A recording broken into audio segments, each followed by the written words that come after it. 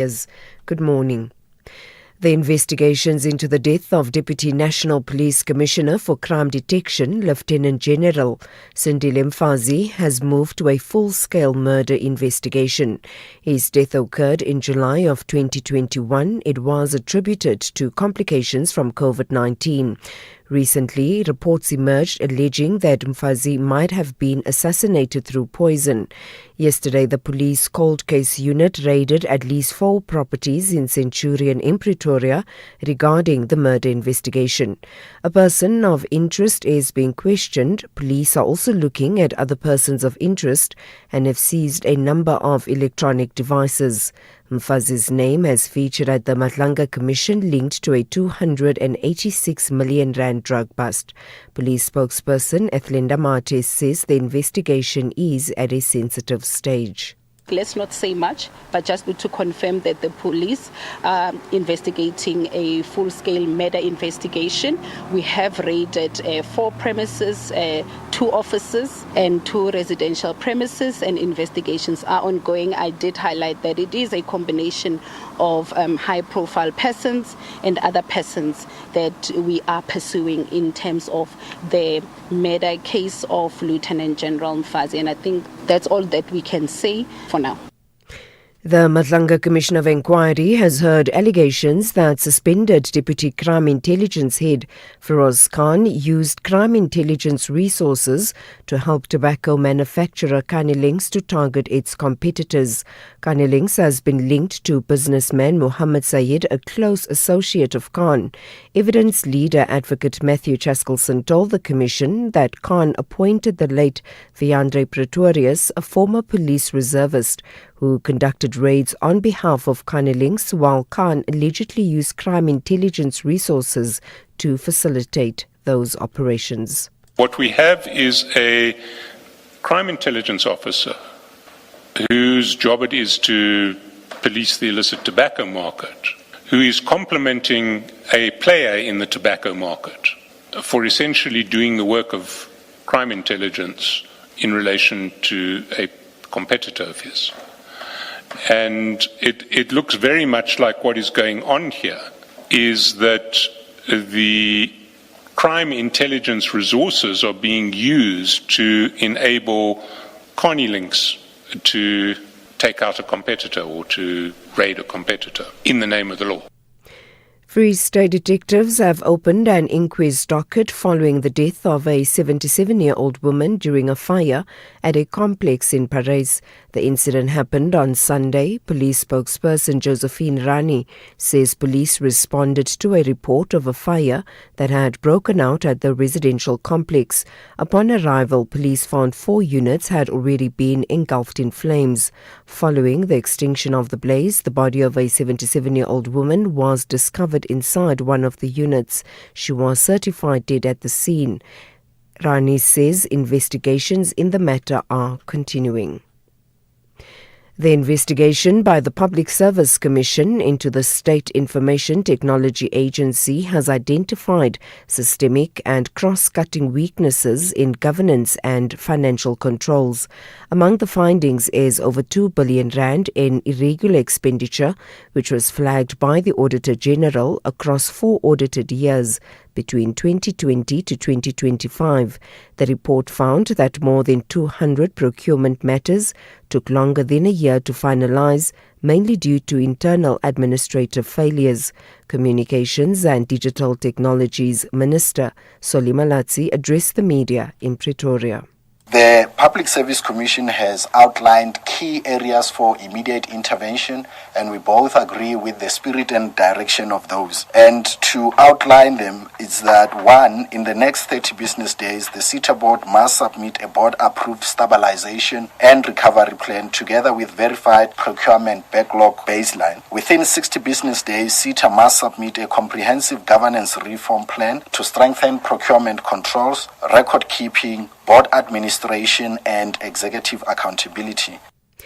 And finally, some Zimbabwean nationals who've been camping on an open field in Epping in Cape Town say they are desperate for transport to go back home. The repatriation site in Epping was officially closed. The Western Cape government says it has wrapped up the coordinated humanitarian support operation that assisted undocumented migrants who voluntarily elected to return to their countries of origin. Dozens of migrants are still hoping for assistance. Here are the views of some. Me, I come here on Saturday and I slept here for 2 days now. Last night they come with buses. Maybe there was 9 buses and we get in the bus after they said the bus is not paid and we get off and we're still here now. I think I come here on Friday. I'm still waiting for transport. I started to come here in South Africa, but I have 2 years in South Africa now. I'm waiting for transport to go home now. There's no transport. I need help for transport. Recapping the top story, the investigations into the death of the Deputy National Police Commissioner for Crime Detection, Lieutenant General Sindile Mfazi, has moved to a full-scale murder investigation. The police cold case unit raided at least 4 properties in Centurion in Pretoria regarding the murder investigation yesterday. For SAFM News, I am Anne Musa. It's a very good morning to you in your SAFM sports headlines. Soccer, Cristiano Ronaldo's World Cup journey ends as Portugal lose late to Spain. And in rugby, Rassie Erasmus says the Springboks won't change their winning approach in the Nations Championships. We'll have the details at around 6:30. SAFM, guiding you through the rush hour traffic. Good morning. We start with roadworks on Joburg's N3 North now at Galuli's interchange, coming through Bedford View up into the interchange. That traffic is just a little bit slower than you like. The roadworks on the N3 South side, which were there a little while ago between Galuli's and Van Buren, those roadworks have been lifted. So really it's just that run into Galuli's which is being held up a little bit. Crash out at Ochie's on the N12. That's involving a truck its direction. Emma Lefeni. Just watch for slowing traffic at that particular scene as well. Durban, a crash after Marion Hill Plaza. In fact, it's after the Richmond Road on the N3 going into Durban. There may be some slowing traffic at that scene. And there's also a stationary truck approaching Marion Hill Plaza, again on the Durban-bound carriageway. The other issue we're watching is the drive into Cape Town, the N1 inbound, a crash scene just by Old Oak Road, and that's already slowing traffic through from the R300 as you line up passing that scene, trying to get into that Belleville area. With your traffic updates, I'm Rob Byrne. The National Briefing on SAFM. Clarity, context, and conversation. This is where the day begins with Kathy Mutlatlana on the National Briefing.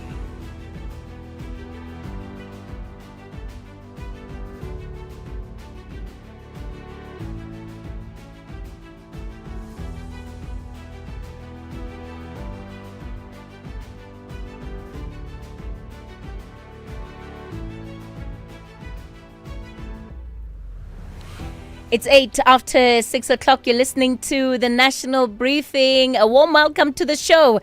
It is Tuesday, the 7th of July. It's a pleasure to be with you this morning.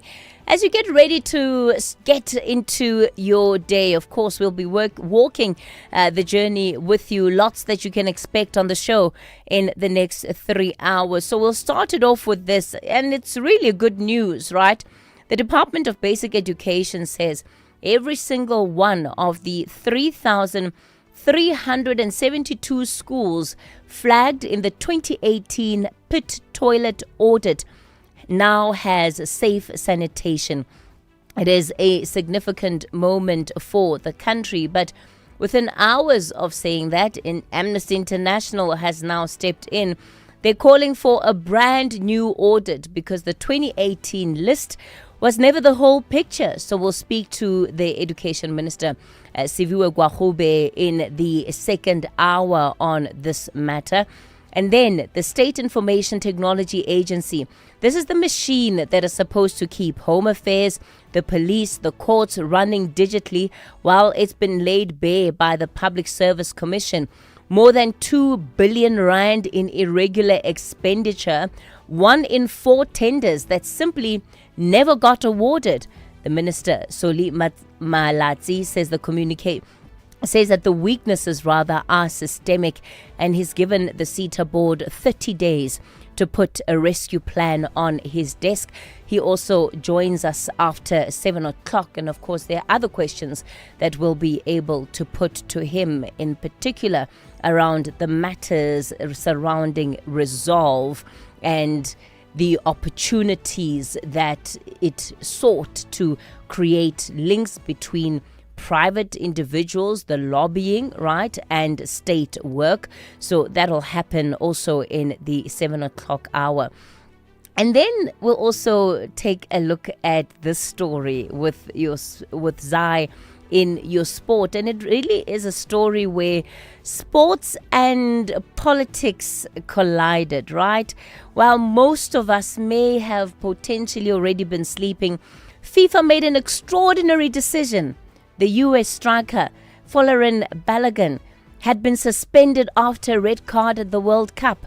Then President Donald Trump says he personally phoned FIFA President Gianni Infantino and asked for the ban to be overturned. What did FIFA do? FIFA did exactly that, clearing Balogun to play. And it's an almost unprecedented intervention in a tournament where political interference is expressly prohibited.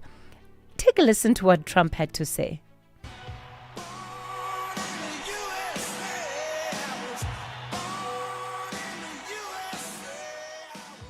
So I saw the play, and I'm a person that loves sports and was a good athlete, and I understand sports really well.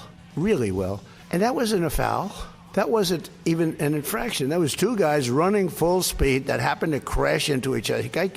You can't take your foot and properly place it on somebody else's foot when you're going, no, these were 2 great athletes that got tangled up. So, an entanglement, you say. Trump later said, I got them to do it. The reaction, of course, was immediate. Critics are warning that football's independence has been compromised. But then football's own verdict came.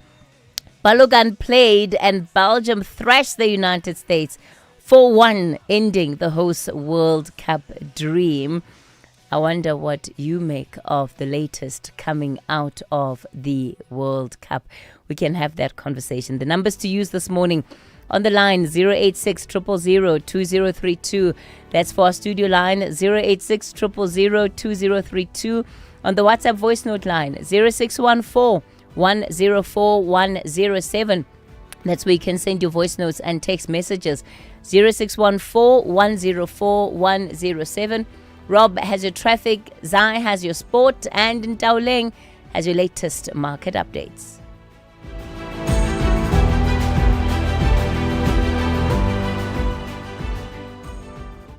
Whether it is a CCMA referral, problems with a mechanic, unfair blacklisting, or an uncontested divorce, Clientele Legal provides tough professional lawyers for an affordable monthly premium. We cover civil, criminal, and labor-related matters. Our nationwide legal teams are standing by to support you 24 hours a day. Plus, all plans include a bail benefit of up to 5,000 Rand, and we'll go to the police station and pay it for you. Join today.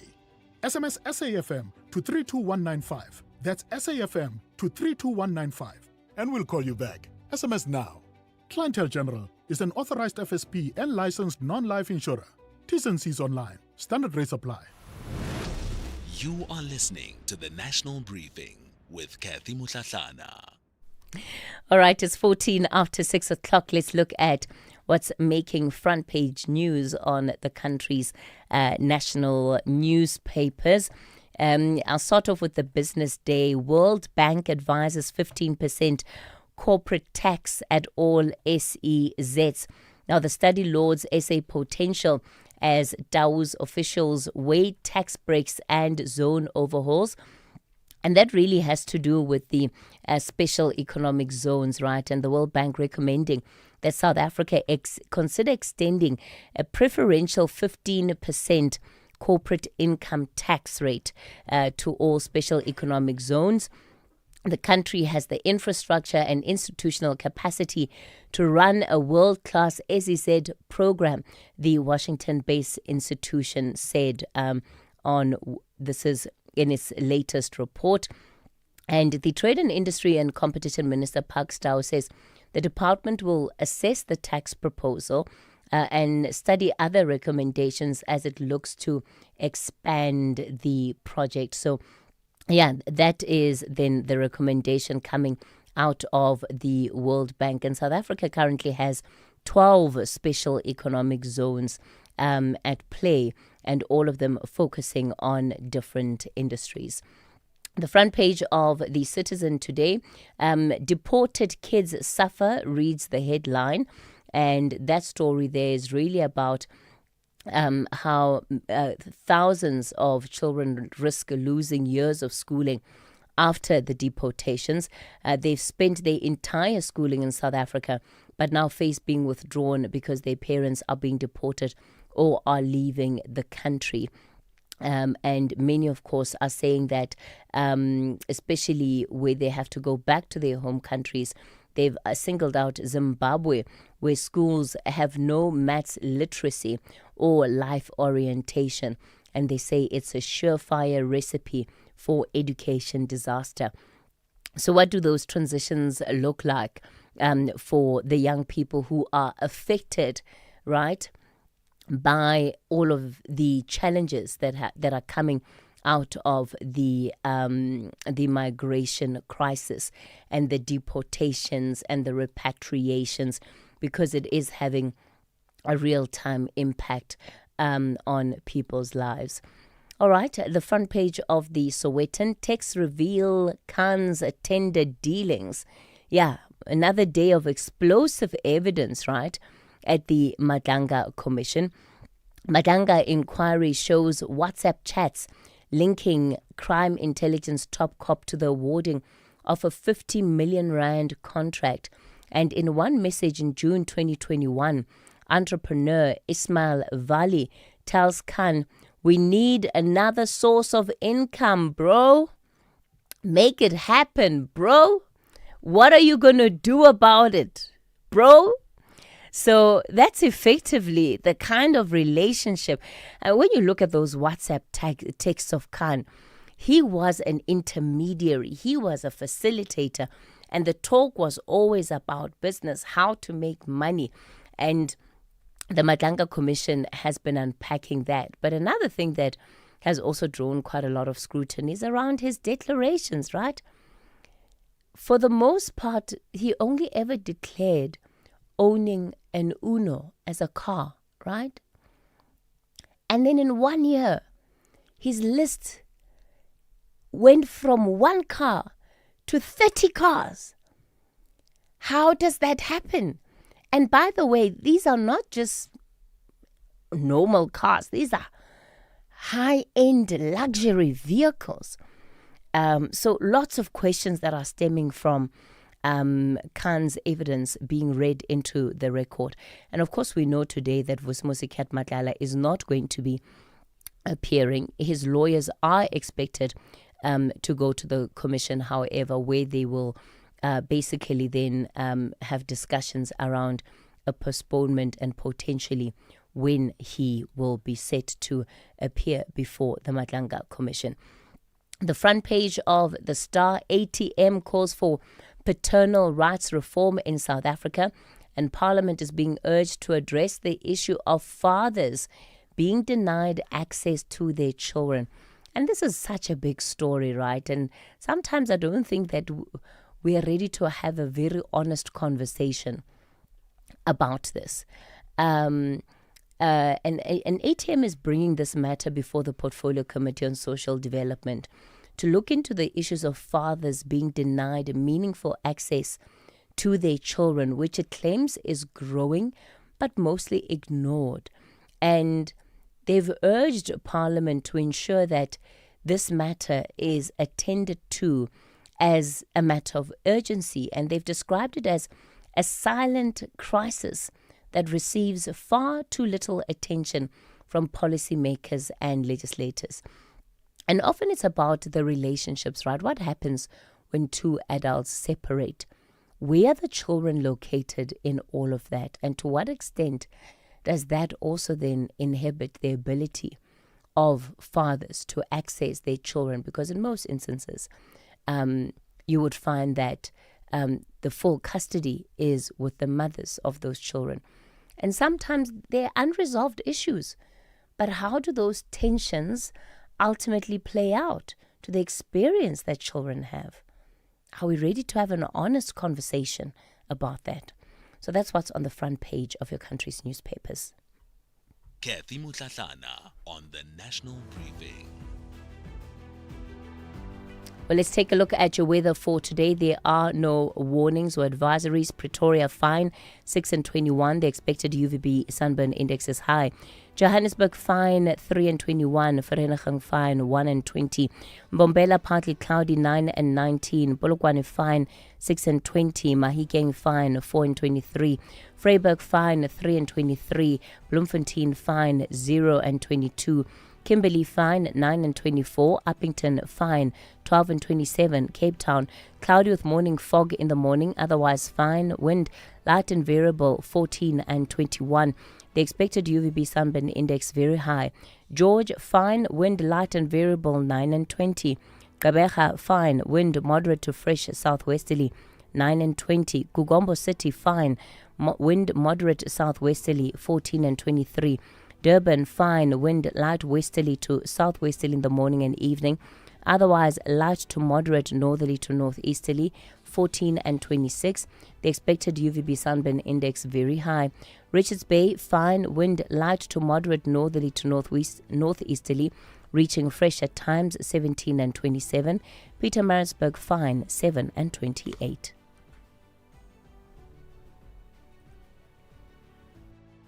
Cutting costs means more money for your business. Switch to OUTsurance Business Insurance and you could get a massive 20% discount on your business insurance premium. Here's Marshall from Bow Electrical. I was with my other insurance for many years and then I switched to OUTsurance Business Insurance. It was a one quick call. They give me a great cover and a great price. Give them a call. You have nothing to lose. I wish I have switched sooner. Get a quote to switch and save today. Visit outsurance.co.za or call 0800 60,000. Licensed insurer and FSP. TCs and information online. The Global Briefing on SAfm. Well, we start our global briefing in the Philippines this morning, which has entered a defining political moment as Vice President Sara Duterte's impeachment trial gets underway. Now, the proceedings are expected to deepen political divisions and could reshape the country's leadership ahead of the 2028 presidential election. Dr. Garth Bennyworth is a senior lecturer at Sol Plaatje University, joins us this morning. Garth, so let's talk about Sara Duterte and what she's accused of. How strong is the prosecution's hand in this matter? Good morning, Kathy, and yes, good morning to the listeners. It's an interesting one in the sense that we see what is possibly, let's say, clan politics or some kind of dynastic politics playing itself out here. I mean, the sitting president of Philippines is directly related to Marcos, who was overthrown some years ago. And so, you say to yourself, now, is this a dynasty at play? So you've then got the one who's accused of corruption. But which politician is not corrupt, really, in that region of the world and in many regions of the world, too? So this might be very much a case of whoever's backing the current president is actually not wanting to see this vice president ascend to the top slot, so to say, and therefore is to remove him now. Yeah, and it's quite interesting because the debate, I guess, is really around Duterte versus Marcos, right? And correct. Do you feel that the trial in and of itself is going to settle than the 2028 succession debate, or is it likely to just inflame it? Well, it may be a case of actually trying to prevent Duterte from actually being around in 2028, 2029, and thereafter. If she's on trial for whatever she's accused of, that may actually scupper, let's say, her ambitions now. And so therefore, the Marcos dynasty can actually prevail and continue ruling over the Philippines, which is a strategic part of real estate in that part of the world. Well, after separate phone calls with the Russian President Vladimir Putin and Ukrainian President Volodymyr Zelensky, the U.S. president, he's now heading to the NATO summit with renewed efforts to push for a breakthrough in the Russia-Ukraine war. So, Garth, following both those calls, do you think there's anything genuinely new on the table? I mean, is Trump going to get the kind of results through those phone calls as what he did via the FIFA phone call? Yes, you wonder.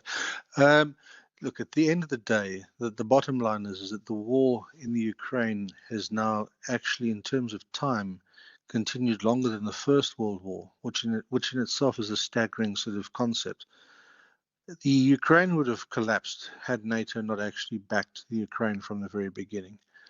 And so therefore, you've got a war by proxy. You've got NATO, which is actually keeping, and America's part of NATO, obviously, keeping the Ukraine going.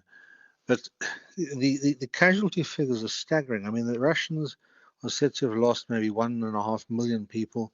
The Ukrainians seem to be underreporting their losses as well. So you've got this enormous tragedy that's playing out and dragging on with no real end goal in sight. The Russians certainly have not achieved what they sought out to do.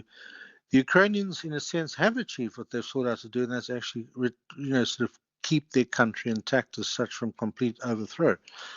So coming into the mix, of course, now is the leading partner of NATO being the United States under Trump, who Trump has been so critical of NATO during his recent forays in the Middle East. Again, one says to oneself, you look at the bigger picture and Sarah finds that Trump is looking for a Nobel Peace Prize, perhaps. But is it really going to work? It's only going to work if, in fact, the Russians themselves are agreeable to some kind of solution.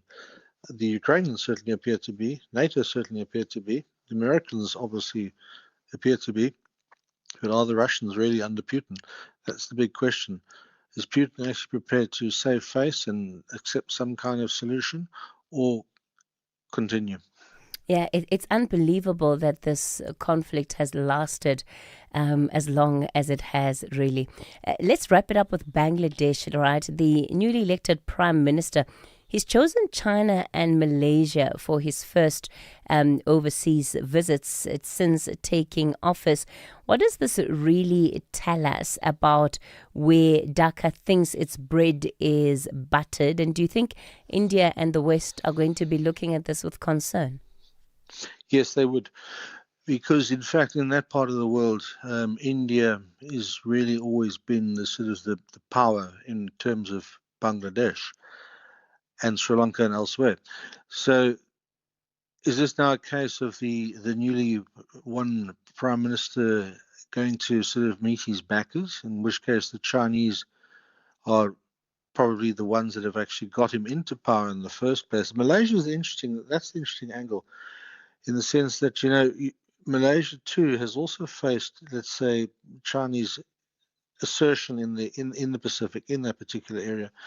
And so therefore one can expect China to be sort of playing its muscle in Bangladesh. That's to be assumed. But that's going to upset the apple cart a bit. And again, one starts to look at sort of regional issues such as water.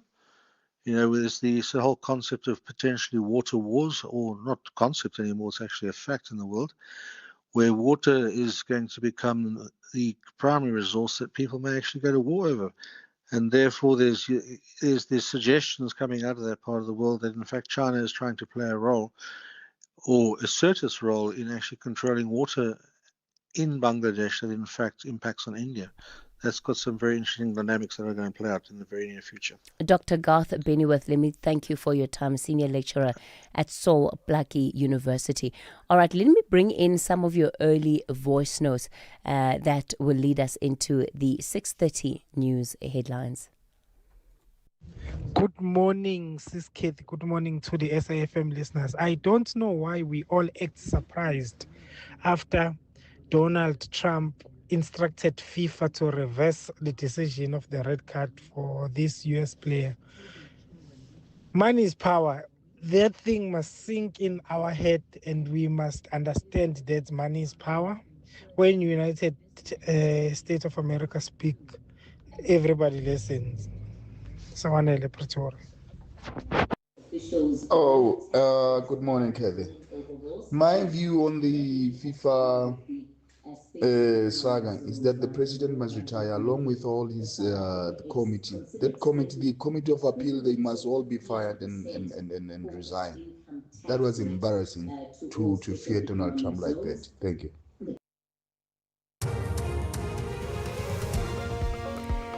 Good morning, I'm Anne Musa. In the headlines, President Cyril Ramaphosa says the work being done by the Matlanga Commission of Inquiry is commendable and he will listen to their request should they ask for more time. Ramaphosa established the commission after the KwaZulu-Natal Police Commissioner, Nhlanhla Mkhwanazi, alleged that there was political interference, corruption and infiltration by criminal networks in the criminal justice system. The investigations into the death of the Deputy National Police Commissioner for Crime Detection, Lieutenant General Sindile Mfazi, has moved to a full-scale murder investigation. His death occurred in July of 2021. It was attributed to complications from COVID-19. Yesterday, the police cold case unit raided at least 4 properties in Centurion regarding the murder investigation. A person of interest is being questioned. And the Home Affairs Department says it will recruit 301 additional immigration officers as part of efforts to strengthen immigration enforcement across South Africa. I'll have details on these and other stories at 7. SAFM, guiding you through the rush hour traffic. Good news from Joburg. The overnight roadworks on the N3 north and southbound around Van Buren Road and Gilooly's interchange have been lifted. There's a usual backlog coming north up into Heldenace through Van Buren, but that's the usual, the long-term closure. The additional restrictions around Gilooly's going north have been lifted. The Mike 1 from Gold Reef City through to Smith Street looking busy, and we're just starting to push back a queue on the N1 south between Samran Road and the new road exit. Durban, watch for some roadwork delays on the M7 heading towards the Bluff into Bel Air and Wakesty. A crash between Richmond Road and the M7 along the N3 driving into Durban. That's likely to have an impact this morning. And if you're driving to Cape Town along the N1, the earlier crash scene just down by the old Oak Road exit in Belleville has been cleared, but it's left some early morning pressure coming through the N1 Brackenfell to Belleville, as well as behind that the R300 clogged up towards the N1 inbound ramp. With your traffic update, I'm Rob Byrne. This is SAFM Sport with Zai Khan. Zai Khan, good morning to you. So, look, we started off the show reflecting on the US President Donald Trump and this whole FIFA saga, Zai Khan. I mean, what do you make of it all? Kathy, what do I make of it all? I don't know what to say, because who does that? I mean, imagine our president calling FIFA to say, listen, whatever happened in terms of VAR and all the injustices done to Bafana, can we review it now, please, and make some amends? It's unprecedented. I mean, I've never heard of anything like this. In fact, we demand that Bafana go and play now. And can President Ramaphosa get on the phone to FIFA with immediate effect? I cannot. What a controversy. No, listen, this is not right. It's unbelievable stuff, truly unbelievable. But anyway, this is a sad one for Cristiano Ronaldo. His World Cup journey has come to an end. So does this also end the debate of who's the GOAT? Who's the greatest of all time? Do we have to call the White House for this one again? I don't know. But yeah, I think a lot of Cristiano Ronaldo fans this morning are just emotionally unavailable, okay? Because the Portuguese superstar, he was left in tears in Texas. Portugal suffered a 1-0 defeat to Spain with Mikel Merino's late strike, sending the Spanish into the quarterfinals. For Ronaldo, who had carried Portugal for more than 2 decades, heartbreak on football's biggest stage. But you know, his legacy remains untouchable. The goals, the trophies, the records, and a whole generation inspired by Cristiano Ronaldo. From I see you to see you, maybe.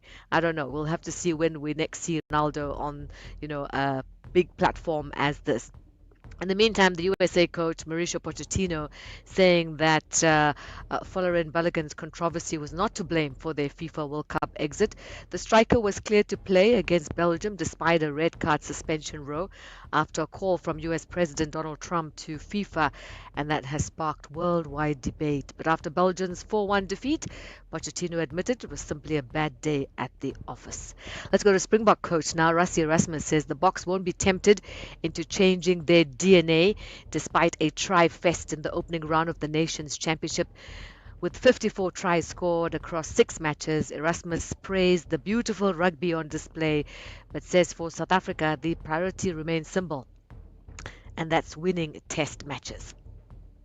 Let's go to cricket, and Richard Ngarava marked his debut as Zimbabwe's ODI captain with a match-winning all-round display in Harare, scoring 27 and taking 3 wickets in a 25-run victory over Bangladesh.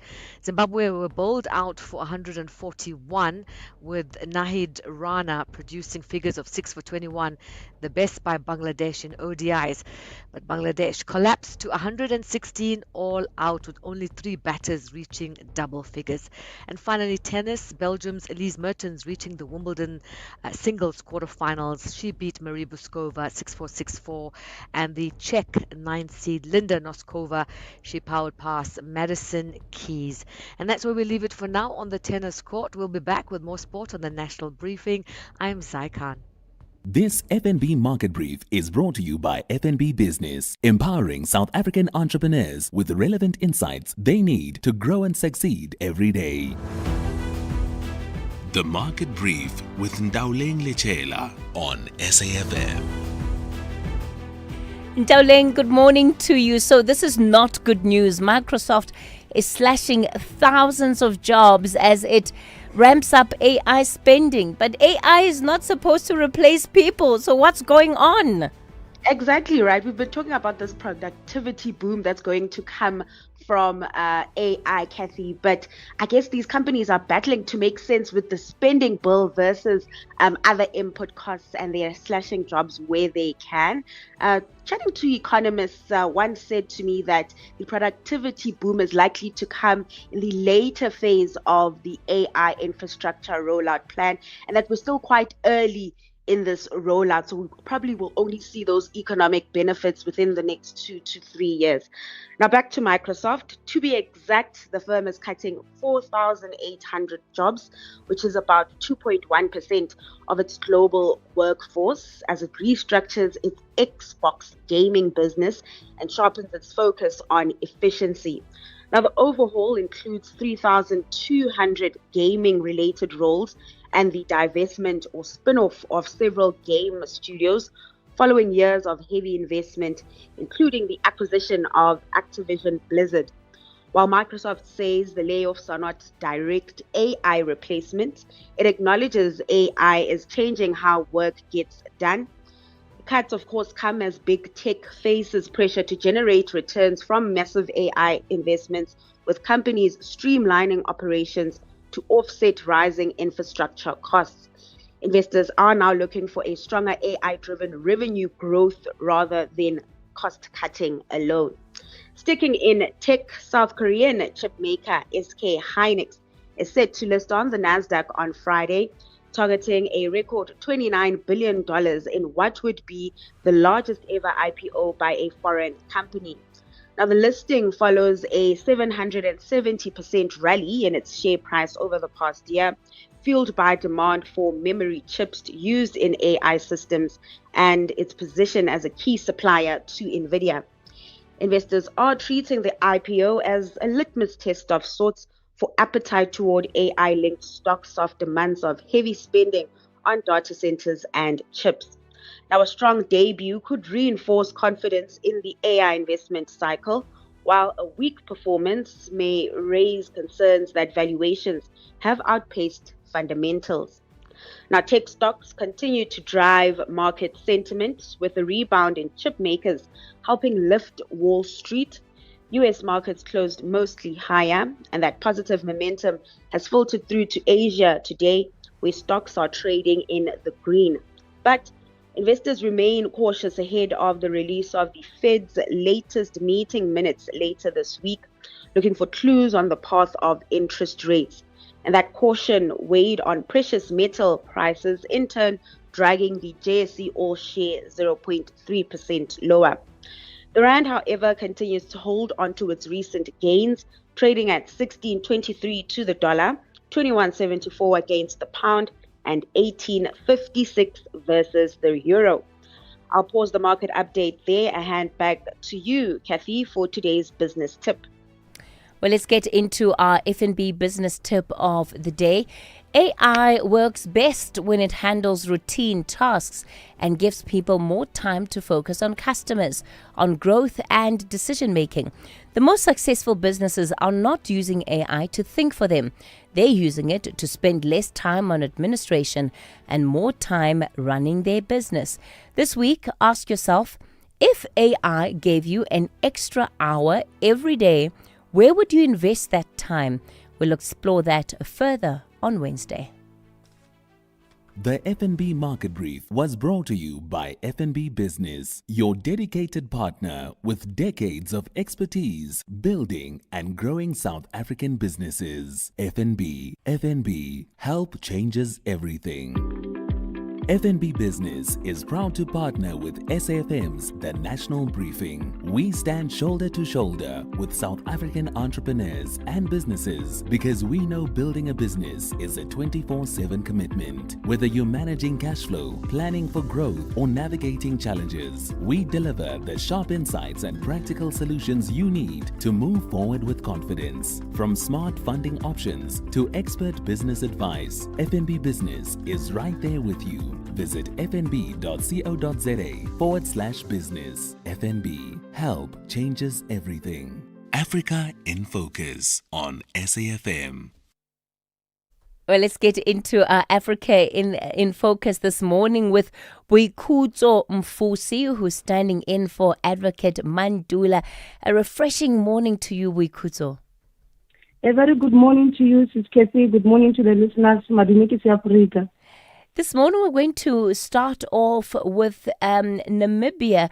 We're seeing that the Namibian president has met with the leadership of China yesterday, and it marks her official, the first official meeting of her trip to China.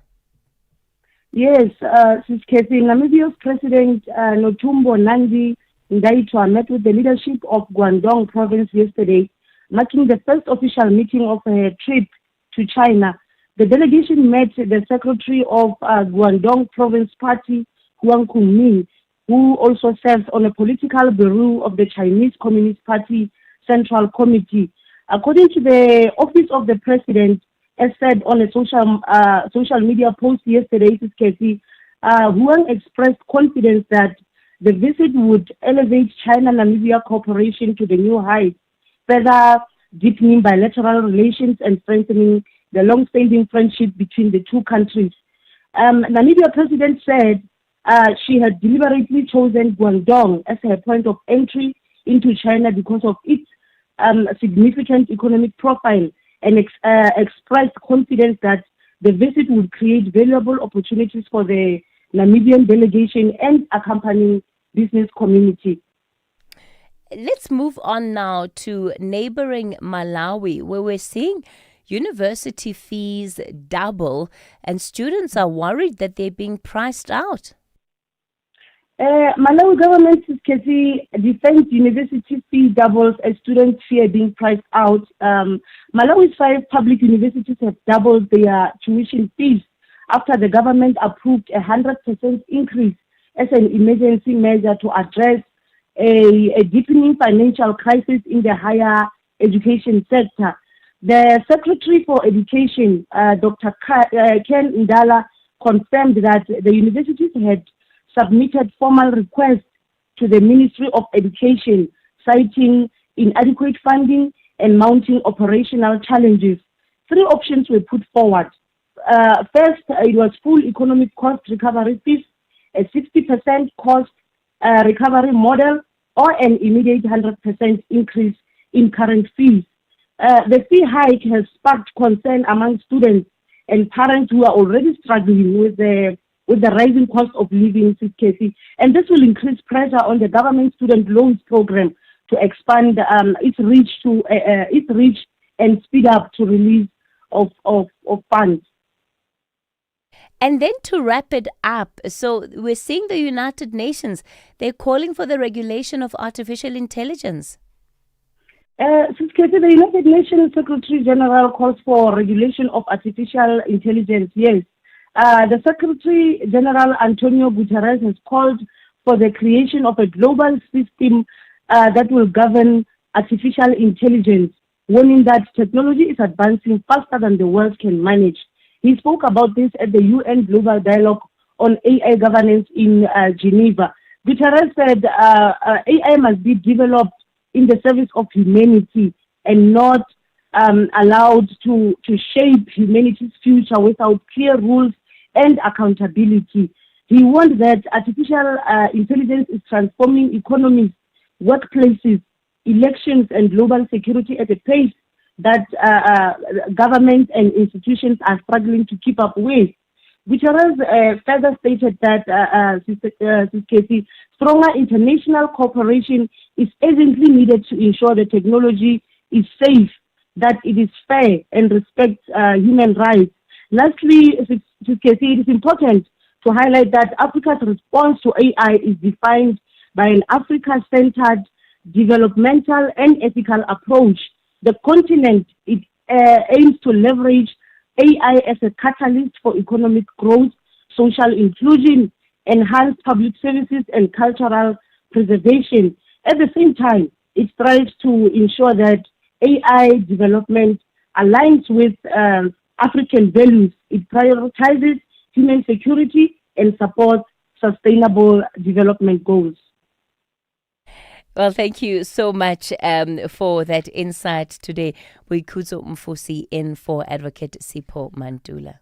It's always the same with you. I want this, I need that, and somehow I am always the one paying for it. I think we need a little time apart. Not forever, just long enough for me to build some interest again. After all, distance makes the funds grow stronger. Give your money time this July savings month. Open a Nedbank 32-day notice account on the Money app and earn up to 7.55% interest with 0 monthly fees. Go to nedbank.co.za. See money differently. Nedbank, we're a licensed FSP and registered credit provider. T's and C's apply.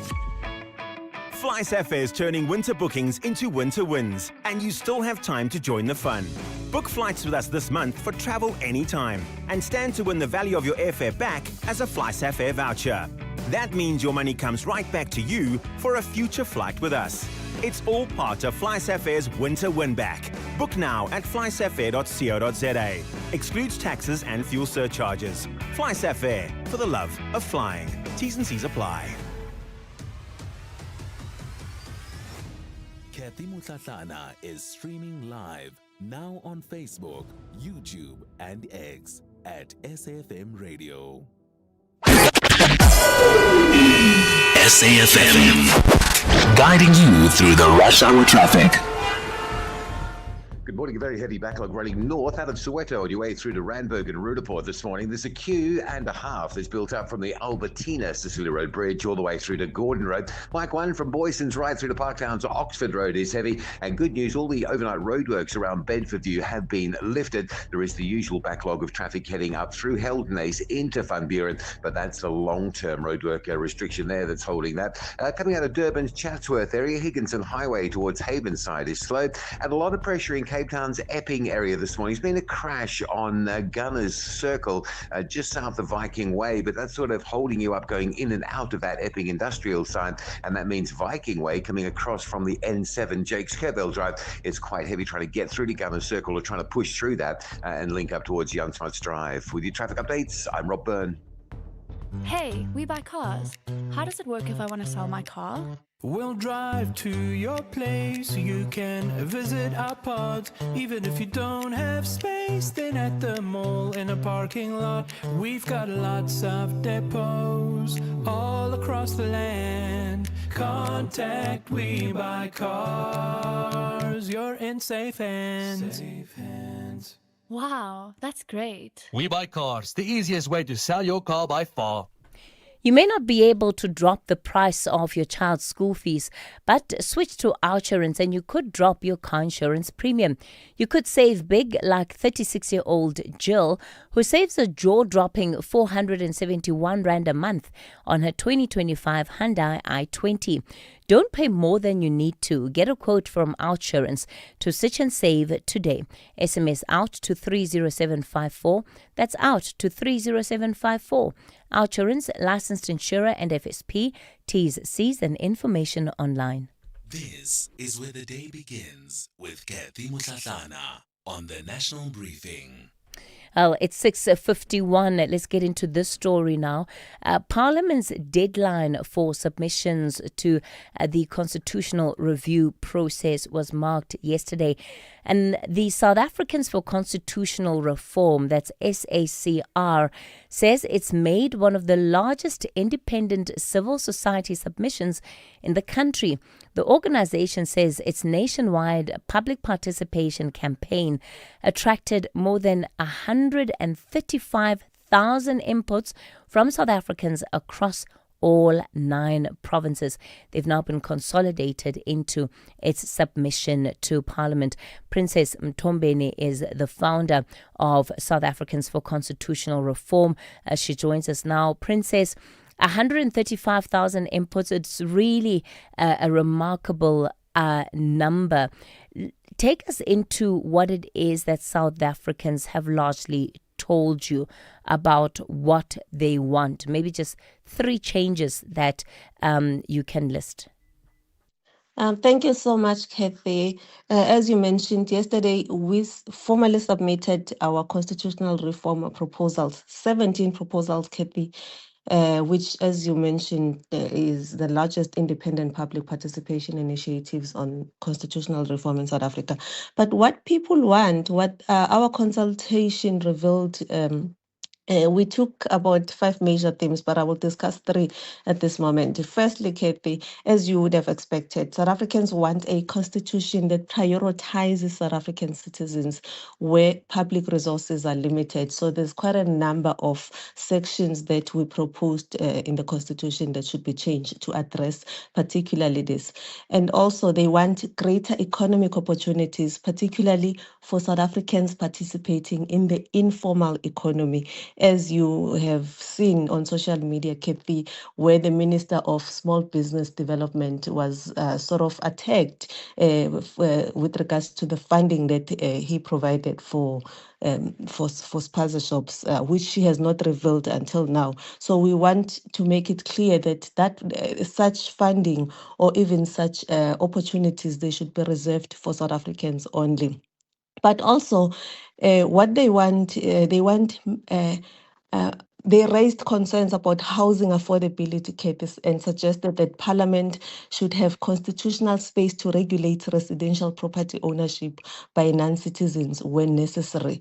And lastly, they want a stronger constitutional recognition that deliberate attack on South Africa's economy can threaten national security. We Okay. heard recently about the case of rand manipulation. So, Princess, how were these inputs gathered and verified? Who did the work of consolidating this research? So for SACR, it is us that did the work. We did it via a online form, where people were submitting their contributions. So on a daily basis, we would sit down, all of us. We read those inputs, and then at the end we consolidate them. The Daily Maverick has characterized part of your campaign as channeling anti-foreigner sentiment into constitutional language, including, the proposal to change the preamble of the Constitution, right? From South Africa belongs to all who live in it, and changing it rather to that South Africa belongs to the citizens of this country. Is that a fair reading of the work that you're doing? That is not a fair reading, Kathy, because if I ask if any South African today, if they don't want South Africans prioritized in their country, the question, Kathy, would be they want to be prioritized. And also, there is no country in the world that belongs to everyone who live in it. So being a South African, Kathy, it has no exclusivity. We are just like everyone else who is in this country. So there's nothing special. So as SACR, we want citizenship to have meaning. So there's no truth in what Daily Maverick said. But in terms of the proposal to change the preamble, is that part of your submission? Certainly, it's part of the submission, and also not just change the line, South Africa belongs to all who live in it. We also want the preamble to mention that we are fixing the injustices of apartheid, not just injustices of the past. They must mention that there was apartheid in South Africa, and we are fixing those injustices. We've seen Parliament's committees previously set aside proposals to change the preamble in particular. If the committee says no yet again, any steps that you've considered beyond just the submissions that you'll be making? So what we have done this time around, because if there is no legal defensible statement in what you are trying to change, obviously the Parliament would say no, because you have not defended it legally when you submit. So in our proposals, we were sitting with a legal team, structuring them in such a way that they can be legally defendable. But we are aware that to change the preamble, you need the 2/3 majority in Parliament. So we are still relying on those parliamentarians to vote on this. And we hope we all understand the situation currently in South Africa.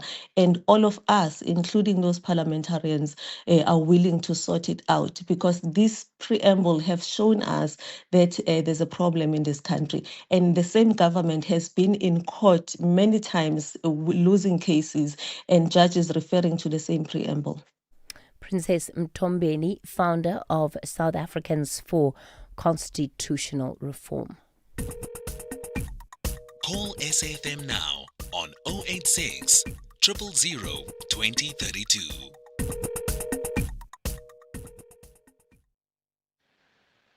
My princess, good morning to you. Good morning to your team. Great show always.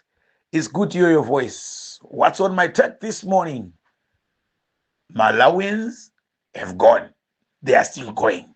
Zimbabweans have gone. They are still going. Nigerians have gone. They are still going. Can we have the statistics, Kathy? How many jobs have been created so far after much? Because we can see these shop bikers, motorbikes, 60, they are still standing. Where are the youth? It's Amgo JJ, the truck driver. Good morning, Kathy. Kathy, Donald Trump makes the rules. No one tells him. I mean, you can see what he's doing to the world now.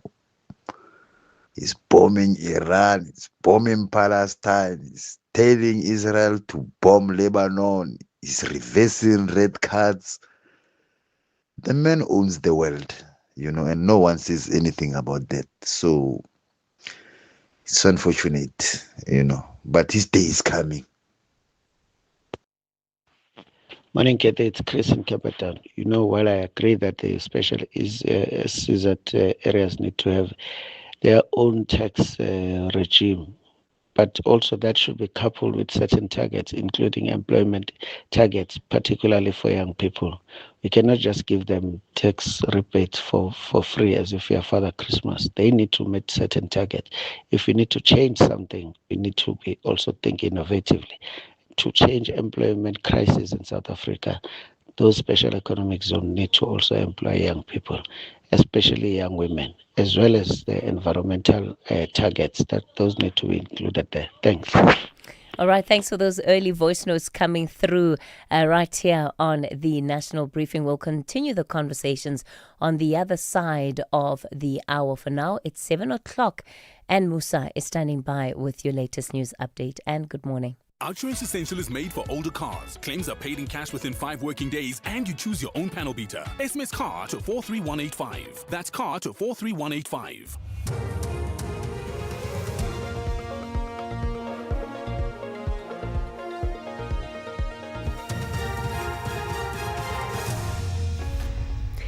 Thanks, Kathy. In our top stories, Ramaphosa may consider extending the Matlanga Commission of Inquiry and a third suspect in precious stones theft case to appear in court.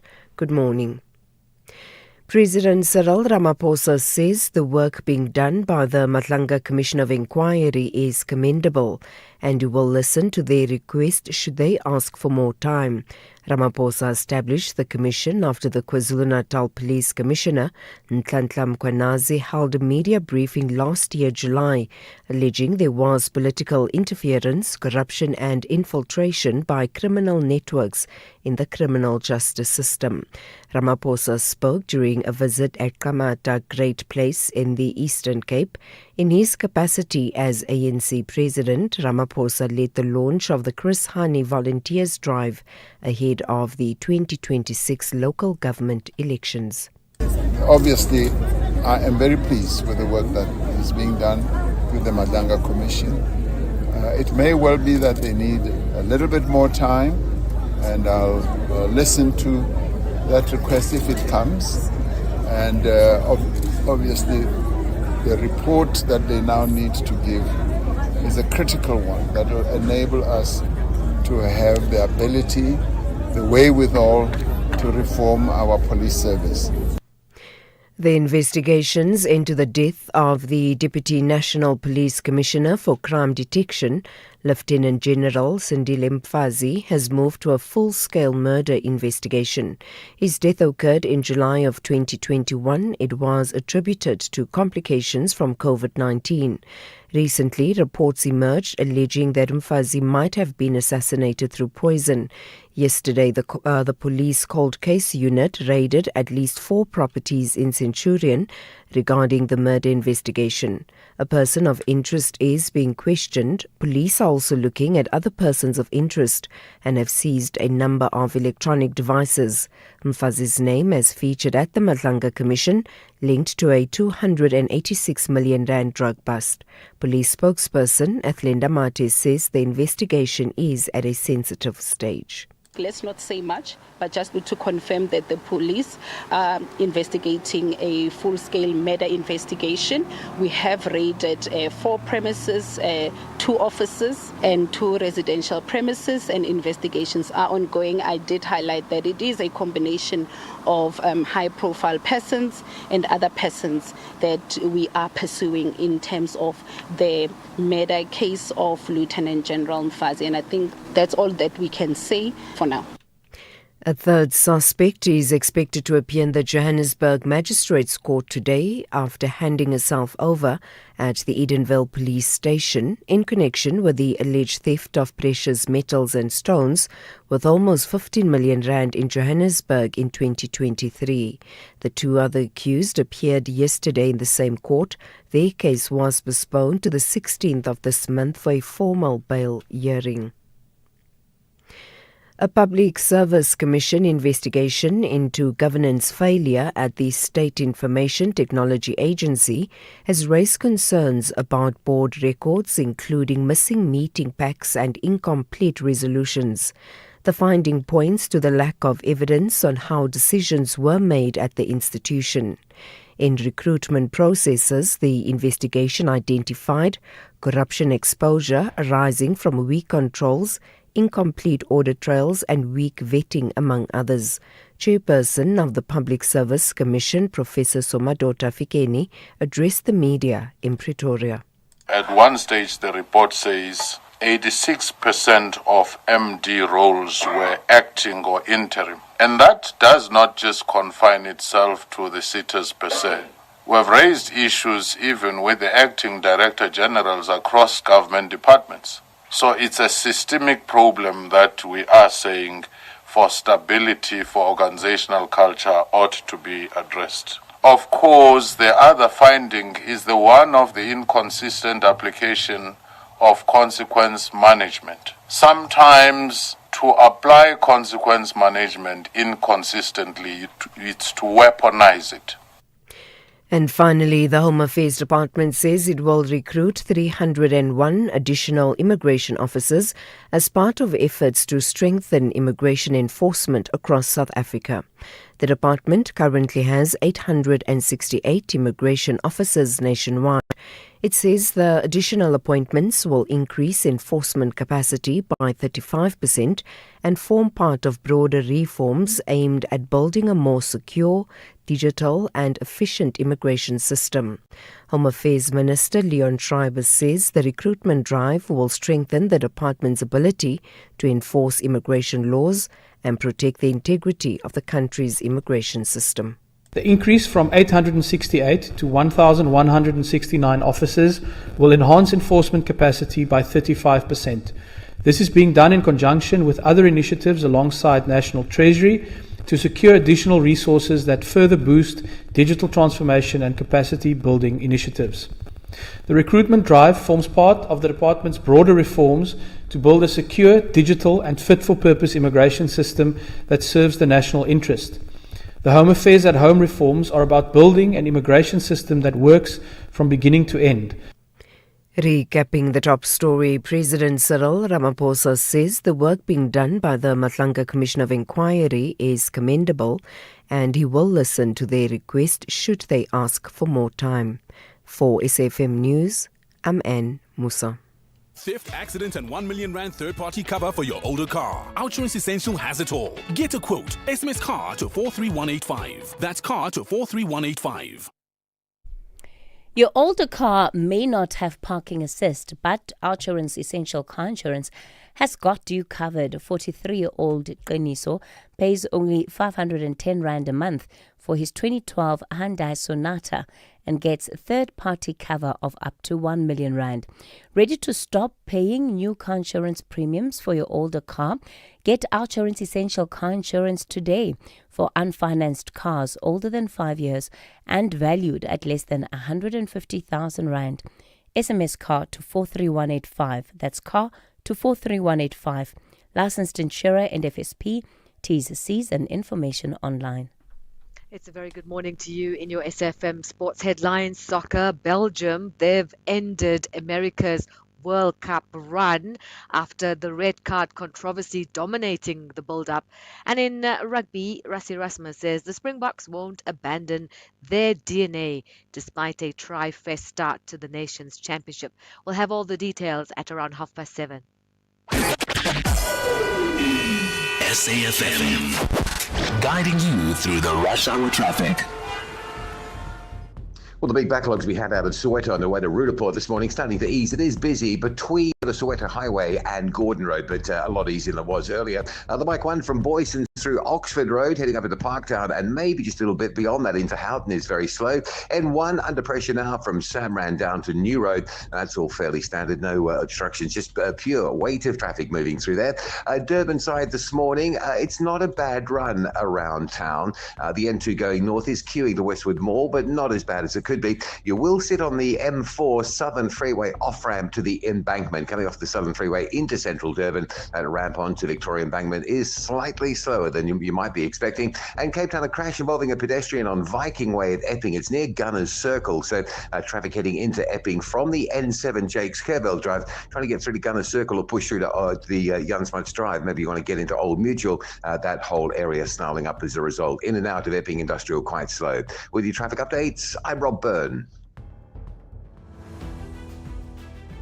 The National Briefing on SAFM. Clarity, context, and conversation. This is where the day begins with Kathy Mutlatlana on the National Briefing.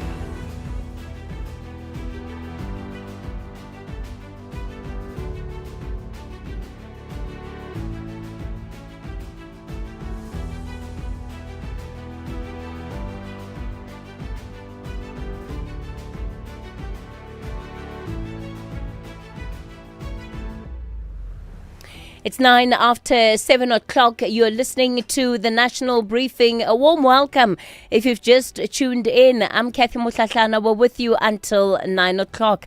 Coming up in this hour, government says every school identified in the 2018 pit toilet audit now has safe sanitation.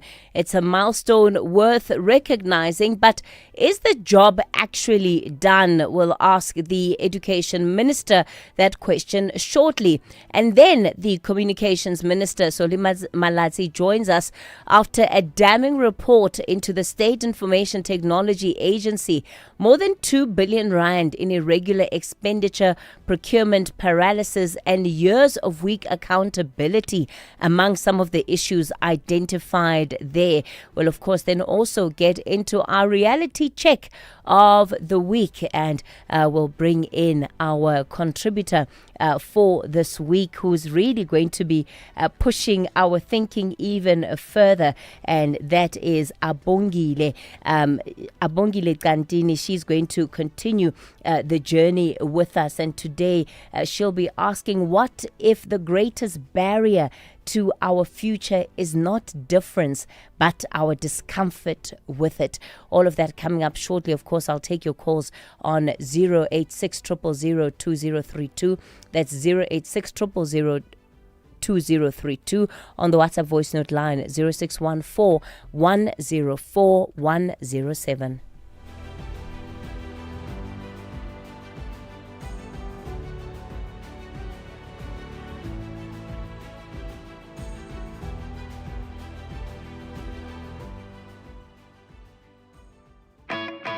SAFmRadio is turning winter bookings into winter wins, and you still have time to join the fun. Book flights with us this month for travel anytime, and stand to win the value of your airfare back as a SAFmRadio voucher. That means your money comes right back to you for a future flight with us.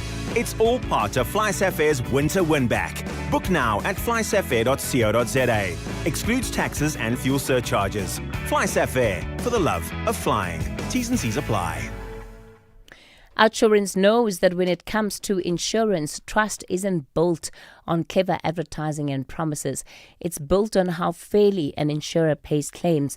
The Ombudsman, an independent body that rules on complaints, confirmed in their 2025 annual report that Outsurance had the lowest overturned ratio of complaints received.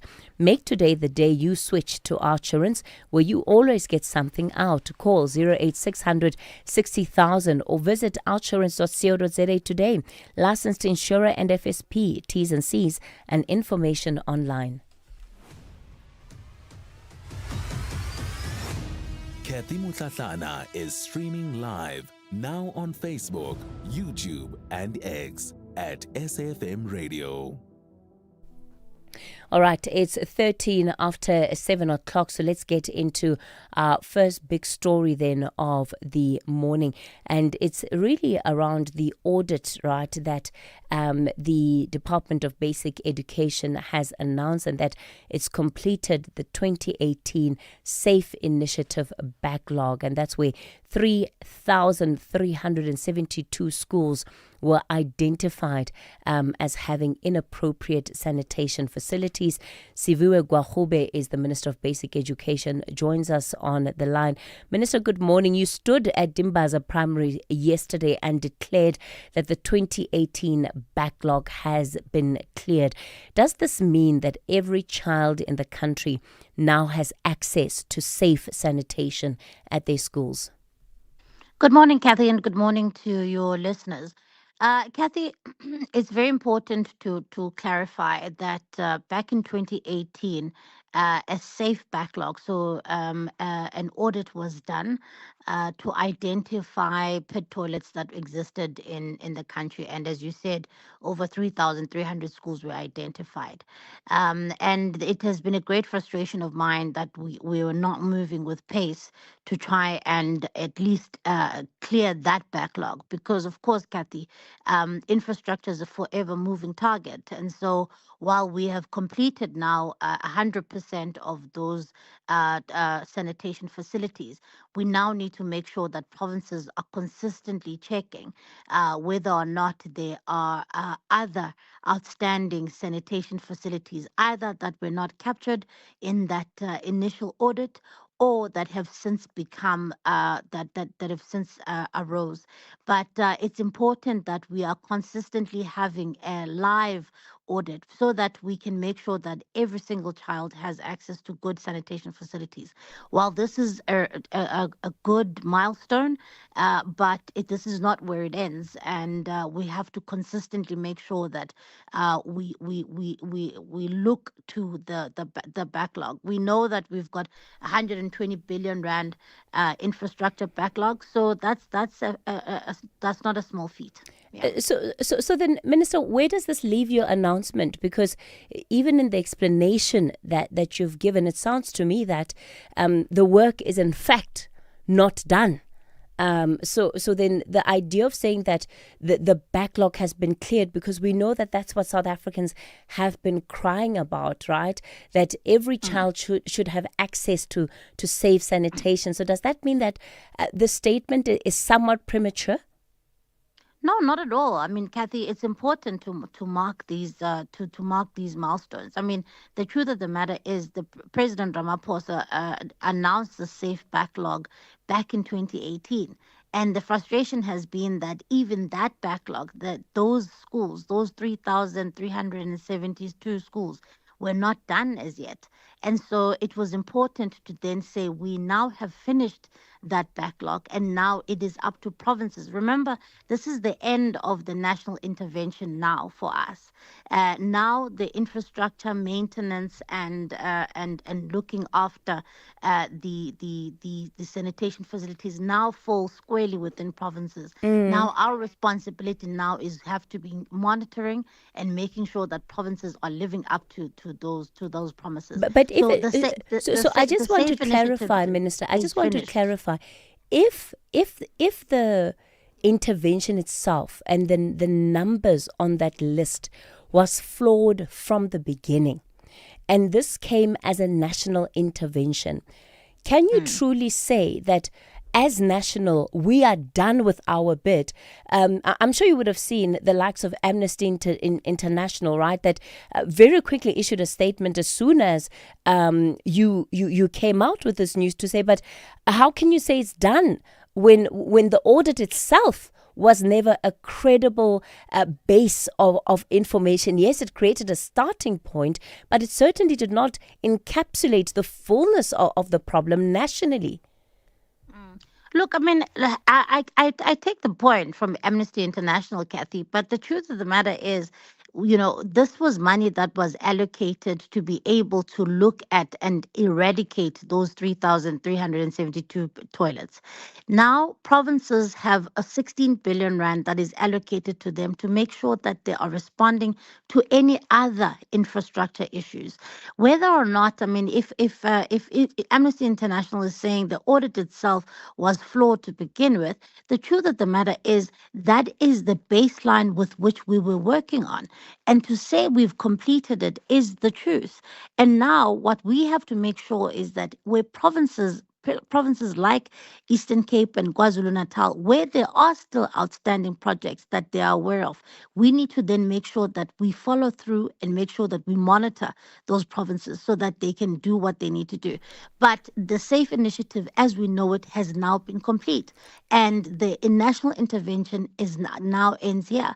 But it doesn't mean that provinces don't have money that is allocated through a direct grant, a conditional grant, an infrastructure grant that they need to now utilize to be able to make sure that they deal with infrastructure issues. Sure. I want to bring in even this issue of provinces, right? And you touched on the Eastern Cape, so we can go with that as an example. The figures that the Department of Basic Education has issued versus the Eastern Cape Department and the Premier's office, right, around the backlog in the Eastern Cape, those have not matched, right? At one point, the province reported that hundreds of schools still had pit latrines. On the other end, at national, you were reporting that the backlog had nearly cleared. Part of the reason why there was national intervention in the first place is because it was clear that provinces, in some instances, simply do not have the capacity to do it, or even where they were given conditional grants to build that infrastructure, that money had not been ring-fenced, and in some instances, it was not going where it was supposed to be going. So how do you ensure that that problem does not happen again, especially where we're talking about provinces who today are failing to show where the money is going in as far as some of the projects that they've undertaken? Are we not effectively going back to the same problem? And I wonder how you are going to keep an eye on it when the department does not have its own audit that it checks against the provinces and will now be relying on provinces and what they're reporting. Kathy, there's absolutely no way in which a province should be spending their education infrastructure grant, which is a conditional grant on anything except for infrastructure. And where that is happening, there is very much a very big possibility that Treasury will just continue paying that conditional grant. So ours as a national department is to make sure that, one, provinces are spending and not underspending in any shape or form, and that we are continuously doing what is our monitoring responsibility as per the legislation. But that infrastructure grant, the 16 billion, is sent directly to provinces so that we can make sure that provinces are the ones who are the frontline services. Yes, you are right.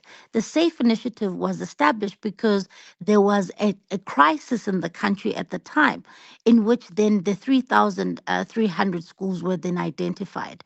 However, the truth is that provinces need to be able to deal with their infrastructure issues with the conditional grant. But if provinces are not spending, or if they're spending that money incorrectly, they will lose that money. And it's our responsibility to make sure, as the chair of the Council of Education Ministers, I routinely talk about, look at and do an analysis of where each and every province is in terms of expenditure.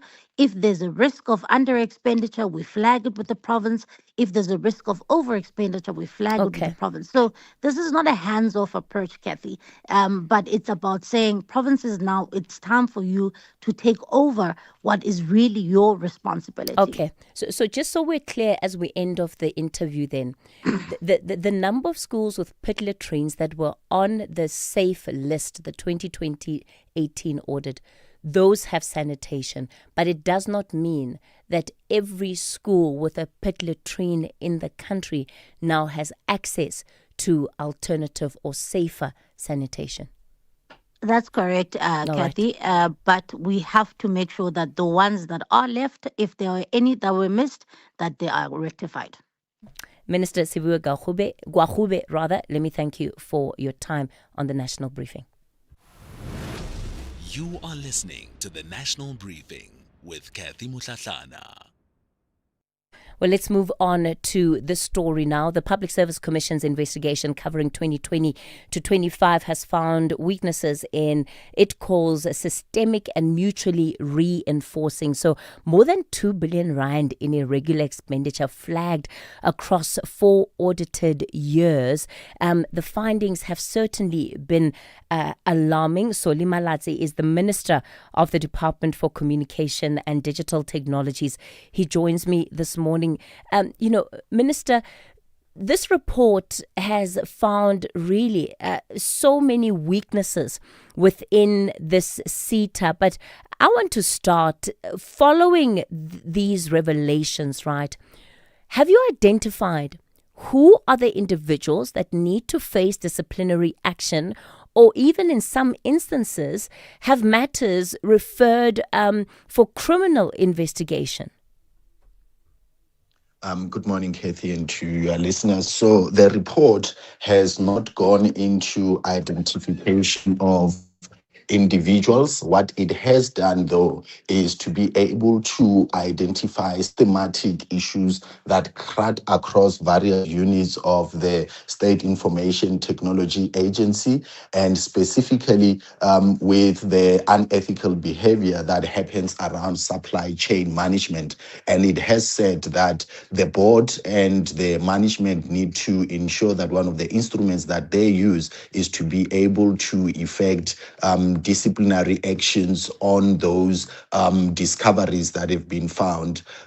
So that is what the report has done, particularly around the question you asked specifically with regards to criminal charges and disciplinary actions. So that means that you're leaving the disciplinary action to the board, the same board under which some of this maladministration took place? Incorrect, Kathy. We've got a new board that's been in office for approximately less than 3 weeks.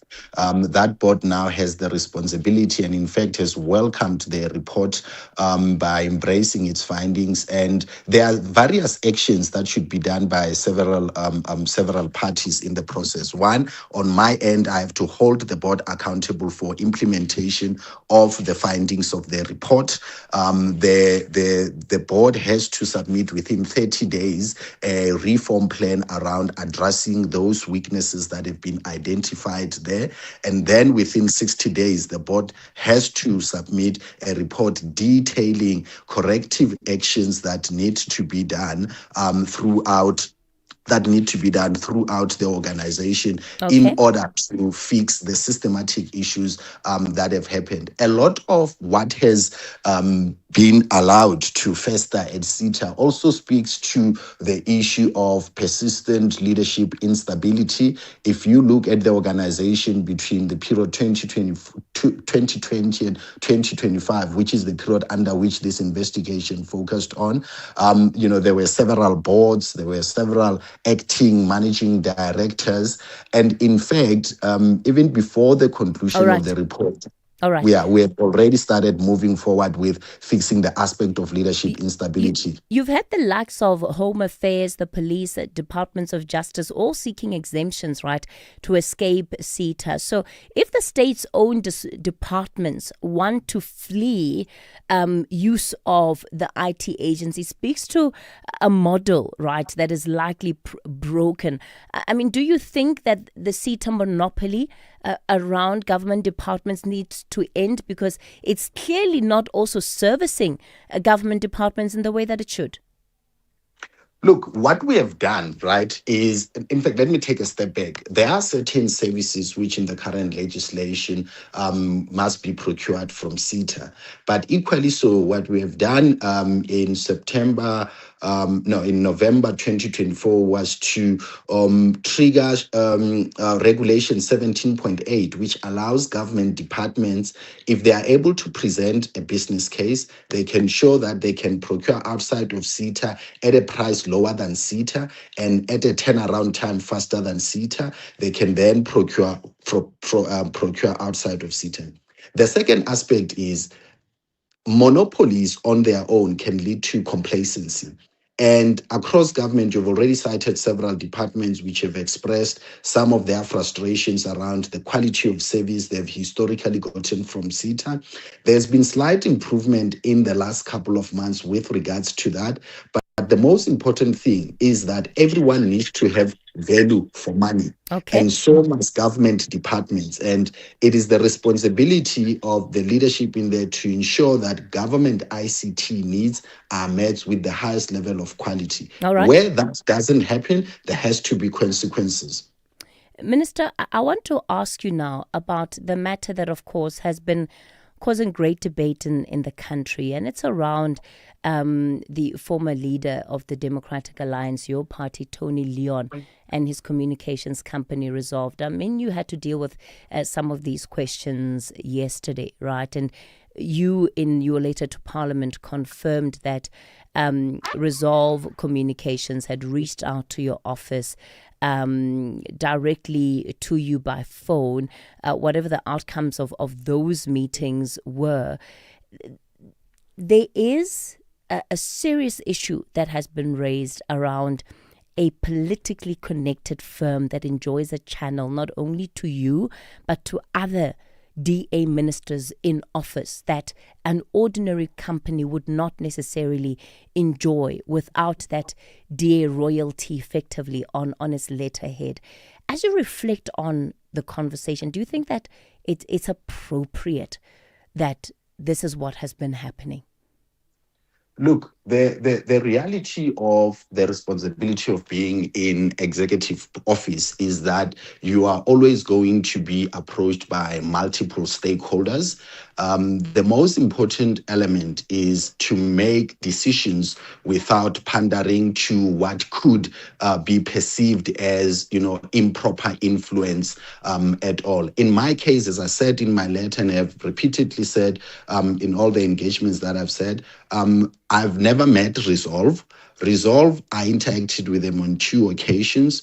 One was regarding a reach out that they had made on behalf of Premium's Ideas South Africa, which is a company that deals with SIM card packaging. That culminated in a meeting with that company, and Resolve was not in that meeting. And the purpose of that engagement was for them to bring to my attention their concerns about the risk of unregistered SIM cards and the proliferation of them in the market and the risk it poses for a whole lot of safety and security issues in the crime fighting space.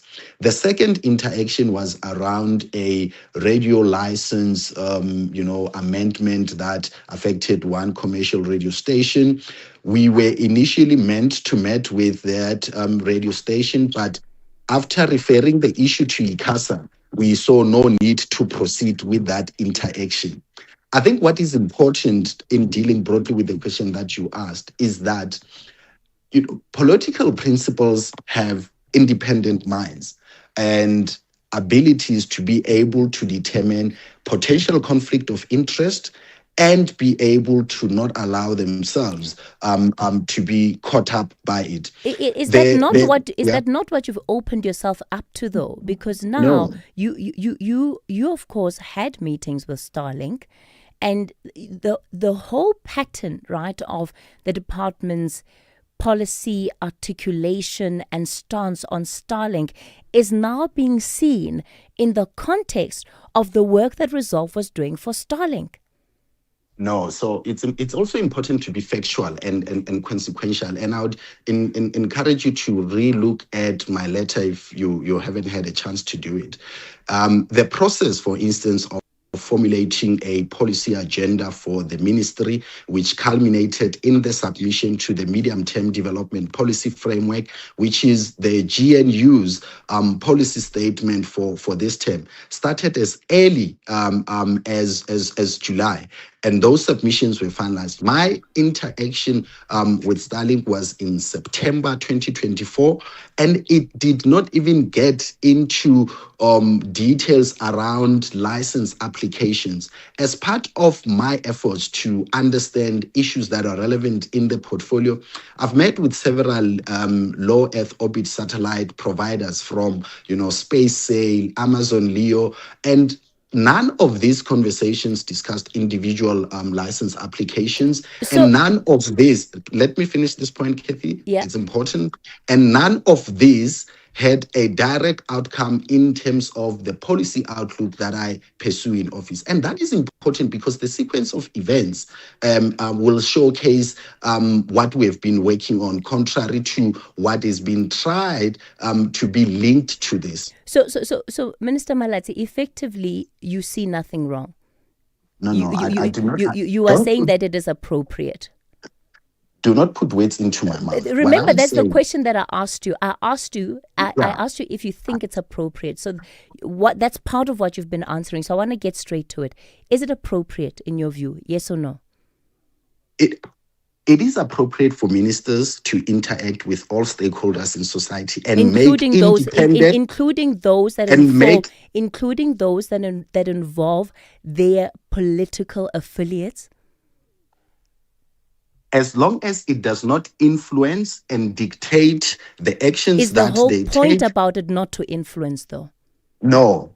I think we underscore the ability of people who have been charged with the responsibilities that they have to be able to make ethical decisions. And I've given you two examples in my case, which showcase that on assessment of the request for an engagement, we then redirected it to the authority that deals with such matters. And that is important because we have to apply our minds independently and constitutionally so. Minister, thank you for your time.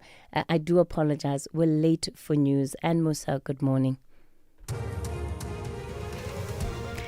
Good morning. Thanks, Kathy. In the headlines, acting head of the Special Investigating Unit, Leonard Legetu, says government must intervene in procurement to ensure large-scale fraud and corruption like that at the Tembisa Hospital does not happen again. He says with the amount of resources spent at Tembisa Hospital, it should be a state-of-the-art health facility. President Cyril Ramaphosa says the work being done by the Matlanga Commission of Inquiry is commendable and will listen to their request should they ask for more time. And a BBC investigation has found evidence that Russia is holding thousands of Ukrainian civilians in detention centers where some are being subjected to torture. I'll have details on these and other stories at 8. Outsurance is in the business of saving you money on your car insurance premium. If they can't, ask for 500 Rand. SMS out to 30754. That's out to 30754. SAfm, guiding you through the rush hour traffic. Body heavy traffic now straight through central Joburg on the way to Sandton. There's a crash up by Glenhove Road in the Melrose area. So the Mike one is a joined up queue really from that all the way back through to Boyson's. N3 North heavy into Van Buren, that's the long-term roadworks. And the N1 that was queuing out of Soweto this morning up through Ridderpoort, that's all eased up and normalised. N1 south through Midrand, busy but not too bad. Just a little bit of a congestion there between SAmRadio and the New Road exit. Now across into Durban this morning, the M4 inbound, just a little bit sluggish getting off at the Victoria Embankment off-ramp. There looks like there's an obstruction on the Esplanade as you come into the city centre. M19 at Reservoir Hills, that's a bit slow on your way to New Germany. Some roadworks there yesterday causing delays, but it might be that this morning, but we'll keep an eye on it for you. The N3, Durban, Pietermaritzburg, take your pick, either Durban bound or Pietermaritzburg, the N3 route this morning running clear. And Cape Town, a crash, N2 into town at Lisbeth Parkway, that's pushing a queue back towards Langa. Behind that, the M5 queuing from Kenilworth, Rondebosch, coming up towards the N2, and a collision involving a pedestrian on Viking Way near Gunners Circle, just holding traffic up through that industrial area of Epping queues back towards the N7 Jakes Kervell Drive junction. With your traffic updates, I'm Rob Byrne. Outsurance will go out of their way to try and save you money on your car insurance. If they can't, ask for 500 Rand. SMS out to 30754. That's out to 30754. The electricity price increases may have dropped a bombshell on your budget, but switch to Outsurance and you could drop your car insurance premium. You could save big, like 48-year-old Sylvia, who saves a mind-blowing 802 Rand a month on her 2019 BMW X1. Why pay more when you could pay so much less and save? Get a quote to switch to Outsurance today. SMS out to 30754. That's out to 30754. Outsurance, licensed insurer and FSP. T's, C's and information online. This is SAFM Sport with Zai Khan. Zai Khan, a very good morning to you. So Belgium have ended America's World Cup party. This is after the red card controversy. After all that, Zai, after all that. Exactly, Kathy. Turns out you can appeal a red card, but you can't appeal the final scoreboard. So yeah, thank you, Belgium. You had the final say last night. They go through beating the United States convincingly 4-1. Zai, before you go on, Lebo has a little gift for you.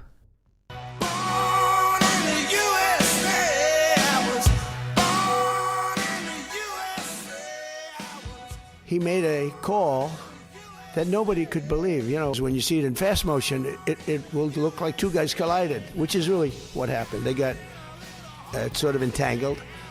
But how do you penalize them for a game that hasn't been played yet? It's very unfair. You can't do that. So, yes, I asked for a review by FIFA.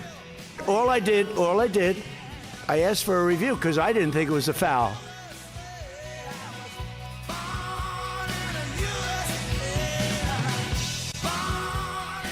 That's all he did, Zai. That's all he did. Had a chat with an old friend. Yeah, can we just red card Trump now, please? I mean, Bruce Springsteen probably didn't have VAR, okay? But yeah, Kathy, I don't know. That's a new level of going upstairs. But anyway, I didn't know the White House had a review room. But unfortunately for them, they are out of this World Cup, and that was thanks to Belgium. So yeah, Belgium, we owe you big time. Nevertheless, let's go to Cristiano Ronaldo. His World Cup story appears to have reached an emotional final chapter. The Portuguese superstar left in tears in Texas as Portugal suffered a 1-0 defeat to Spain. Springbok coach Rassie Erasmus says the Boks won't be tempted into changing their DNA despite a try fest in the opening round of the Nations Championship with 54 tries scored across 6 matches. Erasmus praised the beautiful rugby but says South Africa, their priority remains simple, and that's winning test matches. More rugby now. The next generation of South African rugby talent announced themselves at the Under-18 Craven Week, and it kicked off in Gqeberha with a try-scoring festival. Free State, they stole the show with a 66-41 victory over the Limpopo Blue Bulls, and we had fly half Zachary Walborough, who starred with 31 points, including a hat-trick, while 41 tries were scored across the opening 4 matches. That's your sport. We'll tackle more at the top of the hour. I'm Zai Khan. This is SAFM Sport with Zai Khan. This FNB Market Brief is brought to you by FNB Business, empowering South African entrepreneurs with the relevant insights they need to grow and succeed every day. The Market Brief with Ndauleng Lechela on SAFM. Ndauleng, there have been big questions about what Shell's plans in the country are, and finally we have some clarity. Where are its assets going to be going? Morning, Kathy. Now, nearly 600 Shell-branded fuel stations in the country are set to change hands after Abu Dhabi National Oil Company Distribution agreed to acquire Shell's downstream business in SA for more than 16 billion rands. Now, the transaction covers 580 company and dealer-owned service stations, as well as Shell's wholesale fuel, aviation, and lubricants operations. Now, Shell first announced the plans to sell the South African business in 2024 as part of its broader strategy to exit downstream assets and redirect capital towards its upstream and integrated gas businesses. For ADNOC Distribution, the acquisition significantly expands its African footprint and advances its international growth ambitions.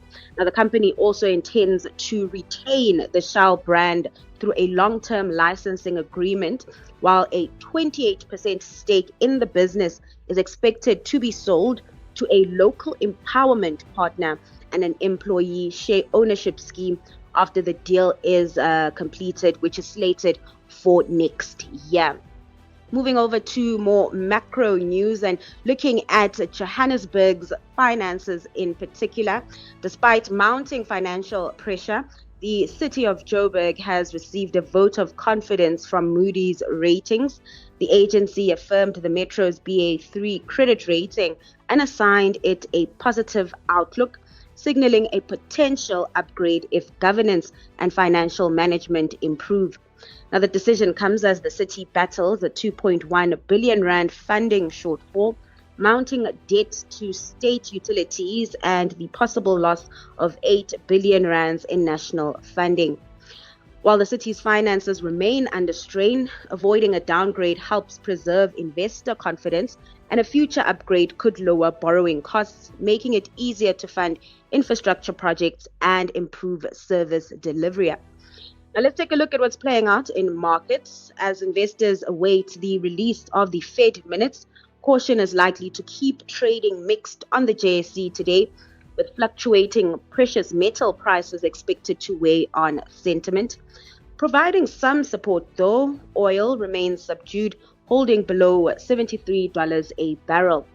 Then over in currencies, the rand continues to hold on to recent gains, trading at 16.25 to the dollar, 21.75 to the pound, and 18.58 to the euro. Globally, sentiment also mixed, with US futures giving up yesterday's gains and trading lower, while Asian markets are choppy as investors remain in wait and see mode. Right, it's back to you, Kathy, with the business tip of the day. AI works best when it handles routine tasks and gives people more time to focus on customers, growth, and decision making. The most successful businesses are not using AI to think for them. They're using it to spend less time on administration and more time running their business. This week, ask yourself, if AI gave you an extra hour every day, where would you invest that time? We'll explore this further on Wednesday on the FNB Business Interview of the Week. The FNB Market Brief was brought to you by FNB Business, your dedicated partner with decades of expertise building and growing South African businesses. FNB, help changes everything. FNB Business is proud to partner with SAFM's The National Briefing. We stand shoulder to shoulder with South African entrepreneurs and businesses because we know building a business is a 24/7 commitment. Whether you're managing cash flow, planning for growth, or navigating challenges, we deliver the sharp insights and practical solutions you need to move forward with confidence. From smart funding options to expert business advice, FNB Business is right there with you. Visit fnb.co.za/business. FNB, help changes everything. Reality check on the National Briefing. All right, let's get into our reality check for today. And remember, this is the segment where we pause, reflect, and think about the state of our nation. Not only what is happening, but also what it is that we can do to change it. Our contributor for this week is Abongile Kanti, who is founder of Veritas Inclusion Advisory, and she's been challenging us, right? The central question that she's dealing with is, what if the greatest barrier to our future is not difference, but it's our discomfort with it? And today, she's going to be looking at ableism, the invisible story South Africa is still living. Abongile, good morning to you. Thanks for your time, and certainly looking forward to your contribution for today. Good morning, Kathy. Good morning, South Africa. Yes, so let's get straight into it then. The invisible story South Africa is still living. What is that story? The story of ableism, really, and it's the story that nobody wants to talk about. It's the story of recognizing that disability is a reality in society. We like to talk about race as being the problem in society, or gender or sexuality. But one of the biggest things that disable a community and stifle it from growth is discrimination around disability. But ableism isn't just about impairments or disability. It's really about privileging certain ways of thinking, privileging learning, communicating, working over certain others. And so we see this over time in South Africa, don't we? We see it in how it's communicated in our policies and what is required in job applications, what is required in getting into a school, how you apply for a bursary or funding. We privilege certain things over others. And these assumptions really, they quietly shape the communities in which we are immersed in every day. And unfortunately, what this has become, it has become the litmus test to how little South Africa's growth can actually expand. It's really often created by environments that fail to accommodate human variation. And yesterday, we spoke quite a lot about the difference and people assuming that one kind of normal is the only normal. But it is the inability to sit with that discomfort, like you had said, and being okay with human variation. And in fact, celebrating that human variation, Kathy. And I think the one important thing here that for me for this week, I want us to really contemplate is that we've got to become conscious of ableism, right? And the various means that then we need to be conscious about that is to realize that we have all these hidden assumptions within our systems. And that is what we really aren't seeing.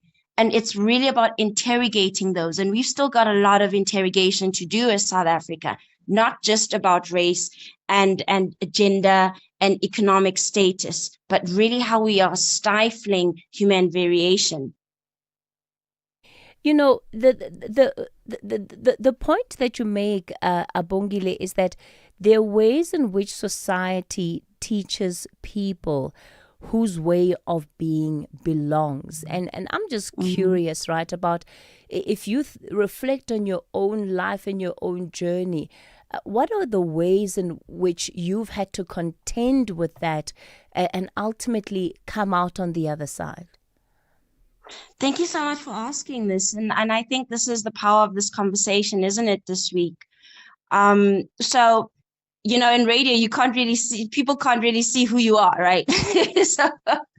so yes, I'm a non-binary individual who was born with albinism. I am visually impaired. I have lost I suppose my sight has become less reliable and I can't really trust it these days over the years. So I have had to navigate society in different ways. You know, first I had a long cane and then I realized I needed a service dog. And then now I'm realizing AI is like the best thing to ever come to me. And it's been able to allow me to live in these various different kinds of cultures. And so when I really talk about belonging, it's not just about the disability aspect. I lost my parents at a very young age. My dad was murdered at 7. My mom died at 14. And so I've had the privilege to be raised by 5 different families of 5 different cultures and races.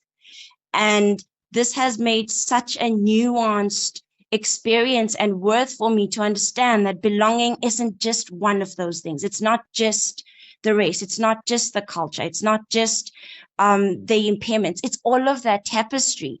But I've often found that society has often made people feel belong with the things that we see, right? The things that are common. But what I've also started to see is when you are engulfed and accepted in your difference, even that brings a sense of belonging, right? That teaches people that is also another way in which you can belong in your difference. And so for me, this is why this project and this, well, not really project, but the reality that we have to contemplate and continuously grow in is this being able to think about the difference and celebrating that and still engulfing individuals in a sense of belonging. What is the consciousness that you believe we need to be coming into as a society, that even somebody like you doesn't have to feel accommodated, doesn't have to feel that they're fighting to make society work for them, fit to them, but that's just, that we'll have a generation of people that are raised where that is just what life is? That is such an important question. It actually gave me shivers. The first thing I think the most important sense of consciousness is to remember, and I've often spoken about this in our previous interviews, but it's humanity. What is at the core of what every human wants? And one of my mentors, Mom Oprah, she always says, at the core of all the things that she has learned over the 25 years is everybody wants to belong. And everybody wants to be seen and appreciated. Everybody wants validation.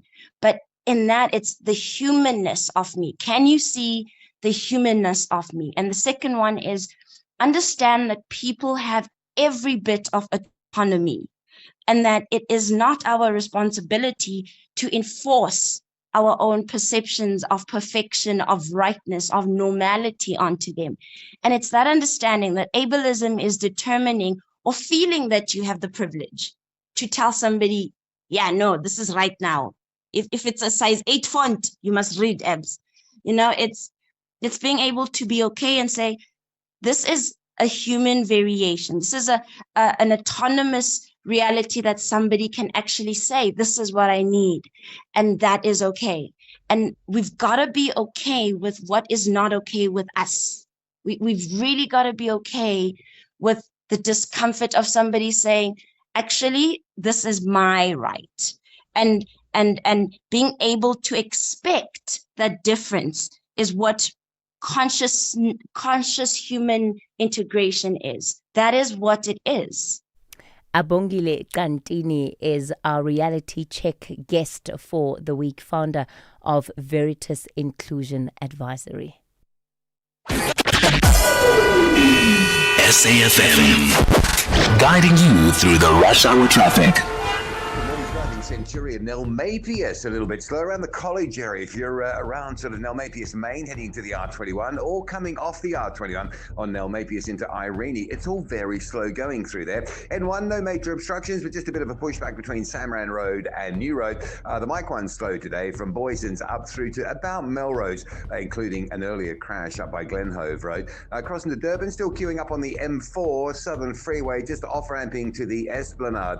As you come off the Southern Freeway, turn into the city centre. That's all a bit busy. Umgena Road Spaghetti Junction. Wow, it's clear this morning. Well, it's clearer. Let's put it that way. It's not a bad run through that normally heavily congested section. Bit of a slowdown at Reservoir Hills on the M19 for those heading up to Claremont and New Germany. And Cape Town this morning, Viking Way from the N7 through to Old Mutual, looking a lot better. There was a crash earlier this morning, which is holding things up.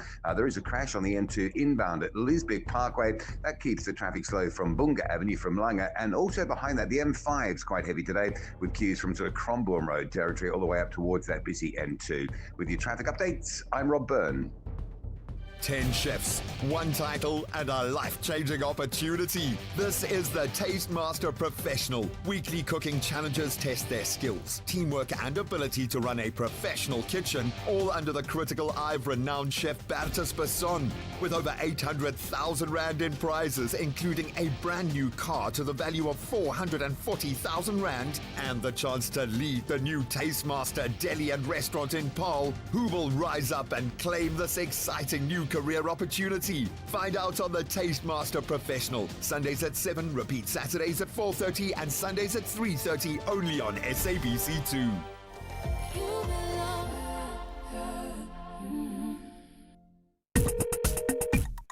Call SAfm now on 086 000 2032.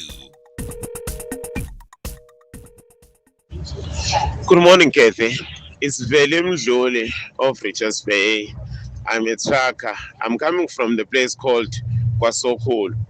See, yeah, in Mfolozi now, in district Mfolozi, there's no flushing toilets. The minister must not come on air and speak lies, man. There's nothing that has been done regarding the pit toilets.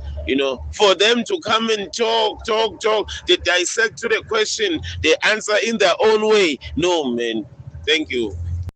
Katie, the DA has been infected by the same virus as the ANC of corruption and corrupt tendencies. They are the same.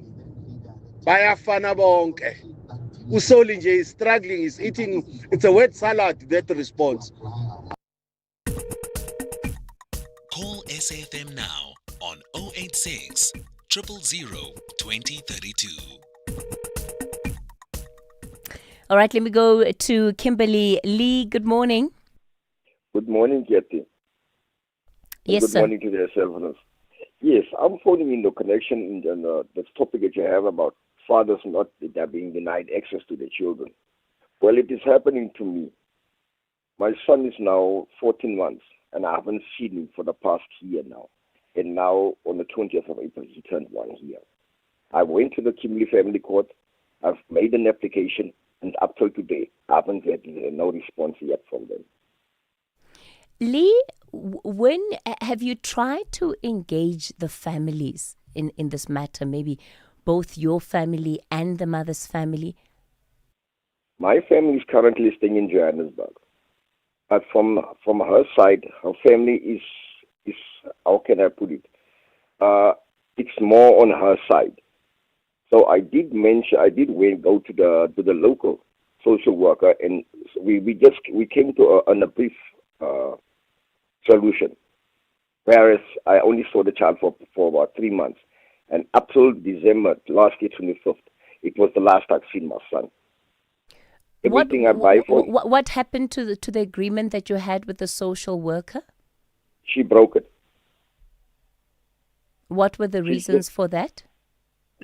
Whenever she comes to me and she's threatening me that she's going to go to the police station and file a case open a case against me for rape.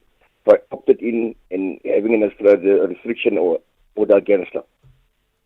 Now she includes my son in the interdict, which is not supposed to.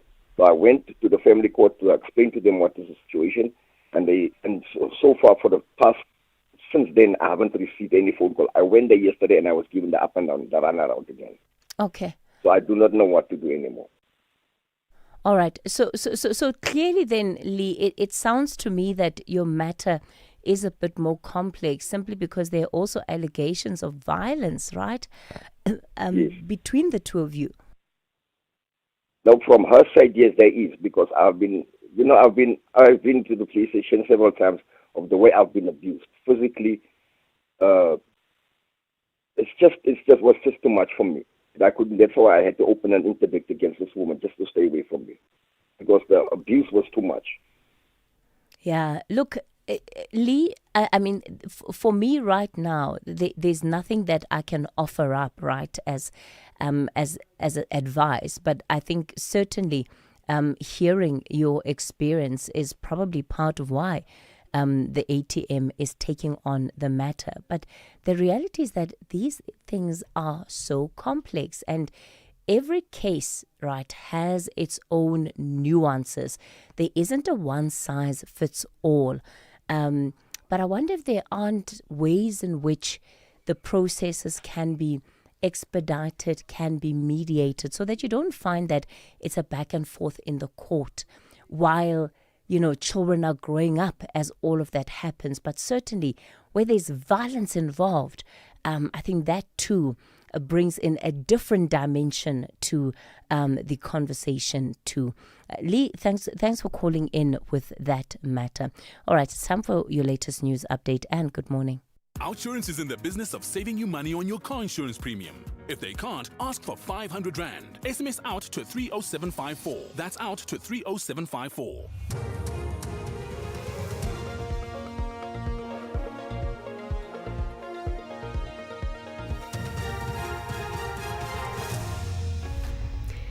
In our top stories, SIU urges procurement reform to curb corruption, and Ramaphosa open to extend Madlanga Commission. Good morning. The Special Investigating Unit, the SIU, is urging government to tighten procurement to curb rampant fraud in the health sector, following major corruption, including the Tembisa hospital case.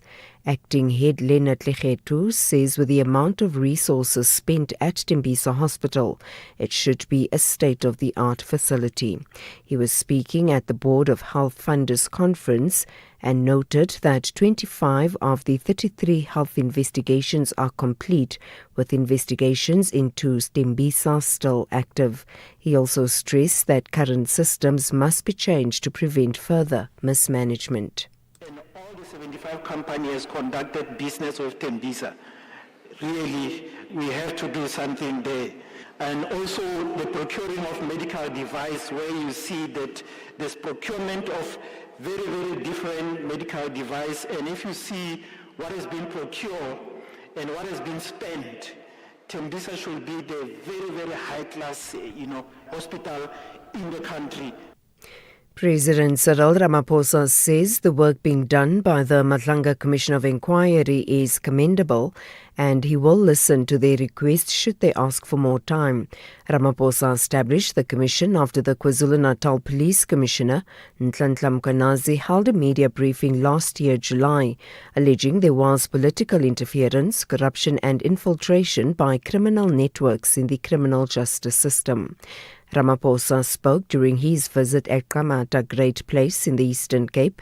In his capacity as the ANC president, Ramaphosa led the launch of the Chris Hani Volunteers Drive ahead of the 2026 local government elections. Obviously, I am very pleased with the work that is being done with the Madlanga Commission. It may well be that they need a little bit more time, and I'll listen to that request if it comes, and obviously the report that they now need to give is a critical one that will enable us to have the ability, the wherewithal to reform our police service. Macedonian municipal workers in Tennyson in the Free State have downed tools over unpaid wages and unfair salary practices. Workers claim an incorrect grading system leaves them with less than half of what they deserve. The recent Auditor General's report has highlighted the municipality as one of the 7 municipalities requiring urgent attention. A senior technician at the municipality, Pule Shabalala, says their pleas continue to fall on deaf ears. What we got is actually a letter from the administration that says that they don't know which grade we are. So it was actually contradictory to what they said on Parliament. So I've been working here, I've been coming to work. I don't know what position I'm at. My position has been removed from the structure. It's not only me, everyone from 2021. So it means that we have been working, coming to work, and not knowing exactly what we are doing at work. Northern Cape Police have raised concerns about unauthorized identity document inspections conducted by individuals in Kimberley. Residents have been cautioned not to be intimidated by individuals who have no legal authority to conduct identity document inspections. The provincial police spokesperson, Thabo Ditabe, says anyone who intimidates or harasses individuals suspected of not being in possession of identity documents or other legal documentation may face criminal prosecution. Only duly authorized law enforcement officials from the SAPS, the Department of Home Affairs and the Border Management Authority, acting within the confines of the law, may request and verify identity documents while performing their official duties. The only recognized community structure with which the SAPS officially partners is the Community Policing Forum.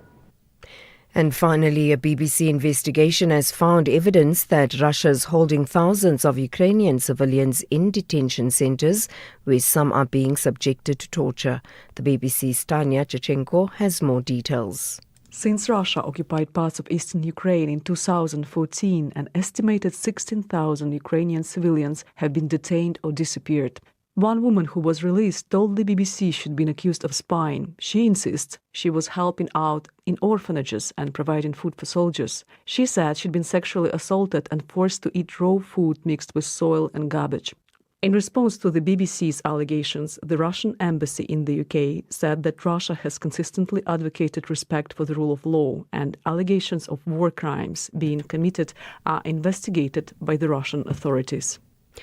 Recapping the top story, the SIU is urging government to tighten procurement to curb rampant fraud in the health sector following major corruption, including the Tembisa hospital case. For SAfm News, I am Anne Musa. Outsurance will go out of their way to try and save you money on your car insurance. If they can't, ask for 500 Rand. SMS out to 30754. That's out to 30754. This winter, the price to refill your gas heater may have gone up, along with everything else, but switch to Outsurance and you could actually drop your car insurance premium. You could save big, like 58-year-old Loretta, who saves a whopping 479 Rand a month on her 2017 BMW 320. Don't pay more than you need to. Get a quote to switch and save with Outsurance today. SMS out to 30754. That's out to 30754. Outsurance, licensed insurer, and FSP, TCs and information online. It's a very good morning to you in your SFM Sports Headlines. Rugby, the Boks, Rassie Erasmus rings the changes as the Springboks test their depth against Scotland. And in soccer, World Cup, Belgium, they end America's World Cup dream as Balogun's red card drama fails to save the co-host. We'll have the details at around 8:30. SAfm, guiding you through the rush hour traffic. Good morning. Bit of traffic using Joburg's Mike 1 going north. An earlier crash in Glenhove, right up at Melrose, backed everything up. So at the moment, it's just a little bit sluggish, but only really parked down through to about the Grayston Drive exit. Southbound, coming from Woodmead down through Marlborough towards Grayston Drive. That's slow. There are some traffic light issues around the Grayston Drive and Mike 1 highway interchange as well. William Mandela leaving four ways. A crash near the M1 highway, so extra delays coming out of four ways. M1 north up to William Mandela looking a bit sluggish as well. N1 through Midrad as these up nicely. No major problems coming out of Pretoria. That section of the M1 is moving nicely as well. Durban, it looks like roadworks perhaps on the exit from the M4 onto the embankment. That's a little bit slow, but it is improving. Got a breakdown now between Umgena Road and Spaghetti Junction, N2 South starting to backlog. The big story from Durban, though, is how clear the N2 North is this morning. We report every single morning on roadwork disruptions at Westwood Mall. None of that today. You got a little gap from the chaos there. And Cape Town, heavy pressure coming out of Mitchell's Plain. The M7 queued up towards the R300. A lot of traffic avoiding that, jamming up Velta Freden Road on the run out towards the Philippi side, and a crash on the M5 north at the N2 and the N2 inbound at the Mowbray main road off-ramp, both the N2 and the M5 highways heading through to Hospital Bend, backlogging as a result. With your traffic updates, I'm Rob Byrne.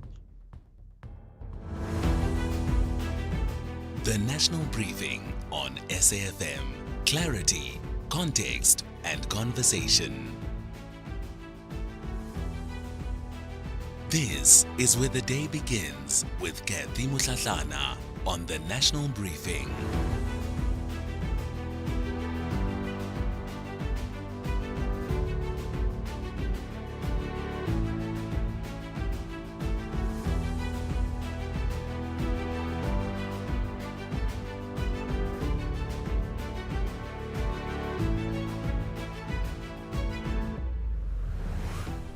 It's 11 after 8 o'clock. You're listening to the National Briefing. It's a pleasure to have you with us on the show this morning. It's the final hour, and coming up in this hour, we'll be taking you into Municipal Watch in a short while. And today we are in Matatiele, and that municipality, of course, having a number of issues to really put forward. Amongst them, the procurement of refuse trucks that have never collected a single bag of rubbish. We'll find out what is the situation there. And as always, we'll make time to take your calls within the 8 o'clock hour. 086 000 2032 is the number to dial. On the WhatsApp voice note line, 0614 104 107. And we'll close it off on Built in Mzansi with a mentorship program that's quietly changing South Africa's future, helping township girls into science and engineering degrees. And guess what? They have 100% university success rate. All of that coming up in the next hour. Fly SAFmRadio is turning winter bookings into winter wins, and you still have time to join the fun. Book flights with us this month for travel anytime and stand to win the value of your airfare back as a Fly SAFmRadio voucher. That means your money comes right back to you for a future flight with us. It's all part of Fly SAFmRadio's winter win back. Book now at flysafmradio.co.za. Excludes taxes and fuel surcharges. Fly SAFmRadio, for the love of flying. T's and C's apply. Life is full of surprises, but your insurance premiums shouldn't be. Savings on your car insurance is a sure thing with MyWay. Leaving your wallet smiling every month. Switch to MyWay and save up to 40% on your car insurance premiums today and live your way. Real people, real cars, real savings. For a quote, visit myway.co.za. Premiums are risk profile dependent. MyWay is a licensed non-life insurer and FSP. T's and C's apply. MyWay. Live your way. Municipal Watch, bringing your local issues on the national agenda. SAFM, leading the conversations that move us. Well, our Municipal Watch today takes us to the Eastern Cape, and in particular, the Matatiele municipality, which is once again in the news, unfortunately, for all the wrong reasons this time. It's around the procurement of refuse removal trucks that are reportedly sitting idle while paying private contractors 105,000 Rand a month to collect rubbish. Let me bring in our guest for this hour. Wonga Potwana is the DA councillor and also chief whip in the Matatiele local municipality. Wonga, good morning to you. Good morning, Katie, and then good morning to SAFM listeners. Kumkani Kalaku is a resident of the of Matatiele. Good morning, Kumkani. Good morning, ma'am, and good morning to all the listeners. And Patrick Steerman is the mayor for the Matatiele local municipality. Councillor Patrick, good morning to you. Good morning, Shirley. All right, so let me start, Kumkani, with inviting you to speak to us about the state of affairs in the Matatiele municipality, and in particular, right, the issue around refuse removal. What is the state of the municipality? Thanks very much for the opportunity. Speaking of Kumkani Senzo Kalaku, yes, we've engaged the municipality several times concerning the issue you're asking about, and then the engagement at the moment is still quite well because they are helping where they can, and also we've been engaging with the mayor. I won't lie, he's doing his best to help and also to listen to us as residents about our grievances concerning the matter. Kumkani, it's great to hear that there's been that level of engagement, right? But just tell us what the problem has been from a resident's point of view. Can you repeat the question for me? What has been the problem with the refuse removal? With the refuse removal? Yeah, okay. Let me do this. Wonga, let me bring you in while Kumkani catches his breath there.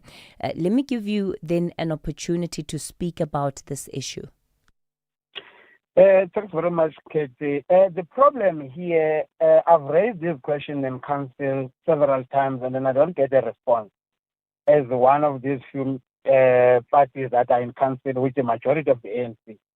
My concern or my question was, why do we have to buy refuse truck, compactor truck, whereby we are outsourcing also this particular tender in town? Our town is very, very dirty. Our town is not clean.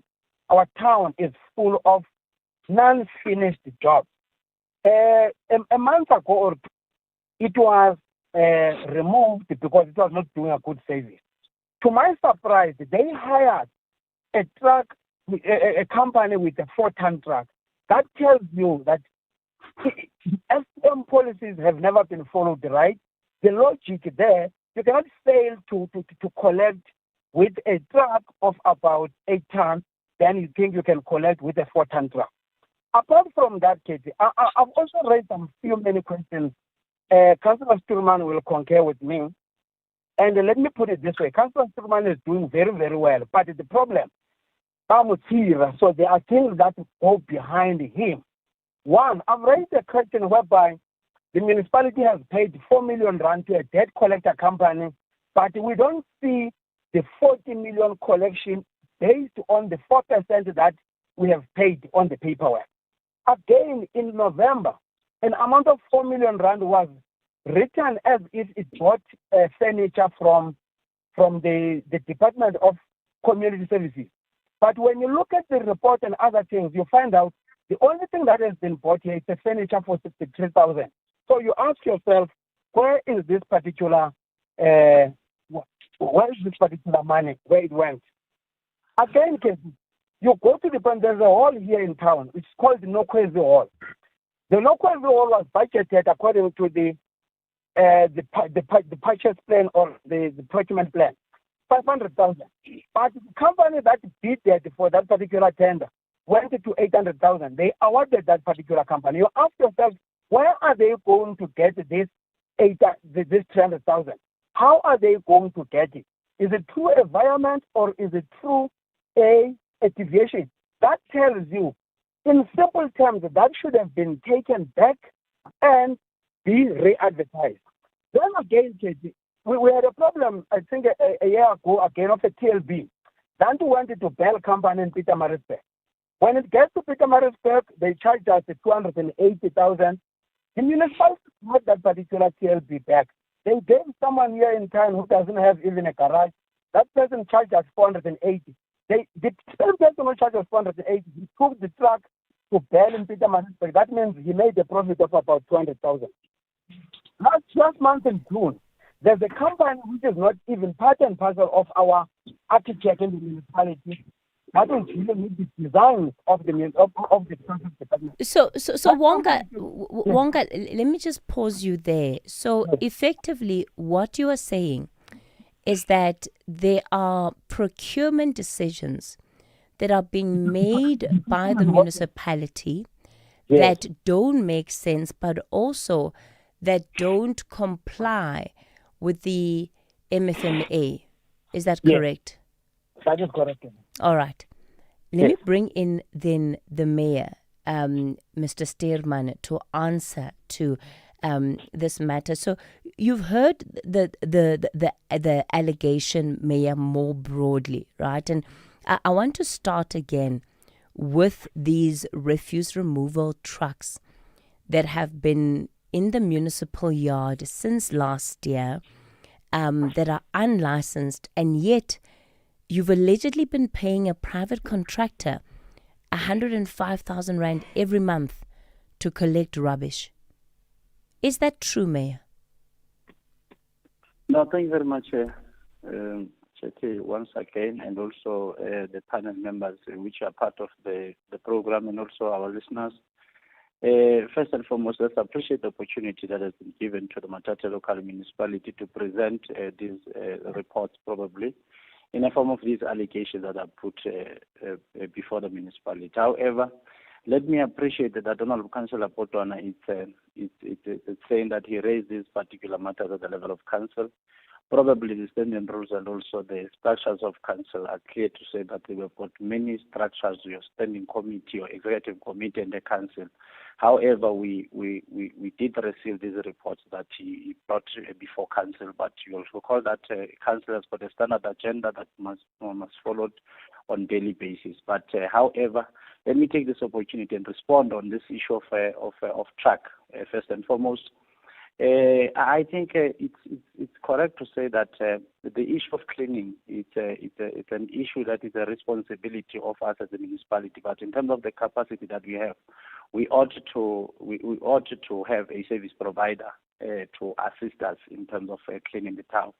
It does not have to do with the issue of truck license or whatever, because it's the support that we normally commit and give unto those service providers. Neither the track is there or not, but we always on our contractual agreement to say that this is the responsibility that is going to be played by the municipality. This is the responsibility that is going to be played by the service provider. So Mayor, yes? Surely the appointment of a service provider follows having identified a need in the municipality, right? That you're able to say, this is what we need, this is the capacity that we have, therefore, based on this, we're going to appoint a service provider. It's not given that a service provider should be appointed for the same services that the municipality is providing, right? Yes. Because you have employees that are supposed to be doing that as well.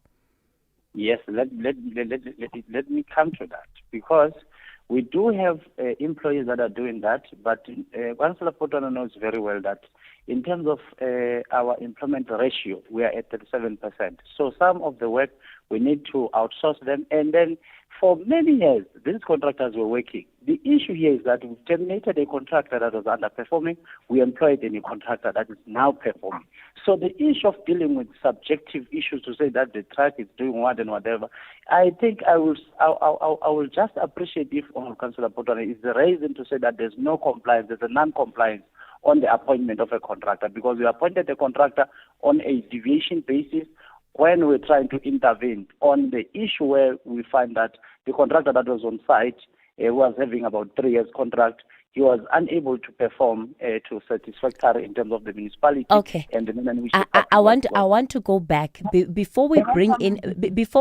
Just hang on, Wanga. Before we bring in the non-compliant service provider and the deviation, right, where you are acknowledging that even that process may have been flawed.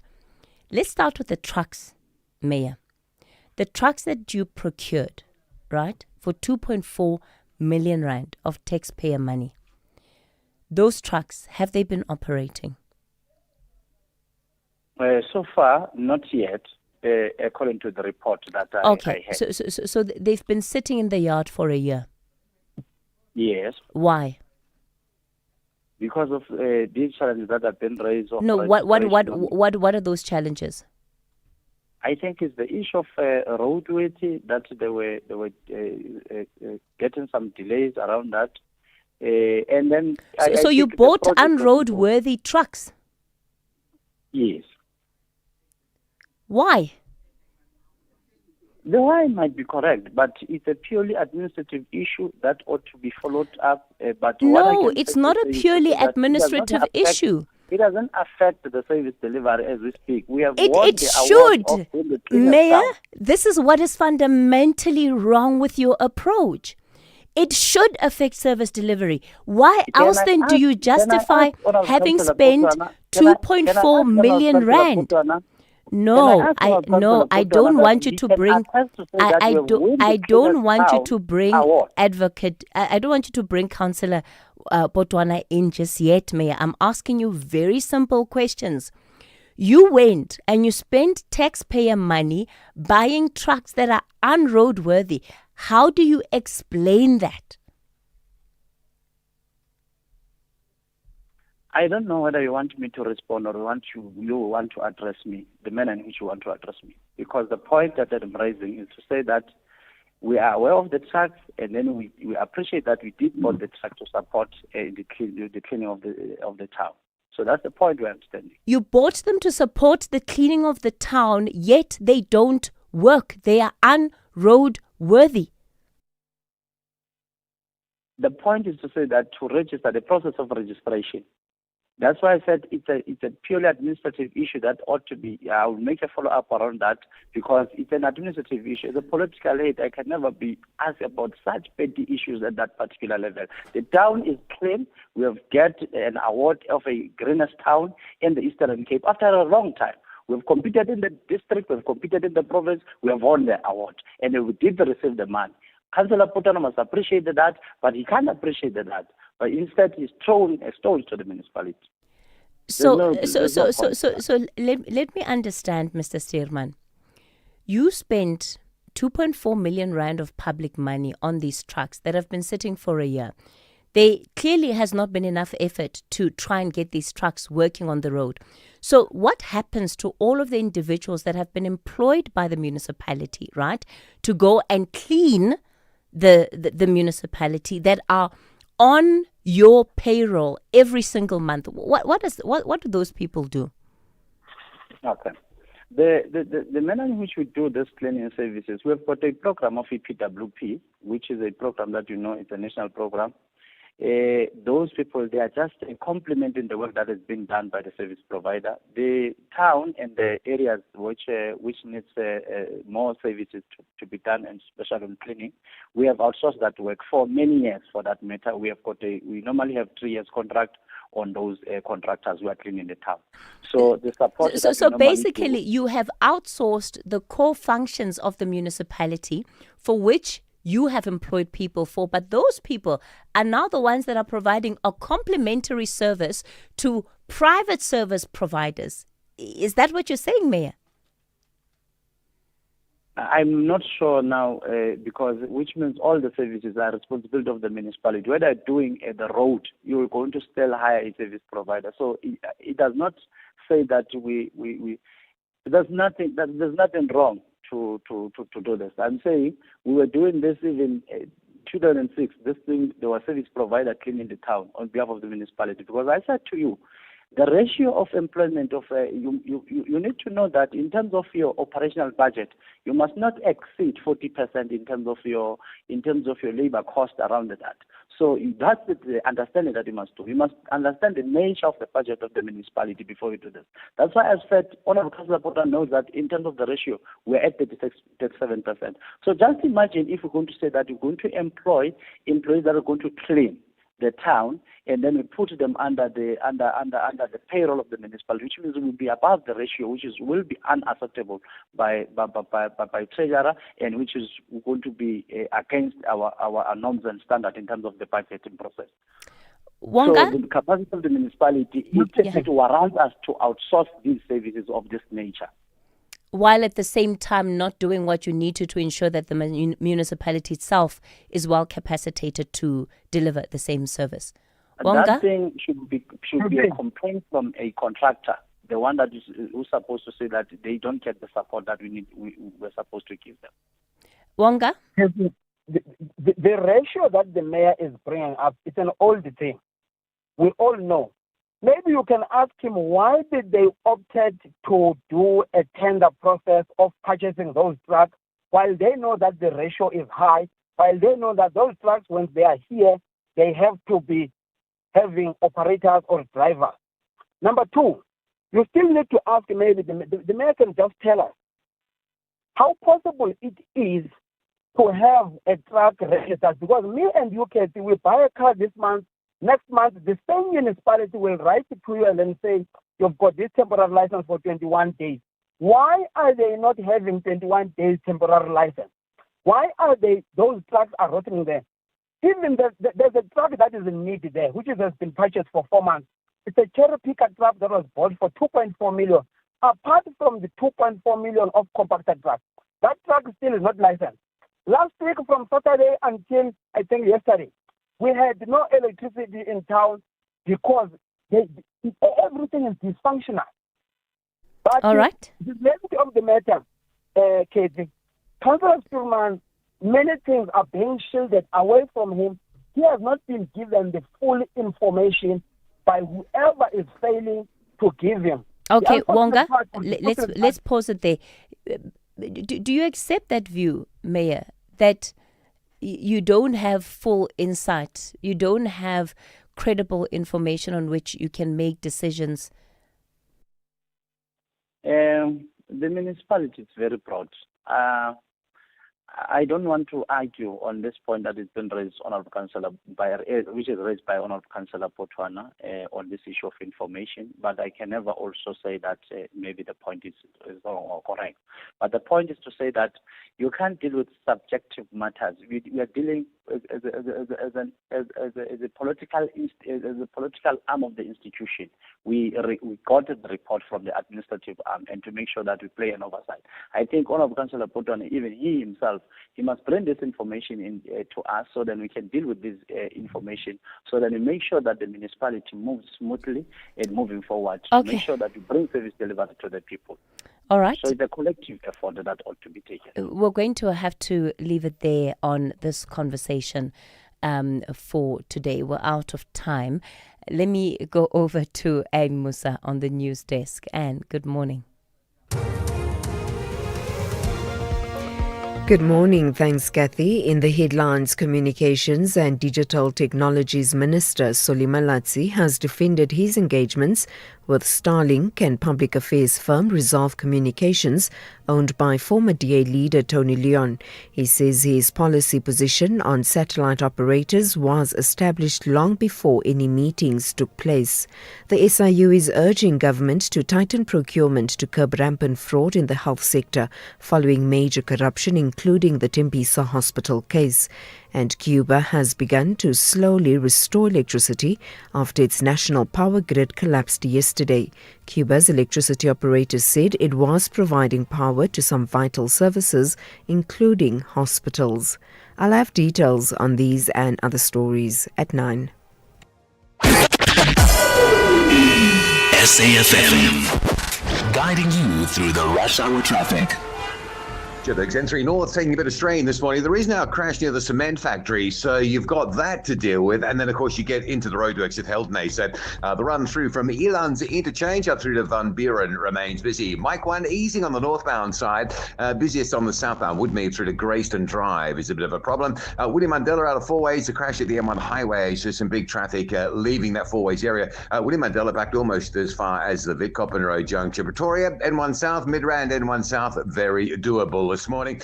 Durban, the N2 southbound has a breakdown between Umgetta Road and Spaghetti Junction, so that's quite a heavy queue this morning. The most interesting thing about that section between Spaghetti Junction and Umgetta Road is how well the N2 North is moving.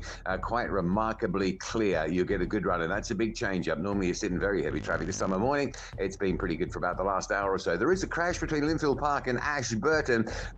You'll get through there okay, but just keep your eyes open for emergency services on the scene of that one. Cape Town Mitchell's Plain outbound to Philippi remains heavy. That's the M7 up towards the R300, R300 to the M7, and Vel to Freedom Drive up to Farkensvlei. That's really busy. N1 inbound QE to Sable Road, and then more traffic on the M1 through Woodstock approaching the city centre area. With your traffic updates, I'm Rob Byrne.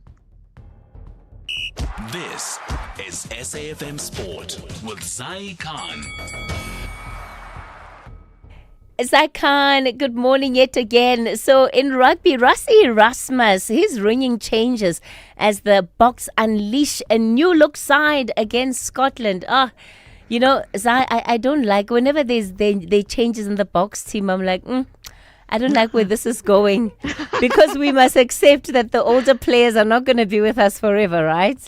Oh, you're so true. But you know, Kathy, most coaches, they'll rotate players. But Rassie, he can rotate an entire squad, all right? And you'll still see some of the familiar faces. In fact, speaking of familiar faces, he's bringing back scrum half Ambrose Papier. He's going to return to the Bok jersey for the first time in 8 years after a standout performance with the Bulls, linking up with club teammate Henry Pollard in the halves. You'll also find Apaleda Fassi, Edwil van der Merwe, and Kanan Moody back into the back line, while Peter Steph de Doy will captain the side. And this is in the absence of Sia Kolisi. Now, Rassi's saying the changes are about testing the squad's depth, with several players getting an opportunity to prove themselves ahead of bigger challenges later this season. Now, the Springboks head into the clash after a convincing 45-21 win, and that was against England, while Scotland, they will arrive full of confidence because they beat Argentina. Let's go to soccer action from last night. Spain ending Cristiano Ronaldo's World Cup dream, beating Portugal 1-0 in a dramatic last 16 clash, with Mikel Merino scoring a late winner to send Spain into the quarterfinals. It brings the curtain down on Ronaldo's World Cup journey, with the Portuguese superstar leaving the tournament without the one trophy that has eluded him.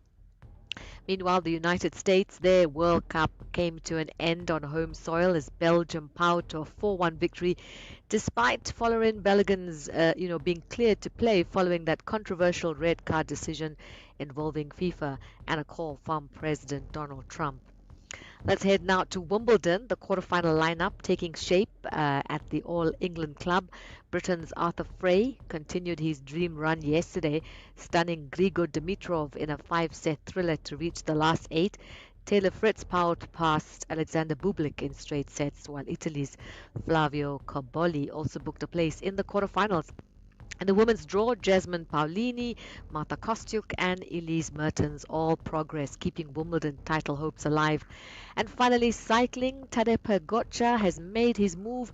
The defending champion claimed stage 3 and took the famous yellow jersey from rival Jonas Vingegaard after another thrilling battle in the Pyrenees. It was Pogačar's 22nd career stage win. That's your sport on the national briefing. Cycle back. We'll have John Hediker around 12:30 with more sport. I'm Sai Khan. Call SAFM now on 086 000 2032.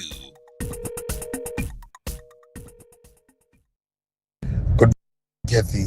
That mayor must just admit that he's looting the money. You cannot have trucks that you buy and they sit for a year and you tell us that it's an administrative issue. I think that he is busy getting kickbacks.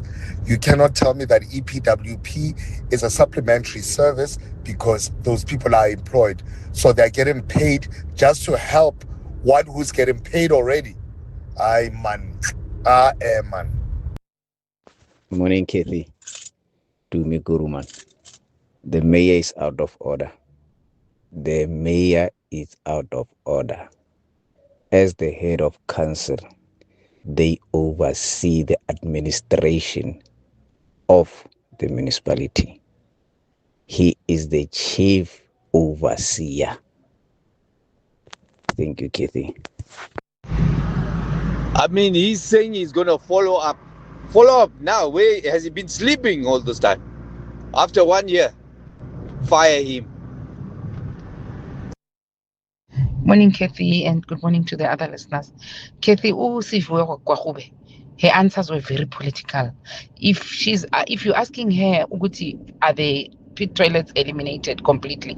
She's giving a very political answer of whatever that was being captured because she knows that they have not completed the work. It has not been done. It's a political statement. It's politicking. They want elections are close by. Thanks, Kathy. Takarani here. Good morning, Kathy and SAFM listeners. Yeah, we are waiting to see which politicians are linked to Bokane and Bomazoti directly, where they personally benefited or the political parties benefited from these guys. We are waiting to see that, and we are hoping that the Madlanga Commission will unravel that information for all of us to see, because some of these guys are filthy rich, and we don't think they are rich because of their salaries in parliament. Call SAFM now on 086 000 2032. All right, you're still listening to the National Briefing. Yeah, what a ride it's been, right? So I'll take your calls on any of the matters that we've touched on this morning. 086 000 2032 is the number to dial. 086 000 2032 on the WhatsApp voice note line, as we've just heard. Some of your voice notes, send those through on 0614 104 107. Anonymous, you're calling from Matatiele. Good morning. Morning, Sis Kathy. Rona, Anonymous, go for it. Hey, Sis Kathy, I don't know what the mayor is saying. Sis Kathy, as I'm talking right now, there's a street behind the Station Road. It's next to a hardware in Matatiele, a known hardware in Matatiele. As I'm talking to you now, it is stinking Sisketi young. Then 1.5 kilometers from that, there is another lendo. That lendo in that bin, it's filthy Sisketi young. As I'm speaking to you right now, I just drove past now. So the service providers haven't been able to collect there yet. They are collecting, but it's always thinking they're taking it now. It's like it gets full right now, and it's stinking, Sisketi. It's always stinking. There is a sewer, Sisketi. It's just out on the outskirts of town, but it gets into the location. It's Hukulele, Njongweville, and into one of the villages that is nearer to it. I'm from that village, Sisketi. In summer, we smell that lendo, that sewer. Ulendo, the mayor is very much aware of it. It's been for years. But how comes it says Matatiele is clean, they received the certificate? If they receive the certificate, they receive the back doors. How comes as a mayor he's got an administrative problem for a year? What is his job? Because he's supposed to be dealing with that. Yeah, anonymous. Let's leave it there. Out in Matatiele. Kaya, you're in Cape Town. I understand Matatiele is home. Yes, that is correct, Sisketi. Yes. Yeah, I was there now for a week holiday, and I must say I don't know the internal affairs of the municipality in terms of their fights and everything. But the first thing that I noticed is that the town is clean. I was there. I even said to the person that I was driving that there's a big difference. I see it is clean. It might not be to the satisfaction of everyone, but that's what I've picked up immediately. And the gravel road from town to my village, which is about 37 kilometers, that gravel road is better. I was driving on that road almost every day. Is much better. The only thing which I think they are neglecting is the access road, because when you get to where the road ends and you're supposed to go to people to access the village, it's difficult to get in there. I wonder if somebody gets sick, how will they do that? Even the traffic is better in terms of the traffic officials, their presence in town. They were there directing the traffic. I thought they were doing it in December only, but I saw they were doing it because currently there's a lot of traffic congestion in Matatiele. I saw the traffic officers, they were busy there. They were busy working, directing the cars. So for me, it's just a compliment. The other issues I don't know about, but that obviously that is just an observation of a 1 week. Sure. So and Kaya, I do think that it's important, right? It's important to be able to say where you are seeing those signs of progress. So clearly what the mayor is saying about the previous service provider who was not delivering and the new service provider, that has a difference.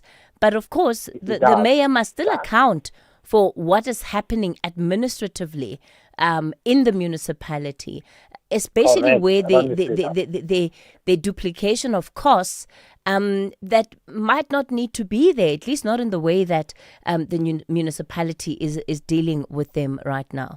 Yeah. All right. No, I agree with you 100%. I agree with you.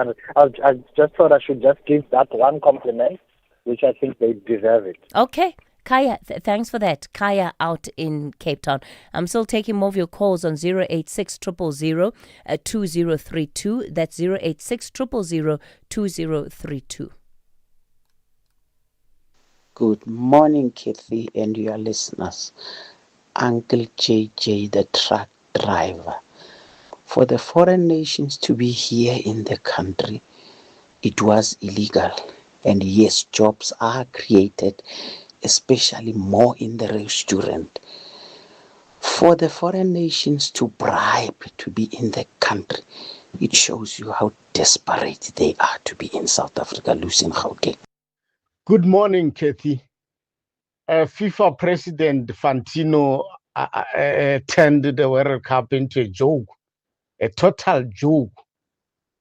You know, a red card reversed through a political phone call. What an embarrassment. What a disgrace. He must resign with immediate effect. Shoti Signolo in Mafefe, Limpopo. Thank you, Kathy. Good morning, Kathy. Just want to comment on the interview that you just had with the minister. You know, Kathy, from his voice, you can hear that he knows that what he did was wrong. What they did is called corruption. They are not different from any political party which is running the government, especially the ANC. The DA is corrupt. They are corrupt. Thank you, Kathy.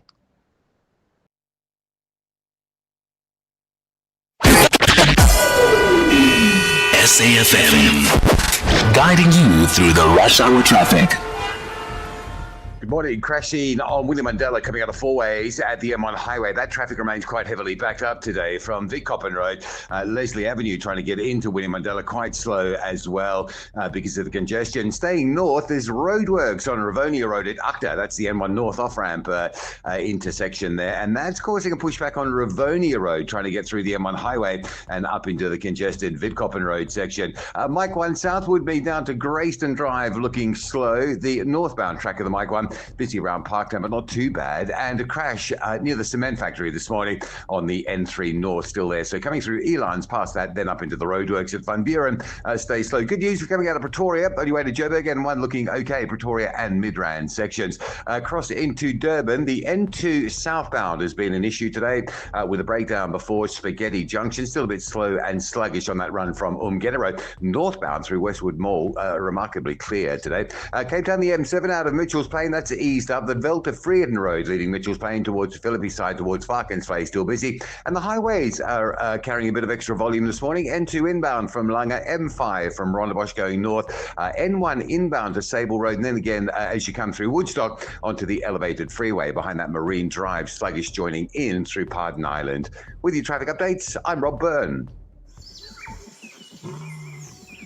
This winter, warmth meets the wild. Welcome to Limpopo, where adventure begins. Enter Kruger through Pafuri Gate, where every turn reveals something extraordinary. Discover the wild side of winter at Funda Maria, with warm days and unforgettable encounters. Start your stay at Palabora Gate. Wake to Africa's beauty at Mopani Camp, and watch memories unfold from sunrise at Oliphant's Camp. Stay longer at Litaba Camp, where warm, wild winter truly comes alive. Celebrate 100 years of Kruger. One iconic destination, millions of memories still to come. Share your hashtag #MyKruger moment. Plan your escape today. Limpopo Tourism. Hashtag more to enjoy. Hashtag more to explore. Hashtag go Limpopo.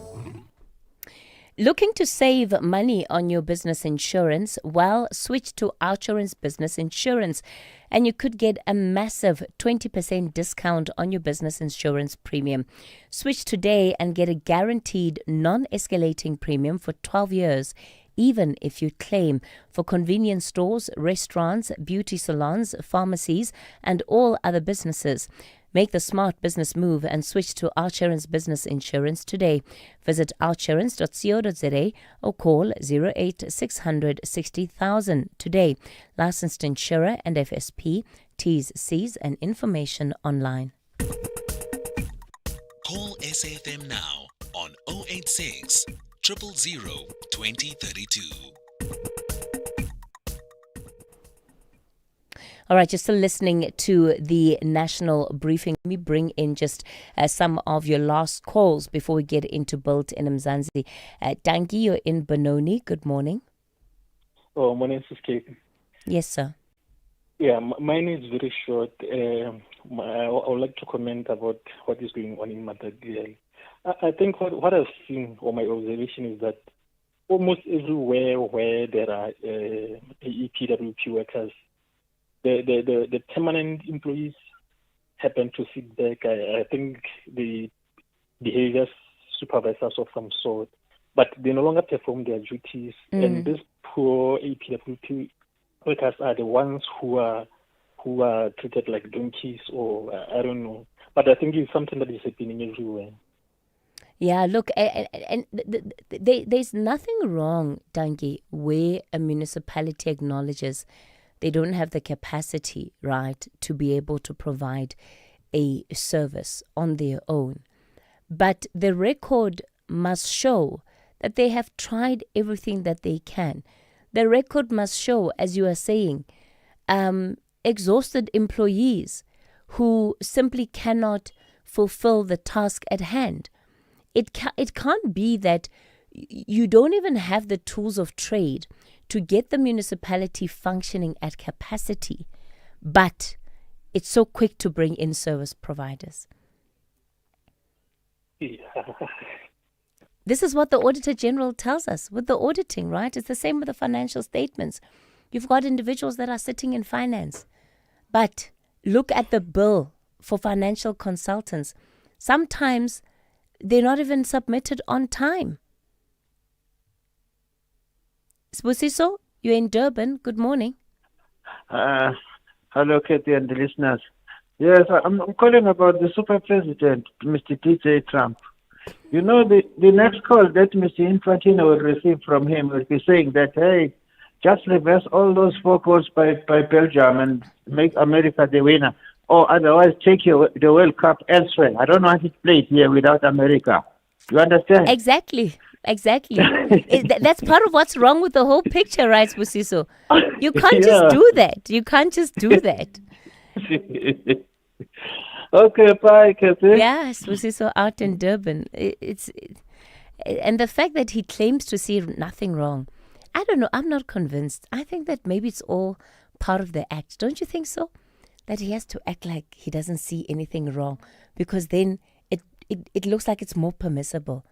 I'm not convinced that he doesn't know what a red card in soccer is.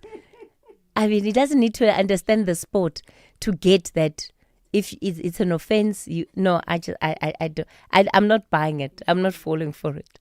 All right, let's get into Built in Mzansi. Built in Mzansi on the National Briefing.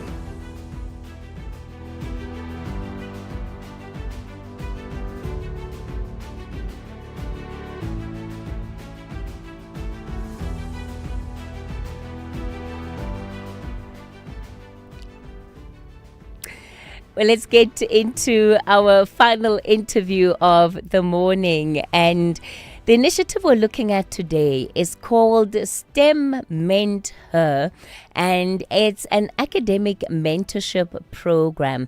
It provides female grade 11 learners with 1 year of expert academic mentorship. And the goal is to encourage and empower young women to pursue careers in STEM. So this is your science, technology, engineering, and maths. Dr. Lungile Sithole is a senior lecturer in the Department of Integrative Biomedical Sciences and biochemist at the University of Cape Town. Lungile, good morning to you. Thank you for your time this morning. I mean, this is such a great program, just looking at what it is that you do, but help us perhaps go back to the beginning. Where did it all start? Morning, Kathy. Morning to your listeners, and thank you for having me on the show. So STEM Mentor, it's a very interesting story, actually. It started between a conversation with Serene and I. So Serene is the founder of the program. So she called me one night, and we were having a very long conversation into the night. And she said to me, listen, I've got this idea. Tell me what you think about it. And I didn't really have to think too much about it because it sounded brilliant to me.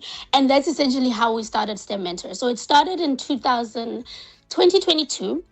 We were both working at the University of Johannesburg at the time. And we identified that young girls lack mentorship, right? So we identified that these young girls are academically talented, so they don't lack the capability. However, they lack access to mentors that can guide them in these desired STEM fields. Lungile, you know, we constantly hear about how those of us that have been able to make it out, in inverted commas, right? Whether it's get a post schooling education, get a job, that there's a level of responsibility that we have to throw it forward and go back to the communities where we come from and intentionally bring others with us. How much of what you are doing is exactly that? All of it. All of it is exactly that. So just to give you a little information of the program. So what the program does is we assign these young girls to a mentor. So each of them is paired with a mentor in their desired field. And these mentors are women in STEM. So these are women with really great careers in science, technology, engineering, and mathematics. And they volunteer their time because for them it is also about sending the elevator down. So they volunteer their time, and every month they meet one-on-one with these girls, and they have different conversations around building their careers. And most of these girls come from our communities. Most of these girls come from the township. They come from schools that lack resources. So they come from really the communities that some of these women come from. And that is exactly what this program is about. It is about bringing with you a girl as you go on your journey as well in your career. And what have you found to be the biggest difference that it is able to make working with this grade 11 learner? Because we know grade 11 can often feel tougher than matric, right? Yes. Yes, absolutely. So when we started, Kathy, it was just matric, right? So when we started, it was about building the bridge between high school and university, because, you know, in high school, because they're so sharp, they are used to being the cream of the crop in high school and getting exceptional marks. So they are like, you know, the leadership girls and everything. But we find that some of these girls, when they get to university and they get that first test where they fail, they just want to die. And that's what we want to avoid. But to bring it back to your question, what we have found that we do differently, we don't do mentorship in a day, right? We do mentorship through a year. And even after that year has passed and they go on into university, because like I said, when we started, it was matrics, and they go on into university, the program carries on with them, and we carry on to support them as they journey through university. So we found that some of these girls become as exceptional in university as they were in high school. And they also begin to build a network amongst themselves where they also begin to support each other. So a lot of our mentees come back and work for the organization because they too saw the benefits and they already paying it forward while they are in university. You know, I just think about the challenge that we have as a country, right? Being able to retain young people in universities, deal with the high dropout rates. And I think programs like this in many ways provide a model, right, of what's possible, because you now have 100% success rate in universities. Why? Because, you know, these young people, these young girls actually have people that they can call on, people that they can count on. Do you think that that's the differentiator here? 100%. 100%. Because remember, you already have this mentor. Besides the organization being supportive, but you have this woman who you've built such a strong relationship with while you were in grade 11 and 12. So anytime you're feeling like everything becomes too much in university, you know you can reach back and here's this person who is there, ready to pom-pom for you, ready to support you, ready to call on so many other women within this network to support you. So you're absolutely right, Kathy. That is 100% why we are so different. Am I too old to join? I feel like I also need a mentor, Dr. Lungile. I need somebody. I need somebody with pom poms for me too. Wonderful, Dr. Lungile Sitole, senior lecturer in the Department of Integrative Biomedical Sciences and biochemist at the University of Cape Town. That's where we leave it for this morning on the National Briefing. Up next, the Daily Discourse with Joanne Joseph.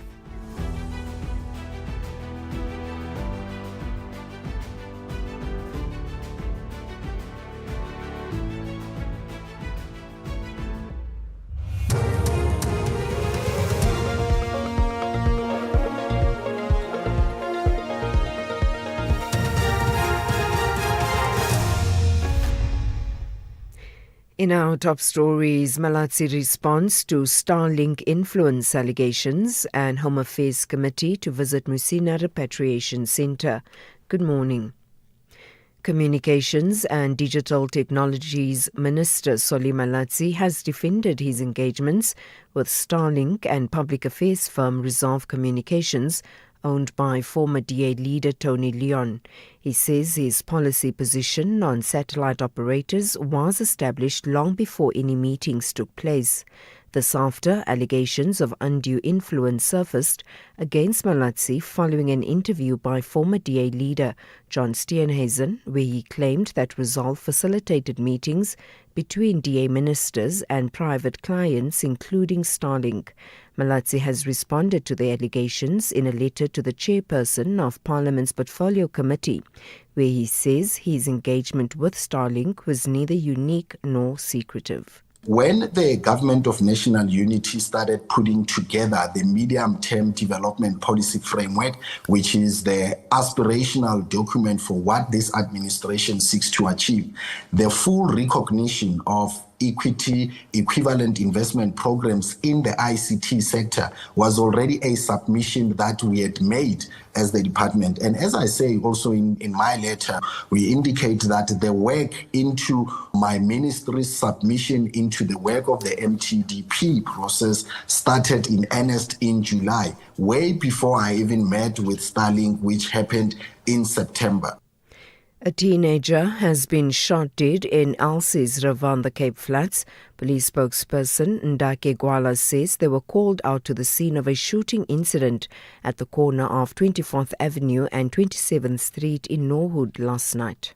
On arrival, they found a body of an 18-year-old male lying on the street with multiple gunshot wounds. He was declared deceased by medical personnel on the scene. The motive for the shooting is a subject of police investigation, and at this stage, the suspects remain at large. Anyone with information that could assist in the investigation is kindly requested to contact Crime Stop anonymously on 08600 10111 08600 10111. The SIU is urging government to tighten procurement to curb rampant fraud in the health sector following major corruption, including the Tembisa Hospital case. Acting head Leonard Legetu says with the amount of resources spent at Tembisa Hospital, it should be a state-of-the-art health facility. He was speaking at the Board of Health Funders Conference and noted that 25 of the 33 health investigations are complete, with investigations into Tembisa still active. He also stressed that current systems must be changed to prevent further mismanagement. And all the 75 companies conducted business with Tembisa. Really, we have to do something there. And also the procuring of medical device, where you see that there's procurement of very, very different medical device. And if you see what has been procured and what has been spent, Tembisa should be the very, very high-class, hospital in the country.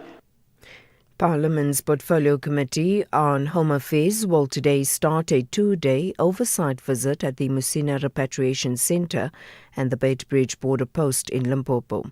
The aim of the committee's visit is to assess the level of preparedness and capacity in repatriating large volumes of undocumented immigrants that are currently being deported. Katle Khonyoni reports. The committee's visit comes after the relocation of thousands of undocumented immigrants from across the country to the Musina Repatriation Centre, where they are processed and repatriated. The committee will monitor conditions as well as capacity by the Home Affairs Department as well as other stakeholders in discharging their responsibilities. The Home Affairs Department says that 4,800 people were processed at the Repatriation Centre on Sunday. Meanwhile, a Malawian immigrant who had been processed at the centre died on Monday while travelling to the Beitbridge port of entry. And finally, Cuba has begun to slowly restore electricity after its national power grid collapsed yesterday. Cuba's electricity operator said it was providing power to some vital services, including hospitals, but by late afternoon could only cover 1% of the demand in the capital, Havana. This is what some residents had to say. Since yesterday at midday, we have been without electricity, so it should have come back at midday. But the national electric system fails. You can't sleep. You work at night. Look at my face. My face says it all. It's desperate because there are mosquitoes. The heat, it's unbearable. Now July and August are coming, and there are months when no one can stand the heat here. This really needs to be sorted out. We can't endure it any longer. Recapping the top story, Communications and Digital Technologies Minister Solly Malatsi has defended his engagements with Starlink and public affairs firm Resolve Communications, owned by former DA leader Tony Leon. He says his policy position on satellite operators was established long before any meetings took place. For SAfm News, I am Ann Musa. SAfm 104 to 107 nationwide, leading the conversation. Life is full of surprises, but your insurance premiums shouldn't be. Savings on your car insurance is a sure thing with MyWay, leaving your wallet smiling every month. Switch to MyWay and save up to 40% on your car insurance premiums today to live your way. Real people, real cars, real savings. For a quote, visit myway.co.za. Premiums are risk profile dependent. MyWay is a licensed non-life insurer and FSP. T's and C's apply. MyWay. Live your way.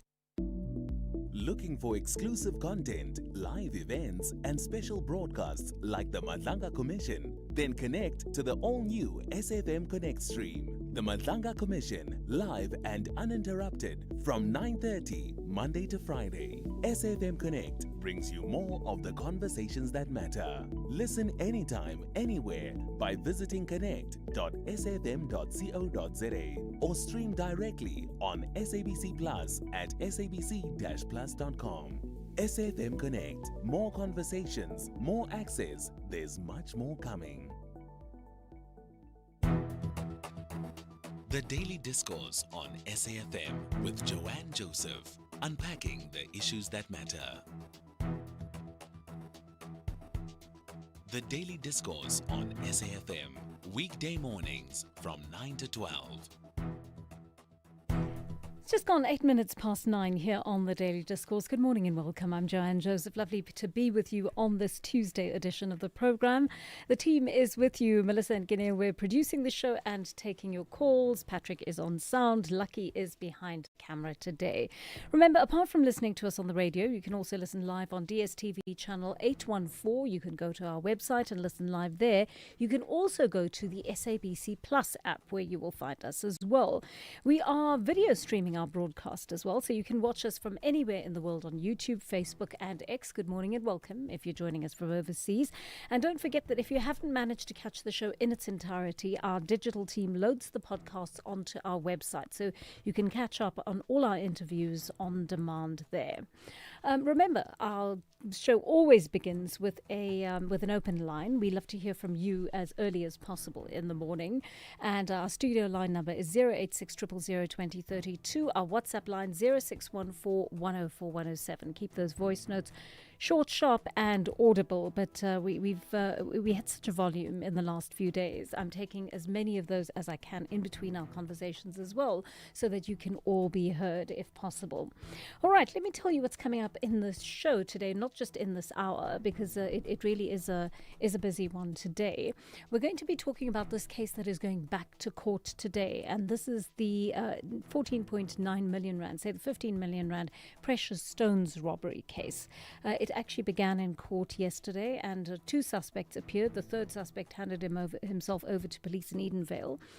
Subsequently, he is going to be appearing in court today. So we're going to be crossing to our SABC News reporter, Sasha Naidu, just after 9:30 to find out exactly what the case is, how the first appearance went, and how the second one is going to kick off today. That's starting around about 11 o'clock, I believe. So he's going to throw forward to that for us. And then a little bit later on, we're going to be asking a question about South Africa's relations with other African states amid all these deportations, repatriations, protests and marches that are going on. How does this change our relationship with our neighbors? Does it change anything at all?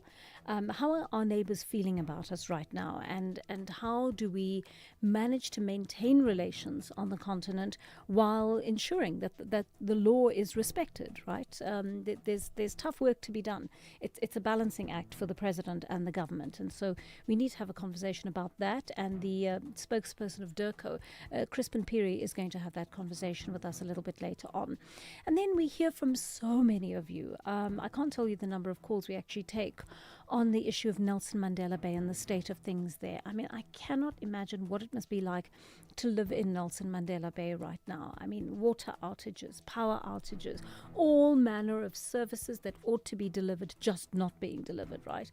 And I think it's a very difficult place to live at the moment. So we're going to speak to Advocate Lonwabo Ncoko. He's the Nelson Mandela Bay acting city manager, and he actually wrote to a councillor and said that he's probably going to have to bring outside help in. He's going to have to bring consultants in to help him solve the water and electricity problem because things are such a mess in that city. So we'll have a chat with him as to what needs to be done to get things back on track there. And then a little bit later on, were you conscious of this court ruling that happened in Cape Town last week? And perhaps our listeners coming to us from Cape Town or the Western Cape, because I think this is an issue that affects a wider population than those strictly just living in Cape Town.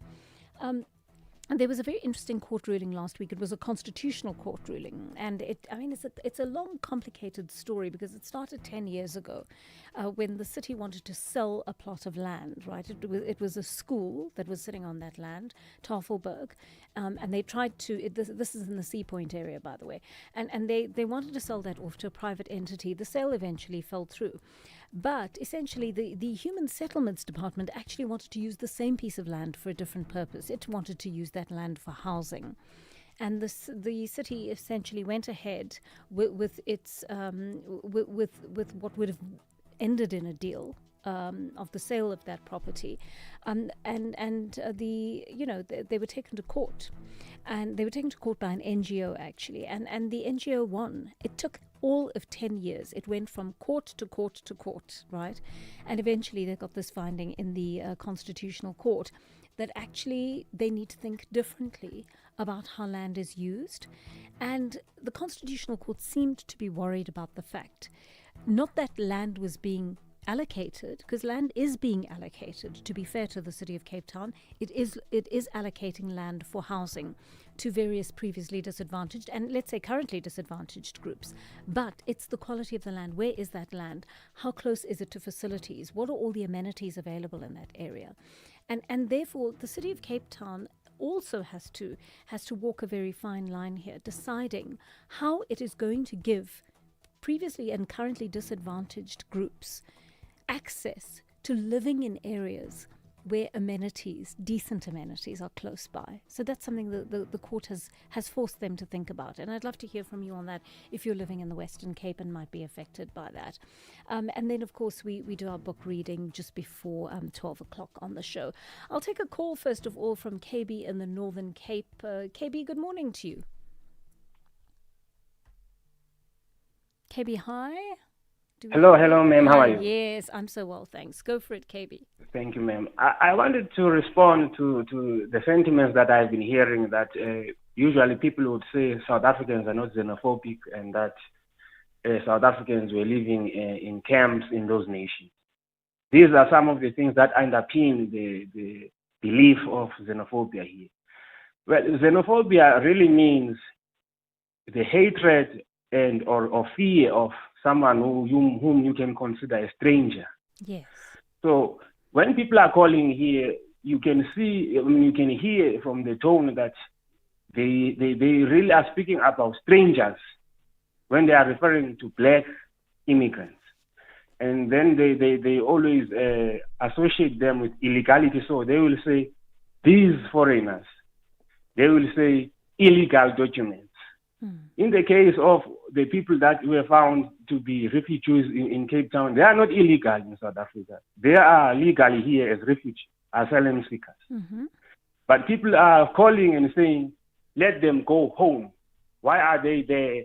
Why are they being forced to integrate back to societies? They must go. So xenophobia is not just a matter of how you frame it. It's the reality of how you see other people. So black people have been conditioned to see other black Africans as strangers, as foreign, and have a hatred on that.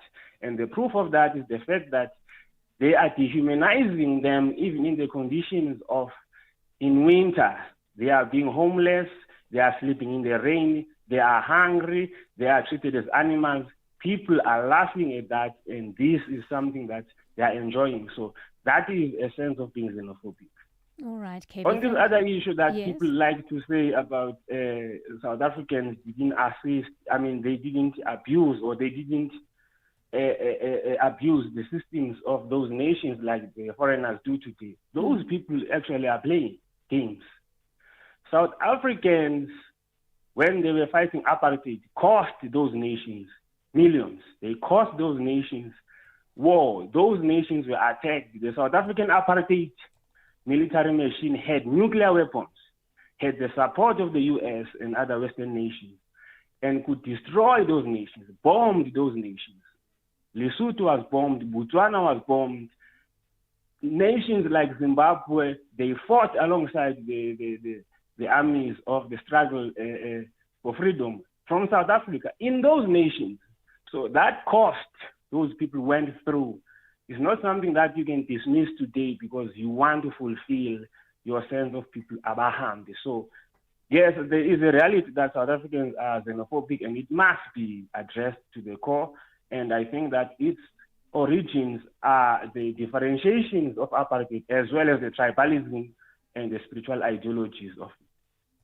KB, that's very interesting what you say. I think apartheid did actually create those divisions between us and other Africans. Because, the apartheid state considered itself an exceptional state, right? And I think part of that was that, this is a white-run state, and therefore it is more advanced, it is more developed. We have a government of greater standing and intellect and progress as opposed to other African countries. And it actually did create a division between us and the other countries. And the fact that we might be buying into that idea, I think, is highly problematic. But that is why I think we need to reconsider our place within the continent. And this notion of South African exceptionalism, it's been something that certain activists have raged against for a long time, because they've said, we may have come through the transition really well. We did not.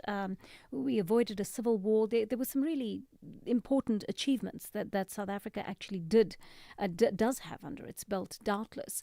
But the fact that we often consider ourselves superior to other Africans, I think, can be problematic, because I hear people say that. And people will almost speak about the rest of Africa as if it's from an entirely different continent, as if we sit geographically apart from them.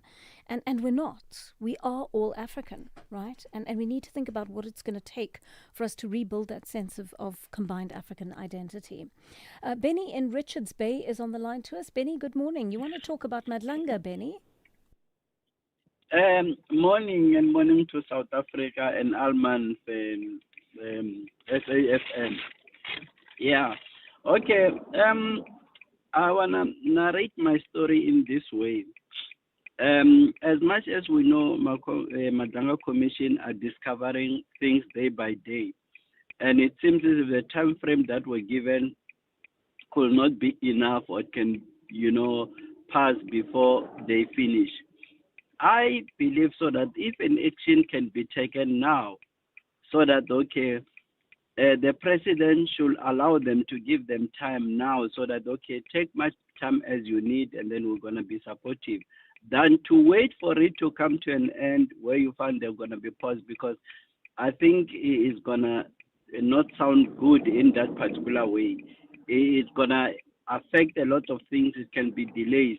So if now, as they could see that they're unfolding a story day by day, why can't they say, no, okay, maybe we're giving you a year just to know from now on, so that, we should not have a time to wait, because every South African, every citizen want to see what's going to happen. And my last point, when this verdict is given, can it be possible that not only President Cyril Ramaphosa, maybe with another person, could it be somebody, who is highly respected, so that when they give that verdict, you should be there, the presence, because somehow, as we know about the Palafala issues, I wonder that our president Will it be a right person? Will it be reliable to give every information that we need to know?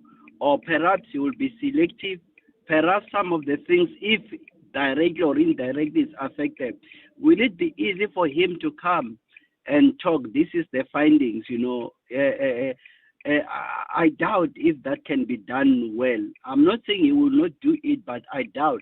I think it could be nice if somebody on top of the law society, in our government, so that he should come and then say, okay, this is what we're finding, and this is the action that can be taken. But it should not be President Ramaphosa alone, due to some of the weak points we have seen on him. Okay, so Benny, the report is going to have to be handed to the president, right? That's just the way it works, because he sets up the commission essentially.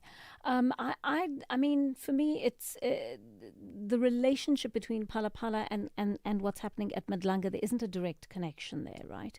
Phala is not one of the issues that is under investigation at the Madlanga Commission, and Justice Madlanga will not be handing over a verdict. He'll be handing over recommendations.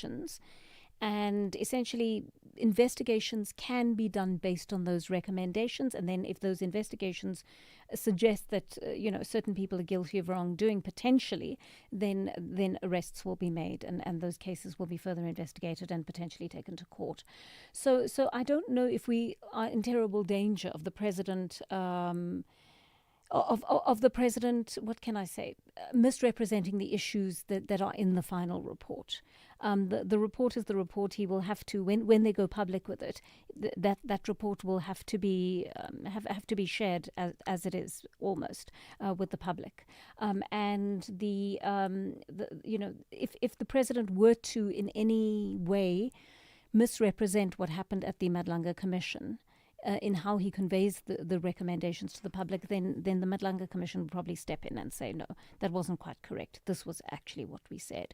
So I think we're okay there. Parks in Cape Town is on the line to us. Parks, you want to talk about the land ruling in Cape Town? Yes, good morning, Joanne. Hi there. This morning. Yes, this case dates back to 2015, where the sale initially took place with the groups, which is in the Funukwazi, and I think it's another one, Justice, but it's for land. But nonetheless, what is happening is that that land wasn't supposed to be sold in the first place. There was supposed to be consultation that happened with the general public, which didn't take place formally and properly. Now, what is happening here in Cape Town is that there's an area called the Atlantic Seaboard, which is part of a project which is wanting to make developments of apartments and those kinds of dwellings, which are for the more affluent peripheries in Cape Town, which is called the City Bowl project. So this ruling, number one, is a victory for the organizations which are involved, especially in the Funukwazi, because they've been in the fight since day one. And I believe that there's still more of court cases that should come before the courts to make rulings about the improper way that land is sold here in the Western Cape, against trying to include everyone that is lacking land and accommodation, where private interests have been put forward, especially from foreign investors. Parks, very interesting call. Thank you so much, because you actually reminded me of a question that I need to ask about local residents of the Western Cape being priced out of being able to live in certain areas. And we understand why Cape Town would want to attract wealthy residents, because wealthy residents spend money in the city, they contribute to the economy and so forth. But there's also the human rights issue, right, of people who belong to that area having a decent place to stay. And the moment the property prices go up, those people are completely marginalized from being able to access particular areas. So to put it very crudely, they can't live in nice places. They can't. Those places are completely out of reach to them. And then we reinforce kind of apartheid spatial planning in so doing. So that is one of the questions that I will put to our guest, Tertius Simmers, a little bit later on in the program. Thank you very much for raising that, Parks. I just want to listen to one or two voice notes. Yes, Joanne, and I just want to add regarding the phone call, the guy who said that Ramaphosa shouldn't be the one uh, um, after the recommendations are being handed over. If you look at those police tobras, those were the people eventually at the end of the day that was basically involved in the investigations about the Pala theft. And those police brass people, they could easily have covered up for the president. So there is a link, definitely. Okay, thank you for that, Max. We will explore that a little bit more. One of you saying the whole xenophobia saga that's happening in South Africa is very heartbreaking. I think Africa as a whole should bow its head in shame looking for solutions to address immigration and xenophobia on the continent of Africa. Let's take a call from Charlie in Koffiefontein on relations with other African countries. Hi, Charlie. Good morning, Joanne. Yes, I'm saying other people are now going to gaslight us for what we are doing in South Africa. But basically, we are helping our brothers and sisters from other African countries. We are telling them that they should be holding their own government accountable for the failures in their government, not for South Africa. They are not South African. They did not vote for any South African political party. So if there's any failure in their country, it's because of their corrupt leaders. They should hold government accountable. I'm just wanting to make an example to my neighbors here up north in Zimbabwe. I have yet to hear a sensible Zimbabwean saying that let's go back to Zimbabwe and go and confront Zimbabwe. All they know is to blame Thabo Mbeki, the ANC, for what they called approving the elections there.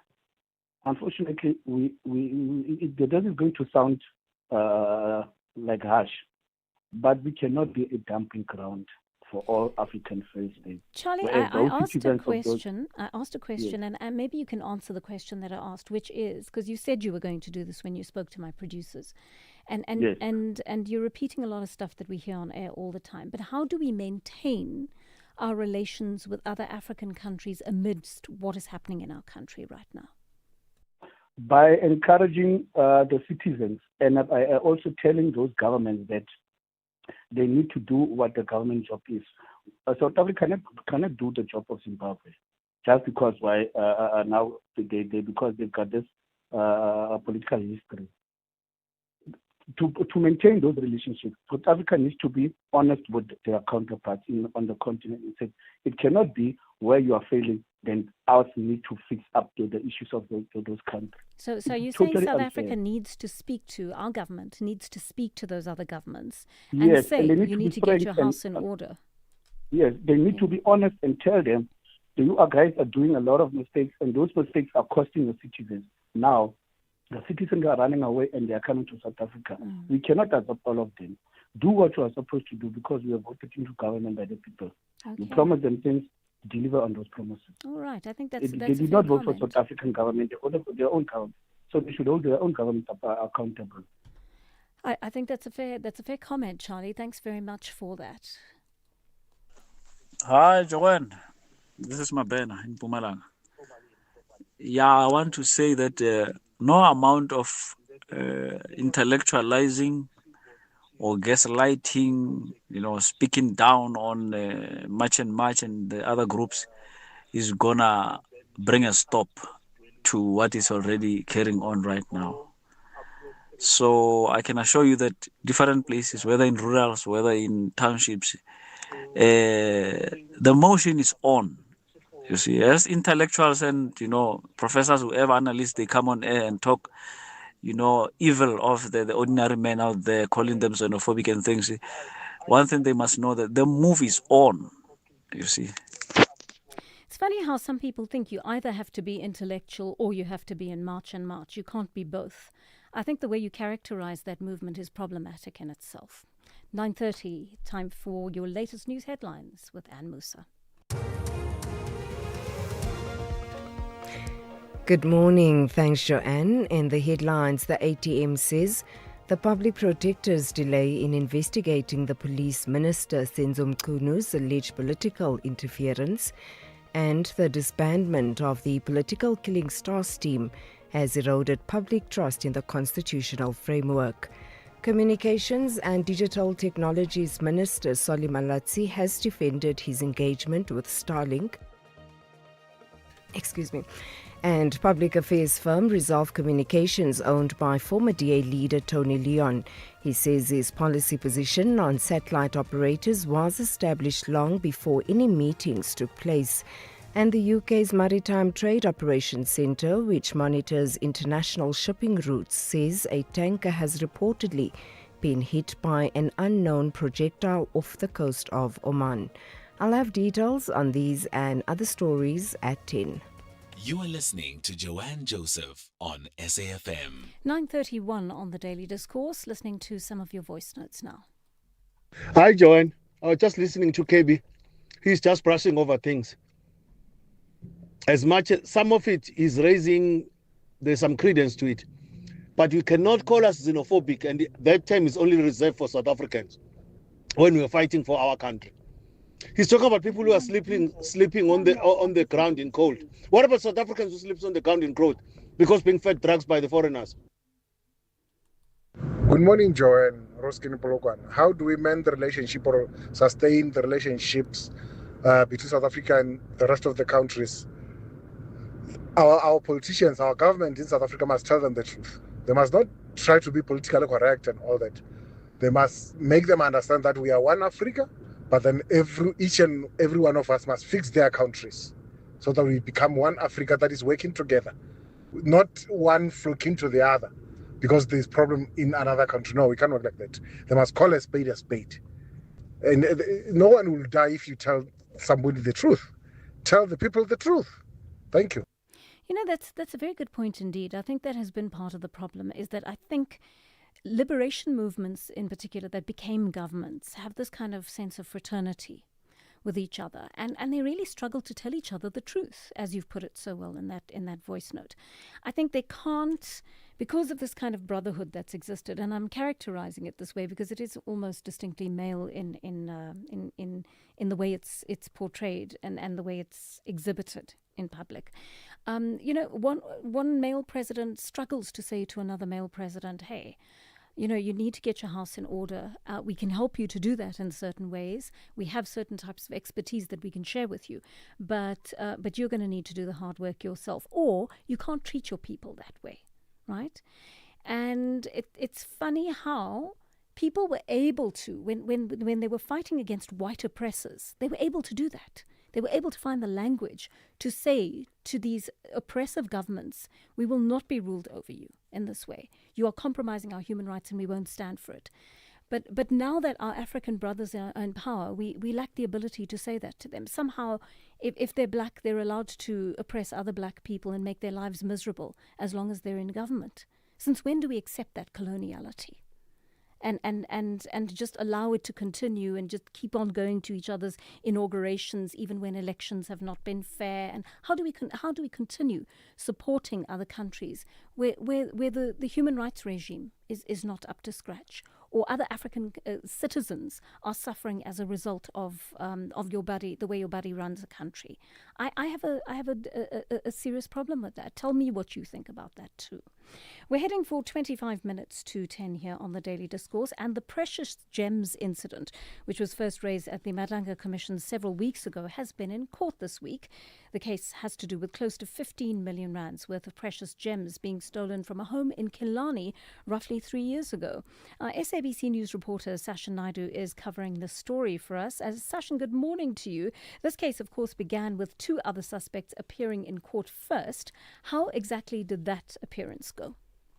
Hi, good morning, Joanne. Yes, that is correct. So yesterday what happened was that two suspects who were arrested over the weekend made their first appearance at the Johannesburg Magistrates Court. So one of them is actually a MPD officer and the other is a security company owner who actually posed as a police officer during that bogus raid in 2023 on that home in Killarney. So their case was in fact postponed to Thursday next week, which is the 16th of July, and that is for a formal bail application. So at this stage, they have been so far formally charged with robbery with aggravating circumstances as well as fraud. And there is a possibility that as the case progresses, more charges may be added to the docket. And at this moment, they are currently being kept at the Benoni police station, where they will stay until Thursday next week when they return to court and make their formal bail application. So what we do understand today is that the third suspect, who actually handed herself over to the Edenvale police station yesterday, will make her first appearance at the Johannesburg Magistrates Court. She is also understood to be an EMPD officer, and today we are expecting, the case to also be postponed to Thursday next week, where she will join her co-accused for a formal bail application. So this is interesting indeed. Take us back to the background of this case, please, Sashin. We know that this came up at the Madlanga Commission, and essentially the theft of these precious gemstones worth close to 15 million rand had to do with the EMPD Deputy Chief Julius Mkwanazi allegedly orchestrating a robbery. Tell us about the background to that, please. Yes, so basically what we understand at this stage is that witness K, when she testified at the Madlanga Commission, and she is allegedly an ex-girlfriend of Julius Mkwanazi.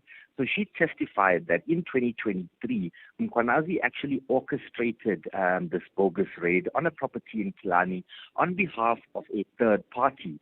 So when these officers entered that apartment building, they actually seized the precious stones and metals valued at 14.9 million rand before actually taking it back to the third party and selling it back to them for a stunning just 110,000 rand. We do understand that 110,000 rand was then split up and actually given equally to all 6 of those involved. At this stage, we do know that there are still 2 outstanding suspects, which make it now 5. And that is because one of the suspects, who was also an EMPD officer, actually passed away a few months ago. All right, Sashin, thank you so much for putting us in the picture as to what is happening there. Of course, Sashin will be covering that story. We're expecting that appearance to take place round about 11 o'clock this morning, but certainly one of the cases feeding through from the Madlanga Commission that is gaining momentum. Sashin, thanks very much for that update. Our SABC News reporter covering that story. Heading for 20 minutes to 10 here on the Daily Discourse. We'll take a short break and have more of the conversations around all the big stories of the day when we come back. Babe, I'm getting extra cash from my insurance. I was thinking romantic getaway or a treat for the kids. You're getting money from your insurer? Yes, my cash back from my way. I'll get back 10% of my monthly premiums for staying claim-free for 2 years. I'm getting 5,680 rand. Now that's real cash. Real people, real cars, real rewards. For a quote, visit myway.co.za. My Cashback is a feature on qualifying products paid after 2 claim-free years and all premiums paid. Premiums are risk profile dependent. My Way is a licensed non-life insurer and FSP. T's and C's apply. My Way. Live your way. Catch them Mzansi's beautiful game sport documentary. For me, Neto, really, in the club football where I played a lot of my football to with the ladies, at times I would play as a striker. From the 5th of July to the 23rd of August 2026. Banyana governments is like Bafana's government right now at the moment. So we believe in them and we're proud of them. What they did, they did wonders to the country. Brought to you by the SAfm's award-winning drama department. Ala Bafana.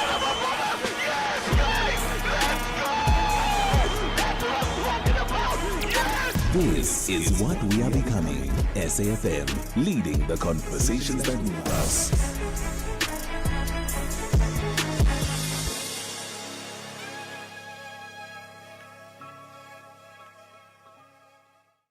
With the ever-changing financial landscape, it can be difficult to make sense of all the moves at times.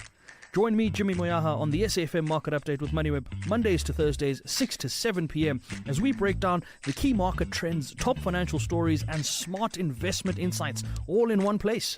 It's everything you need to stay financially informed and ahead of the curve.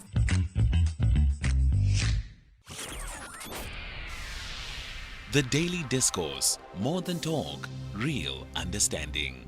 20 minutes to 10 on the Daily Discourse. We're continuing our conversations on the studio line at 086 000 2032. Crispin in Durban is on the line to us. Crispin, good morning to you. Hi. Just to say, I don't think people are thinking about what they're saying when they say these African countries must take responsibility for these people. We are South Africans. South Africans go to work overseas. That doesn't mean that the South African government is to blame. People just want new opportunities. They want to learn new things. And migration is often an economically productive thing. But Crispin, can I just ask UK, you, before you go any further, can I just ask you about that? Because the mode of migration is different, right? And I think we do need to compare apples with apples. So if people like us move up into Africa, into the rest of the continent, often we will do that most often through legal means, right?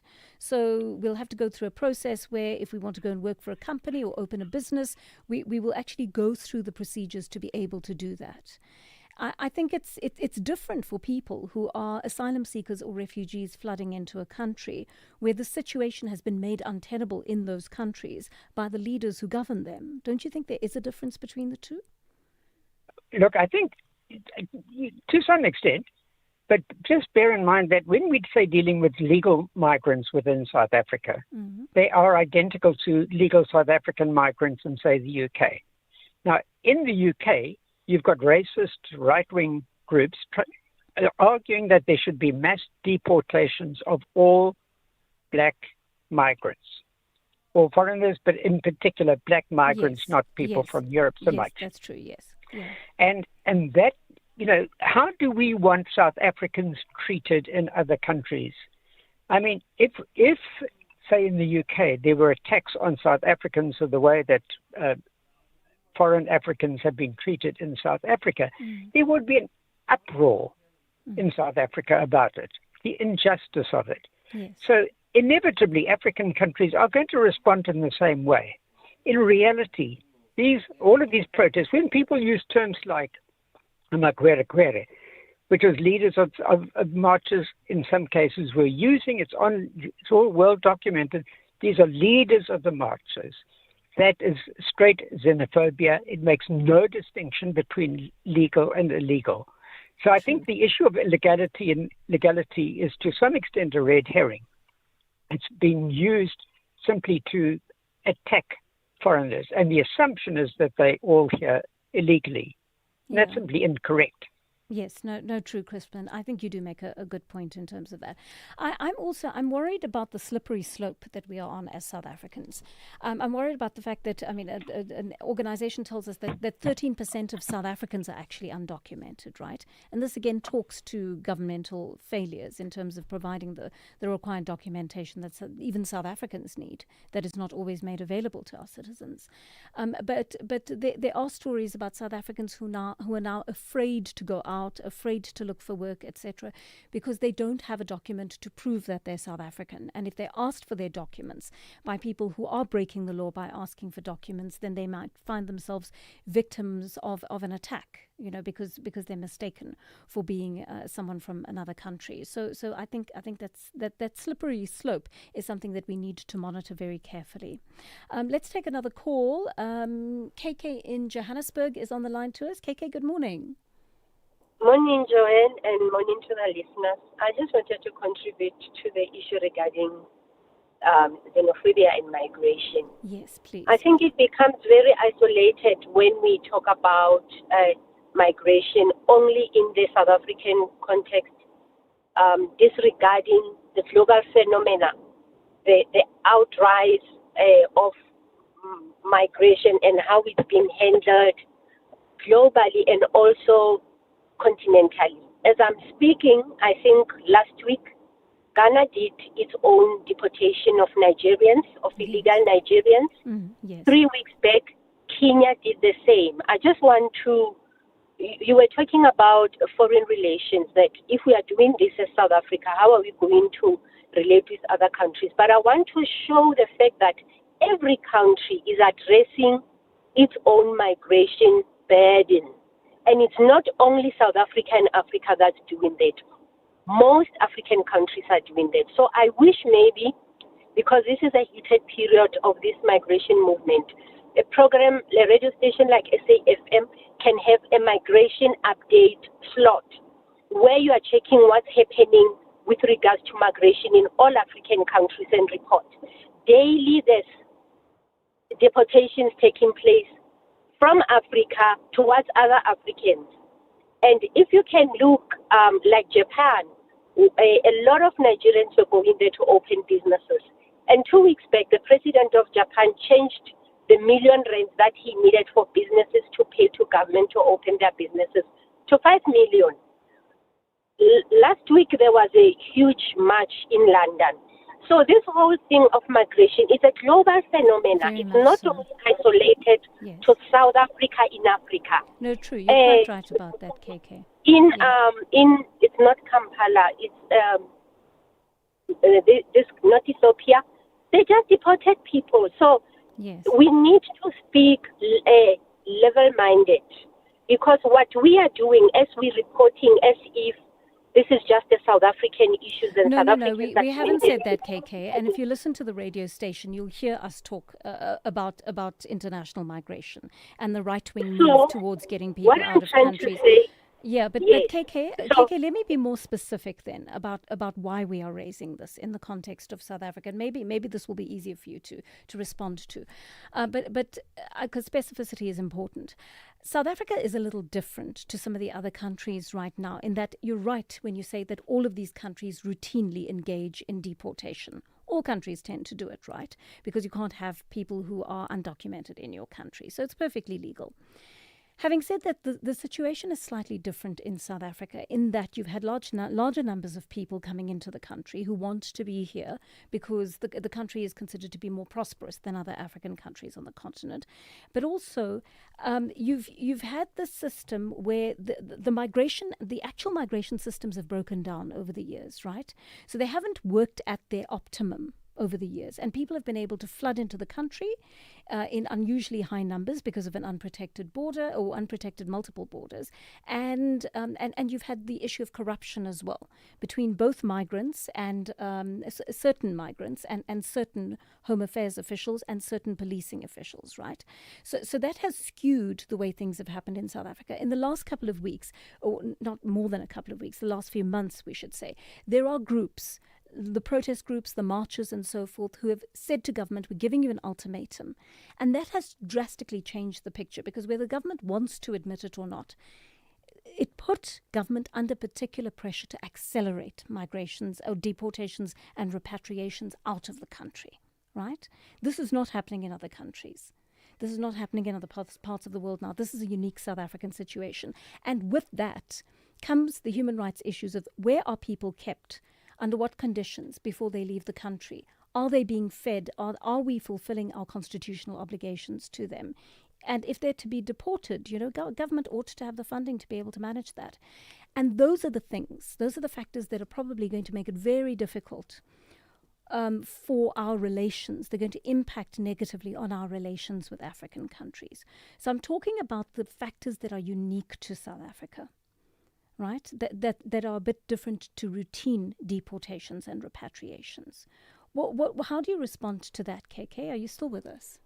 Yes, KK. I am with you, Joanne. I think I was trying to address this issue when you were saying, how are we going to relate to other African countries? I was emphasizing the fact that other African countries are equally doing it to other African countries. Yes, but we've gone past that, right?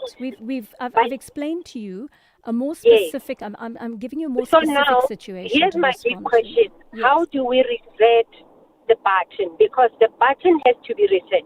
Last year, when President Ramaphosa did that by whatever conference that he was trying to do at UNISA, and he was being boycotted amongst others, like by the Thabo Mbeki Foundation and stuff.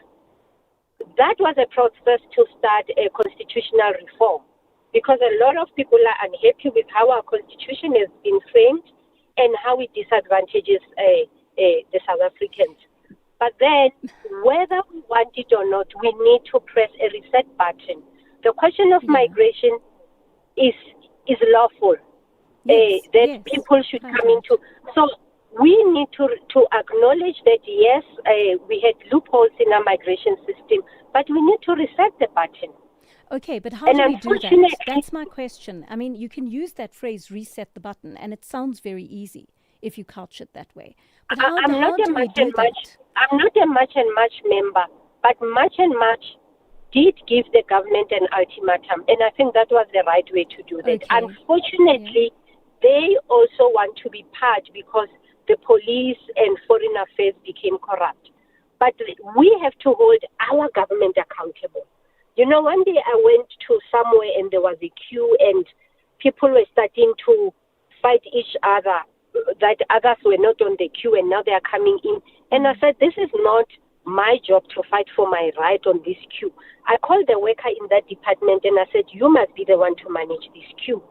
Yeah, so the South problem- African citizens were put in this corner Yeah. by a government that doesn't want to implement its own systems. Agreed, KK. Thank you very much for that. I think KK is raising an important question. I don't think she gave me an answer on how we reset that button, because it looks as though that reset is taking place right now in the form of repatriations and deportations. But how do we go about those in a way that enables us to keep decent relations, good relations with our African neighbors? That's the question that I'm asking.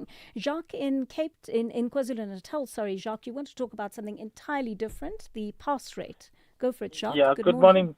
Good morning, Joanne and your team. Thank you for the excellent work and the excellent show you'll give us. On a quick note, so the female on Kathy's show, there was basically a piece about these female children actually having 100% pass rate in university and stuff like that. Yes. And I felt that, that's 100%, that's what's needed within our communities. I feel, but leaving the male child out of it in terms of that there isn't so much focus onto the male child is the reason why there's so much of crime and other I would say male-dominated the crime happening is because the male child is almost forgotten in that sense. That's just my opinion, but like I said, that's one thing. The other thing, one of your other callers had said about Ramaphosa and Palapala. I think what people want really is a consistency where their citizens are treated the same as the president. I mean, we all know that he wasn't supposed to have this money, no matter what reasoning he gave behind it, because we won't have that advantage of basically not being in prison right now. And going back to what the lady was telling just now, it comes out, and this is a very opinionated view, and people can lambaste me, it's fine, but I think most African leaders don't want to be perceived as racist, because people feel that because they are black, they can't be racist by saying, no, we don't want this certain country member, even though they're black. We don't want to allow these black citizens into our country. And that is why it was easier for them to tell the oppressors or the people that actually colonized them, because they were of a different color and different creed. So it's easier to look at it that way and say, no, I'm fighting for my freedom, and the people behind you in the sport actually comes because you are similar. So I'm saying to you that other African leaders don't talk to each another is because they don't want to be perceived to be racist on the basis that they are all black, but they culturally are different or come from different countries. And that in itself is why the migration issue is such a big issue. And when you asked about the reset button, my opinion about the reset button is that South Africa should have something similar to what the US has.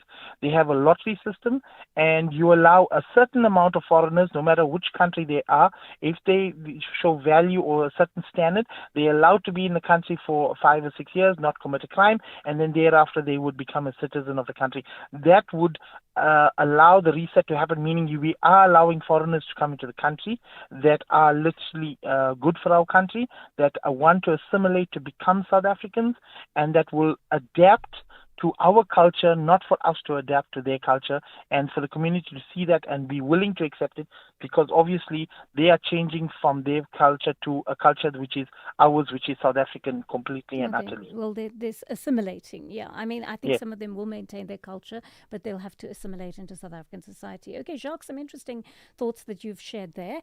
Thank you for that. I'm going to listen to one or two of your voice notes before the next calls. Says Joey, hi, are you well? This is JCK Kaunda from Sina. Says Joey, the document that is compromised is our constitution. It's got so many gray areas, loopholes, appeasements. When you go to Britain, it's for the British. America for the Americans, Malawi for the Malawians, Zimbabwe for the Zimbabweans, Botswana for the Tswanas, etc., etc. What's wrong with South Africa for all who live in it? No, no, no, no, no. It can't be. It can't be. That's why the government is failing to put a citizen first. Our constitution needs total overhaul. Like yesterday. Let me rest my case for now. Jesse K. Counter from Sina. Jessica, thanks for that. And of course, we talk constantly about the issue of constitutional review. It comes up once a year. This is not something new.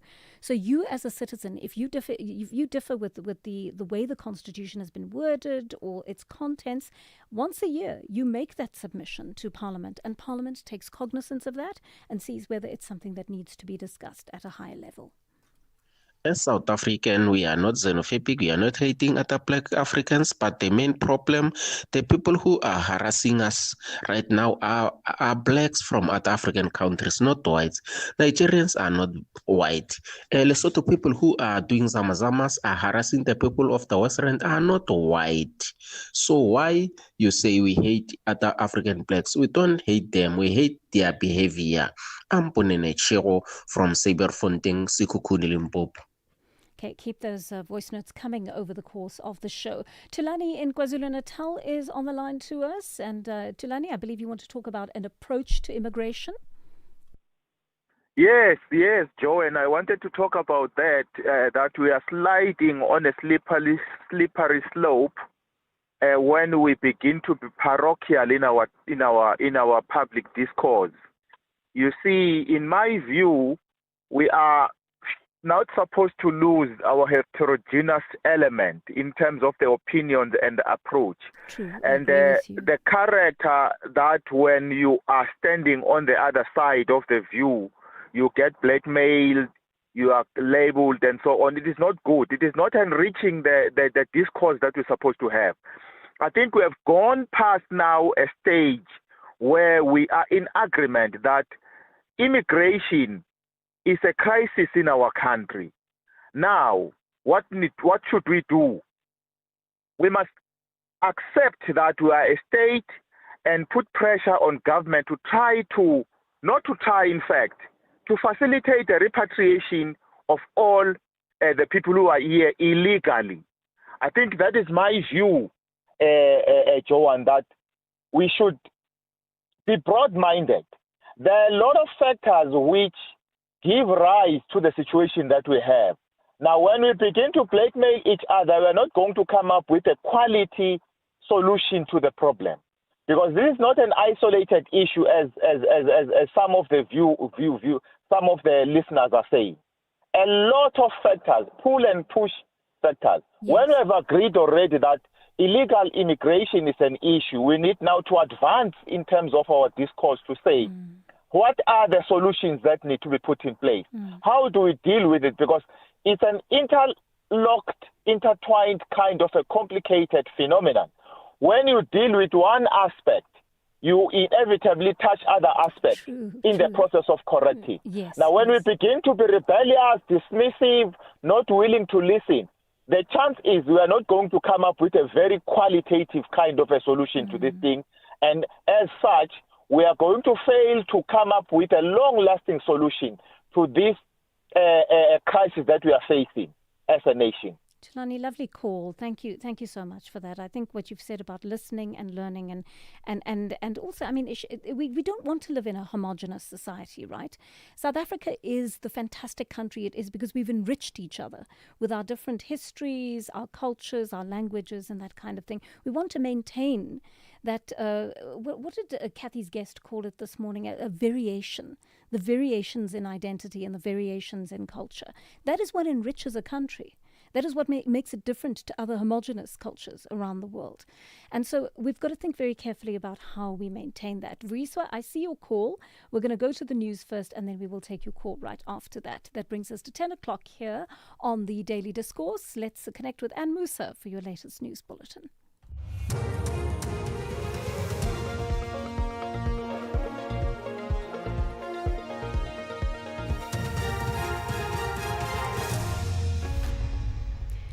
In our top stories, ATM seeks accountability over Mkunu probe delays and an agreement to lift water supply restrictions in Lesedi local municipality.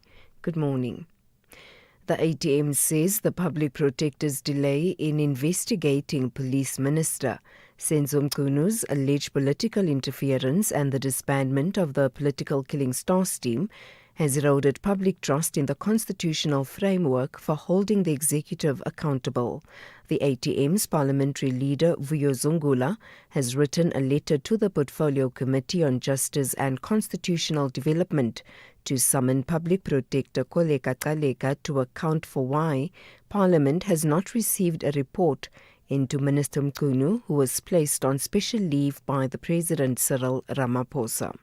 The ATM lodged a complaint against Mkunu last year with the Public Protector after the KwaZulu-Natal Police Commissioner Nhlanhla Mkhwanazi raised concerns in a media briefing. Sungula elaborates. The Public Protector is supposed to investigate and issue a report within 30 days whenever the complaint is of an Executive Members Ethics Act nature.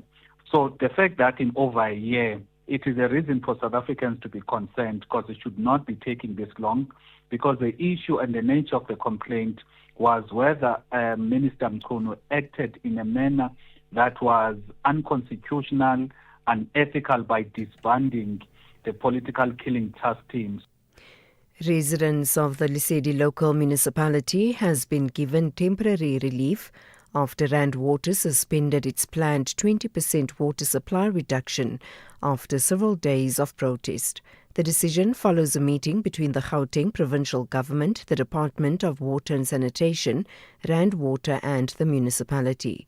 The department says a technical team has been given 7 days to develop a recovery plan to address Lesedi's historic water debt, improve revenue collection, reduce water losses and ensure a reliable water supply. The Gauteng Provincial Government spokesperson Elijah Mhlanga. As part of the agreement, the previously implemented 20% reduction in water supply to Lesedi municipality by Rand Water will remain suspended while the recovery process is underway. The decision will provide much-needed relief to residents as well as businesses, as the technical team will be continuing with its work. The DA in Tshwane will hold a media briefing outside the High Court in Pretoria this morning, where it will outline the party's impending legal action against the Tshwane Deputy Mayor and MMC for Finance Eugene Modise.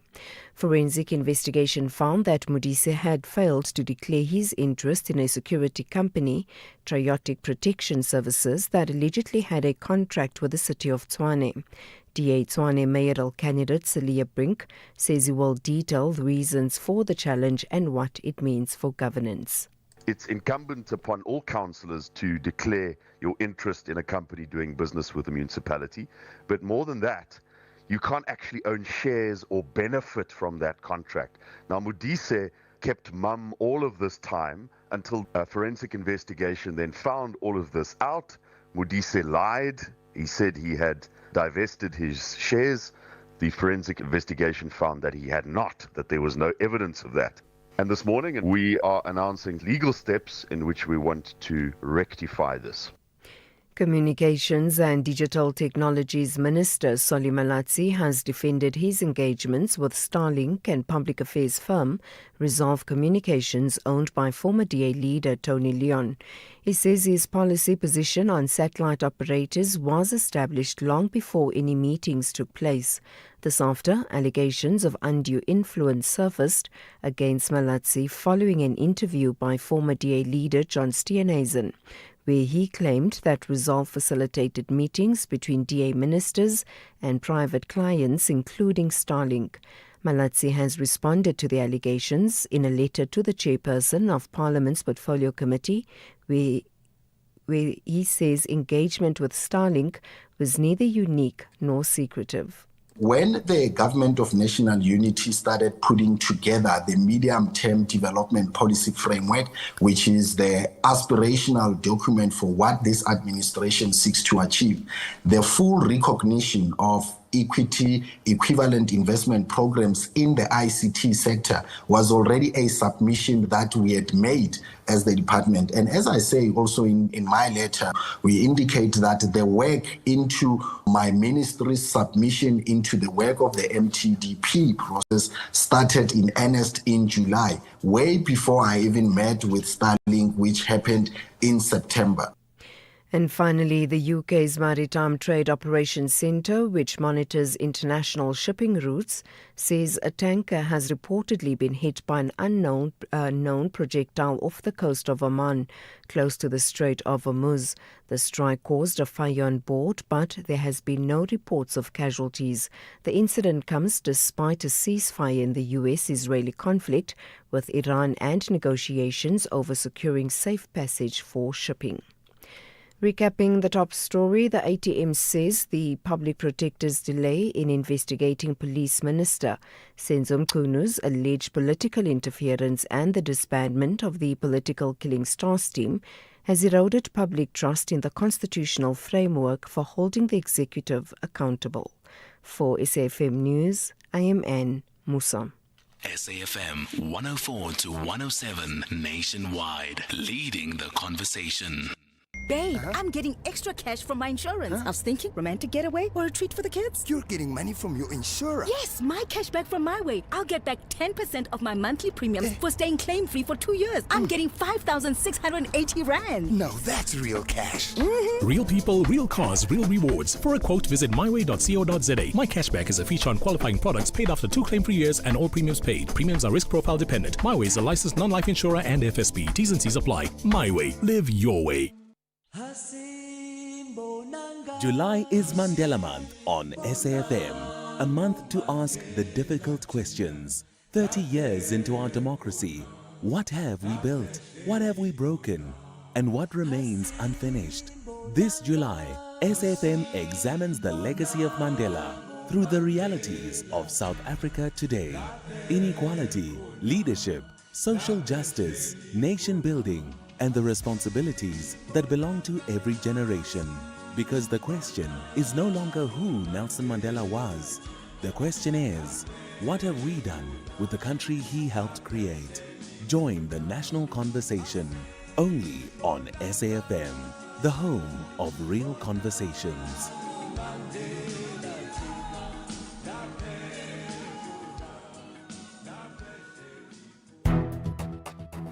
The Daily Discourse on SAFM with Joanne Joseph, unpacking the issues that matter.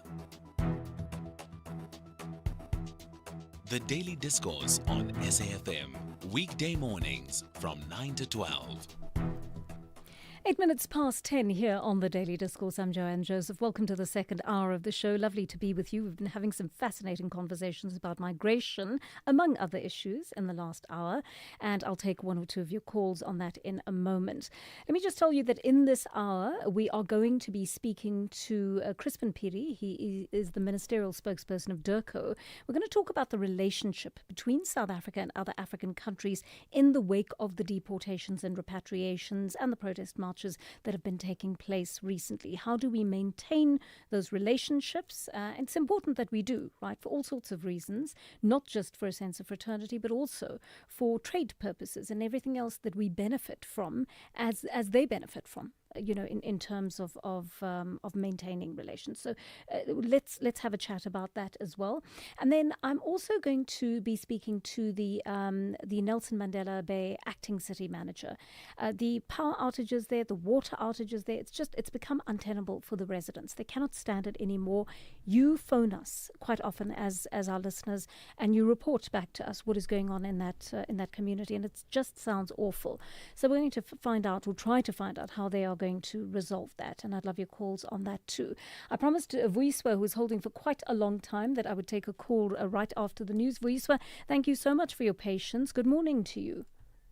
Good morning, Aja, and thanks for taking my call. Sure. I just want to, before I get to the relationship between South Africa and other countries, hearing even you yesterday talking about the donations and what have you that the African continent donated to the liberation struggle. I want to first of all go here I know of a man called Nelson Rolihlahla Mandela, a very honest man who happens to be my blood relative. It was one day when I relocated back home, 2012. He was still managing to talk in early 2012. Mm-hmm.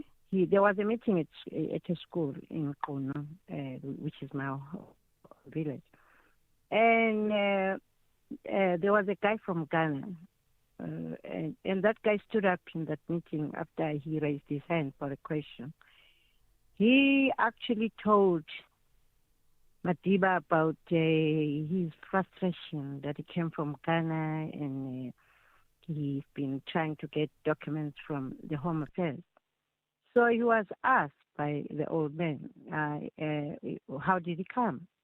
He overstayed his visa. And the response from Mutata was, if I was a policeman or an immigration officer, right now I would have already arrested you. So Mandela was xenophobic. So all what I want to talk about, relationship about other African countries, there is no way where it is documented that since we were in exile, stayed in the camps in those countries, that they will come here home. Any agreement that said you come and sell drugs because you gave us 5 cents, whatever it was, or you will come and hate your cousin, kill South Africans. So you guys in the media, especially I heard you yesterday talking about donations. I've been asking this question. Why did we go to bed hungry for 3 months, 4 months, no shoes? Those who were menstruating by then, they were using leaves of the tree. You don't normally call the people that suffered in exile. Suffered in here and suffered in exile. We are in another phenomena now of suffering. That is meted out by our very brothers from the continent, drugs and what have you. And I think it is better for you to go to African Union, talk to those. We can't be fighting for one small country in the continent. There is resources all over Africa. And you guys, if you feel so strong about illegal immigration and you really support those who are selling drugs and what have you. You really don't think want that, to talk about crime. Vuyiswa, do you really think we support the selling of drugs in this country? Please be reasonable. Honestly. Pick them. Go and rebuild Zimbabwe. Go and rebuild Nigeria. Stop nagging us. You are actually nagging us, and it's going into our throat. And we are aware that there is an agenda to create a hybrid nation in South Africa, do away with indigenous South Africans, and it's not going to happen. Vuyiswa, there's a little button on your radio, and if you feel that I'm nagging you, you don't have to listen. All right? That's your democratic choice in this country. Thank you very much for your call. 13 minutes past 10 here on the Daily Discourse, and many analysts and commentators in the public domain have been warning South Africa that its relations with other African countries will be harmed by the anti-migrant sentiment being expressed locally. The recent protests, coupled with large-scale repatriations and deportations, have resulted in anger against South Africa in various other parts of the continent, including in countries like Nigeria, some of whose lawmakers want to take action against South African companies operating in Nigeria, like MultiChoice and MTN. We've invited International Relations and Cooperation Department spokesperson Crispin Piri onto the show to discuss this with us. Mr. Piri, good morning to you. Welcome to the Daily Discourse. Are you able to gauge the level of anger that seems to be brimming on the continent due to the recent protests against migrants and the ongoing repatriations from South Africa? Thank you, Joanne. Good morning to our SAfm listeners. I think there is a high level of consultation with how this matter has been unfolding in South Africa. And it is being fueled by a number of misconceptions. Also, incidents where people are unfortunately being killed. For example, you would recall the Mozambican national was killed in the wave of the immigration protest. And Mr. Piri, I'm so sorry to interrupt you, but I'm afraid that we're not going to be able to hear you during the course of this interview. I'm going to put you back to Melissa, and I'm going to ask her to just get you on our WhatsApp line, please, because I think that may be a better option for us. I don't want to miss what you're saying because I think it's very important indeed. I'll just play one or two voice notes as soon as we have got Crispin Piri on the line there. But I would love to hear from you on this issue. Remember, our studio line number is 086 000 2032. Our WhatsApp line 0614104107. I'll try to take some calls while Crispin Piri is speaking to us, so that if you have any questions for him, you can pose those questions to him as well. All right, Crispin, let's come back to you at this point. Apologies for that, but I'm going to go back to that question. Just the issue of it's probably not easily measurable, but can you gauge what sort of anger there is towards South Africa on the continent at the moment? Yeah, there is some level of discomfort with what has been unfolding in South Africa, to a point where we have also seen governments raising the fact that some of their nationals have been killed, and we've had to clarify in incidents how some of these incidents have occurred, and in some instances we're still verifying how these unfortunate events have unfolded concerning their nationals.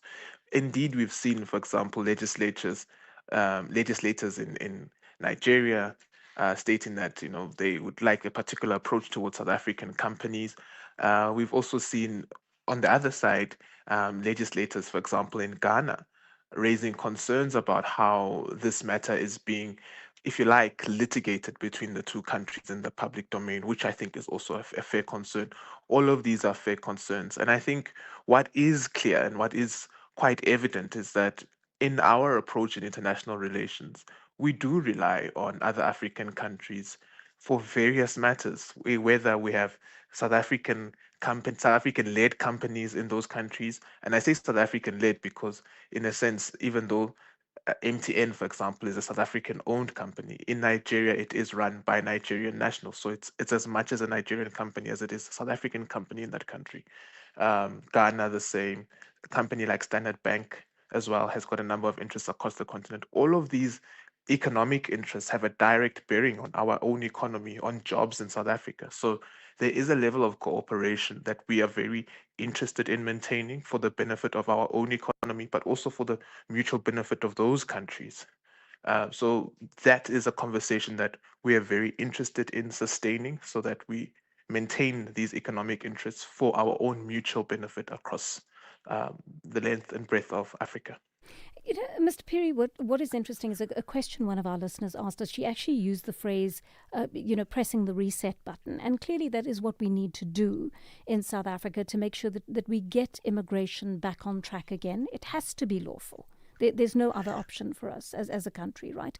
But the way we go about that is going to have a very direct bearing on our relations with other African countries. And when we see people camped outside Home Affairs offices without shelter, without food and water, were it not for the aid agencies that are participating, clearly this raises questions on the continent as to how committed we are to the human rights of their citizens before we repatriate or deport them. How do we manage that, not just South Africa's image, but its commitment to human rights that it purports to stand for?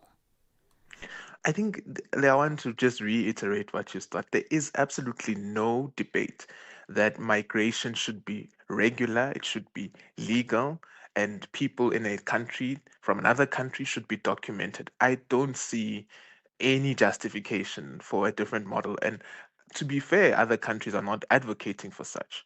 And the other side of this debate, and I think it's a discussion we need to start having, honestly, as South Africans, is yes, whilst we are seeing a perceived heightened number of migrants in our communities, we also have done a great deal to address this issue. And this problem is multifaceted. It emanates from corruptions at the border, right up to even us as citizens renting out our properties to people that we've not properly vetted as citizens first. And so you look at this, it's multi-layered. There are many, many facets to it. And government, I think, to date has done some significant work, but it is undoubtable that a lot more can be done and at a faster pace. And I think that frustration from citizens is well ventilated, well understood. And you would have seen over the past 3 years, actually, government's response to migration has become more and more systematic. So the creation of the Border Management Agency in 2023 was a start. And we've seen incrementally the capacitation of this agency has brought a great deal of benefit in terms of how we deal with migration. But a lot more needs to be done. And a lot more needs to be done at the level also of local government, ensuring that we enforce bylaws as and when we see them being violated by anybody. So, all of these matters require a collective effort from the state, but also citizens as well. On the question of human rights commitment, our commitment to human rights is not doubted. I think what we're seeing, particularly with the reparations, and I just want to quickly explain something to our listeners here. Reparations are not an initiative of the South African government. They are an initiative of the country concerned. So the Malawian government would say, we have seen that it seems that our citizens seem to be under imminent threat. We would like to begin the process of repatriating them. On X day, they should come to a particular location where that government would verify, firstly, that these are citizens of their country, but then also Home Affairs and our law enforcement agencies have to be there to verify that these individuals are not fugitives of justice. Because the last thing you want is for people to leave your country without being held accountable for crimes that they've committed in this country. So in that process, we have seen some countries unfortunately have been overwhelmed by the number of people who have come forward at a go to come to claim for repatriation. And that is what has led to some difficulties. But the difficulty in that is that it's not a South African government process. So the South African government is not able to assist necessarily from a budgetary point of view with humanitarian facilities. It has to be something that the government has to find a way to assist. And I think this is well understood between the countries concerned, and they do appreciate that where we can, we have assisted from a humanitarian point of view, but the legal obligation to assist in repatriation doesn't rest with the South African government. Only when we are deporting foreign nationals, and that's where we found that these individuals are in the country undocumented with no basis, that's where we then are clear. That's our obligation, and we carry that obligation to deport these individuals to their countries of origin. Mr. Piri, But is then that there's also actually lastly, true? Sorry, before you go on to the next point, may I just ask you a question about that, please? Sure. Because it seems that people are all being held together, right, at these camps. And this may just be a perception that you can correct.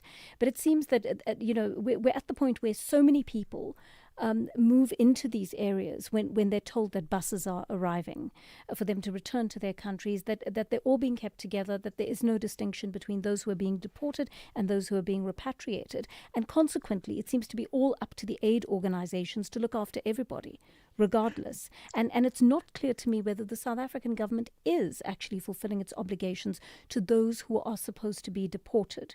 Have we misread the situation from the outside? The lines have been blurred recently, because then some people have come in, we discover that indeed you're not in the country through a documented process. And I speak under correction because this is a Home Affairs operational administrative function. Mm-hmm. But from what I understand is that initially there was a call from the governments concerned. So for example, with the Ghanaian individuals, that went quite smoothly because they were able to arrive at the embassy. Home Affairs and other officials were they're able to verify, ensure that these individuals do not leave with undocumented children. That type of legislative oversight was applied, and those who were able to leave were able to leave. But the difficulty, I think, with some of the Malawi and a bit of Mozambique, but I think Mozambique have had a better handle of the situation, is the Malawian government has been overwhelmed by the number of people who have come forward. There's then been a decision to say, well, maybe to fast track this process, let's just deport some of these individuals, seeing to the fact that the Malawian government has been overwhelmed. Okay. And that way we can then fast track. And I think that's where it has been a bit challenging for both governments concerned. All right. You wanted to make a last point before I interrupted you there, Mr. Piri. Do you want to continue with that quickly? I can't recall what the point was. I'm sorry about that. Hopefully it'll come back to you before our conversation is over.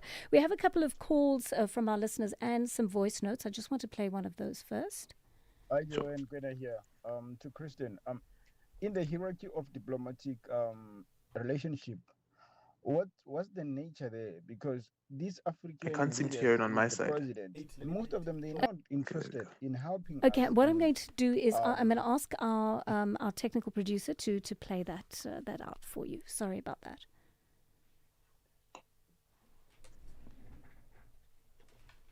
Just please give us a second, Mr. Piri. We will hear this in a moment. Hi, Joe and Gwena here. To Kristen, in the hierarchy of diplomatic relationship, what's the nature there? Because these African leaders, even the president, most of them, they're not interested in helping us in um, decreasing this issue of immigrants, of their own immigrants in South Africa. You can check now with this deportation. Countries are not coming to the party to provide the service, transportation, and everything. It's all on our pocket. It's unacceptable. It's unallowed. We cannot be struggling with people, and then the next thing they know where to be found to help us. Right. Mr. Piri, your take on that? Yes, so there's this understanding that we pay for reparations. No, we don't. The South African government doesn't bear the cost of these governments repatriating their citizens. And most importantly, like I said, there is no provision that a government has to come to the rescue of someone who is in another country illegally. We have an obligation, or in an undocumented fiction, we have an obligation if we do find that individual to deport them. So this is the case even for South Africa. We do receive South Africans who are in other countries, who are not there in accordance with their immigration laws, and those people are fairly deported back to South Africa, and we then continue with the process. The governments of the countries of origin of these individuals have to just verify that indeed these are their citizens, so that they can repatriate them where they are repatriating them. If we are deporting them, we bear the cost. We also engage the government to verify that this is your citizen, is in our country violating whatever laws, and we are deporting them back, and then they confirm, and then the process moves that way. So the cost of reparation, just one last time, is not bared by the South African government. All right. Thanks, Mr. Piri. Let's take another question on WhatsApp. Good morning, Joanne. Please ask Chris Benpiri, why are they not doing anything about the lie that is being peddled against South Africa by these other countries? You go to social media and all these media stations of them, especially the retainees, those ones that were repatriated from South Africa to Nigeria especially. All of them, when they get there, I remember vividly, I saw one lady who was from South Africa to Ghana. When she got there, she could not even walk. I mean, the script that they write for those people is appalling. In Nigeria, they will be saying, no, I've stayed there for 40 years. In that 40 years, I was in trouble. I was beaten. I was shot. Please do something about that before it's too late. Letswalo. Mr. Piri, can you do something about that? Especially once people have left the country. Litswalo is right in that, in a sense, we are seeing some level of misinformation around what has truly transpired, or how people have been hosted in South Africa. Whilst there are concerns indeed of various forms of criminality and actions against foreign nationals, which our government has condemned, he's right. We have seen to some extent an exaggerated narrative around some of these issues. We would have seen the minister has been on Ghanaian platforms explaining exactly what is happening in South Africa, how the government is addressing the issue, but also the challenges that the South African economy has faced. But we also attempt to go on other countries' platforms, like I am now on Nigerian platforms, trying to explain exactly and clarify exactly what is unfolding in South Africa in the best way we can, understanding that, of course, these countries are rightly concerned about their citizens being treated in an inhumane manner to some extent.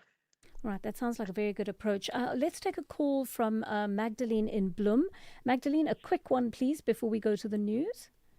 Okay, morning, Joanne and Mr. Piri. Mr. Piri, when we talk international relations, I think we are talking about regulated contracts.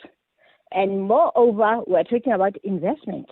And once we include the people into those contracts, they need to be contracted for a certain period from a certain country to another country. And more especially with training and business contracts, we don't just barge in and do as we please. Let me ask you, where is the Nigerian president residing right now? He's residing in Netherlands and not in Nigeria. Why? And why always the Nigerians, wherever they come into a certain country, they are found with irregularity, always with irregularity matters. Like in China now, I saw from the internet that 5 Nigerians in China, they are arrested because of smuggling drugs. What is this? No, people, we can't just allow South African country to be just a gallivanting country. That is why we go on March and March Operation Judula and NSDF here in Mangaung, because we want public participation and implement the public policies accordingly. Magdalene, thanks very much for that. Mr. Piri, if you don't mind, I will go quickly to the news bulletin, if you'd give us a moment, and then I'll give you a moment to just think about how to respond to Magdalene and take your answer when we come back, if that's all right. Is that all right with you? That's fine with me. Thank you, Mr. Piri. All right, 10:30 here on the Daily Discourse. Let's go to and Musa for your latest news headlines. Thank you, Joanne. On the news headlines, the testimony of attempted murder accused Vusumuzi Ket Matlala before the Matlanga Commission has been postponed to next Wednesday. The ATM says the public protector's delay in investigating Police Minister Senzo Mchunu's alleged political interference and the disbandment of the political killings task team has eroded public trust in the constitutional framework for holding the executive accountable. And Johannesburg residents have been urged to prepare for possible water outages ahead of Randwater's final phase of planned maintenance next week. A full update follows at the top of the hour. The Daily Discourse, more than talk, real understanding. 10:31. Sorry for that, Ndela. I promise I'll get it right the next time. All right. We would ask Mr. Crispin Piri, who is the ministerial spokesperson of DIRCO, to respond to a call from Magdalene in Bloemfontein, one of our listeners. Mr. Piri, what is your response to what Magdalene's had to say? No, Magdalene makes a couple of correct points in her point. Firstly is that international relations are governed by treaties, by agreements, and by obligations between both states. That's a very true point. And part of that is also the migration question. So the individuals of an ex-country are expected to be in South Africa, if that is the case, with a proper and regular visa. That's perfectly valid. And we as the South African government have an obligation to the South African people to enforce that regime, to ensure that people are here in a manner that is regular and in a manner that we can all account for. And it's now true also that we're beginning to see that in many parts the system has been abused, has been eroded by acts of corruption, by a number of other malfeasant acts within the state, which has really put us at a point where we now have, a significant number of questions about our migration system, which I can assure Magdalene we are working very hard to address. So you would have seen the SIU investigation in Home Affairs has rounded up a significant number of corrupt practices. She would have also seen, and she spoke about something very important, public participation. The Department of Home Affairs has published a white paper on immigration. A white paper on immigration is essentially a new legislative approach to immigration. And I would really encourage Magdalene to look that up and write her views to the Department of Home Affairs on how she thinks we can improve our immigration system. But I think where we sort of differ with Magdalene is not all nationals of a foreign country are here on corrupt practices or are here illegally. And unfortunately, a citizen like me and you, Joanne, are unable to draw that distinction by simply just rounding up someone in the street, looking at them and saying, you are not here regularly. We don't have that capacity as citizens. But where we suspect and where we can see that something is wrong, I think we all have an obligation to approach law enforcement agencies and task them with that duty that they already have to verify our suspicions. This is what we do with all forms of criminality generally. When we see someone committing a crime in the street, we call the police. In this case, we can also call Home Affairs, who have an immigration line. Unfortunately, I don't have it on me at hand. Apologies for that. But if you go on the Home Affairs website, there is an emergency number that you can call for immigration affairs. And let's task those officials to do this work. Let's task our institutions to be more responsive, to be more agile to the concerns that we have around migration. But to generalize and say everyone from country X is a drug dealer or anyone from country Y is here illegally, I think that is something that we cannot sustain. It's not an approach that we cannot sustain. Let's take a call from Stembile in Flagstaff. Stembile, good morning. Hi, Joanne. How are you? I'm so well, thanks. Go for it, Stembile. All right, sis. I'm sure Kristen as well cannot really tell us that all those, particularly Malawans that were here or that have been deported already, that were here legally. I can assure you that at least 95% of them were here illegally, even though they had legal documents to be in South Africa, which I know very well that they obtained those documents illegally. And secondly, the governments of those countries, they have not done anything at all to ensure that the situation that South Africa is faced with is resolved.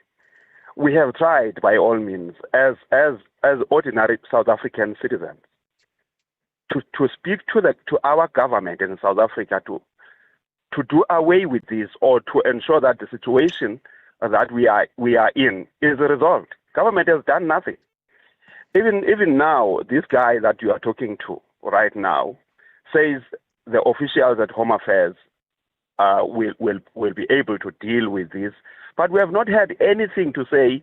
Some of the officials from Home Affairs that have issued those people with those documents have been arrested.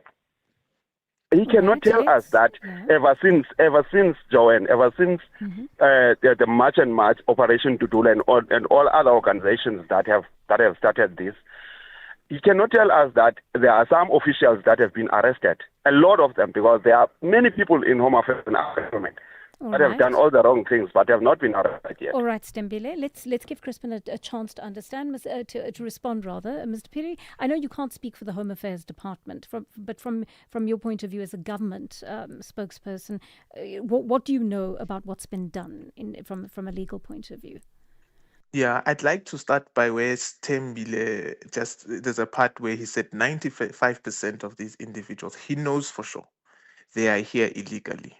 I would really call on Stembile to provide that analysis and information to the Department of Home Affairs so that they can act on it. If we know things for sure without any equivocation, as active citizens, we have this responsibility to place this information before the relevant actors. And if the relevant actors don't act on that, then we can start saying, no, but I, on Friday, spoke to this individual in this department. I placed this information before them, and nothing has been done. You absolutely have that right as a citizen. I'm also happy to inform Stembile that long before March and March, significant work had been done by the South African government actually to deal with this matter. You may recall, and this is public knowledge, in 2024 or 2023, Minister Motsoaledi had rounded up a bunch of Home Affairs individuals and South Africans and 230, I think it was Pakistani nationals at the time, in Krugersdorp who were buying citizenship from South Africans, and this was facilitated by a Pakistani national and Home Affairs individuals. All of these people were arrested on the spot and processed through the judicial system. And this was a syndicate that operated not just in Krugersdorp but 10 other places. So that's an example of long before March and March, people being arrested. But if you take the time, Stembile and Joanne, and anyone who's listening, and just say Home Affairs corruption on Google those 2-3 words, you will see since 2023, a significant number of people have been convicted for corruption in Home Affairs. So this does show that there has been work. This idea and this notion that nothing has been done cannot easily be repeated if we actually look at the facts. Lastly, recently Minister Schreiber announced 500,000 people during the December period were prevented from entering into the country illegally. And that's because the Border Management Authority that I mentioned earlier is in place, and its capacity is improving over time to monitor the places where these individuals from other countries enter our borders illegally. So that is something that has been up to date. But also, lastly, you can say that if you Google the number of people who have been deported since April last year to April to date, it's a significant number of people, over 70,000, I think. Yeah, I stand to be corrected on that, but it's there, public knowledge. So I think my message to 10 billion, anyone who's listening, is let's look in earnest for what government has done. And we can say, yes, maybe we are not satisfied at the pace and the scale, but there is work that has been done. It can improve. And I think let's direct our energies at showing how government can improve instead of us saying government has done nothing without really analyzing the data for ourselves. I think this is an important conversation. It's too important for us to have it in general terms.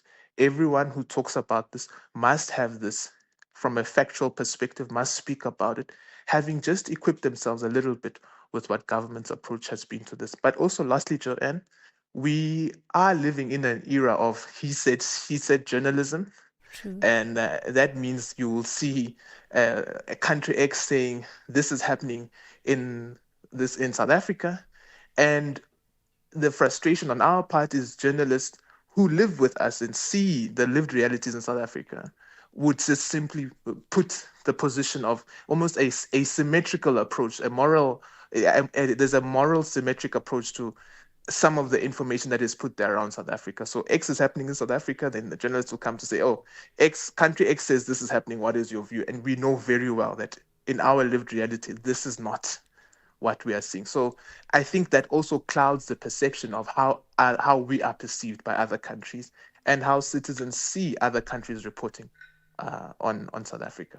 It's all such an interesting and complex question. Thank you for bringing such a balanced view there, Mr. Phiri. And I hope we can have a longer conversation with you at some stage, because there were more questions for you that we were unable to take due to time constraints. But I think this is a conversation that our listeners want to have, and hopefully we'll be able to do that again with you in the future. Crispin Phiri, Ministerial Spokesperson of DIRCO.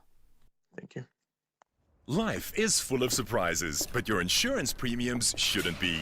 Savings on your car insurance is a sure thing with MyWay, leaving your wallet smiling every month. Switch to MyWay and save up to 40% on your car insurance premiums today and live your way. Real people, real cars, real savings. For a quote, visit myway.co.za. Premiums are risk profile dependent. MyWay is a licensed non-life insurer and FSP. T's and C's apply. MyWay. Live your way. Looking for exclusive content, live events, and special broadcasts like the Madlanga Commission? Then connect to the all-new SAfm Connect stream. The Madlanga Commission, live and uninterrupted from 9:30 Monday to Friday. SAfm Connect brings you more of the conversations that matter. Listen anytime, anywhere by visiting connect.safm.co.za or stream directly on SABC Plus at sabc-plus.com. SAfm Connect. More conversations, more access. There's much more coming. You are listening to Joanne Joseph on SAfm. Heading for 11:15 on the Daily Discourse, and hardly a week goes by, as you know, where we don't receive a complaint about service delivery in Nelson Mandela Bay.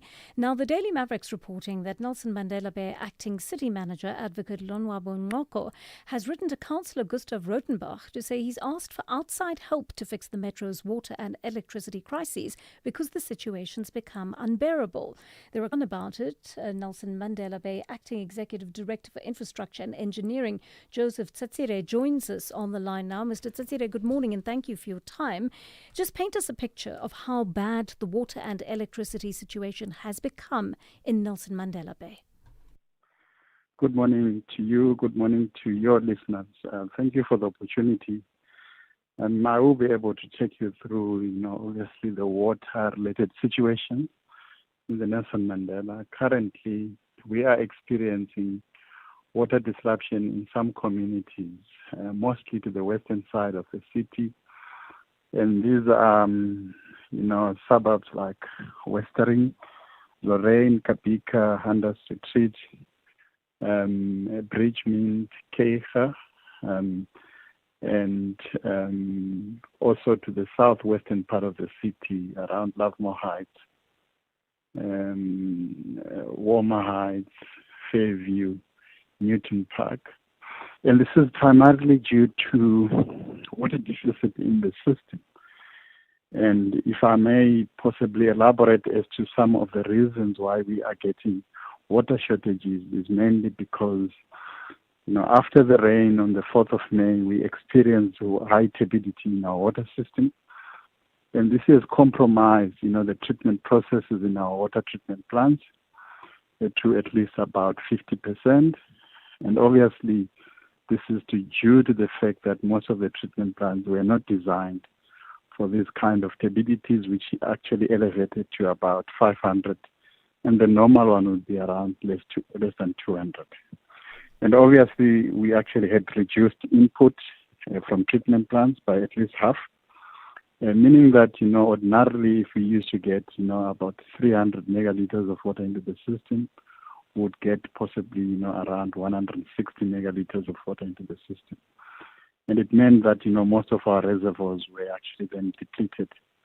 And this actually caused huge outages in the system. I mean, it's a huge problem, sir. But of course, the Department of Water and Sanitation's review on the situation blames these crises on mismanagement and compliance failures. Who is not doing their job at the municipality?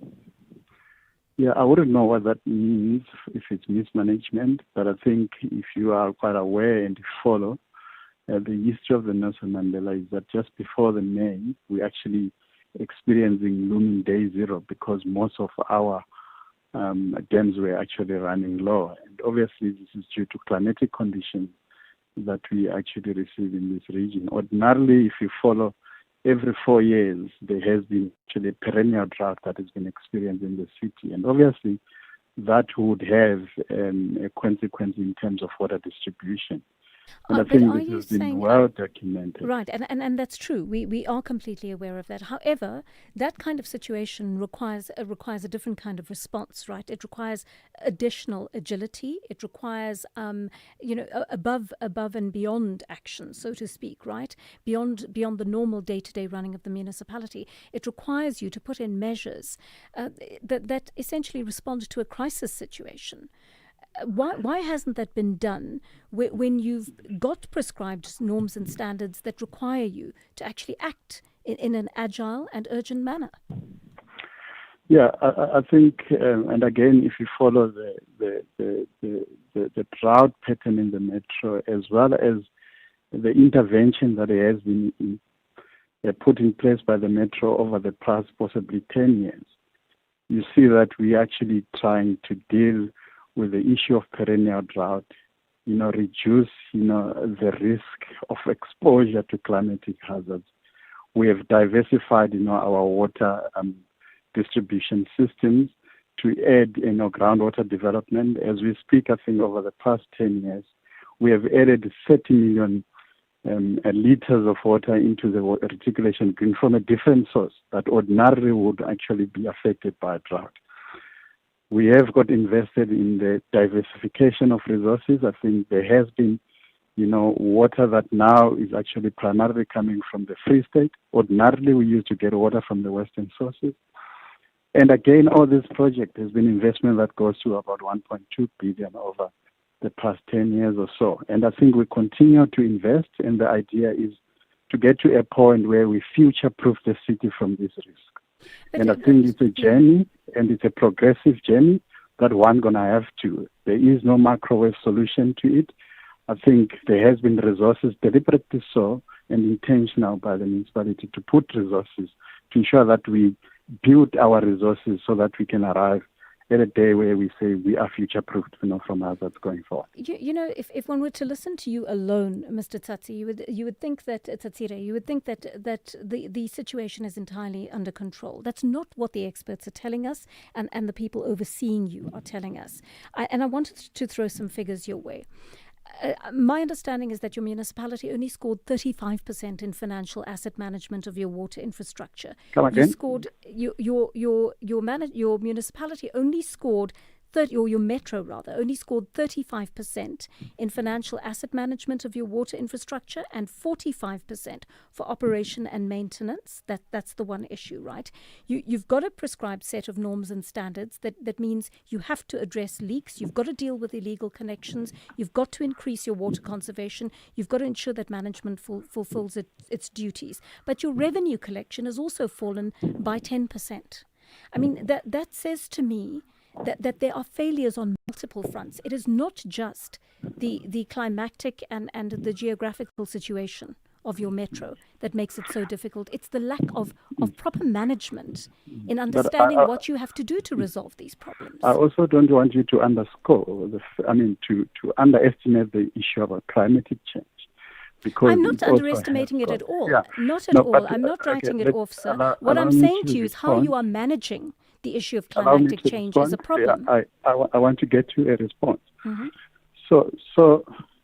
So I presume what you're talking about, the blue water drop scores. Yes. That you are talking to. Yes, and green drop. The 35% that you're talking about, it's actually the risk exposure that is actually being experienced, in the distribution reticulation system. It actually means that the risk of the distribution system actually collapsing is actually minimal.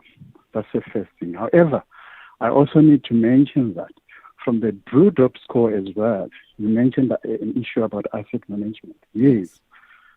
I need to say that I think from an investment point of view in terms of our assets, we have got a backlog in terms of maintenance, which is a problem.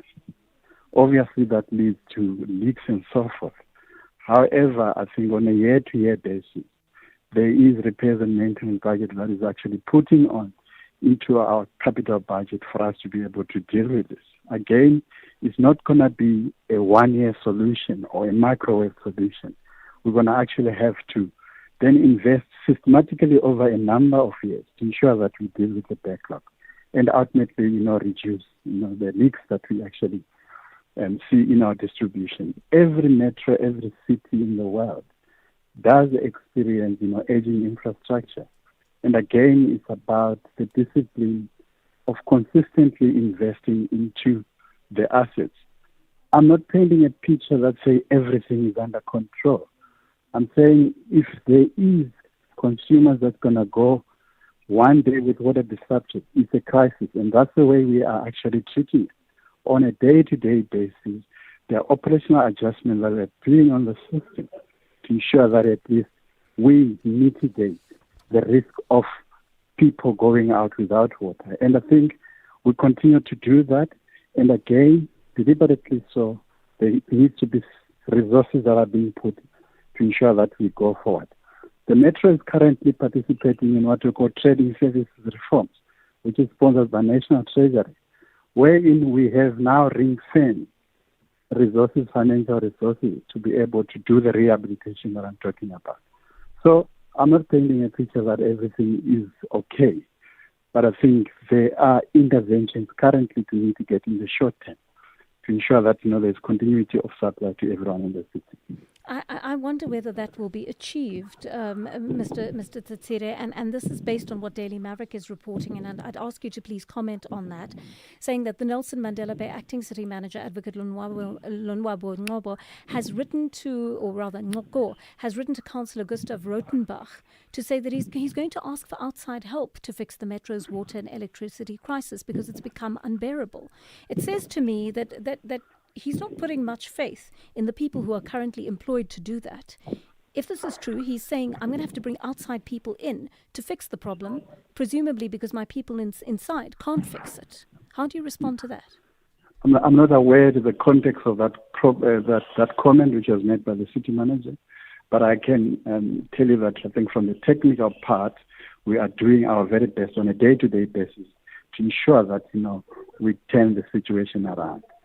Bringing an expert, if the city manager wants to, I think he's got a prerogative as an accounting officer to actually seek additional help. But I think from where we are seated, we are doing everything technically feasible to ensure that there's continuity of supply within the distribution system. So, do you disagree with this? Would you appreciate, as someone working on the inside, would you appreciate the assistance of outside consultants to help you, or do you feel this is something you can manage entirely on your own with your employees?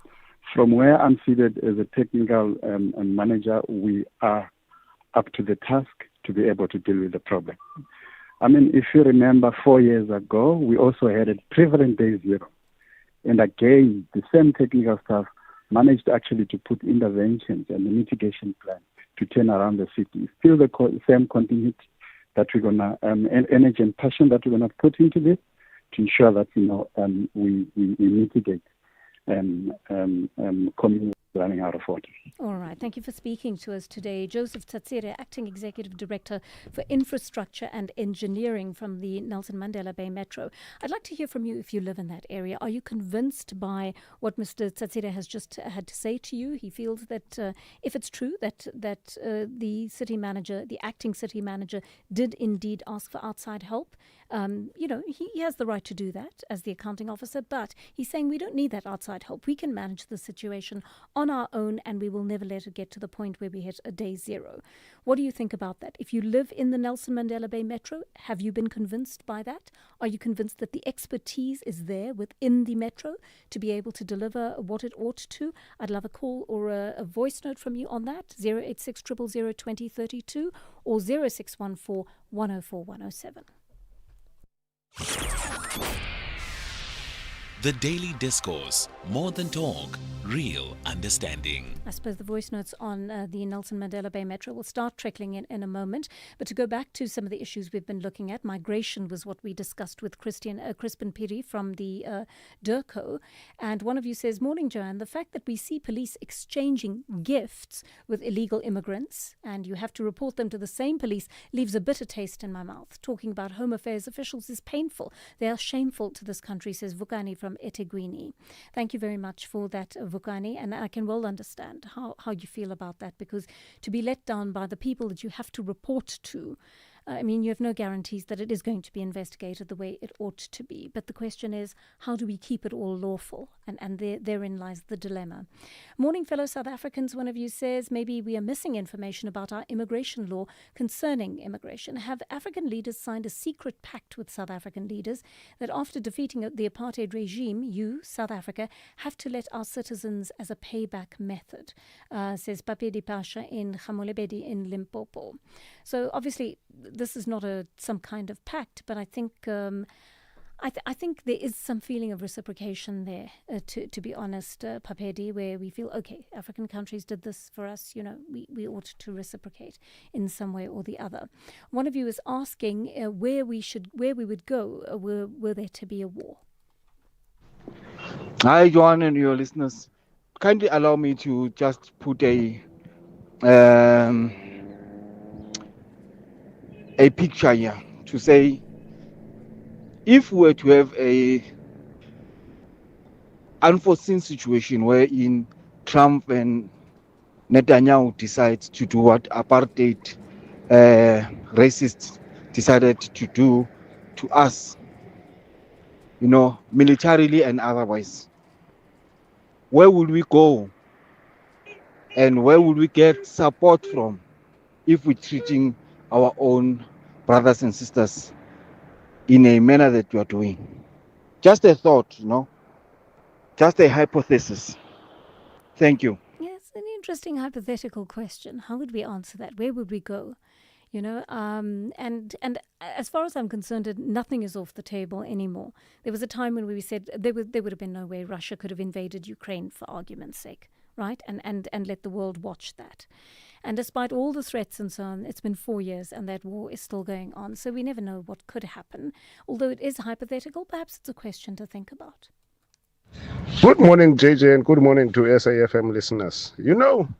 I've got a problem, but not all of Nigerians are selling drugs. Not all of Nigerians are scammers. But why Nigerians, they all over the world, you will find they arrest Nigerians of scamming people or of selling drugs. Why? But we can't speak about that. We are just quiet. Yeah, Sizaktola show of Kolani. He is catching Nigerians each and every time. But we keep quiet about that. Thank you. And the fact that it is out in the media means we're not keeping quiet about it, right? It is being spoken about. One of you says, "Hi, Joanne. Home Affairs blocked my ID book 5 years ago, and I'm still taken from pillar to post. I did a DNA test with my family members, and I have an old birth certificate, but they didn't want to release my ID book," says Kim in Craddock. I mean, that's such an unfortunate situation. And in the current climate in which anyone who doesn't have their papers may be at risk, I think that's something that Home Affairs really needs to sort out. But perhaps we can just keep Kim's number and see if we can give Kim some assistance, Melissa and Genewe. That brings us to 11 o'clock on the Daily Discourse. It is Ondela Mbana standing by with your 11 o'clock bulletin.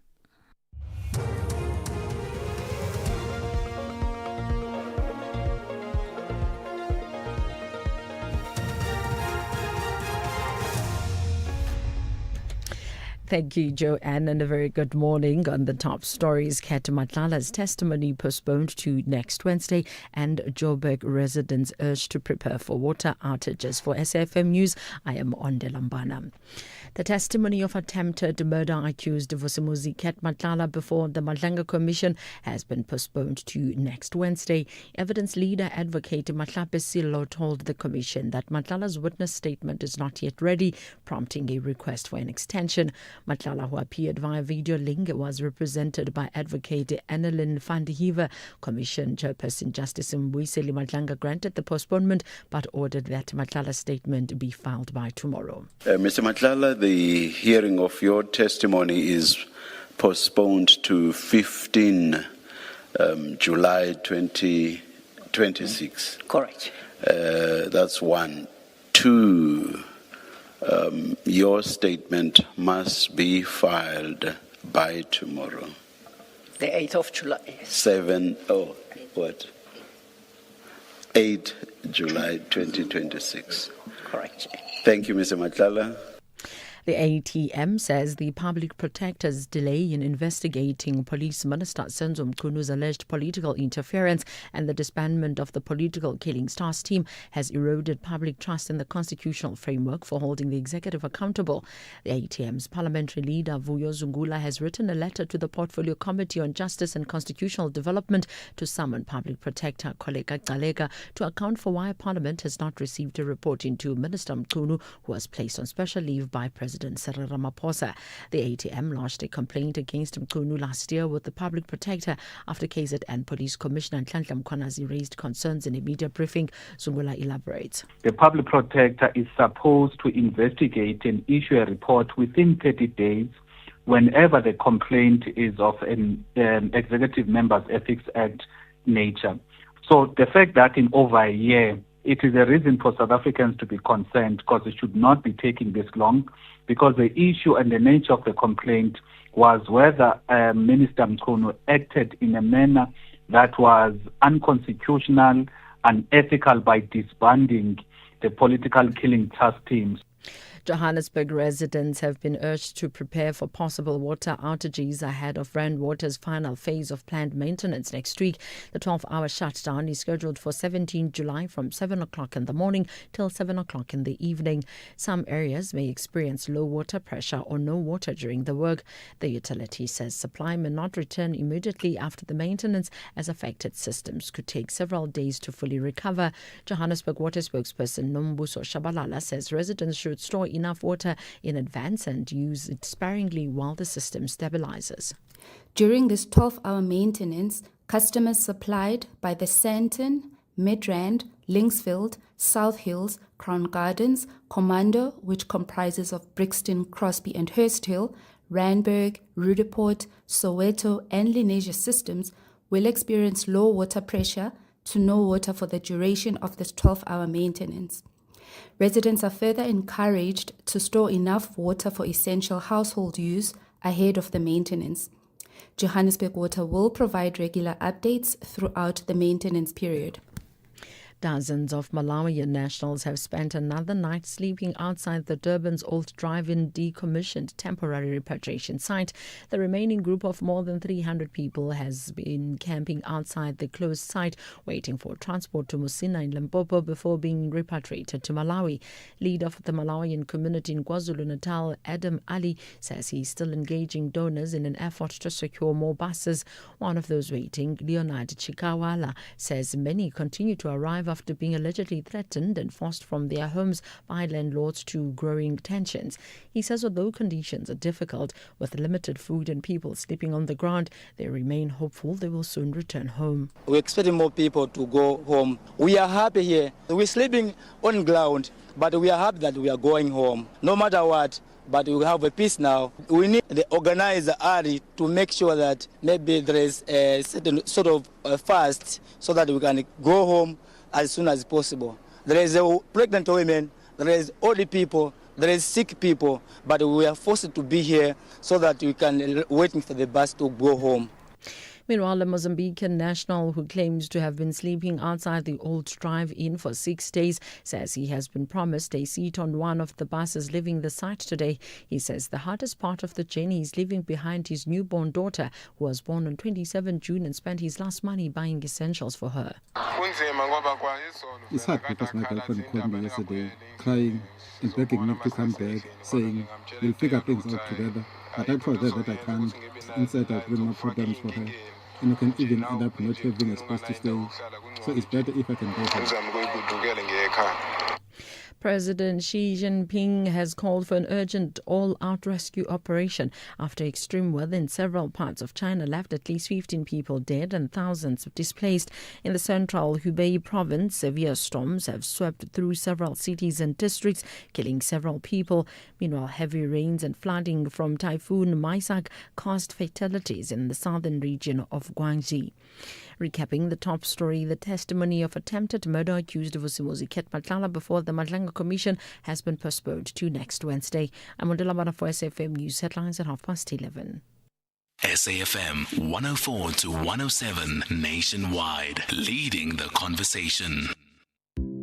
Looking for exclusive content, live events, and special broadcasts like the Madlanga Commission? Then connect to the all-new SAFM Connect stream. The Madlanga Commission, live and uninterrupted from 9:30 Monday to Friday. SAFM Connect brings you more of the conversations that matter. Listen anytime, anywhere by visiting connect.safm.co.za or stream directly on SABC Plus at sabc-plus.com. SAFM Connect, more conversations, more access. There's much more coming. The Daily Discourse on SAFM with Joanne Joseph, unpacking the issues that matter. The Daily Discourse on SAFM, weekday mornings from 9 to 12. 7 minutes past 11 on the Daily Discourse. We're into the third and final hour of the show. I'm Joanne Joseph. Thank you for joining us and thank you for your communications over the last few hours. And keep those coming as we start the third hour of the show. Our studio line number is 086 000 2032. Our WhatsApp line number 0614 104 107. At this hour, we are talking about the issue, or we will be talking about the issue shortly, of the Constitutional Court ruling on the issue of housing that took place in Cape Town last week. I want us to have a conversation about that and what it means for the way our cities are planned post-democracy, right? Apartheid spatial planning was the way the apartheid government planned this. How do we need to redesign our cities? And what exactly does the court ruling specify for people who are involved, officials who are involved in the issue of housing around the country? What does it prescribe for them? And how is it supposed to change their way of thinking around how we provide housing for our citizens? I'd love to hear from you on that, but we are going to have a conversation with Tertius Simmers, the Western Cape Provincial Minister of Infrastructure, in just a short while to discuss that. I just want to listen to a couple of your voice notes before we go through to that. Good morning, Joanne. I just want to pose a comment with regards to the conversation you're having with the spokesperson of the Minister of DERCO. The one rational thing I would always want to ask is, why are they being so diplomatic about something that we can actually accurately, vividly, realistically see that there are a lot of illegal immigrants in our country? Why are they being so diplomatic with other African countries? Why can't they just take a firm stance on we don't want illegal immigrants in our country? Firm. That's how it should be. Daniel here in Bryanston. Joanne, a quick one here.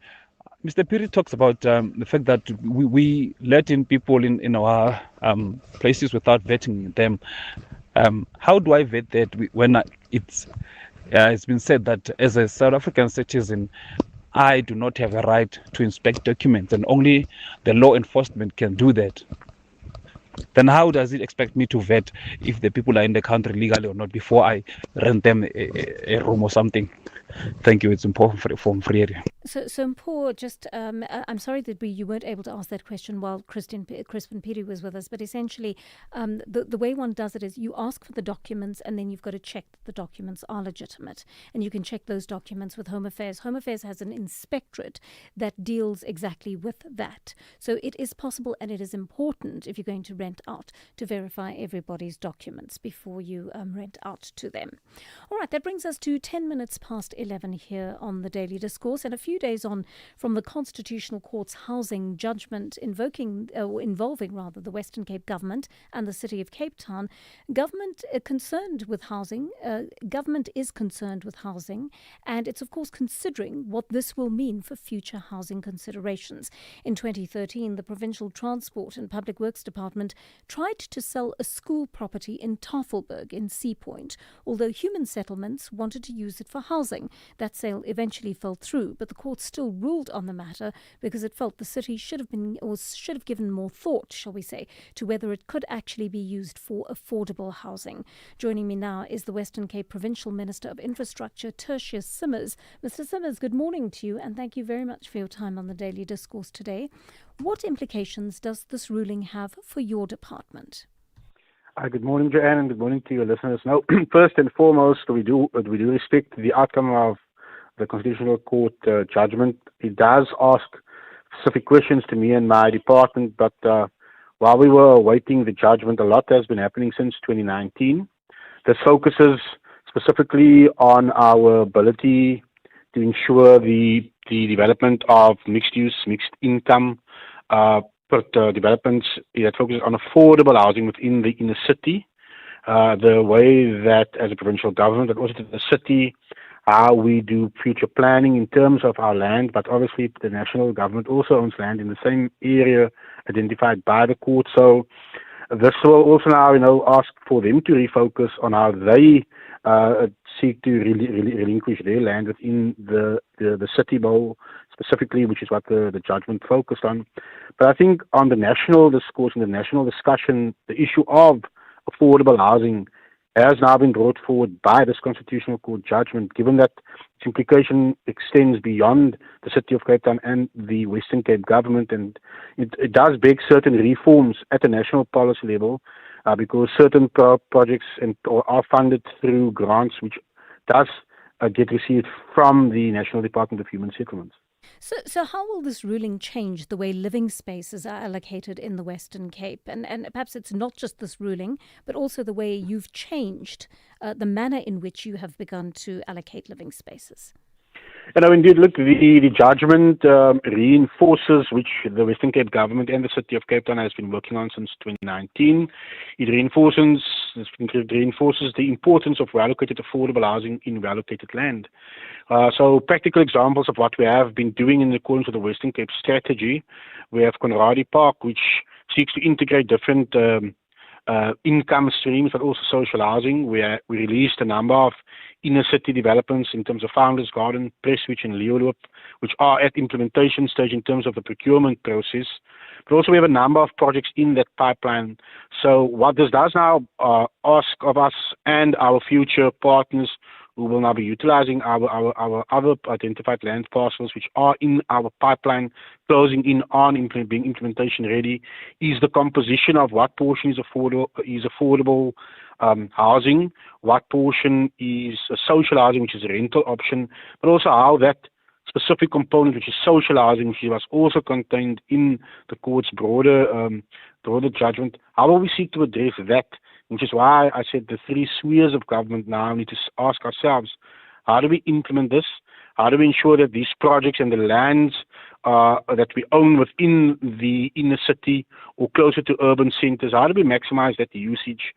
Realizing that as we create new settlements which are seeking to integrate different communities, how do we ensure that we also ensure that it is done in a sustainable manner, which speaks to the creation of jobs, its vicinity to public transport, the ability to develop schools, because as you develop new communities, there is knock-on effects in terms of schools, healthcare, and so forth as well. So it's how you do a fully fledged spatial planning that ultimately changes lives through settlement development into the future. So does this mean any of your current housing plans need to change or be adapted? Well, actually not. Like I said, we've been working on a pipeline which is implementation ready. Yes. The percentages is what will now need to be looked at. Again, the one thing which does ask for a national discussion is the funding of social housing, which is not funded through your metros or your secondary cities, even provinces. There's a grant meant specific for that. And the problem is, over the last 3 years, that grant has been declining, whereas the City of Cape Town and the Western Cape Provincial Government Department of Infrastructure has been creating a pipeline that is close to implementation ready, which just need adequate funding. So that does ask now budgetary reforms as well, which needs to be discussed at the national level, because the court ruling also implicates areas like Gauteng, which is densely populated, where affordable housing is also a big question from those who are residing there, but also the need for affordable rental options, of which social housing is but one part of that need for affordable rental. Let's talk about that question for a moment, because one of our listeners very astutely called in earlier to the program and said, ordinary people are actually being priced out of being able to buy property, specifically in the city of Cape Town. I know that you serve a provincial function, but the city of Cape Town clearly falls under that. And I want to ask you how you manage that, because yes, we do want the income that results from high LSM groups and higher income groups. We do want them integrated into the city because we want them to spend there. We want the city to have the budget to do other improvements as a result of that. Having said that, how do we make sure that we do not price ordinary people out of being able to live in the city in which they were born?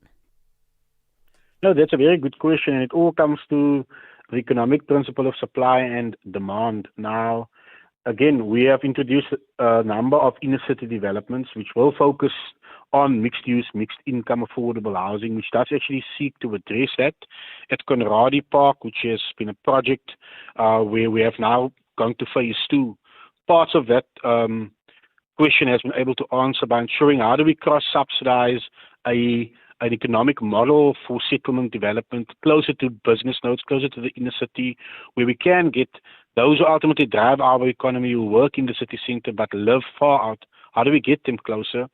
But it poses the secondary or underlying demand versus how we perceive ownership. Many of these citizens actually want affordable rental, or those who do want to enter the ownership market want to come into a mixed income, mixed use development. And at the moment, my team and I are looking to specifically address that question, given that government has a role to play, but as your subsidies who are meant to influence that ability of the market is actually declining.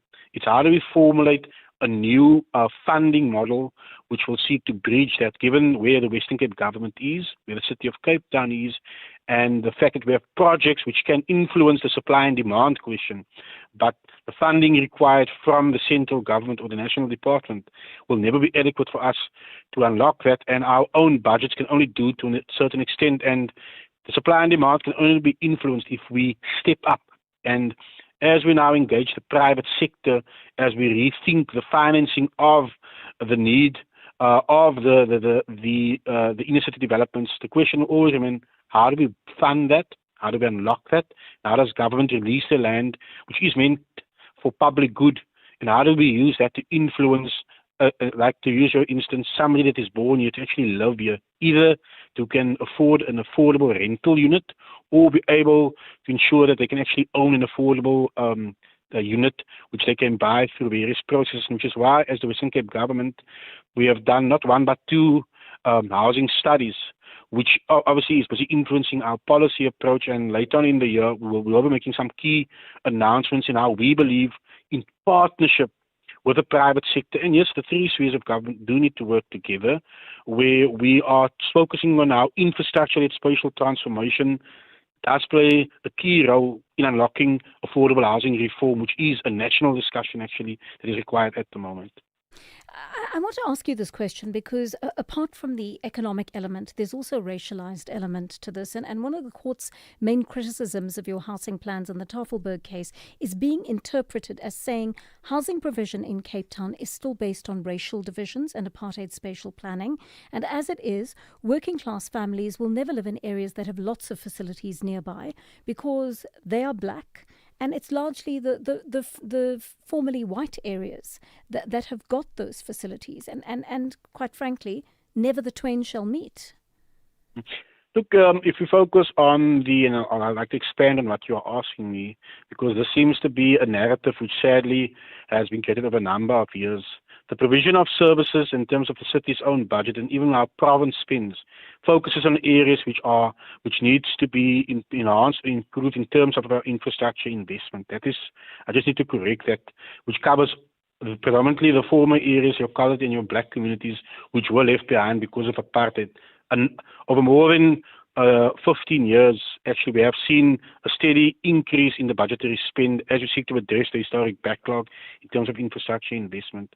In terms of your inner city development, again, if we look at Conradie Park, which is a tangible, practical example of Western Cape government policy, bringing together individuals and qualifying beneficiaries from different backgrounds, from different communities, even different race groups, and integrating them in.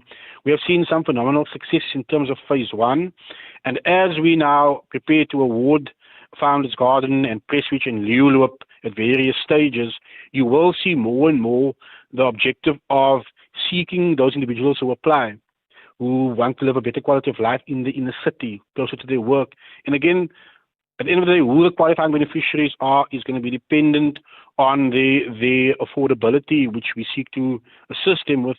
So I think we must move beyond racializing the aspect of affordable housing, but it's all about ensuring that we get our residents ready for that shift towards full integration closer to the urban center. And that is only determined by those who apply for these future developments and the future allocations, which is something which is outside of government's control. But what we can assist with the private sector is creating supply and demand to an extent where it becomes more affordable to live in the city center. The courts also called for increased meaningful, that's an important word, public comment or consultation before these decisions are made about housing. And I suppose what it's trying to say there is it cannot be a tick box exercise. You've got to take into account what the public says about this. How will you ensure that happens in the future? Now, again, I'll use Tafelberg site, which is now called 353 on 9 in our project pipeline, where what we have created, because we understand public participation has been watered down, sadly, because a number of role players in society want to outscream the other one, and you do not get meaningful content in such a form of public participation. So what we have done at the 353 on Main site at its various stages where we are now, we have created a platform where interested and affected parties can register. We then ensure that when these meetings happen, those that registered to participate in our public participation process of 353 on Main actually give the tangible input. They attend these meetings, and it's been very, very well structured by all sectors of society. And, it's formalizing a process where meaningful public participation is now possible. The inputs are then captured into our system, and in the follow-up meeting, we then can now report back on what those inputs have meant. I think, again, this is talking about the reform that is needed to ensure that we bring to life what is encapsulated in the Constitution, where the citizens ultimately have the say and their voices are heard. And the meaningful part of that is what we have been piloting at 353 on Main. And believe me, we have had phenomenal responses by those that registered on our platforms, and we will be utilizing the same approach in all of our other projects, because we have seen if you ensure that society knows what your plans are. You create a platform for them to register, because a number of complaints which we as government have received is, but we do come to these meetings, it becomes heavily politicized and a shouting match instead of us being able to air our concerns or give our inputs into your plans. And by utilizing this interested and affected party platform, we have found, I believe, a meaningful way to utilize an innovative way to ensure that the voices of our citizens and all role players in society can be heard. As in our case, Western Cape government, we seek to implement a mixed-use, mixed-income development plan in the inner city, but even in our secondary cities, but ensuring the voices of our people are heard in a very innovative and creative way. All right, thank you so much for speaking to us. Tertius Simmers, he's the Western Cape Provincial Minister of Infrastructure.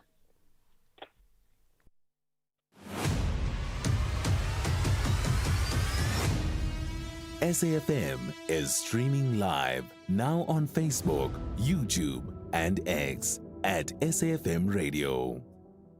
You are listening to Joanne Joseph on SAFM. 11:25 here on the Daily Discourse, and I'm going to be listening to some of your voice notes, and then perhaps we'll take some of your calls as well as we head towards the news bulletin. All right, one of you talking about porous borders. Hi, Joanne.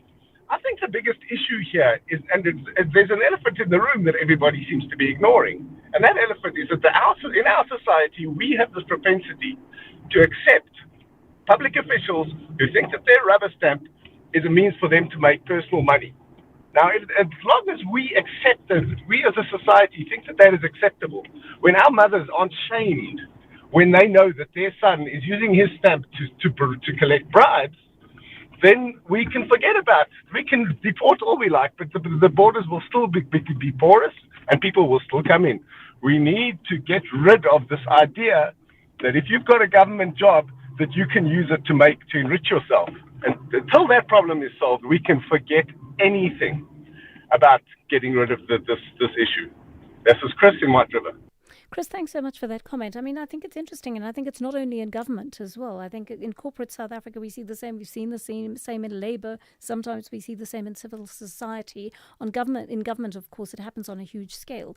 But it leads me to a thought, what you said about the kind of society we want to be, right?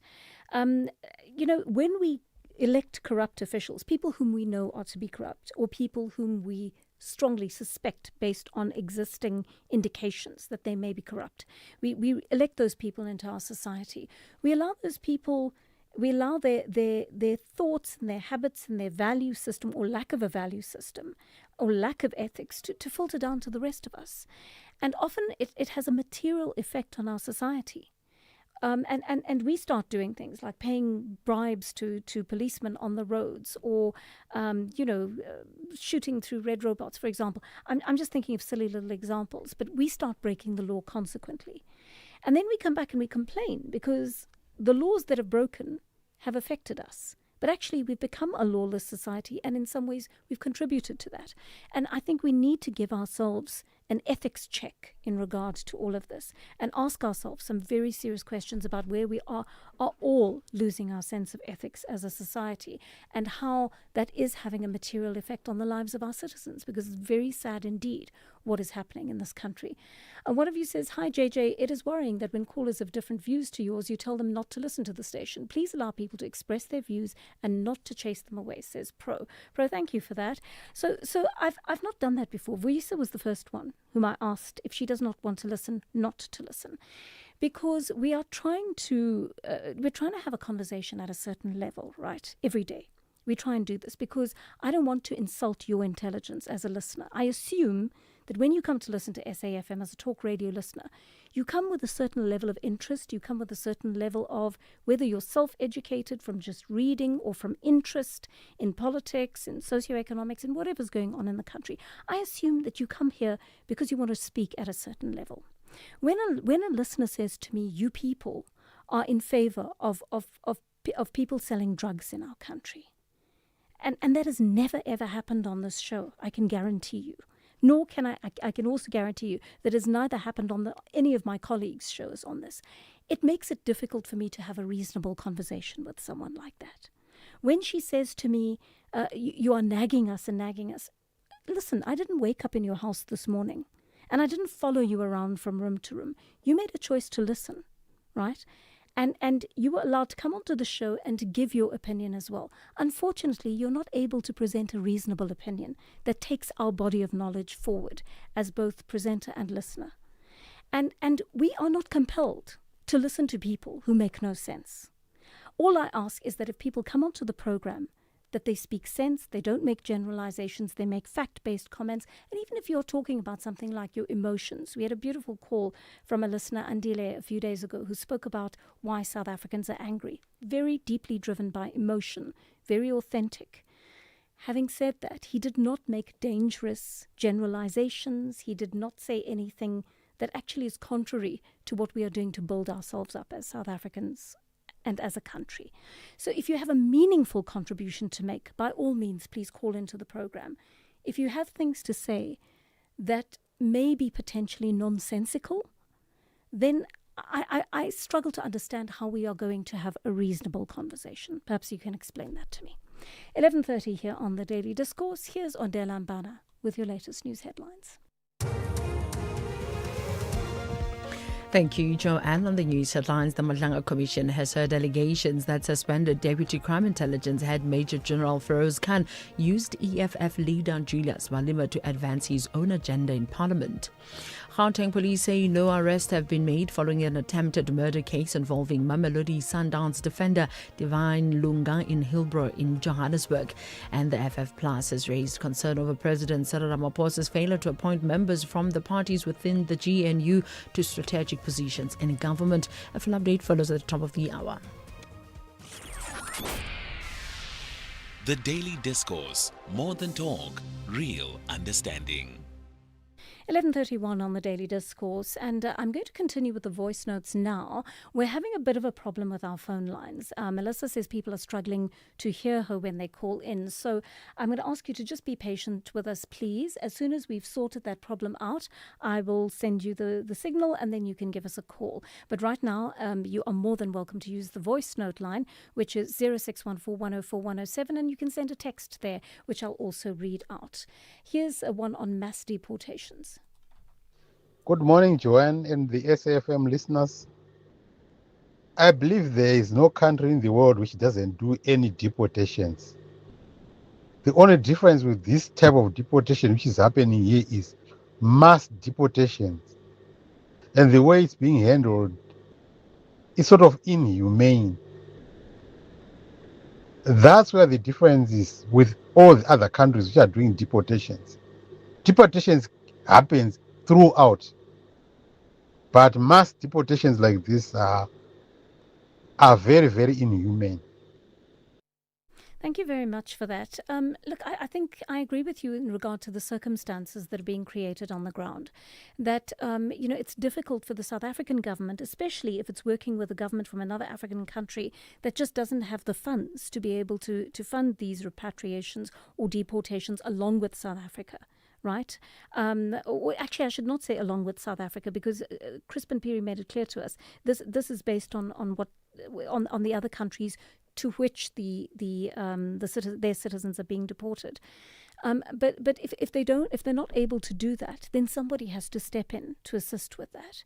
Otherwise, the situation does become inhumane, and it happens to be inhumane while it's still within your borders. So then you've got a whole moral question that is attached to that, right? Which is a difficult one to figure out.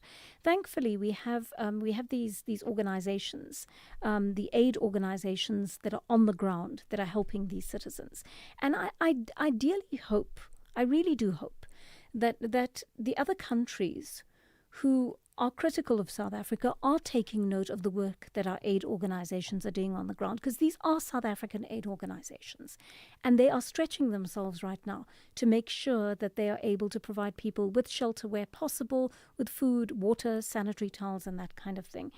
And they're South Africans just like the rest of us, right? So there must be some recognition of the effort that is being made to respect the rights of the people who are being sent back to their countries. One of you says, good morning. In 1975, I got married and applied for housing. I'm now 72 and I haven't received any feedback ever. So that is interesting indeed. And I wonder under which conditions you applied for housing. Can you please tell us? Because I know there would have been different lists post-democracy, right? Post-democracy, new lists would have been drawn up of black people who have a massive backlog to date of housing in this country. How would you have done it? Would you have done it through the apartheid government? What systems would you have used then? And how would that have changed post-democracy? Perhaps we can get more information from you. And if you give us that, we can perhaps explore that story a little bit more. This is one about the Western Cape housing issue. Good morning, Joanne. Joanne, the government of the Western Cape is selling our land to foreigners, including Europeans, Israelis. They just, it's getting so expensive to live in Cape Town that it's impossible for poor people to live in a decent area. They have to live in the ganglands. The DA government only cares about the rich, and the oligarchy, they turning Cape Town into a place where you have ghettos and the rich are safe and they're the only people that benefit here in the Western Cape. Thanks very much for that. I mean, that was why I asked the question about apartheid spatial planning, because that perception is there, right, whether it's true or not. But I think the court ruling has also drawn very strict boundaries as to how they are going to consider it in the future. And I don't think one can stop land being sold to people from foreign countries in that city. But having said that, I think more consideration will have to go into it in the future because, the Constitutional Court has made it very clear where it stands on that. One of you says, I've just driven through the open land in the District 6 area. When is that going to be developed? So well placed close to the city. I believe I saw it on a list, actually. I was looking at a list yesterday of various different areas that Cape Town has put aside for development. And I see that is, if I remember correctly, that is one of the areas on the list. So I'm hoping that's going to take off relatively soon. And then more of your voice notes on apartheid spatial planning. Good morning, JJ. Good morning to the SAFM listeners.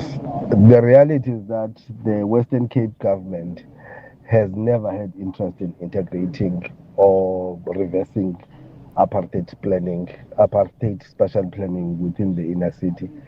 That is the fact. If you can look at the track record, you can look at what the manifestos in particular of DA and that government, they've been promising the same thing for the past many years. They have no interest. It does not serve them to integrate the inner town or to change that planning because that's how they want it. Remember, they said we are refugees in Western Cape. Fadane, East London. Vandani, thank you so much for that. And I think that makes sense to a lot of people whose lived experience that is. One of you says BMA in recent months have learnt the trick. They collect their money at the first gate, the foot and mouth checkpoint. Immigration collects theirs behind the comfort of their counters for stamping days and for fixing overstayed passports. And SAPS collects that at the last gate as you enter the country. I'm told the army collects for everything else, which did not come through the official border. Beitbridge is a cash cow for South African government workers. You also ignore this one like everyone else. Well, remember, presenters are not all knowing, this information that you share with us is very valuable. I'm not sitting at the BMA counters. I'm sitting here in studio, and the fact that you can give me this information is very useful to me because it means when we ask the questions, we can ask about this kind of thing, right? But unless you've been there and unless you've been through the process or you're familiar with it, it's very difficult to know about these nuances and details. So thank you for sharing that with us. Here's one on the issue of drugs in the country. When you see the things we've seen on the streets in these areas where the drug dealers are running rampant, taking advantage of our people and our young girls, you'll understand the frustration. And I sometimes want to say to you guys, sensitize yourselves to what is happening. See the drug issue for what it is, and then maybe talk from that point. Thanks. Thank you very much for that message. And the reason we talk from the point we do is because we have actually had the conversations with people who live in those areas. They talk to us. You might have remembered, or you may not remember, based on what I've just heard, with about a conversation that we had with Jeremy Veery, right? He's a former police captain, but he worked for a long time in the area of drugs in the Western Cape. We also spoke to Karen Dolly. She's a journalist and researcher who has worked very closely with those communities, and she's spoken about and written about organized crime and drug abuse. And what they both tell us, because as I said, we can't be in 100 places at the same time. And so we ask people who know better than us exactly what the situation is on the ground. And what they feed back to us is that there's been a history of gang warfare and organized crime in those areas that has lasted over 100 years. Those gangs are over 100 years old. And essentially, that drug problem predates what is happening right now in the country. And what it says to me is that you may be seeing people on the ground every day whose lives are falling apart, and that is certainly a reality in South Africa. But if you think that the drug issue only came about through migration, you are wrong about the areas in which you live. You don't know the history of your areas in which you live. The people who are from those areas and who are in the know tell us that this has been a long-standing problem. Right? And so something that you need to be aware of is that, yes, we have a prevailing drug problem that has been worsened by migration in this country. But don't believe for a moment that if all of the migrants, those involved with drugs, those not involved with drugs, leave the country, the drug problem is not going to go away. Because we have a problem that predates that. We have other channels and corridors for drug trafficking, drug abuse, drug sales in this country that exist outside of the migrants. And that's what you need to come to terms with. So we'll have more of those conversations in just a moment. Let's take a short break.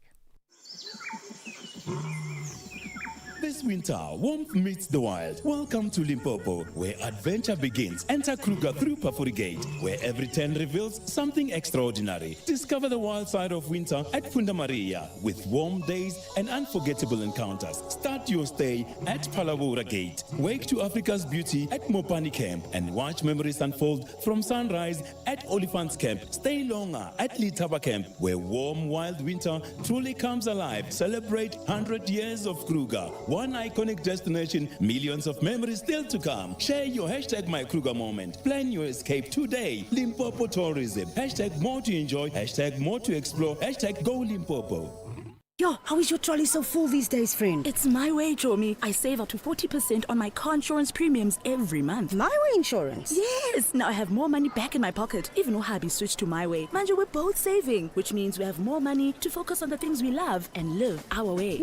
Savings after savings. Real people, real cars, real savings. For a quote, visit myway.co.za. Premiums are risk profile dependent. MyWay is a licensed non-life insurer and FSP. T's and C's apply. MyWay. Live your way. In case you missed it. So how do parents then approach a situation by firstly recognizing that the approach for one child should not be the same for the other? One parenting style can be able to help children grow and become the leaders that we all want them to be. Every parent should have an end in mind with every child. Okay. What is my end result? What do I envision when I'm raising this child? We have got different children. So that's the first one. And once we've got that, then we're not going to use one size fits all because we've spent time and we can tell what is it that they feel uncomfortable with. So the first thing is your parenting style. That was Quantum with Angela Ludig. You are listening to Joanne Joseph on SAFM. So the good news is we finally got the lines up again, but we're going to have to take two quick calls because we're running out of time. Tapelo in Kimberley is on the line to us. Tapelo, good morning.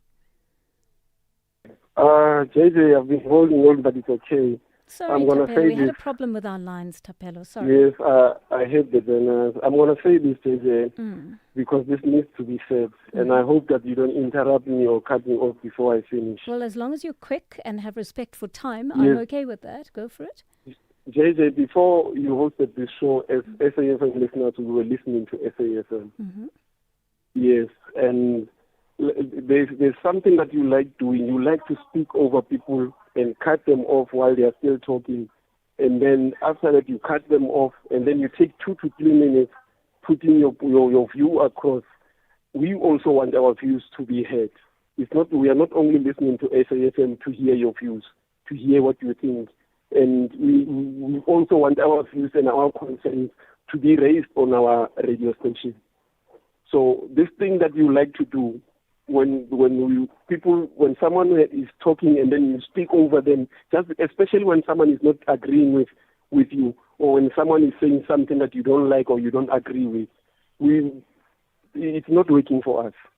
Okay, Tapelo. Well, as I said, this is your radio station and you are absolutely allowed to comment as you would like. But I'm not going to tolerate generalizations on this. I'm not going to tolerate hateful comments. I'm also not going to tolerate unfactual information. I have no tolerance for those things. We need to build a country where we have respect for each other's views, but also we don't come on and we don't spread in misinformation. And if you are doing that, I am going to cut you off and I am going to interrupt you. All right? So please be aware. Be aware of that. I know that it's been allowed to go on for a very long time and I'm not allowing it anymore. We're going to use this radio station to help build this country by listening to each other, but also making valuable contributions and not making statements that could be damaging in any way. Patrick in Cape Town, in Pinetown, is on the line to us. Patrick, good morning. Last comment Joanne, from you, how are Patrick. I'm well, thanks. A quick one from you, please, Patrick. No, it's fine, Joanne. Yeah, I'll be quick. Well, I don't understand why, Joanne, do we have to worry about diplomacy when we are enforcing our laws? I think at this moment we don't owe anyone any explanation about this because South Africa has got laws, Joanne. And when those laws are broken, the country has to correct that and deport all immigrants. Not like animals, but we are just deporting them back to their countries. Now, I don't understand this talk of diplomacy. Why do we have to care about diplomacy? Because we are just correcting our laws. What we need in this country is a leader with a backbone who can confront these other African countries and tell them straight in the face that, look, you are messing up in your countries and that is affecting me because your citizens are running into my country, so get your house in order. But in the meantime, I will be assisting you by deporting these people. Now, I don't understand why. Maybe you remember, Joanne, there was a time when this thing happened some years ago and President Ramaphosa had to go and send some emissaries to go and apologize. Apologizing for what? All right, Patrick, we are going to have to leave it there. I'm going to leave it with that question of yours and perhaps we'll continue the conversation tomorrow. We are out of time. Thank you so much for joining us. We'll do it all again between 9 and 12 tomorrow. Take care till then. Bye-bye. SAFM's award-winning drama department presents to you another episode of the book In the Shadow of the Springs I Saw, written by Barbara Adair. Read by Fiona Ramsey. This is a radio broadcast edit. Please note that the views expressed in this book are not that of the station. Listeners' discretion is advised.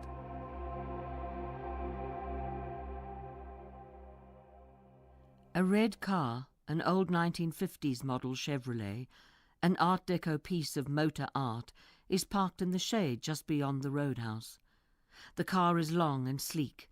There are wing-shaped prows on the back of it, and headlights stare out between a metal V, round eyes on the red ocean.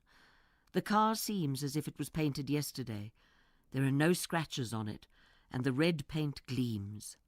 An old man with an open bald patch on his head and long white curly hair, and who wears a blue and white checked shirt, stands next to it.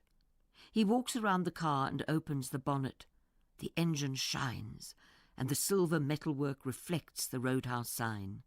Casbah, a mirror. The man looks inside it for a while. 10 minutes go by, and he does not raise his head. When he does, oil streaks the side of his face and cuts across his thin, pale lips. His face is mottled pink from years of sun and alcohol and weariness. He reaches into his pocket and takes out a piece of cloth. Then again he leans into the engine and wipes away a black stain, a shell-shaped oil stain from the Niger Delta. Then he holds up his left hand to shade his face or to wipe away the oil. He has 2 fingers missing from his hand, the thumb and the index finger. On the 4th finger he wears a gold wedding band. Yeah, I have a lot of these old cars come to my place. It is in Plantation Street. I have a big yard with all the cars. You can look at them. But you must phone me before you come. I keep dogs, pit bulls. And you know, those dogs, if they don't know you, they get savage. They once attacked the garden boy because he was wearing something different to what he normally wears. I had to take him to the hospital and look at my hand. They're not fighting dogs, but they are brutal enough. No one comes onto the property. The dogs make them afraid. They are the cars. I only drive them out sometimes, not all the time, mostly on the weekend, mostly when I bring my grandchildren here to the roadhouse or we're going somewhere else. It's nice for them to get out, and I like it too, because I live alone there. The wife died 5 years ago. Cancer. There are the 2 kids. There with the mother, my daughter-in-law, my son. He works at the security place there in Springs. The one, the Portuguese guy, owns. He works mostly in the day, but also at night. This car, it's like the cars that used to be in Springs before now. I'll show you some pictures of the place. The main street with all the old cars in it. The Portuguese guy, he's got a lot of the pictures. I remember he asked me for some that I had. He wanted to put them on the computer, so I gave them to him. Yeah, I like to look at the pictures. Those were the good days. The days when we could go walking into town and not be worried. It's different now. Worse. And all the blacks are in the shops, and the OK is gone. So is the big chemist that was owned by Barcy Smith Hoppies. Yeah, but I like these old cars. They take me back when I drive them, like this one. I used to drive it with my girlfriend. She was not my wife. No, I never married her. She married another guy. Then she had a child, maybe 8 months after they were married. And they said it was premature. Yeah, it was a small kid when it was born. Never grew very tall, like a dwarf. Okay, come to my house and you can look at the cars then. The boy is bringing your food, so come sometime. I'm always there. For many years, I lived in Lagos. Banjoko, a slum area. You want to know what Banjoko means in English? Don't ever leave me. Ha, don't ever leave me. You're lucky if you can ever leave. Slum. What do I say it is? A slum. No, it is not something like a shanty town. It is not a shanty town. It is a slum. It is dirty. Lots of garbage. White plastic bags that get caught in the fences. They look like small ghosts, as they are white, and the rest of the place is dark brown. And they always move because it is windy. Many brick houses falling down, houses made of tin that are on fire as they are so hot. The sun beats on them, and then they get hot, and then the heat just stays inside. You can roast a chicken without lighting a fire if you leave it inside for an afternoon. We lived, my mother, brother, and my 2 sisters, in a brick house, but it is an old one. It was already not in a good condition when we moved in. My mother told me this because I was born in this house. 1 bedroom, we shared the sitting room to sleep in. We would put the blankets behind the couch in the daytime. There is a picture on the wall. I took it from a calendar that I found somewhere. A forest, green, tall trees. I think it is in America. Many years I lived there with my mother and brother and 2 sisters. I told you this, didn't I? I repeat myself a lot these days. Maybe just want to remember the words of that place. Anyway, my sister, she died when she was 15. Killed by some gang member. There were gangs that lived in the slum. They didn't want to leave. The name suited them. Don't ever leave. They did well with selling drugs and fighting. Ha! I can see your face. All Nigerians sell drugs. Well, no, not all. Only some do. Like everywhere. And everyone. And even the drug dealers, they are people too. Even sometimes they feel sad and cry. It's boring, I know, but they do have mothers and fathers. And sometimes they love other people, care about them. and they get sick and die just like anyone else. Life is cheap. Isn't that what you say? Easy to be born, easy to die. Once I sat on the beach in Lagos, went there for a day with my friend, Angie. She called herself Angie. It sounded American. We were sitting in the beach bar. Oh yes, we knew we could sit and not pay. And then a body got washed up out of the sea. A body. It was lying there on the sand, right next to us. It was big and black, bloated. They came to fetch it later, took it away on a stretcher. And there were some kids playing next to us. Cheap. Life in Lagos is cheap. But what was I telling you? Yes, sometimes people got in the gang crossfire. My sister, she was killed one day when she was just walking across the road to visit her friend. Not even for drugs or anything like that. Not sure. Maybe it was a mistake. Maybe not. She was one of the gang members' wives. I don't mean that they were really married. What we call girlfriends. So maybe someone wanted her dead to punish that guy. I can't even remember his name. Her name was Binielum. I can't remember his name. Did I even know it? I can't remember. Actually, I can't remember what she looked like either. Life, if you are poor, is cheap. Anywhere. And if you are poor, it's easy to die. My mother always said that there was a world outside Banjoko, somewhere far away. All I had to do was find it. She said I would find it in my dreams.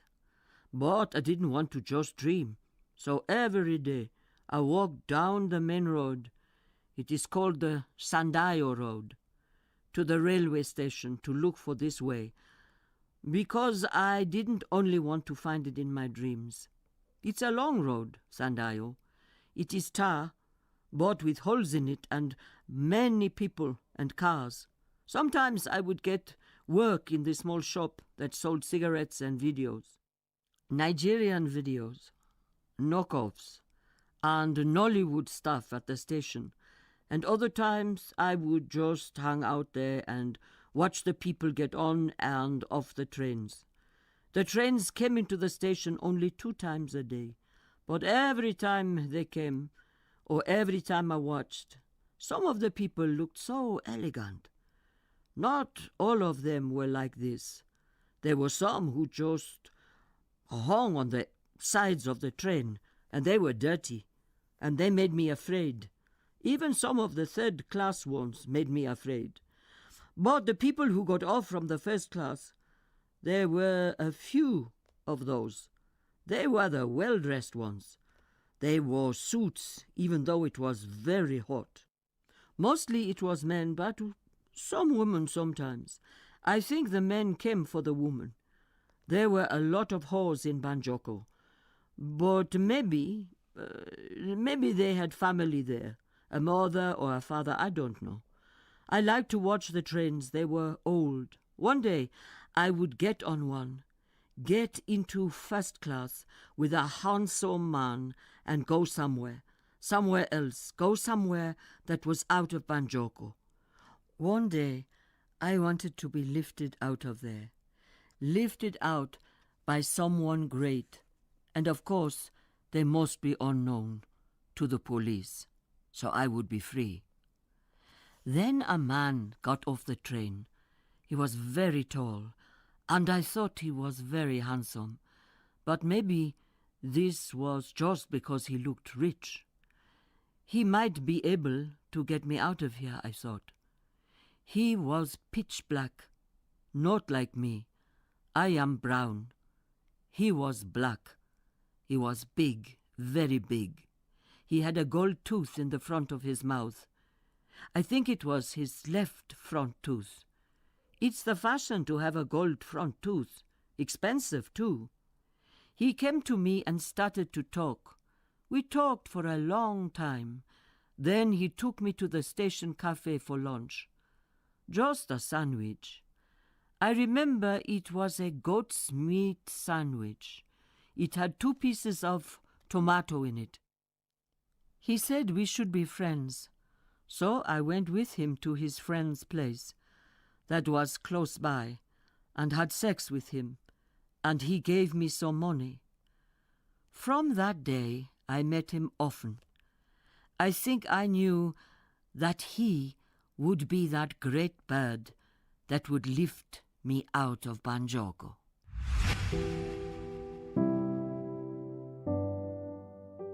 That was another episode of the book In the Shadow of the Springs I Saw, written by Barbara Ade, read by Fiona Ramsey. The book is available online and in all leading bookstores countrywide. It is broadcast on SAFM at 11:45 Monday to Thursday on the Daily Discourse. It is produced for the station by Vovi Batala, technical production Wiseman Manwele, Nanda Koza, and Tato Mapuru.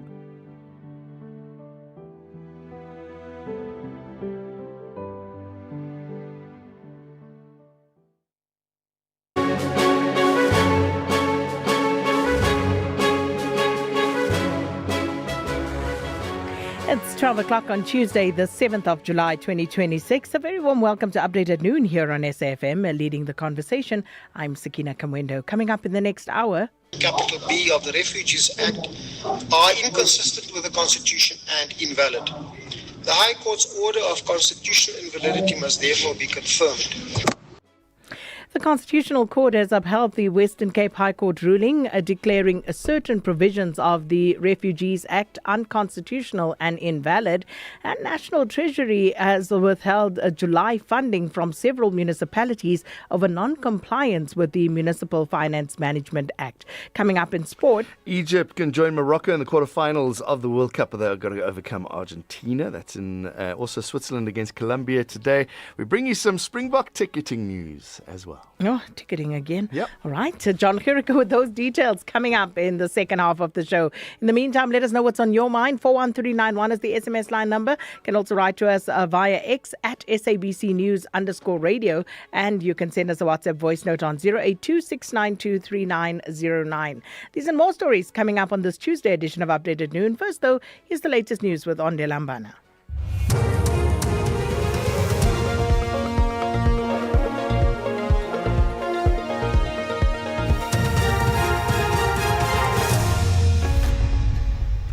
Thank you, Sakina. On the top stories, allegations that Khan used Malema to advance his agenda in Parliament, and Joburg residents urged to prepare for water outages. For SAFM News, I am Onde Lambana, and a very good day. The Madlanga Commission has heard allegations that suspended Deputy Crime Intelligence Head Major General Feroz Khan used EFF leader Julius Malema to advance his own agenda in Parliament. Evidence leader Advocate Matthew Chaskalson presented WhatsApp messages containing parliamentary questions that were to be asked by Malema to former Inspector General of Intelligence Isaac Dintwe. The Commission heard that the questions, allegedly drafted by Khan, were sent through his close associate Mohammed Mosaid before being passed on to Malema. Chaskalson told the Commission the questions were intended to trap Dintwe into making false statements which Khan allegedly planned to use to orchestrate his removal. Mr. Syed is still responding to the previous inquiry of General Khan, which is when are they sending the questions, and he says at 65977 at 12 June 2021 8:49, but I think it's been sent already. He then responds to General Khan's message saying, this will get him to lie and then we can get him removed. And he says, absolutely, he's going to deny it, and then he's effed. Bye P ... Meanwhile, the Commission has postponed the testimony of attempted murder accused Vusimuzi Ket Matlala to next Wednesday. Evidence leader Advocate Matlape Selo told the Commission that Matlala's witness statement is not yet ready. Matlala, who appeared virtually, was represented by Advocate Annalyn van der Heever. Commission Chairperson Justice Mbusele Madlanga granted the postponement. Mr. Matlala, the hearing of your testimony is postponed to 15 July 2026. Correct. That's one.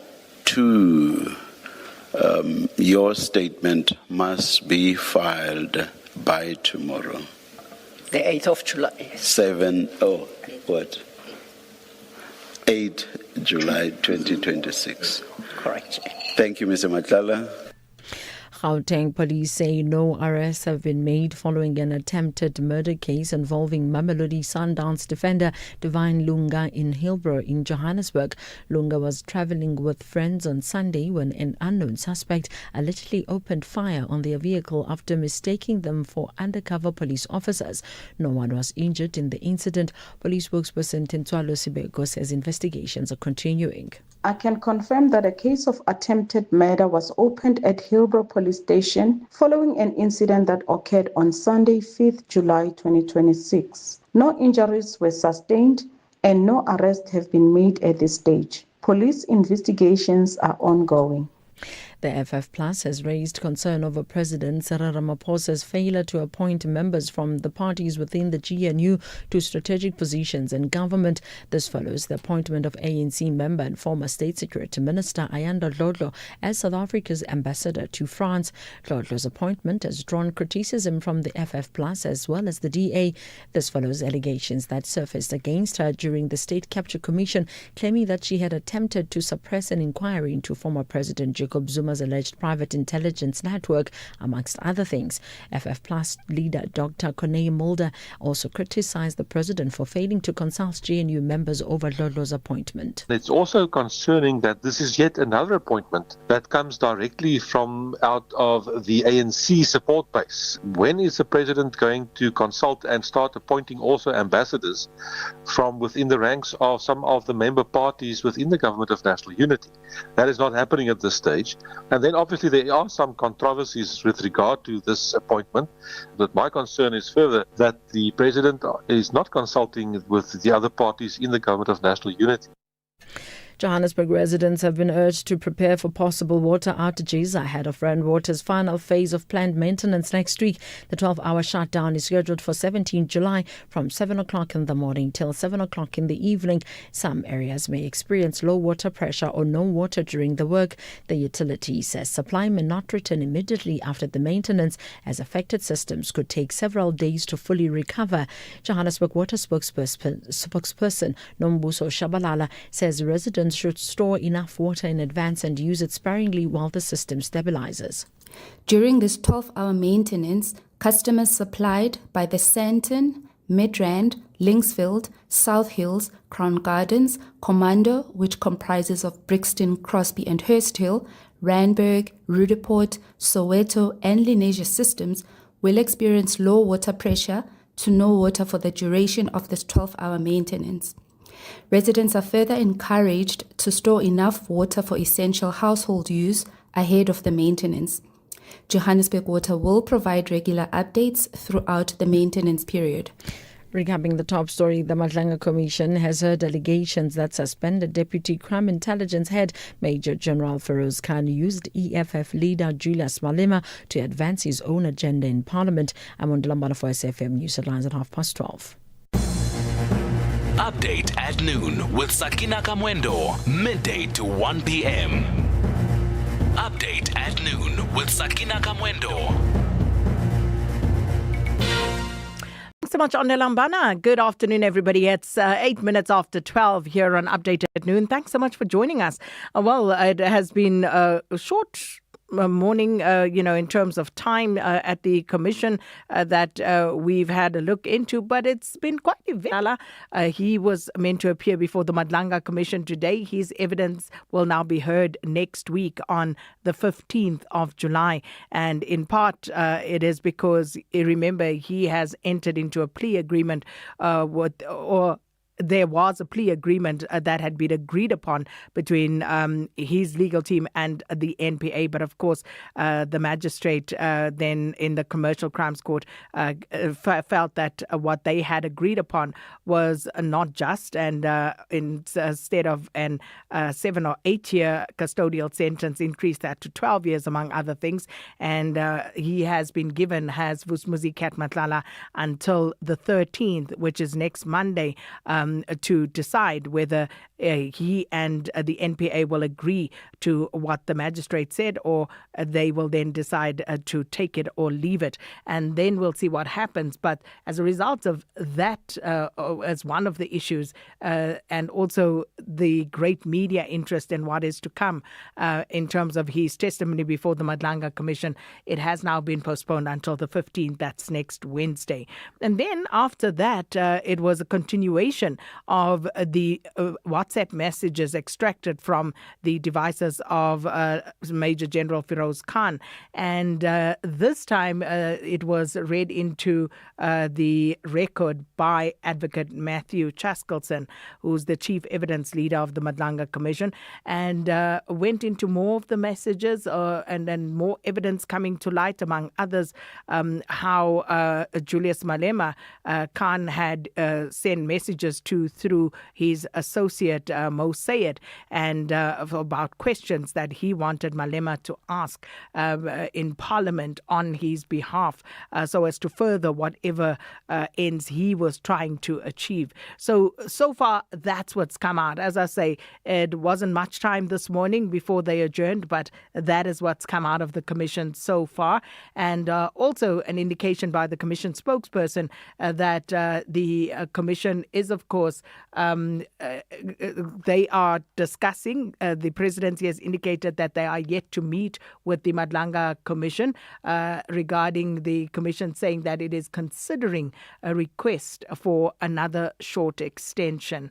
And so the Commission will hold discussions with the presidency over a possible extension of its deadline, which at the moment stands at the 31st of August. So all of that coming out of the Madlanga Commission.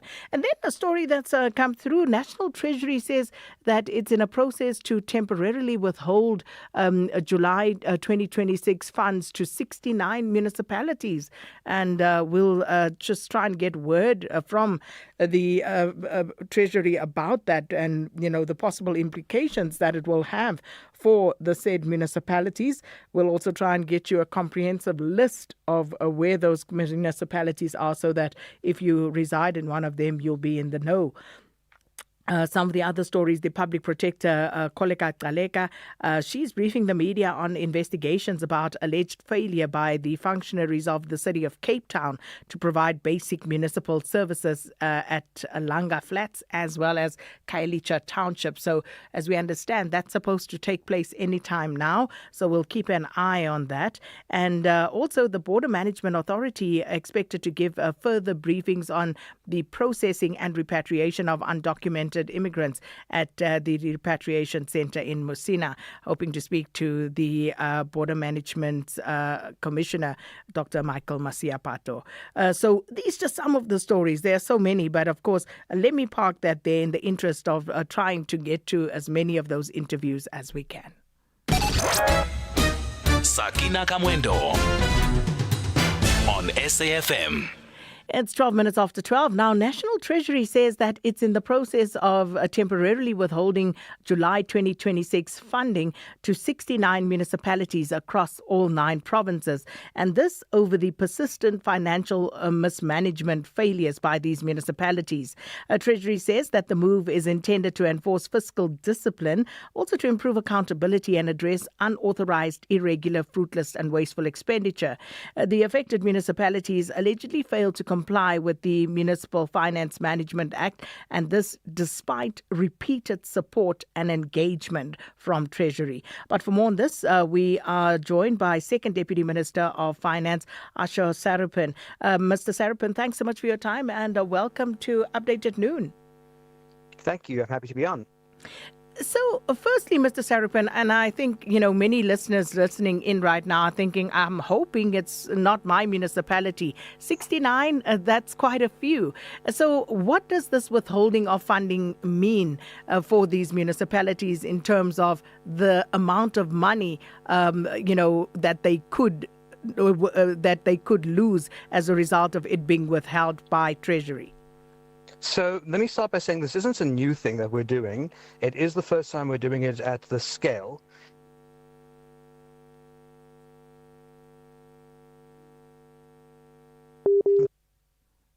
Apologies, Mr. Sarapin, we just lost you there. If you can hear me, if we could just take it from the top again, please. Sure, with pleasure. So I think the key thing for the listeners to understand is this isn't a new initiative. We have done this before when municipalities were threatening the viability of water boards to provide clean running water. And so what we did is we withheld their equitable share and we paid it in tranches, saying you must pay your creditors first. And when that's done, we'll pay you the rest of your money. So there are mechanisms that we can use to make sure that we actually enhance service delivery using this rather than cause service delivery to be decayed. So I think listeners, if you're in one of the affected municipalities, this isn't something to be concerned about. It's actually a proactive step to get proper fiscal discipline on the go in these municipalities that are behaving in a delinquent manner. So just in terms of some of the biggest municipalities that are affected by this, or metros, if you would just name a few for us. Sure. City of Johannesburg, most infamously, and it's been in the news a lot for the wrong reasons. You see in the Eastern Cape, you've got both Buffalo City, which is a metro, and as well as Nelson Mandela Bay.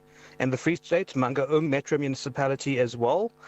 So those are some of the bigger ones. And Newcastle, a big municipality like Newcastle, is also there, not a metro, but a very, very big municipality there as well. So there are some big ones.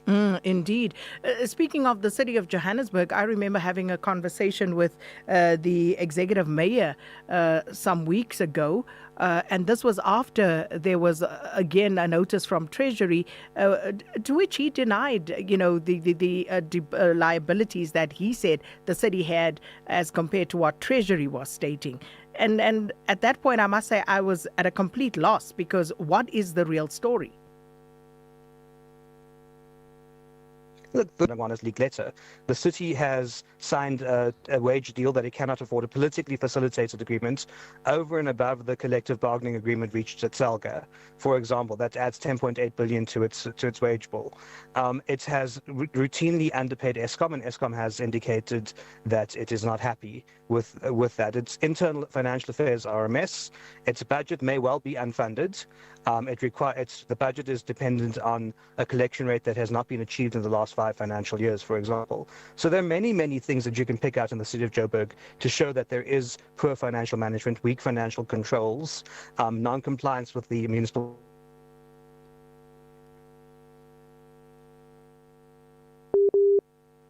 And our apologies for that poor connection to Mr. Asher Sarapin there. And just talking through this statement that's been released by Treasury, saying that it is in the process of temporarily withholding July 2026 funding to 69 municipalities across all 9 provinces. Now, you heard Mr. Sarapin say that, of course, it's not the first time that they've embarked on such action, but the first time that it's happened at this scale. Mr. Sarapin, I hope that we have you back. A very important conversation, this. Please just indicate if you can hear me.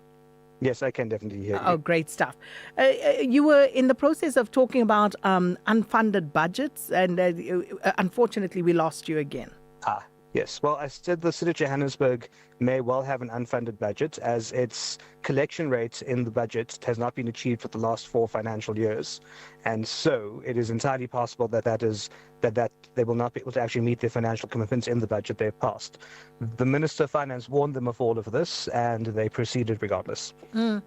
Speaking of unfunded budgets, as I understand, just looking at information available, could be that we have as many as 116 municipalities, about 45% of all our municipalities actually adopting completely unfunded budgets. So what does Treasury make of that? Because, again, it's not a new thing. We've seen municipalities routinely adopt pass unfunded budgets. But what is the impact of that on citizens? Yeah. So I'll tell you what the impact is. It's very simple. When they pass unfunded budgets, they will pass all kinds of additional expenditure into the system rather than deal with their own financial problems. And then the money's got to come from somewhere to pay all of these things. So they stop paying their boards, they stop paying Eskom, and then suddenly you have load reduction in your municipality because Eskom hasn't been paid. Suddenly, the water that's supposed to flow into your tap doesn't happen because the water board is hurling towards bankruptcy and can't buy, for example, the treatment that it needs to clean the water. These are the real consequences of these unfunded budgets, because at the end of the day, they won't pay their creditors. So in the current process of what we're doing now with withholding equitable share, we're saying, okay, you have your creditors, please revert to us with a payment plan with your creditors. And what they've tried to do in the past, they've tried to pull a fast one of the Treasury. So they'll come to us with a document that isn't signed and say, here's the arrangement. And it turns out there's no payment arrangement. We want a signed agreement with your creditors, with your water boards, with Eskom, with the SARS, with your pension funds, and so on that you haven't been paying. And so that we can actually see that you're going to do this, and we'll monitor the adherence. Let me give an example of how it affects municipal workers. Municipalities have routinely not paid SARS their PAYE contributions for their employees. And suddenly at the end of the tax year, an employee gets an assessment from SARS that says they haven't paid their tax and they are liable for it. So these are the kinds of things that happen. And I'm hoping that we could catch up again at a later stage. But in the interest of time, let me ask one last question, Mr. Sarapin. So communities may be asking, especially those who are paying for services to these municipalities, why are they being penalized by funding cuts instead of individual accounting officers, municipal managers, or whoever it may be, facing the consequences for not following the prescripts of the Municipal Finance Management Act? Well, one of the objectives of withholding equitable share is to force the municipalities to ensure that their office bearers, both the political office bearers and the municipal officials, are held accountable as required by law. But the key thing is, much like we saw with the bailout program in the past, if you keep putting money into the system and hoping for the best without giving them any kind of financial pain, then they will continue to behave as though they're not doing anything wrong when they clearly are. So that's one of the objectives, is that this must be done. As I said, this is a temporary measure, and based on how municipalities react and respond to this process, we might then start releasing the money as they start meeting the compliance requirements that we have set for each individual municipality. Well, Mr. Sarapin, we'll leave it there. Thank you so much for your time. And that, of course, was the Deputy Minister of Finance, Asho Sarapin, speaking to us. And this, of course, about Treasury's decision to withhold the funds of 69 municipalities across all 9 provinces over persistent financial management failures. So that is what the Deputy Minister had to say. But of course, let's get some analysis on this. And we join on the line now by Ndiso, a consulting group chief advisor, Mielani Holeni. Thanks so much for your time and welcome to Update at Noon, Mielani. Yes, I'm online. Well, thank you so much. I was going to ask you first and foremost, Treasury says that it has now exhausted support and engagement before they've decided to withhold the funds to these 69 municipalities.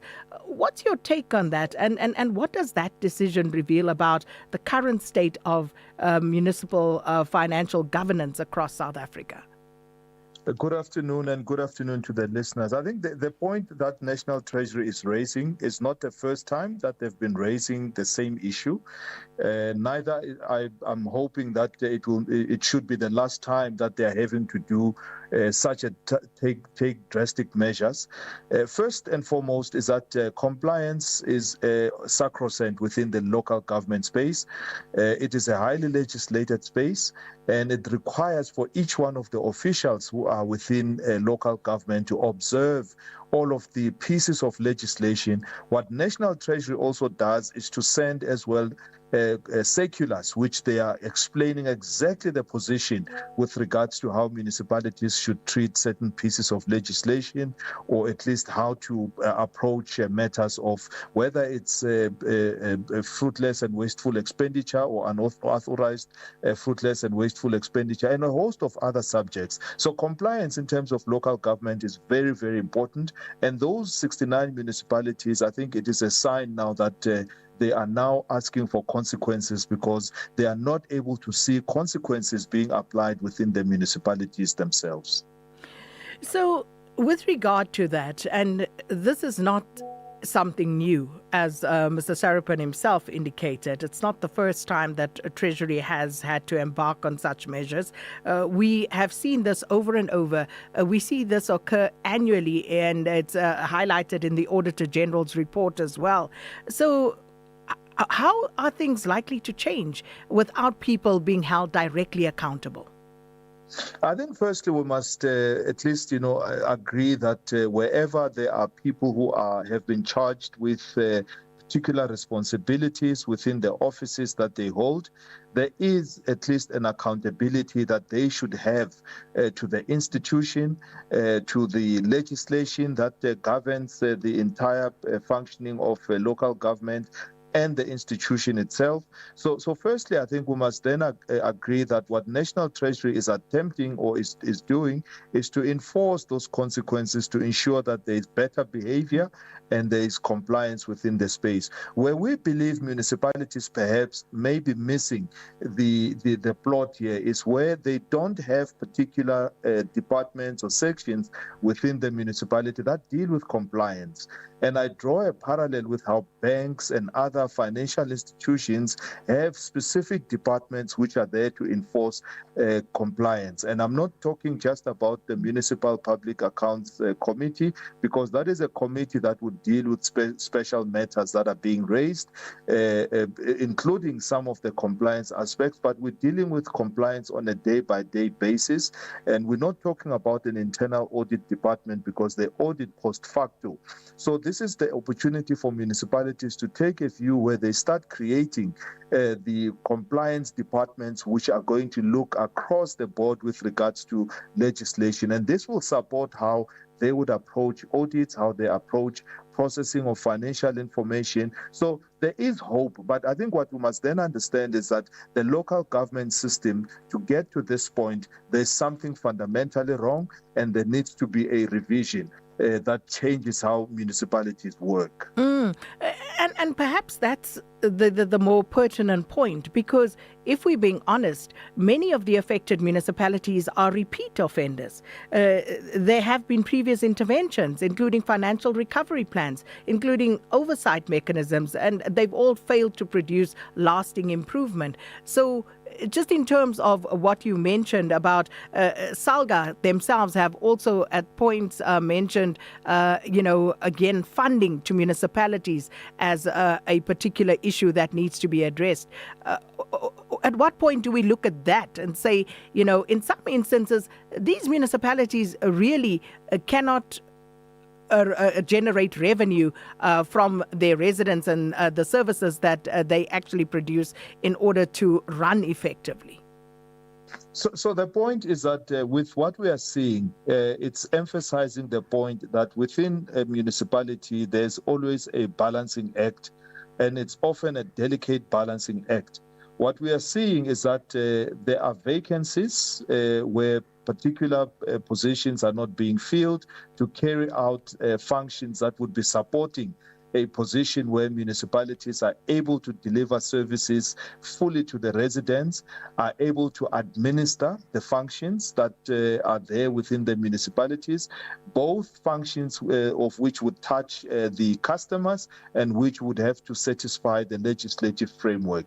Thirdly, I think the bigger issue here that we're seeing is a lack of capability within the municipality. But coupled with that is the fact that we need to look at opportunities, or local government or municipalities must be looking at opportunities to automate mundane duties that would at least, negate the fact that they would have to have lots and lots of people performing administrative functions, and if those people are not in place, the process fails. So there's a process issue that we are looking at here, which could benefit and will benefit if some of those functions are automated, but coupled with the capability, which includes the leadership, having the right kind of strategy and the right kind of operating model for service delivery. So to fix the issue at hand, it means municipalities ought to go back and look at the areas of capability where they are lacking towards achieving the compliance that is required, because this is not just compliance for the sake of compliance,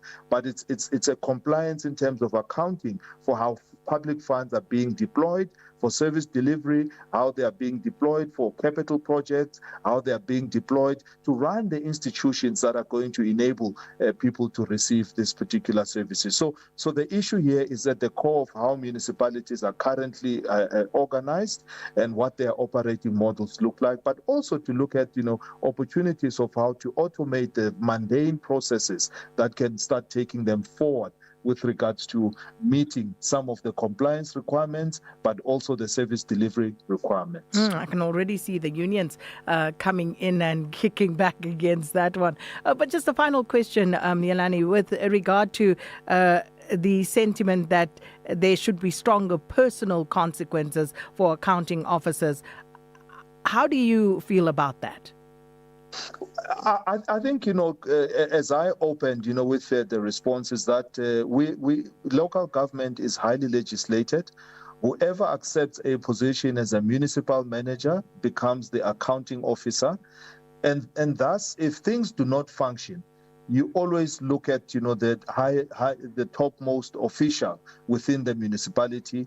And then we must also look at the topmost leader with regards to the political side, with regards to the executive mayors, and to also look at, the members of the mayoral committee, but to also understand the functioning of those oversight committees within the municipality. So this is a wide-ranging call by National Treasury for municipalities to look within themselves, not only from the accounting officer, but from the officials who are supposed to be discharging the services and ensuring compliance, but also to the oversight which comes through the councillors all the way up to the members of the mayoral committee as well as the executive mayor. So this is actually an indictment on the system to start looking very deeply and paying particular attention to the aspects of accountability, because where accountability exists, it means public funds can be used for the purposes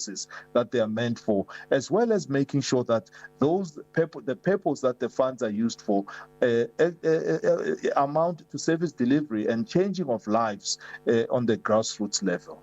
Well, thanks so much for your time this afternoon. Yelani Holeni is a Consulting Group Chief Advisor and also a Revenue and Local Government Specialist, just giving us some analysis on this latest development regarding the withholding of funds to 69 municipalities by the South African Treasury. That brings us up to news time. Here's Ondela Mbana with your latest headlines. Thank you, Sakina. On the news headlines, in a unanimous judgment, the Constitutional Court has upheld the Western Cape High Court ruling declaring certain provisions of the Refugees Act unconstitutional and invalid.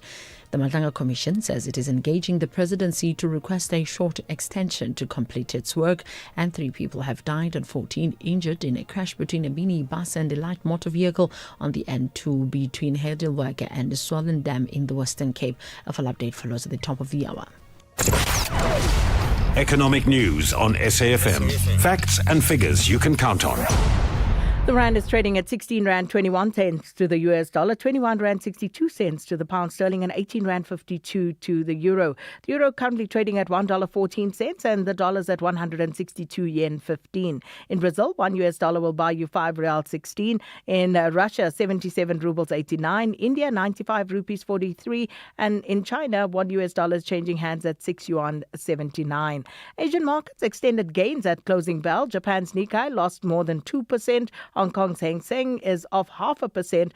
The mainland Shanghai Composite Index shed 1.3%, while India's markets were flat at the close of trade. The JSE mainly lower at midday. The All-Share Index off 0.2% and is at 110,984. The Industrial 25 Index has increased by 0.8%. Financials down 0.4%. Top 10 Resources Index 1.2% weaker, and the Precious Metals and Mining Index is 1.3% in the red. European markets, they mainly higher at this hour. Britain's FTSE 100 up 0.6%. CAC 40 in France has gained 0.7%, while Germany's DAX is flat. Looking at commodity prices, gold trading at $4,130 per fine ounce. Platinum's at $1,630 per ounce, while the price of Brent crude oil is at $72.69 a barrel. SAfM Sport with John Gerika. Hello. How's it? Good, and you? Early matches today. Mm-hmm. You don't have to stay up till 3 o'clock. Ah, man, I'm not sure that my body clock will. Yeah, you're so used to these strange times. Big match today, 6 o'clock, Argentina against Egypt in the World Cup. Egypt could just become the 5th African country to reach a World Cup quarter-final. One defeat in their last 8 internationals prove Hassam Hassan's men should at least be competitive. 3 of their 4 games at this World Cup so far have ended 1-1 after 90 minutes, so a hint of a close game. All that matters, it's Mo Salah against Lionel Messi tonight. That's the early game. Switzerland against Colombia is the later game. Colombia have lost just 1 of their 4 previous head-to-heads. They've won 2-0 in the 94 World Cup, but they're winless in 3 games against European opponents in 2026. So good luck picking who's going to win that. No, that's like the nothing match of the tournament. It is. Yeah? You feel bad for them, but yeah, but they're there. Argentina, Egypt. Argentina, Egypt. I've got. I don't know. I think I've gone for a 2-2 draw in this one. Argentina. Yeah, I think they'll just prove to be too strong. And then I've got Switzerland for. Oh no, I've got Colombia for a win against Switzerland. Oh no, I changed it. I got Switzerland for a win against Colombia today. Yeah. Let's go to Wimbledon. KG Monjan is on court today. Ladies wheelchair singles begins out on court 17. South Africans up against Annick van Koot of the Netherlands. Other way, in the main courts, it's quarterfinals day. Jessica Pegula starts things off against Kakao Gauff on centre court. Pegula has never played on centre court, but Gauff has many, many times. She doesn't think it's an advantage, though. Well, I don't think it would be an advantage if I played or not, because I feel like, maybe if I'm playing first round and I'm playing someone who's younger and never really been in this circumstance or even quarters. I'm playing maybe someone younger who'd never been. That doesn't always work, but maybe that. But as far as Jess, no, she has too much experience on the big stages, and I don't think that will play a role in the match at all. Felix Auger-Aliassime against Novak Djokovic is the evening match on centre court. Out on court 1, Yannick Sinner takes on Jan-Lennard Struff. Now, you know about the first court. I've forgotten what the word is. It's when you probably lose out on court 1. So, do you think Jan-Lennard Struff is feeling confident against Yannick Sinner? I would, just because. Didn't that used to be court number 2 at Wimbledon? I don't know, whichever court. We'll just make it up. You're going to pick Yannick Sinner. It's a daytime match. London is reaching a high of 31 degrees centigrade. It does have that little roof now. Sinner feels that he can take on anything. I don't know when they put me, but I'm happy either way. I feel I'm well prepared. We did a good preparation. Whatever happened in the past, it's gone already, and now we see if we found a solution. If not, we keep working for the next one. So, but in any case, we quarterfinal of a Grand Slam. The feelings are different, and you're more. There is definitely more tension, but in the same time, I'm very happy where I am at the moment, and then we'll see how it goes. So, word I was looking for is curse. Court 1 curse. And then fashion model and 14th seed Naomi Osaka takes on Karolina Machova, the 10th seed, out on court 1 as well. In hockey, South Africa beat Malaysia 3-1 in the first of 5 friendly internationals in in Durban yesterday. Second match starts at 6 o'clock this evening. More matches on Thursday, Friday and Sunday, all of them being played at the Riverside Sports Club in Durban North. Rugby news, here we go. Some ticket news for you, right? 100 Loftus Versfeld's 400 private suites are expected to be occupied on Saturday's Springbok Test against Scotland. Only 100 of the 400. There's an ongoing dispute with SA Rugby, right? It centres that SA Rugby's policy requires suite holders who already pay annual rental fees to pay again if they want to use their boxes for test matches. Suite holders have described the additional costs as excessive. SA Rugby President Mark Alexander, though, he's pulled the "it's in the legal department, so we can't comment" card. So this is an ongoing issue. By the way, if you're just an average Joe and you want to go watch the Springboks against the mighty Scotland, it'll cost you 1,050 rand. It doesn't seem fair, though, to the suite holders. No. Because you've already paid it. You have the use of it. Yes. For however long your contract is. Yes, and we're talking hundreds of thousands here, and tens of thousands for a game. It's not cheap. Plus the catering and all that stuff that goes with it. So they're saying, well, we've bought the suite, it's ours. Mind you, I must say, I've actually noticed it now that I think back. The last box game that I went to at Ellis Park, I actually noticed something, but I didn't think much of it. Now it makes sense. The amount of times I've watched a match and go, well, how are you not sitting in your suite? Exactly. Why is your now suite it empty? makes sense. I actually didn't bother to find out what the Charging story them was. extra. And by the way, you need so the two ends weren't available when I had a look. So they're like the main stands on both sides. If you want a corner ticket now, it'll cost you 1,050 rand. Do we wait? Do you wait? Do you risk it? Again. What did they say to you last week? It's not going to Don't do this again. Yeah, but let's see. Cricket news for you. Second test in North-South. Sri Lanka against the West Indies. Sri Lanka on 92 for 2 in their second innings after the West Indies scored 499. So Sri Lanka lead by 142 runs. It'll be interesting to see what the last day brings there. And the third T20 of 5 between England and India starts at 6:30 today. England lead the series 1-0 after the first match was washed out. Today, Pogacar currently leads this Tour de France after stage 3, exactly the same time as Jonas Vingegaard after 3 stages. Remco Evenepoel 23 seconds back. Pogacar won yesterday's stage, which is why he is on top. His team didn't ever let the break get away. If we can win like we did today, and the team feels super good, we have to take the opportunity, and we tried and we give it all and we win. It's a little disappointing, because I think that he's just going to ride away with it. It's going to be a one. And that's it, because yesterday you were telling us about how you let the Mexican guy, take the win, and it's just like now he's back on top. They're messing around with the other riders, which is quite sad. Yeah. You want some sort of competition. We'll see if Vingegaard can do something, but it doesn't look like it. Yeah. Okay, bye. Right, bye. Update at noon with Sakina Kamwendo, midday to 1 p.m.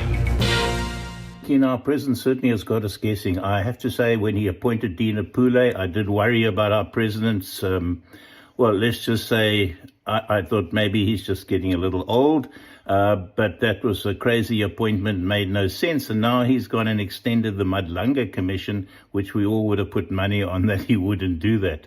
I can only assume, though, that this must be the double bluff that our president's very good at, and we will find out why he extended it in the not too distant future, and it'll be quite clear and obvious at the time.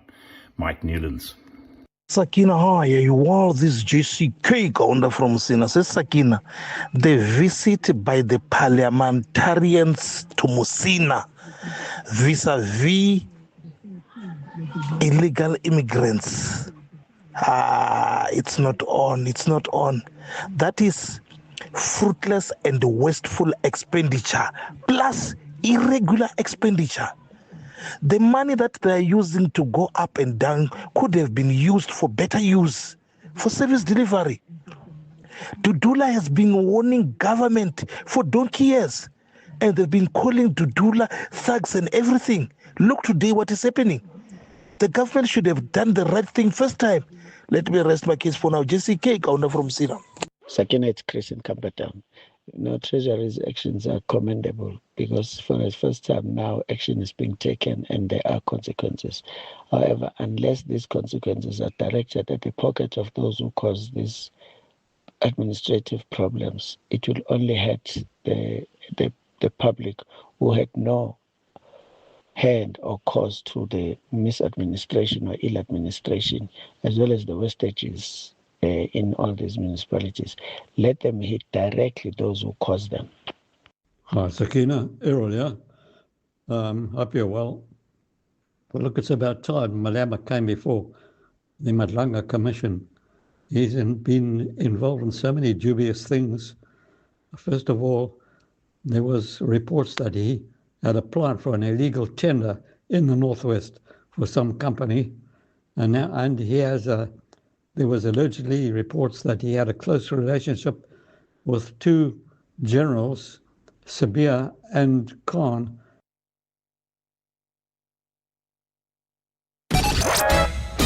Sakina Kamwendo on SAFM.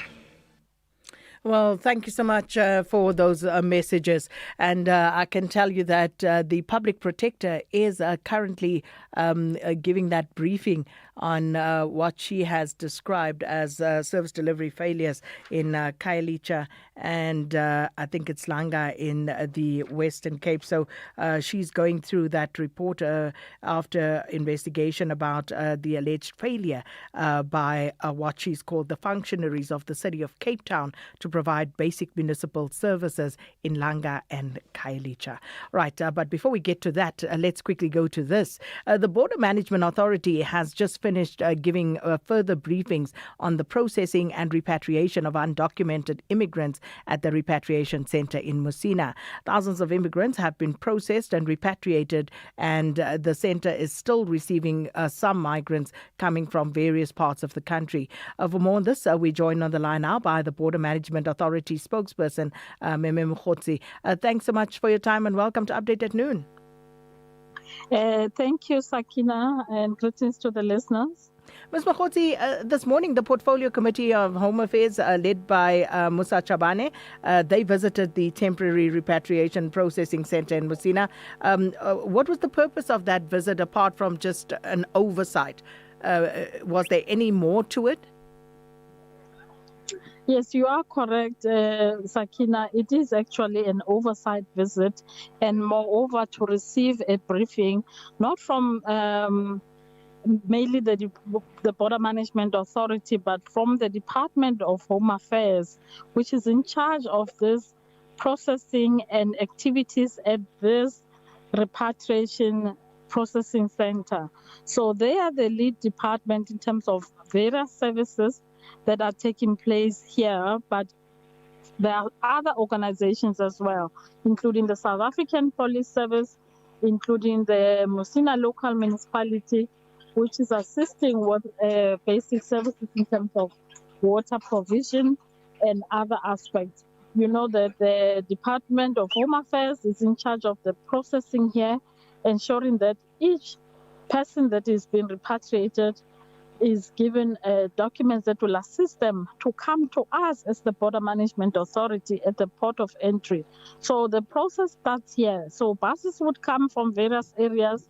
They all arrive here at the center, and the undocumented foreign nationals would be provided with the documents that will assist them to travel and be processed at the border, at the port of entry where BMA is processing. Moreover, there are also SAPS members who are doing fingerprints here to ensure that criminals do not evade and try and skip the country while they need to face the full might of the law in terms of crimes that they have committed. And now we have received a report that already the SAP system is very effective. There were 2 hits in terms of a murder suspect who was picked up here trying to leave the country, Sakina, and 1 suspect who is sought for armed robbery, who's out on bail, who was also trying to evade and trying to skip the country through the repatriation program. So the systems are working. We also have medical services here that are being provided to the foreign nationals in case maybe there are issues that they are facing in terms of medical services that they require. There's a number of NGOs as well that are here. So the portfolio committee is receiving that full briefing in terms of what exactly is happening. The meeting is still continuing. From then on, there's going to be a walkabout where they will be seeing those facilities and they'll be taken through the various areas of operation. And tomorrow, they will then be coming to the border where they will receive a full brief from the Border Management Authority, and they will do a walkabout in terms of the different areas of operation in terms of from when foreign nationals move from here, they come to the border, the buses go there, and they're being processed for departure. Ms. Mkhotsi, how many foreign nationals who are undocumented have been processed thus far, especially in the week leading up to the 30th of June deadline that was set by civil society organizations and to date? From that time, I mean, by the 30th of June, Sakina, we had just over 40,000 foreign nationals that had been processed. This is across various nationalities, across various areas, that currently is the land and air ports that are currently doing repatriation, not only here at the Beitbridge border post, we also have Libombo, we also have OR Tambo International Airport, and various other land borders that are doing repatriation of various nationalities. So, and to date, we are receiving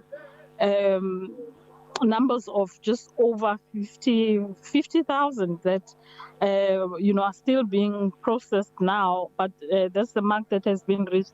The number has surpassed 50,000 in terms of total repatriations that have taken place. You'd remember that they started in May, and around the 27th of May was the Ghanaians. They were the first nationalities to be repatriated through OR Tambo, and then the president made an announced called a media briefing on the 7th of June to announce on various strategies that are going to be employed in terms of immigration challenges in the country. So from then on, there was a multi-stakeholder approach in terms of ensuring that, various responsibilities are integrated and that the repatriation and deportations continue to take place. Ms. Makoti, I'm curious about conversations with your Zimbabwean counterparts at, of course, the highest level, but how have things gone? Have there been any conversations about the movement of people? And also, have you seen people coming back into South Africa after they were repatriated? Sakina, in terms of our border management efforts, yes, we have seen, just a few individuals attempting to enter South Africa through the vulnerable segments, but due to our deployments there at the borderline, and now with the visit of the IMC, remember last week, IMC members were here just to observe, in terms of the activities that are happening. There has been a request of reinforcement of forces on the ground to ensure that, we completely block and we ensure that there's no illegal movement that takes place.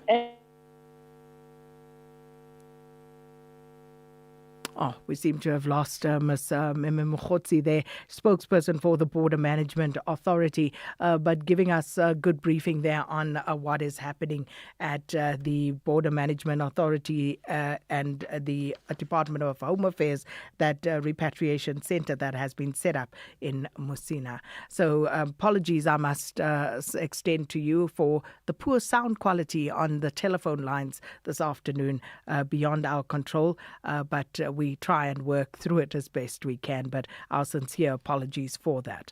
Now, the public protector, Koleka Gcaleka, has found that the city of Cape Town violated several sections of the South African Constitution by failing to provide access to water, amongst other things, in Langa and Khayelitsha townships.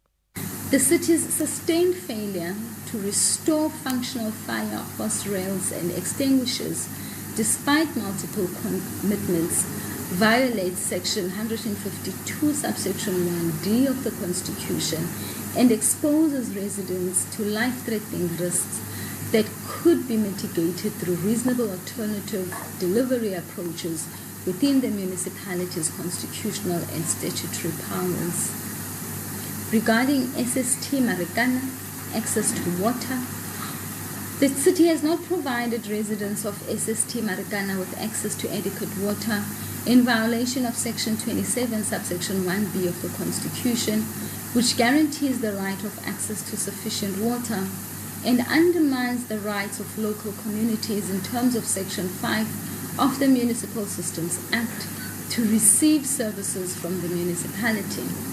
The city's failure to provide residents of SST Marikana with access to adequate water reflects on non-compliance with the duties imposed on municipal administration under Section 6, 73, 76 and 79 of the Municipal Systems Act, which requires municipalities to provide basic municipal services impartially, fairly, equitably, and without bias.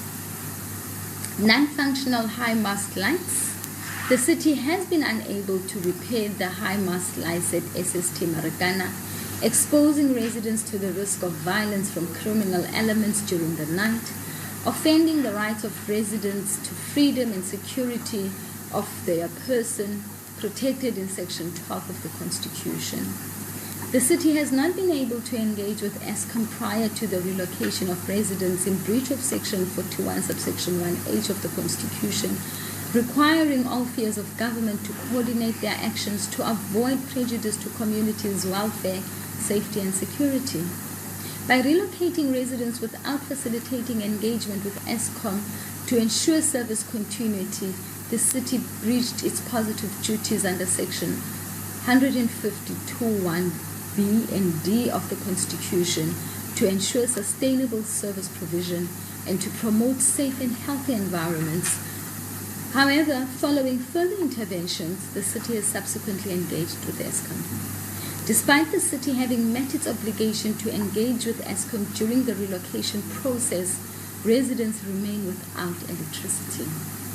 This situation highlights challenges in remedying service delivery deficiencies and raises concerns regarding full compliance with the Municipal Systems Act, which mandates that municipalities deliver services fairly and without discrimination.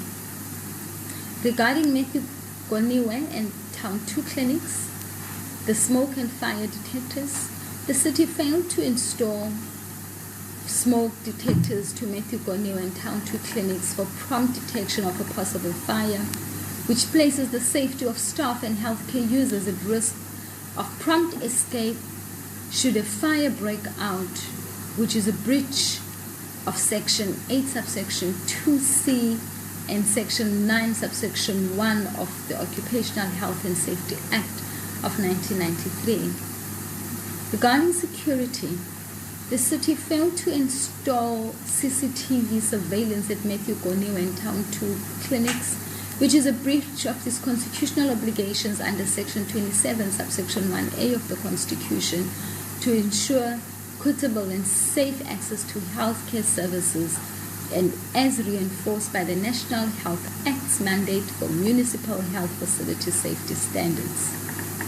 And that was the public protector, Koleka Qaleka, briefing the media on her findings on investigations conducted in Langa and Khayelitsha in the city of Cape Town. Update at noon, midday to 1 p.m. Well, we have time to squeeze in one more update, and that's on the Madlanga Commission, where evidence leader Matthew Chaskelson has scrutinized WhatsApp chats allegedly linked to the suspended Crime Intelligence Deputy Head Feroz Khan before the Madlanga Commission.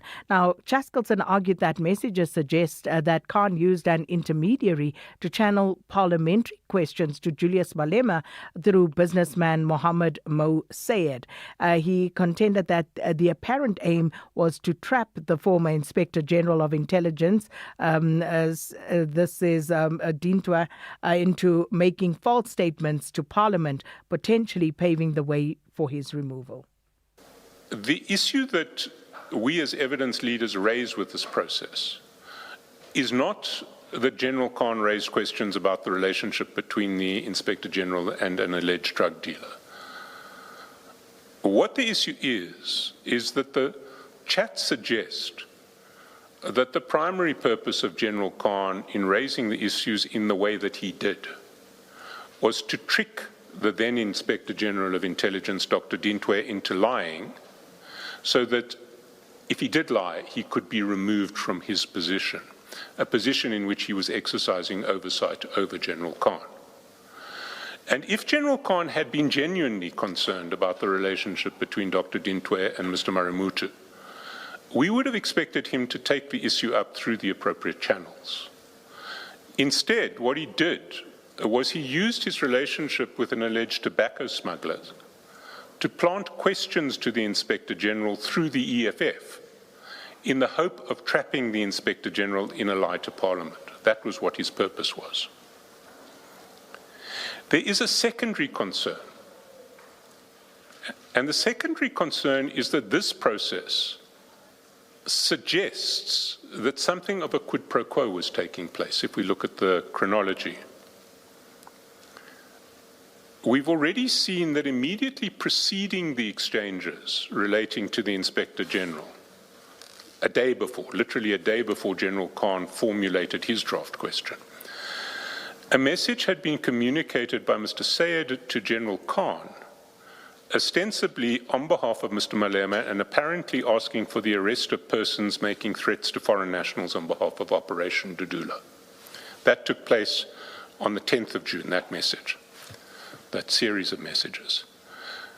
General Khan on the 11th sends his message suggesting a question to the Inspector General. And while I commend Mr. Malema for his stance against xenophobic lawlessness, the chats suggest that General Khan saw this as an opportunity to use Mr. Malema's position within the EFF to attempt to trick the Inspector General into a lie that may provide a basis for having him removed.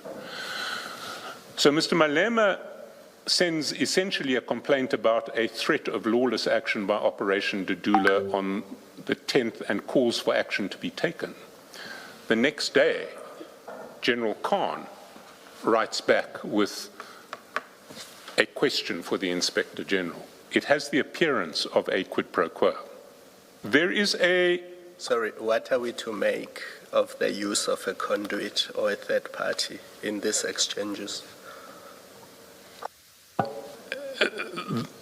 The use of the conduit is problematic in its own right. And if we go further, because there are further concerns about quid pro quo, where the use of the conduit becomes particularly problematic. But it seems to me that that if General Khan is genuinely wanting questions raised in Parliament, he has appropriate means of doing that without using conduits. And that was Evidence Leader Matthew Chaskelson, SC, earlier today at the Madlanga Commission. And that's all our time. Thanks to the production team. Thanks, everybody, for tuning in. And here's Ondela Mbana with your latest news.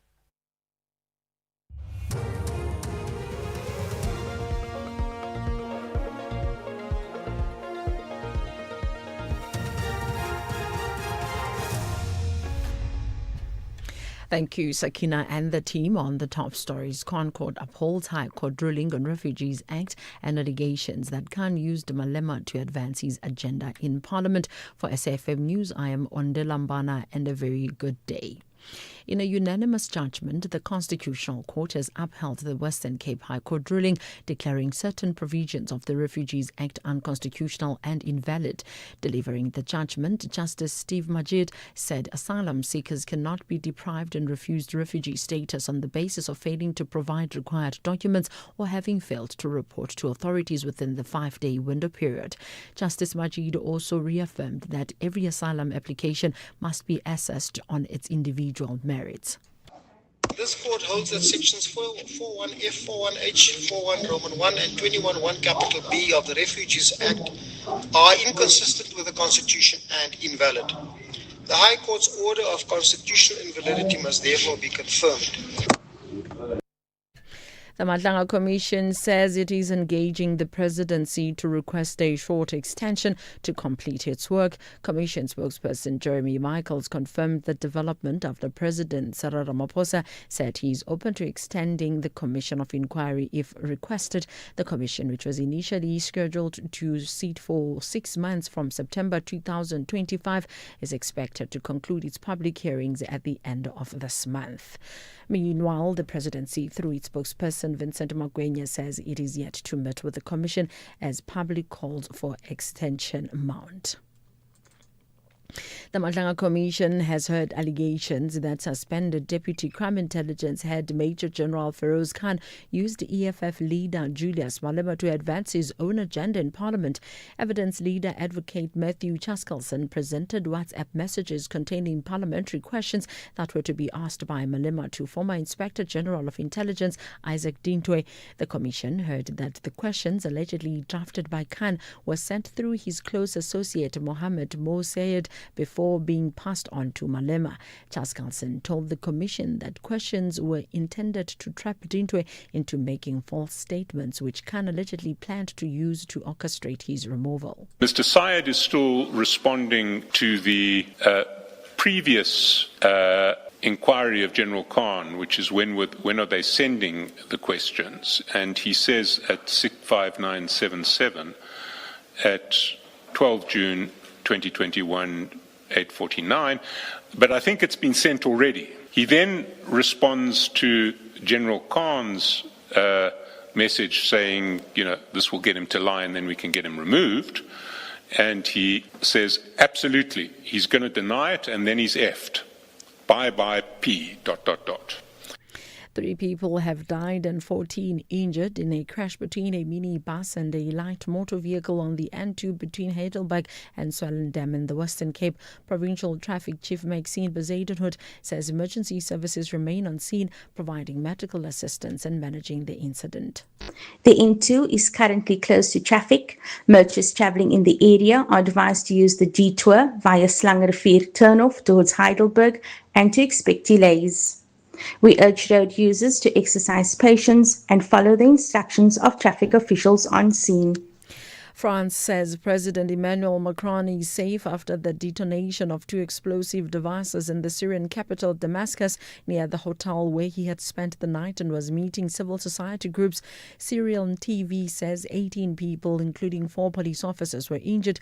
Flames and thick smoke was seen with emergency personnel in attendance, the BBC's Hugo Bachega reports. Images posted online show a plume of smoke rising from the area of the hotel where Emmanuel Macron is staying in Damascus. Security measures have been implemented and roads are sealed off.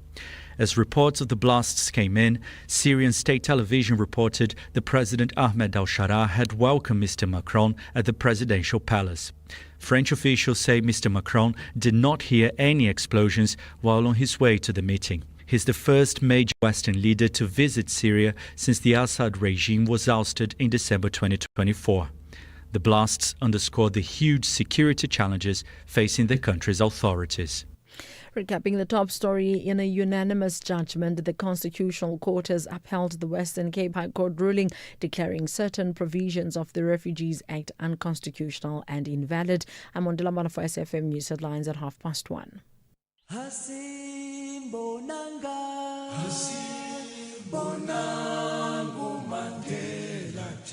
Hashtag Mandela Month on SAfm.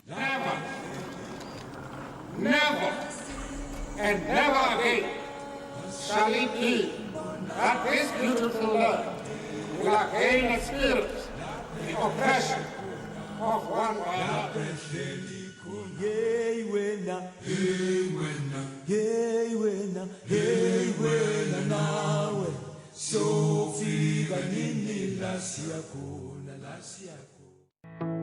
Looking for exclusive content, live events, and special broadcasts like the Madlanga Commission? Then connect to the all-new SAfm Connect stream. The Madlanga Commission, live and uninterrupted from 9:30 Monday to Friday. SAfm Connect brings you more of the conversations that matter. Listen anytime, anywhere by visiting connect.safm.co.za or stream directly on SABC Plus at sabc-plus.com.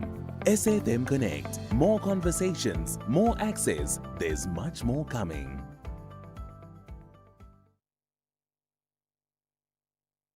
Yo, how is your trolley so full these days, friend? It's my way, Jomi. I save up to 40% on my car insurance premiums every month. My way insurance? Yes. Now I have more money back in my pocket, even though hubby switched to my way. Manja, we're both saving, which means we have more money to focus on the things we love and live our way.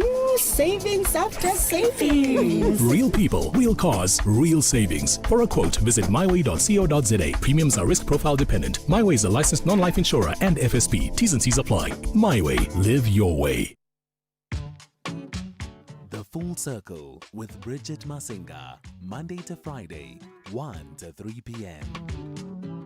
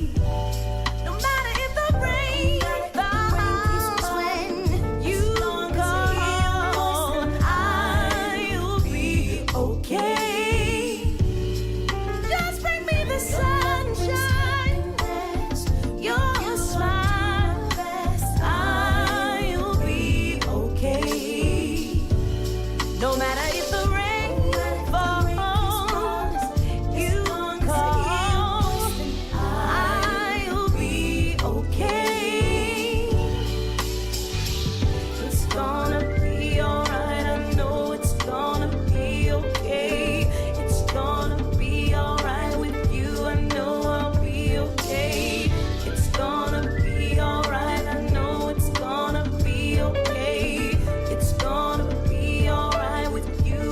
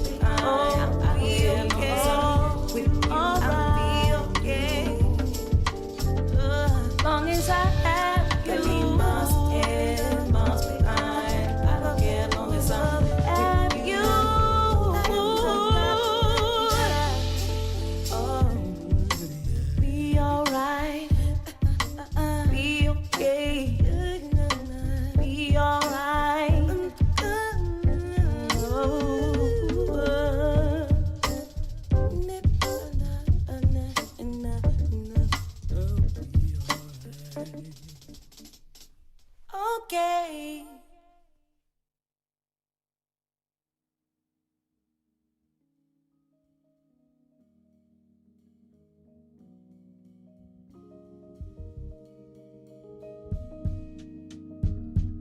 People think a jazz musician, they pigeonhole us as like just jazz musician. How much of that do you think is like musicians' fault? Like cats started playing for other musicians and trying to be this one thing, just trying to be Charlie Parker or just trying to, you know what I mean? Right. People are just so brainwashed and they don't know. I don't think people know what's good and what's not good anymore. Anything popular, even if it's whack, is like what sets the pace for music nowadays. It's like, oh, this is hot, and it's whack. 98% of the stuff I hear on the radio is whack. 90% of the musicians you hear playing is whack. You know, because there's no bar anymore. You know, it used to be, the bar was so high, and people have greater appreciation for music. It's up to the big wigs, I guess, because they're the ones that do the programming. Because people don't really think anymore, not much. If you have music like that, it make people think. Wow, they wouldn't know what to do with the system. You know, people just follow the other person, so it's not really like a lot of leaders. It's more like a lot of followers. The best thing you can do for people, I think, is just be honest, man. Yo, we gotta do something, man.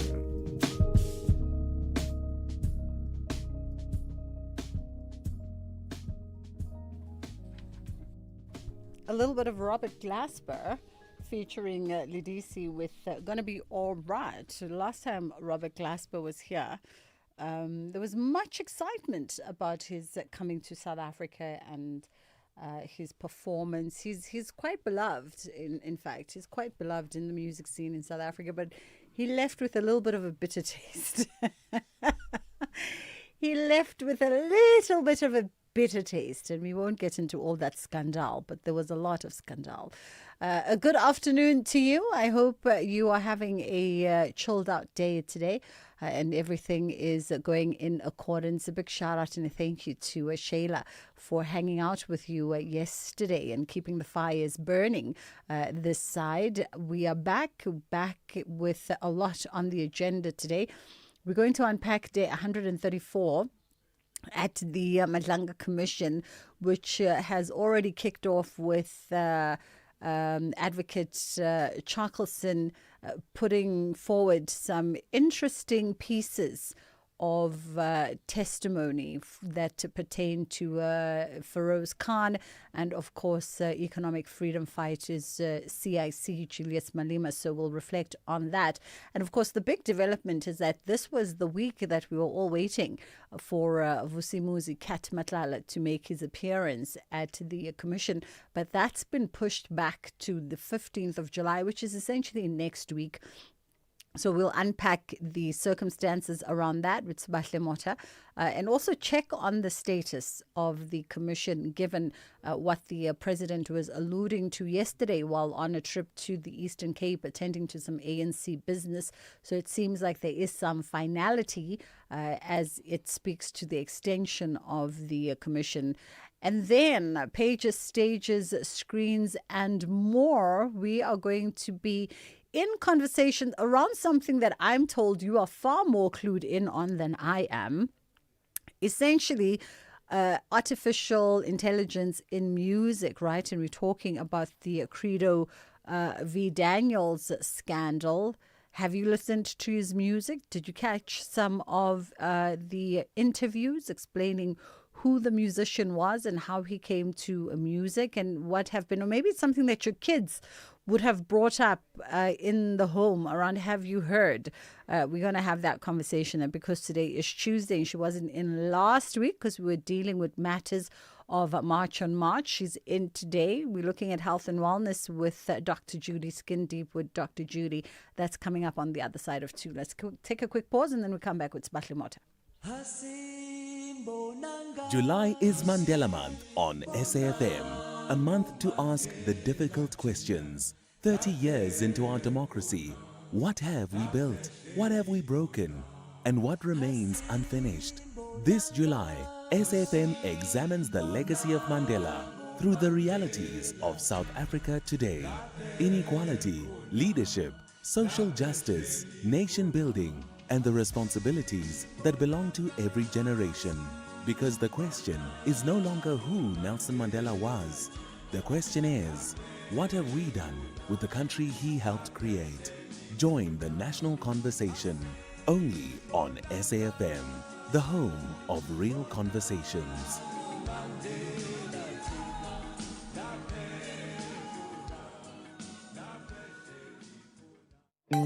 Bridget Masinga on SAfM. All right, let's catch up with Usbahle Mota now. Lots to get through for day 134 at the Madlanga Commission. How are you doing this afternoon? Good afternoon to you, Bridget, and thank you so much for having me.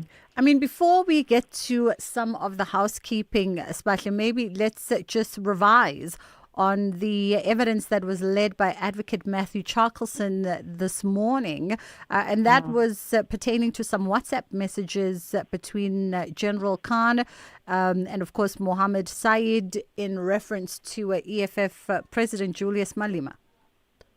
Yes, so I think essentially what these WhatsApp messages have revealed is just the alleged close-knit relationship between Julius Malema, Mohammed Mosaid, a businessman who's also the co-founder of a tobacco manufacturing company, as well as General Feroz Khan. And what is evident is that all these three fellows seem to do each other favors, right? And what the one example that was presented by Advocate Matthew Shackleton is when EFF leader Julius Malema allegedly sends Said a screenshot or a poster of Operation Dudula and sends it to him and says, these guys need to be arrested or something like that. And Said then asked Juju if he should forward that poster to Feroz Khan. And this is where we start seeing the sort of interaction that exists.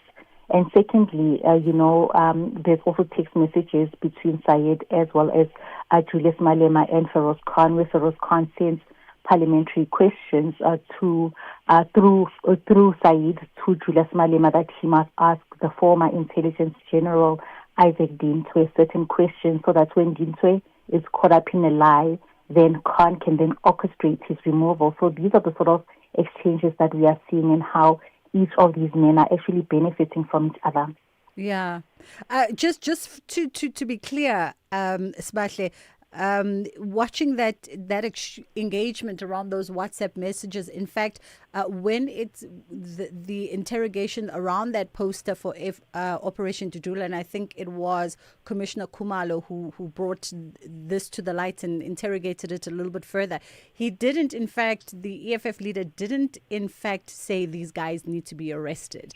He brought his attention to the poster and I think what was supposed to be a day of action by Operation Dudula and alluded to the fact that some investigation needs to be done around this, but he didn't in fact say that these guys need to be arrested, just so that we don't get ourselves in hot water.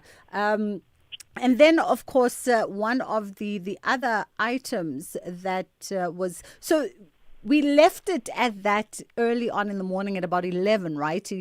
Shackleton kind of presented some of those WhatsApp exchanges, laying some ground around a quid pro quo relationship, and then entered into evidence an answering affidavit from the EFF leader, whom they had sent a couple of pointers talking to the fact that he is referenced in some issues at the commission that are going to be coming up.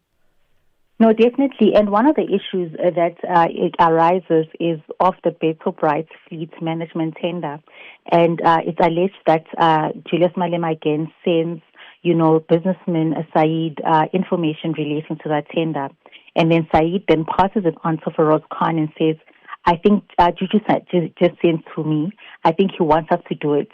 And there's also, the inference that, Julius was sending this particular tender so that Said and Khan could apply for it. And ultimately, this is what Shackleton was putting before the commission. And, a list of the allegations that have been labeled against Malema was sent to him, of which he has denied now in an affidavit that, Matthew Shackleton has read on the record to the commission. So I think what would be interesting out of this entire exchange, and the fact that Malema's name has consistently, popped up at the commission, is whether or not the commissioners will call him to appear before the Matlanga Commission, taking into consideration that Jeremy Michaels had actually said they are considering asking for just a short extension. And I think this extension then would also mean that possibly your General Khans, your Suleiman Karim will be feeling better and hopefully present themselves before the commission as well. I almost let out an unprofessional chuckle. Slightly. And that was the other point that we were going to deal with today quickly, is that the president did kick the ball in the commissioner's corner yesterday by saying if they approached him for an extension, he would be open to such. And this morning, a lot of your colleagues drilling the commission's spokesperson, Jeremy Michaels, around whether or not that request had been made. From what I gathered, that conversation has been initiated, but there's no concreteness as to whether or not that extension is going to be granted and for how long it's going to be granted. Because he did also emphatically say that they are still moving as though their deadline is the end of the month. No, definitely, because, as you know, the commission is only still traversing phase 1 and phase 2, where we are even finding that certain witnesses are presenting themselves under phase 2, but actually they were meant to come under phase 1. And what we gather from what Jeremy Michaels has said is the fact that there's still quite a lot of information that needs to be traversed by the commission, taking into consideration that some of the guys that have been implicated, like the Minister of Police as well as General Ndandla Mkhwanazi, who made the allegations, are still to return. And additionally, Vusumuzi Khedmatala is meant to present himself to the commission next week, Wednesday. And as you know, he's been implicated in quite extensive allegations, and he may even take more days than what is anticipated. So I do get a sense that there may be an extension, but not as long as, South Africans are hoping for it to be. Yeah. Just in our final minute, what do we know of Witness M? Yes, so Witness M has filed an application to have his, or their rather, testimony heard in camera. And what they are citing is the fact that, it's safety concerns and that their evidence implicates heads of state, politicians, criminal syndicates, as well as police officials. And he's, scared for his family's life, that is of his wife and children. So that is why, he wants this application to be heard in camera. And what we understand from their affidavit or their application before the Matlanga Commission is the fact that they'll be speaking or testifying about a drug bust. Oh, interesting indeed. Let's leave it there for this afternoon. Sbahle Mota, SABC News reporter out at the Matlanga Commission for day 134. Essentially, they are now in a closed session and we are not invited due to the sensitivity of that information that is going to be unpacked. We'll catch up with Sbahle again. And of course, the big date now for Khedmatala being the 15th of July. It's anticipated that he's likely going to appear to the commission remotely from wherever he is, purely because of the safety and security concerns around his transportation to the commission is what we are deducing. And of course, securing him whilst he's at the commission might require far more resources than the commission is currently what was currently available to the commission would be best phrased. Let's take a quick pause and then we come back and we get into a different kind of conversation, this time around with Uphumelela Mashego. Yo, how is your trolley so full these days, friend? It's my way, Jomi. I save up to 40% on my car insurance premiums every month. My way insurance? Yes! Now I have more money back in my pocket, even though hubby switched to my way. Manje, we're both saving, which means we have more money to focus on the things we love and live our way. Savings after savings. Real people, real cars, real savings. For a quote, visit myway.co.za. Premiums are risk profile dependent. MyWay is a licensed non-life insurer and FSP. T's and C's apply. MyWay. Live your way. Stages, pages, screens, and more on The Full Circle. All right, let's catch up with Uphumelela Mashego now, who is an accomplished media professional, content creator of Zikipani and founders and MD of Sister Magazine. And we're looking at AI in music. We're talking Credo v. Daniels. What began as the inspiring rise of an independent producer named Credo v. Daniels, real name Credo Daniel Mandlazi, hopefully I'm pronouncing that right, has become a trending topic with laughing emojis. And of course, there's a whole bunch of viral commentary around this. There's talks of legal actions. And then bringing up questions as well around ethics when it comes to artificial intelligence and music. Pumelela, how are you doing this afternoon? I'm doing well. Bridget, how are you? I'm great. In our first few minutes before we take the news headlines, maybe let's use this minute and a half just to give us some context around who is Credo v. Daniels. Okay. Credo v. Daniel is a musician, a producer, so known by many to be creating music, hard-hitting sounds, and producing trending songs.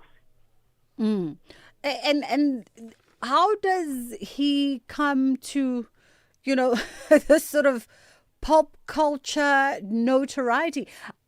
Let me just confess also, I'm in the dark around the circumstances and the drama that is unfolded around this individual. So how do they come to find themselves in this urban culture space? How were they introduced to South Africa?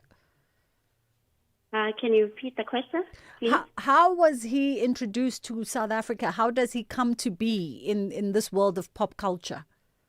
Okay. So since Credo v. Daniels has been making trending music and actually being able to market himself and create a brand, we saw him performing live on stage, and where it was actually seen that he is not the actual person with the talent, where he was not the voice actually. So he has been using AI music for so long, producing the content, producing the sound. So now we have experienced that he, when we look at the industry, actually they love a fairy tale. So we were sold the narrative of a raw, untrained genius who just picked up a mic and made magic. So, but people were shocked to find out the truth at his debut album launch. The minute he stepped, yes. Let's hold it there at the shock that came at this debut launch. Let's hold it there for a second, Pumelela. Take the news headlines and then we'll come back on the other side. Thank you, Bridget. And on the news headlines, National Treasury says it has temporarily withheld equitable share payments that were due to be released to 69 municipalities this month. In a unanimous judgment, the Constitutional Court has upheld the Western Cape High Court ruling, declaring certain provisions of the Refugees Act unconstitutional and invalid. And the Madlanga Commission has heard allegations that EFF leader Julius Malema sent businessman Mohammed Mo Sayed information relating to a Better Bright Fleet management tender. A full update follows at the top of the hour.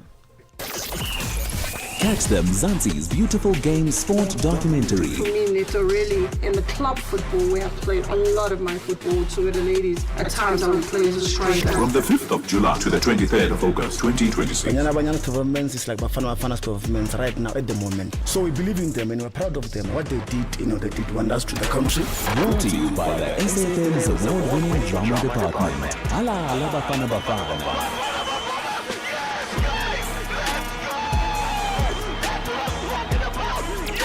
This is what we are becoming. SAfm, leading the conversations that move us.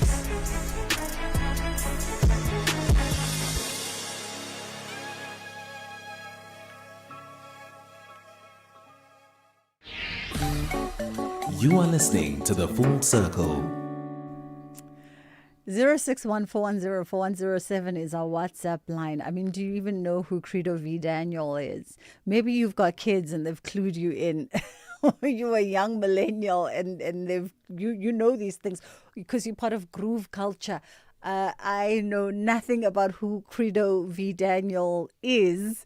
So we're having this conversation in part with me completely in the dark around this artist and the drama that they've caused on social media that has even crossed borders, with legal action now being a real possibility that they are facing. So we thought we'd invite Uphumelela Mashego, who is a media professional content creator from zikipani.co.za. And Phumelela, you published an article on zikipani.co.za titled Jaw-Dropping Revelations Exposing the Truth Behind Credo V. Daniel's AI Music Scandal. Walk us through, firstly, you speak about the fact that, this artist came out of nowhere, fresh on the scene, making trendy music, hit music nonetheless, marketing themselves as this, grassroots genius. Where does the bubble then burst? Oh, so as I've been saying, that we were all shocked to find out the truth. Actually, at his debut album launch. So the moment he stepped on that stage to perform live, the illusion completely shattered.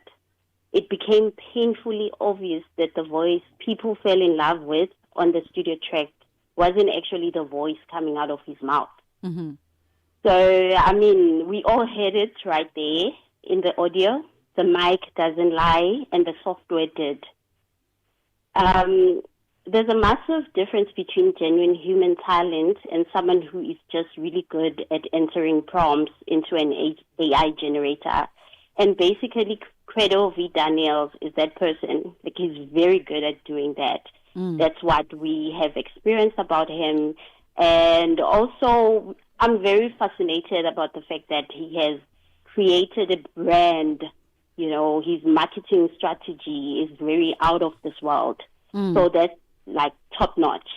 And that's where a lot of people didn't even realize and were very shocked to realize that. And when you realize the cultural and creative industries support over 1.16 million jobs in South Africa, pushing a fake narrative like this actively takes attention and opportunities away from the millions of real, breathing human beings who are putting in the actual sweat equity to build this economy.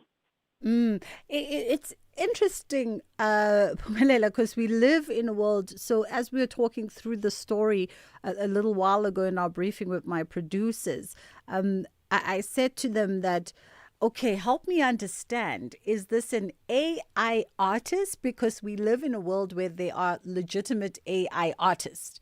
Artificial intelligence artists that pop up on our social media pages, that are these 5-dimensional creations, who present original music that is well produced, well arranged. They've got beautiful voices, and we know that they are artificial intelligent artists. It's not a hidden thing that they are AI generated artists. So as I was asking them, is this or is this a real person, that meat and bones that we can touch, that is using artificial intelligence generators and programming to essentially sample music from other artists, a little bit from this one, a little bit from this one, put it together and then scramble it using this new artificial intelligence in the hopes that nobody figures it out? Yes, I think that's something that obviously Credo V. Daniels was hoping to mask, because as we all know, like it's better to have an artist admit that this is what they are doing. They are using AI. So the problem with AI is that it scrapes the information. So it doesn't start off things like from scratch. So now what we have noticed is that Credo V. Daniels was trying to not admit that. So he was trying to just make it something that it's something that is of his own, like something that he just created, and just masking and making people believe that he's creating new sounds and producing and lyrics as well. So that's where the difference is. Yeah. Yes. So he's no Jeanne Monet, who's the most notable AI music project coming out of the US. She's a whole avatar. She was created by a 31-year-old poet from Mississippi, Talisha Nikki Jones. Jones wrote all the lyrics, produced all the songs, and these were lyrics that were derived from poetry that she's been writing her entire life. And she just used a generative AI tool, Suno, to really compose the instrumentation, fuse in the vocals, and all those elements. But it's an actual person behind an AI project. So this is a person, essentially, as one of my listeners is saying, that essentially we are dealing with a modern day version of Milli Vanilli. Yeah. And I don't know if you're old enough to know Milli Vanilli, who were a pop act from Munich, Germany, founded back in 1988. And this is a quick reference here from the WhatsApp sent by my listener, produced by Frank Farin. And they actually went on to win plenty of awards. They were endeared in the hearts of so many people, only for people to find out that they were really just a fraud. Yeah, that's really interesting. So this sounds like we're looking at another Milli Vanilli in 2026. True. This is a new version. Oh, what a wow. Well, let's get a little bit of a sampling. I guess maybe let's play the good Credo. Let's hear what the good Credo sounds like, and then we'll hear the rest, the real.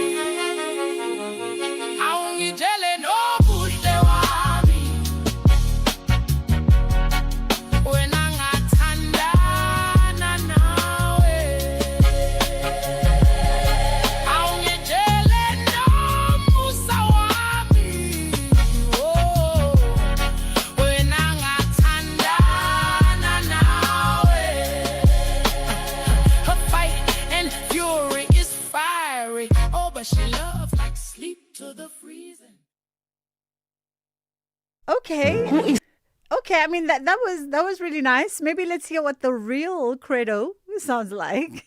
He's singing on your songs. I'm singing on my song. Yeah, there's no AI? The chorus is like, let's say, the choir. A few moments later.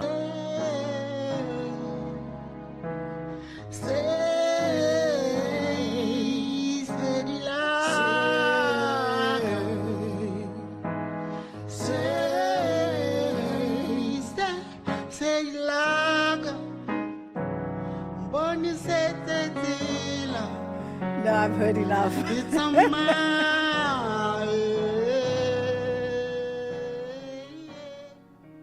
No.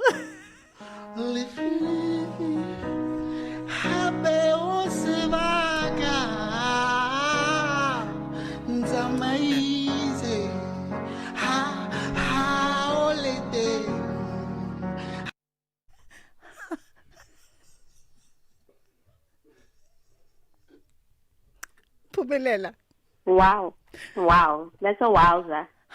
Wow. How do I even keep a straight face if you're streaming? It's so difficult. You can see I can't even keep a straight face because this is so far from from talent. I mean, we don't mean to be judge and jury, but from what we heard of the post-produced AI music, the studio-produced AI music, to what we hear of the real person performing, what was the end goal here? Because also there's now matters of legal action, because some of the music is copyright infringement from another artist. It's very difficult. Like, how do we, like you say, this is so far off. This is so different. I'm very quite fascinated with Credo V's Daniel's thought process.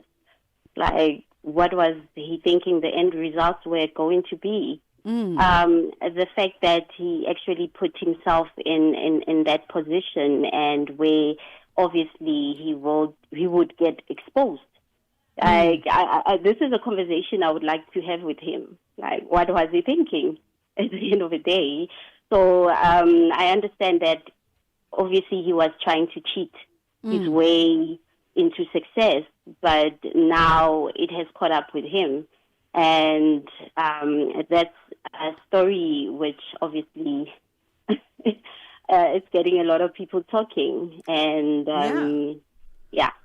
The other interesting element around this is the role that TikTok creators have played in situations like this, right? Because part and parcel of being an artist in this new era is also creating work that will trend. We've seen a lot of artists create music solely to trend on TikTok, to fast track that success and that visibility. Now, for an artist like Credo V, what role has, like, a TikTok creators, you speak about them being a new sort of copyright lawyer, because they piece together so many elements that the rest of us don't see. So, yeah, at the end of the day, obviously the streets are watching, and right now the streets is TikTok. Traditional record labels, legacy executives, and legal teams are way too slow for the digital age. They are still sending emails while the internet is moving at the speed of light. It was everyday youth culture, internet sleuths, and TikTok creators who put the clips side by side. They did the audio forensics and blew the whistle. Wow. This is a paradigm shift that I really wanted to unpack in the article. Music fans today are hyper-literate. You cannot gatekeep or pull the wool over their eyes anymore. Like, TikTok has literally become the new Supreme Court of culture. It shows that the power has completely shifted from corporate gatekeepers to the community. So if you're faking the funk, the algorithm will find you, and the audience will hold you accountable. And this is where we are at with this. With Credo V. Daniel. Let's go to WhatsApp quickly, 061-410-4107.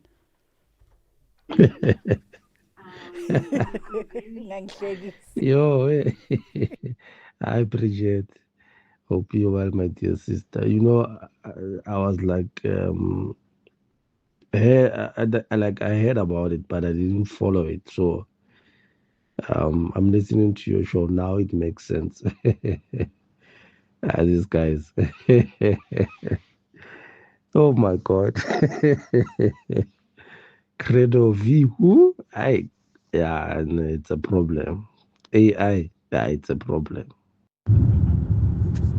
They should have just called me to come and do that live performance for them.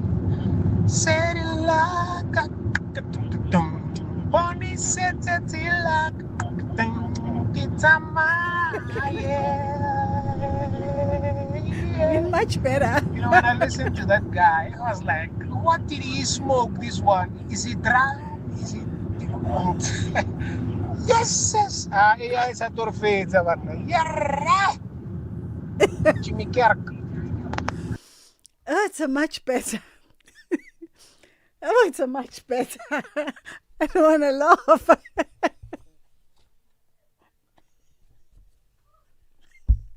Pumelela.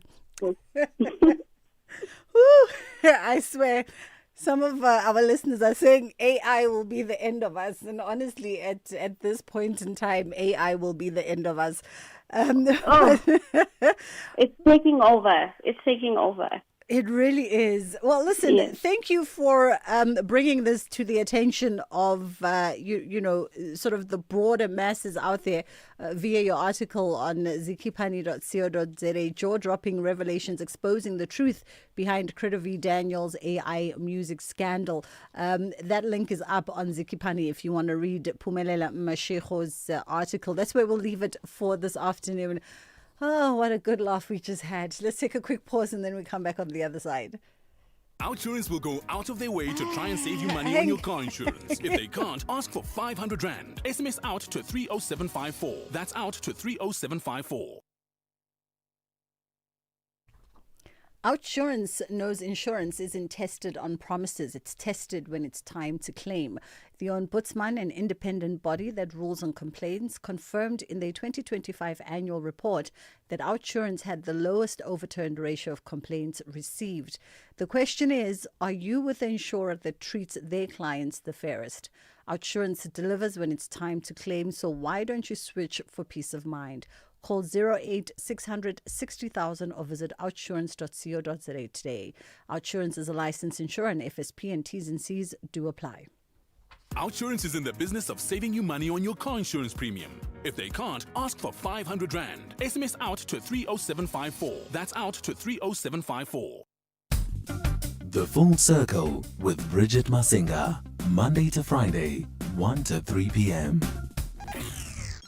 Hi, let's try to balance our chakras a little bit. Richard Frost joins us now, Head of Technology Solutions and Consulting at Amata Cyber Security. And we're focusing on tech and data sovereignty. What happens when South Africans lose control of their data? So South Africans are increasingly banking and shopping online, using AI-powered services, accessing healthcare platforms, and relying on digital government and business services. But with all of this, do we actually know where our personal and business data is stored and what happens when something goes wrong? Richard, how are you doing this afternoon? Hey, Bridget. Great to be on the show again. Thanks so much for the time. I mean, let's talk about it. Firstly, let's understand the term digital sovereignty, because what does that actually mean? And should the average South African even care? Yeah, 100%. I think what we tend to forget when we give our data away, and we don't do it in a terrible way, but you know, if you're utilizing a system like Facebook or LinkedIn, the infrastructure that supports that data is hosted somewhere, be it in the States, be it in Europe, be it in South Africa. Predominantly, our banks utilize systems local. They control those assets. So from a banking perspective, a lot of the times we don't really have to worry too much because the stuff's hosted in South Africa. But digital is regulated by the people that own it as opposed to where it's hosted, right? So if I'm utilizing servers in Europe to host my data, the laws of South Africa should govern, you know, the use of that data. Most of the times, though, it's the place that's hosting the data, their laws govern it. So when you sign a contract, you can see your legal terms that the vendor's beholden by the laws of Europe or wherever it is that you're hosting your data. Interesting, because, I mean, what does that speak to? In my layman's and sort of logic, I would think, to your point, that the one whose data it is should then be the one whose law applies. But when I guess legal folks would also say, but no, the domicile of the place that's holding the data would be the ones that have. So where is that disjoint in that legal conversation? Yeah, so I mean, there was quite a good use case a few years back where a company similar to, you know, what we know as TransUnion or an Experian type company, they're an American business. Their data is hosted predominantly in America, but they had a lot of European clients that were hosting data on the systems as well. And they had a massive data breach. And what actually happened was the European Union actually pulled the GDPR laws against the American company and sued them. They had to pay a fine in the hundreds of millions because of losing European data. And it only covered the European clients. So that's where the digital sovereignty law was put into effect, that even though it was a system hosted in the US, the data belonged to EU customers, and therefore they were protected by EU laws. Mm-hmm. Now, for us, just common man on the street, why should we be concerned around conversations that talk to digital sovereignty? Because why should I be concerned about my personal data, where it's stored, who controls it? How does that affect me in the instance where there is a bridge to that data? I think if you look at something like America or the EU and the data privacy laws that specifically Europe has with GDPR, it's a lot easier for them to enforce those laws against other countries because there's agreements in place. South Africa has the POPI Act, which is an incredibly strong law and is probably the strongest data privacy law in the African continent. And if you were hosting data in South Africa, the way we govern the data and secure the data is a lot stronger than, possibly one of our neighboring countries. But the question now is, if I was hosting, for example, and I'm just using this as an example, in Nigeria, and something happened to my data, would the POPI regulator be able to enforce the laws against the Nigerian data center? And that's the question you have to ask. We often, we're hosting data in social media places like Facebook and LinkedIn and all those places. What do we as a South African, what can we do if Facebook is hacked? Can we start some form of civil claim against them for data that was lost? Yeah. The information that they steal can be used for, advertising or potentially building a profile about us that can be used either by a threat actor or by a marketing company to gain access to us. And there's no laws in those areas that protect us against that kind of behavior.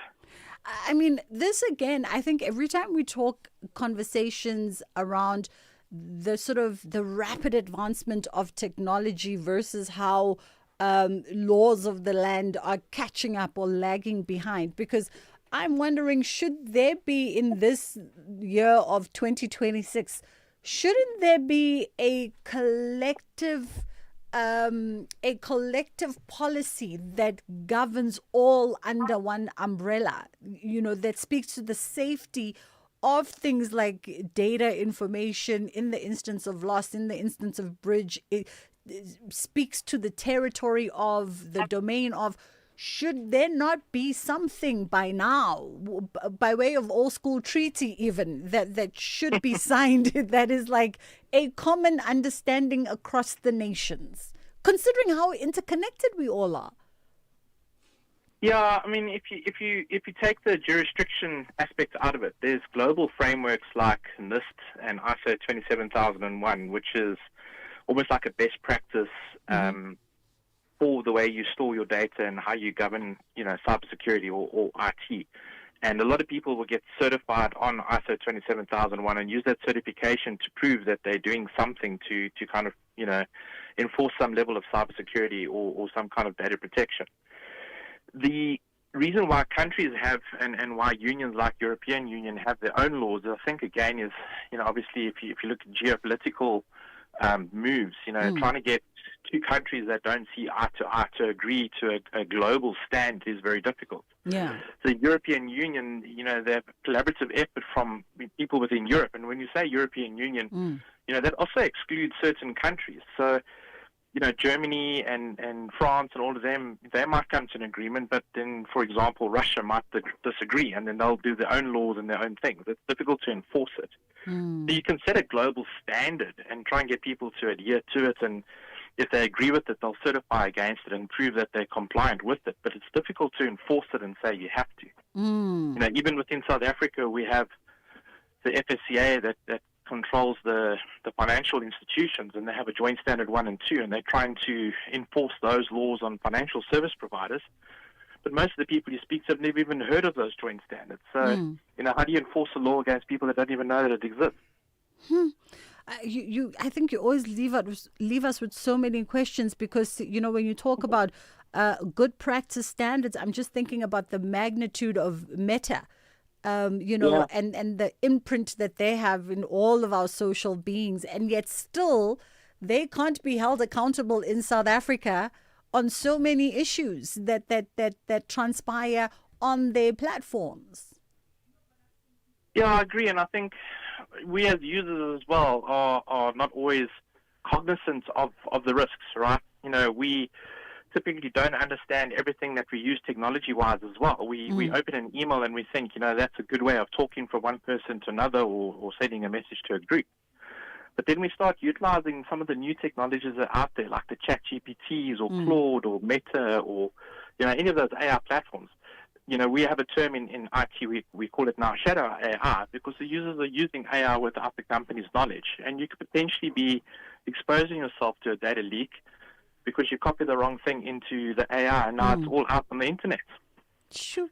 Now, speaking of organizations, what should they be asking from technology providers in order, I guess, to get some kind of transparency or even control over their data?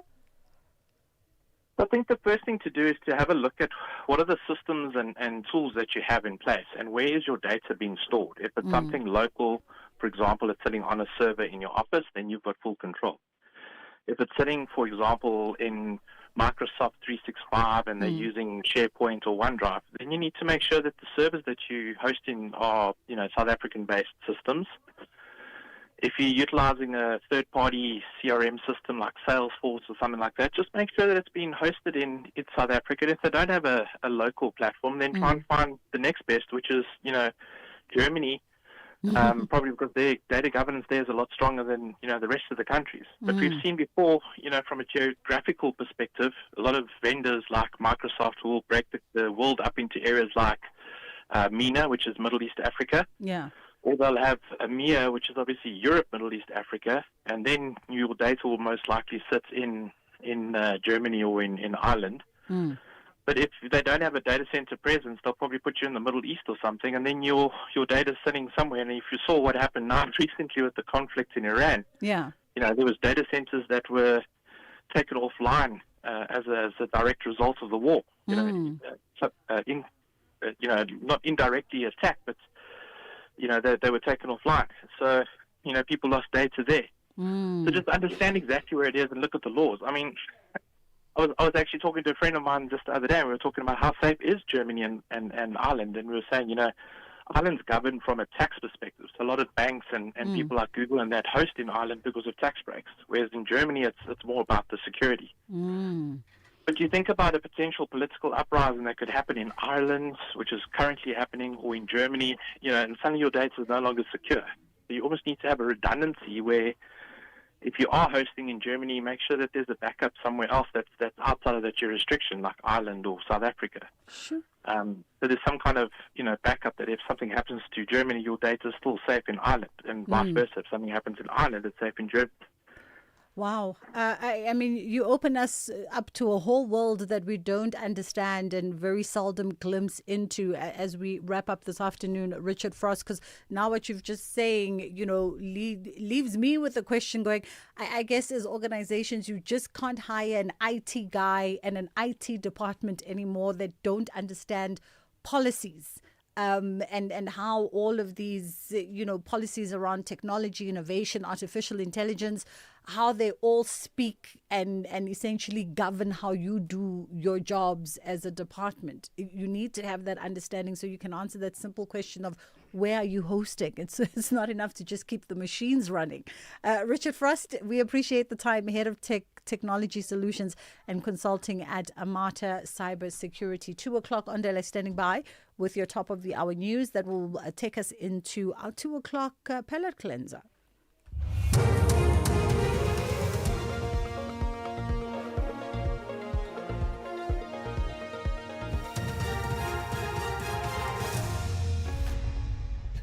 Thank you, Bridget. On the top stories, equitable share payments withheld for 69 municipalities, and UNISA students protest against delays in allowance payments. For SAFM News, I am Ondelambana, and a very good day. National Treasury says it has temporarily withheld equitable share payments that were due to be released to 69 municipalities this month. National Treasury says this is being done to instill fiscal discipline in the municipalities. The affected municipalities have been given due notice and have been afforded an opportunity to explain why their funds should not be withheld. Deputy Finance Minister Asho Sarupan expands. The National Treasury has commenced the process to temporarily withhold the July 2026 equitable share transfers to in excess of 60 municipalities that have failed to instill fiscal discipline and ensure that their public money is properly managed. We expect them to deal with unauthorized, irregular, fruitless, and wasteful expenditure, and that municipal officials and office bearers are held accountable where required by law. In a unanimous judgment, the Constitutional Court has upheld the Western Cape High Court ruling declaring certain provisions of the Refugees Act unconstitutional and invalid. Delivering the judgment, Justice Steve Majid said asylum seekers cannot be deprived and refused refugee status on the basis of failing to provide required documents or having failed to report to authorities within the 5-day window period. Justice Majid also reaffirmed that every asylum application must be assessed on its individual merits. This court holds that sections 41F, 41H, 41 Roman 1 and 21(1) capital B of the Refugees Act are inconsistent with the Constitution and invalid. The High Court's order of constitutional invalidity must therefore be confirmed. The Madlanga Commission has heard allegations that EFF leader Julius Malema sent businessman Mohammed Mo Said information relating to a Bitter Bright Fleet Management tender. WhatsApp messages presented by evidence leader advocate Matthew Chaskelson allegedly show Sayed forwarding the information to suspended Deputy Crime Intelligence Head Feroz Khan. Media reports have previously linked Bitter Bright to allegations of irregular payments connected to EFF-linked entities. Malema has submitted a written response to the Commission denying any involvement in the Better Bright bribery allegations. Chaskelson read Malema's response into the Commission's record. Nothing is or could be implicating, if nothing more than receiving assistance, of how to hold a public official accountable is proffered. Be that as it may, I do not have knowledge of the exchanges between Mr. Sayed and General Khan. I deny any inference of the contents of these paragraphs to the extent that they infer any unlawful conduct on my part. To the best of my knowledge, I deny any Berta Bright bribery of the EFF. That is Mr. Malema's affidavit. Some students at the University of South Africa are protesting against delays in the payment of their June 2026 NSFAS allowances. They have gathered outside the Sunnyside campus in Pretoria. The students say they have yet to receive their funding, leaving many unable to afford data for online learning, buy food or cover other essential living expenses. UNISA students Mandla Nkosi and Refile Tswai describe how the delayed allowances are making it increasingly difficult for NSFAS funded students to continue with their studies. We were getting data each and every month, but now we are told that we're going to get data on a month, on an exam period, which is a challenge to the student because some of the students rely on that data just to do the assignment, the research, and also just to attend the online classes. Already the data was cut as well. We are not able to buy data, with the allowance if we're not receiving the allowance. If we don't receive the allowance, we don't buy data. We don't buy data, we are not submitting assignments. If we don't submit assignments, fail. And once we fail, then that's another story because we don't qualify for NSFAS after that. So, it's just not a small thing that just affects us. It affects the whole process of studying here. Crew members being held by pirates in Somali waters. The UN agency says the sailors are trapped aboard 3 vessels seized in separate attacks between April and May. It warns they're running short of food and water and they face the constant threat of violence. The agency is also urging ship owners to step up precautions following a rise in attacks on fishing boats and container ships. The BBC's Richard Kagoe reports. I think it's based on the increased incidents of insecurity that we have witnessed along the Gulf of Aden. So this is the stretch of the Red Sea between north of Somalia and Yemen, where we've seen increased incidences of actual piracy.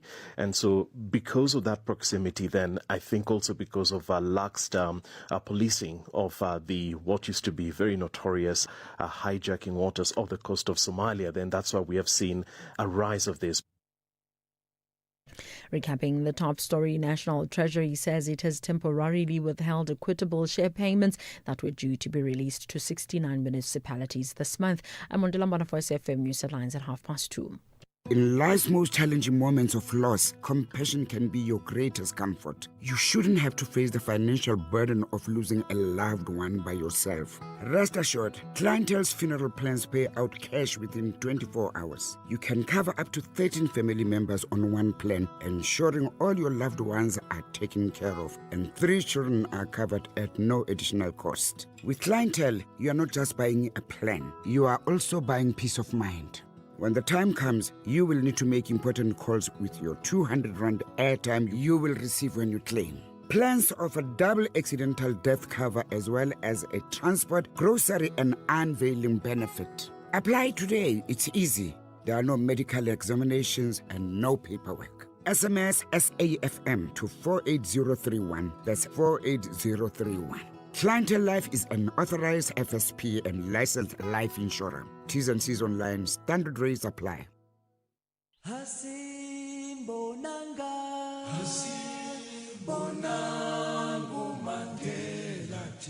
Hashtag Mandela Month on SAFM.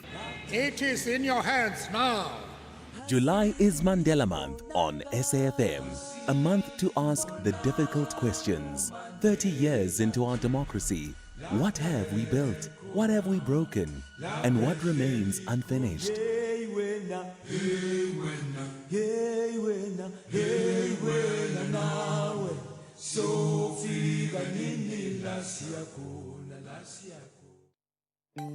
The Full Circle with Bridget Masinga, Monday to Friday, 1 to 3 p.m.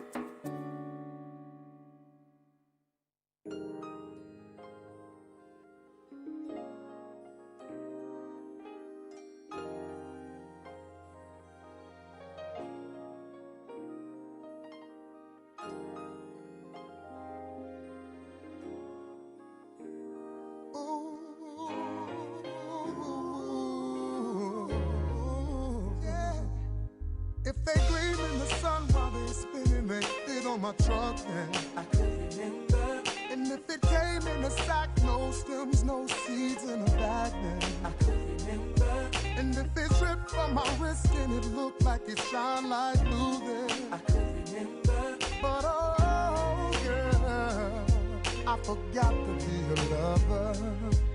If it wasn't for the 9 to 5 doubled up overtime, then I could remember. If it wasn't for the Sunday All-Star Weekend game, girl, I could remember. And if it wasn't for the dough, 50 Jesus show, girl, you know that I could remember. But silly me, oh, tell me how could I ever forget to be your love? Never realize that you need love too. Oh, yeah. Spend my life making up to you. Oh, I forgot to be a lover. When she starts bringing up older and the fights keep getting worse. Oh, bro. Finding numbers in her purse. Better put that one first. Yeah. And you notice she ain't wearing her ring. Oh, no. And she starts playing little games. Coming in late from work. You better put that one first. If it wasn't for the makeup on my shirt, still out there chasing skirts, then I could remember. And if it wasn't for that fight last night, you smashing out my headlights, then I could remember. If it wasn't for parole, steady ducking my PO, girl, you know I could remember. But silly me, babe, tell me how could I ever forget to be your love? Now I realize that you need love too. Spend my life making up to you. Oh, I forgot to be a lover. When she starts bringing up old shit, and the fights keep getting worse. I'm telling your brother, you better put your woman first. She ain't wearing her ring. Oh yeah. And she starts playing little games. I'm telling you, brother, you better put that woman first. So many times, acting like it wasn't really nothing. So many ways, kept to myself, always running. So many games, all that ass changed. So many words, I need you to stay. Always came first, even though sometimes felt like second. You know I had to learn a lesson. Some time, put in some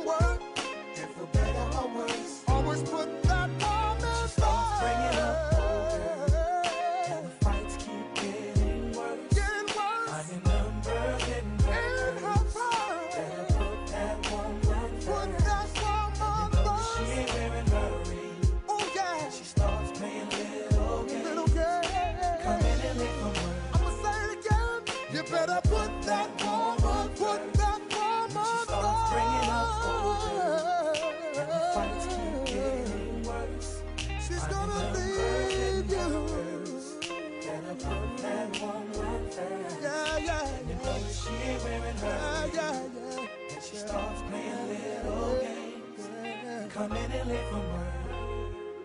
You better put that woman first. It is Jaheim coming through. Put that woman first in old school R&B classic right there. You know, it becomes a democracy at times when it comes to the palate cleansers on the show. It's not always my option. So I think one of our male technicians is, feeling a bit romantic or something. I don't know. Or maybe he was at our sister station, Radio 2000, because they're just across the hallway. And so he's bringing some of that energy back this. I don't know, but it's a beautiful classic, and you better put that woman first. You know what they say, happy wife, happy life. And that's just the secret to it, gentlemen. Don't argue. Just leave it there. We're waiting for Dr. Judy to just make her way down the corridor. She's already in the building. We're going to be talking Skin Deep with Dr. Judy Pretorius.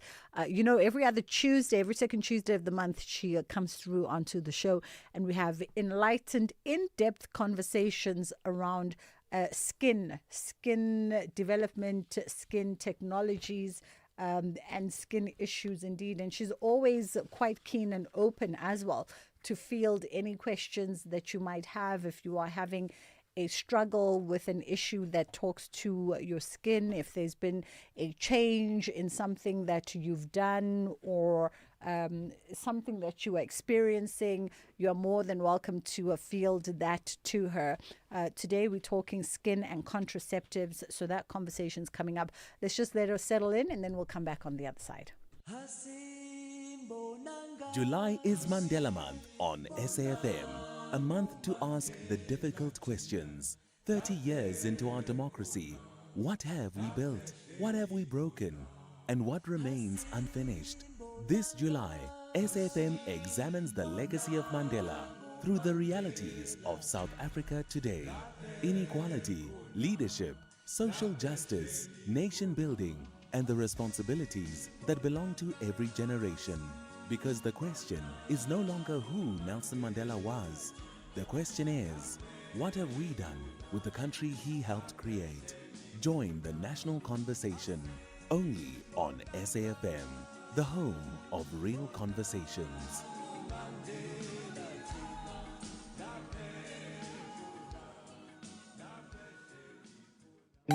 Bridget Masinga on SAfm. All right. Dr. Judy is settled in, and we're talking Skin Deep with our resident biomedical scientist and product development specialist. How are you doing? I am doing very well now that I see your pretty face. Oh, look at you. All the compliments will get you all the good stuff. And also, when you say pretty face, I take it too hard. Because you deal with pretty faces. I just want to say your pretty skin, it really, really looks beautiful. Oh, thank you. In part, you are to thank for all of that. I love it. Listen, I'm going to be very, very honest. Since Dr. Judy has been like a resident fixture on our show, I'm getting sideline tips and advice. I'm getting direction with products, so I'm on it. I really am on it. Let's talk about skin and contraceptives. Oh my goodness, every woman can relate, because who we go through the most with contraceptives. Once we introduce them to our bodies, once we take them out of our bodies, it sometimes it feels like we're not winning. Well, just a quick disclaimer. Yeah. We're going to talk about contraceptives today and the effect that it has on the skin, but I ain't no gynecologist. So just be aware of that. But yes, many people, if they do struggle with some skin concerns, especially sporadic acne breakout, then they have heard from someone that perhaps the use of certain oral contraceptives, and I'm putting the emphasis on oral contraceptives, can actually help to ensure that you don't struggle with breakouts anymore. Because most of these contraceptives contain, because it's hormonal, it contains ingredients like estrogen and progestin. And if you intake some of these contraceptives, it really does reduce the sebum production protection of your skin, and then yes, some form of your acne do go away. But then again, on the flip side, certain contraceptives can actually make it worse, like the implantables or even the injectable type of contraceptives. So yes, it does play a role, but I also do believe that if you look at the side effects of the long-term use of contraceptives, then I wouldn't use it for skin health anymore. I would only use it for what it's really designed for, as it's stated on the label, and that is to not fall pregnant. I wouldn't use it for something else because it has different side effects. It has a different clinical outcome. Unfortunately, there's some studies that actually shown that the implantable contraceptives, once you remove it and you take it out, can actually trigger perimenopause. And one of the other things is that yes, contraceptives can take away or reduce your sebum production, the oiliness of the skin, but so many ladies, if they go on contraceptives, struggle with one thing, and that is pigmentation, melasma. It literally looks like you have a pregnancy mask, and the reason for that is because the contraceptives puts on a lot of strain on your liver enzymes. We call it the transferase, and that triggers a hormone called melanin stimulating hormone, and that inherently causes pigmentation. So yes, the acne maybe goes away, but now you struggle with melasma. So interesting, because, okay, I mean, we're going to take a quick break and then we'll come back, continue. Because it's interesting, and I like the disclaimer, she's not a gynecologist, she's not an OBGYN. Because a lot of the times in the teens, if you're struggling with hormones, if you've got like a heavy period that needs to be controlled, we've now found out, those heavy periods also are signs of other things that could be wrong. A lot of the time, and I'm just speaking from shared experiences with women, people's doctors will say, get on a pill, get on a contraceptive of sorts to deal with the hormones, the acne, the uncontrolled teenage acne, and to deal with the heavy period and the pains and everything else, without actually thinking about what are the consequences and what are the other side effects that or maybe they think about it but they downplay it. Yes, absolutely. It's really a case of, if we think of a majority of some of the gynecological concerns are typically endometriosis, a doctor will give you contraceptives for that. Polycystic ovary syndromes, they'll probably put you on contraceptives for that. I mean, I embarked on a fertility treatment, and even way before I started with that, the doctors advised that I go on contraceptives for at least a month just to normalize and stabilize my hormones before fertility treatments. Even after you give birth to a child, sometimes your menstrual cycle don't come back normally. It takes about 3 to 6 months, especially if you breastfeed. Then yes, a practitioner may put you back on contraceptives for a while to stabilize the hormones. But the long-term use, and I mean, there are so many people that can come in here by saying long-term use, and if I say long-term use, I mean anything longer than 5 years can have other effects, like breast cancer, for instance. It's a thing, and even if you don't get breast cancer, what female out there would love to have menopause? Certainly not me. It's 20 past 2 o'clock. We're going to hit a quick reset button, and then we come back. We continue our conversation with Dr. Judy. If you do have a query, she's not an OBGYN. She's not a gynae. She's a biomedical scientist with a wealth of knowledge on a whole host of different things. So if you do have a question, if you do want some clarity, maybe you've observed something, she might be able to guide you, steer you in the right direction with the questions that you should ask your practitioner, or give you an alternative maybe that can help, especially the skin, to deal with some of those side effects. It's 20 past 2 o'clock. A quick pause. We'll be right back.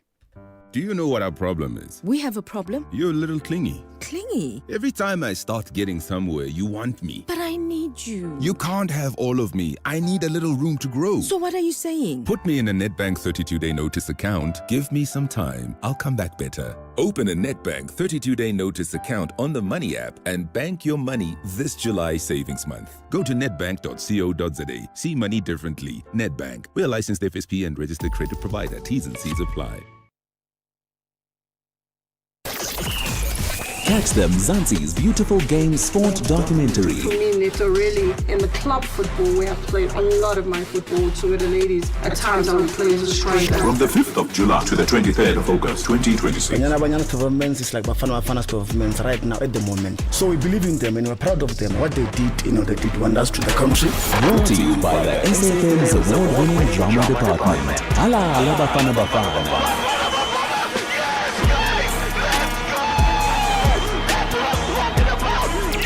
This is what we are becoming. SAfm, leading the conversations that move us.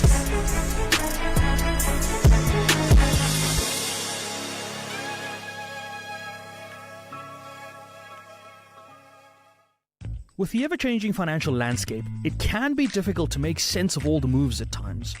Join me, Jimmy Moyaha, on the SAfm Market Update with MoneyWeb, Mondays to Thursdays, 6 to 7 p.m, as we break down the key market trends, top financial stories, and smart investment insights, all in one place. It's everything you need to stay financially informed and ahead of the curve. You are listening to The Full Circle. All right, we are in conversation with Dr. Judy. It's a Tuesday for health and wellness, and she's in the studio. We're talking skin and contraceptives. And again, the disclaimer, she's not an OBGYN. She's not a gynecologist. We're not trying to get in trouble with the gynies. We're just looking at contraceptives from a different perspective. And also, by the way, Dr. Judy didn't say there's anything wrong with contraceptives. So let's also not misunderstand her. We're just talking about them in relation to skin and some of the side effects, especially when you take them long term. And I think that's the thing. I think as women, we know when you sort of get prescribed contraceptives, and a lot of us I think I was prescribed contraceptives at 16. I'd been on Yasmin. Before that, it was something else, that Trafal something, for the longest time. And we get told about the blood clots. So we all grew up quite conscious about be wary of the blood clots. But over and above that, no one says anything. The only thing that maybe people can complain about, and this would probably be one of my complaints, is that you can gain a bit of weight. Oh, that too. When you play around with hormones. And of course, I think the men would probably come in here by saying there's definitely some mood swings that came into play. Because you work with hormones. But it's rightfully said, there's some good contraceptives out there, especially some of the combination contraceptives that contain the estrogen and the progesterone. So not only just one ingredient, but both.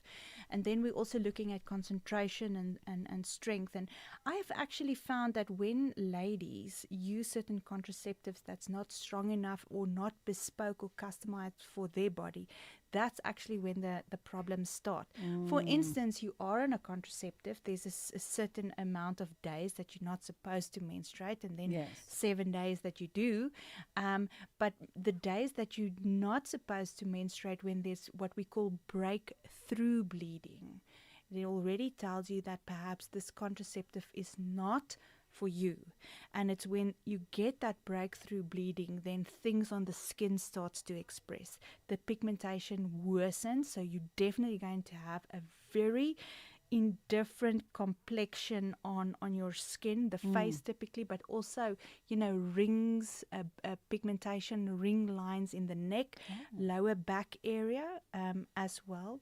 And then that sporadic breakouts. What we've also found is what we call perioral dermatitis. With this, it's small little pustular breakouts, very tiny pustular breakouts around the mouth when some of these ladies struggle with that breakthrough bleeding. So then I would say you can go back to your doctor and just advise your doctor by telling there is some breakthrough bleeding, perhaps you should switch over to another brand that's more combination-like, and that's more fit for your body mass index, etc.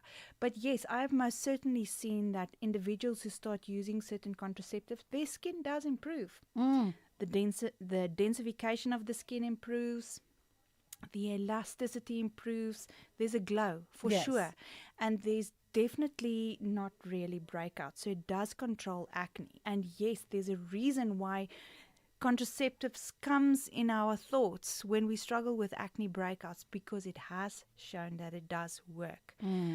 But I've also met so many ladies. What's more preferable for you? Do you want breakouts or do you want pigmentation? Which one are you willing to handle?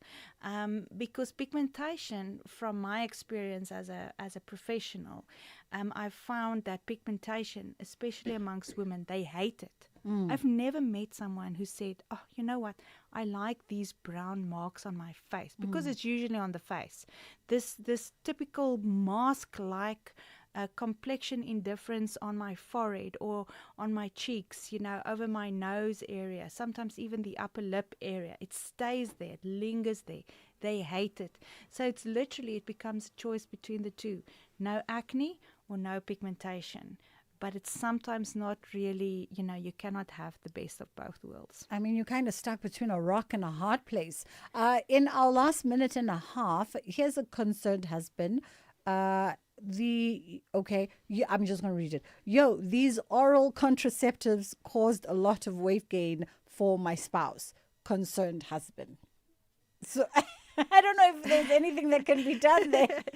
Well, it's true, and concerned husband, I need to ask you. It's the moment you work with hormones, and it fluctuates. It's true, moods can change. Let's look at progesterone, for instance.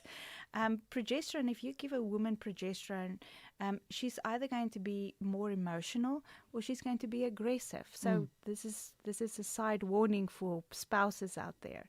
And yes, if you play around with hormones, then weight gain can be one of the so-called side effects. But we do not really anticipate that much of weight gain.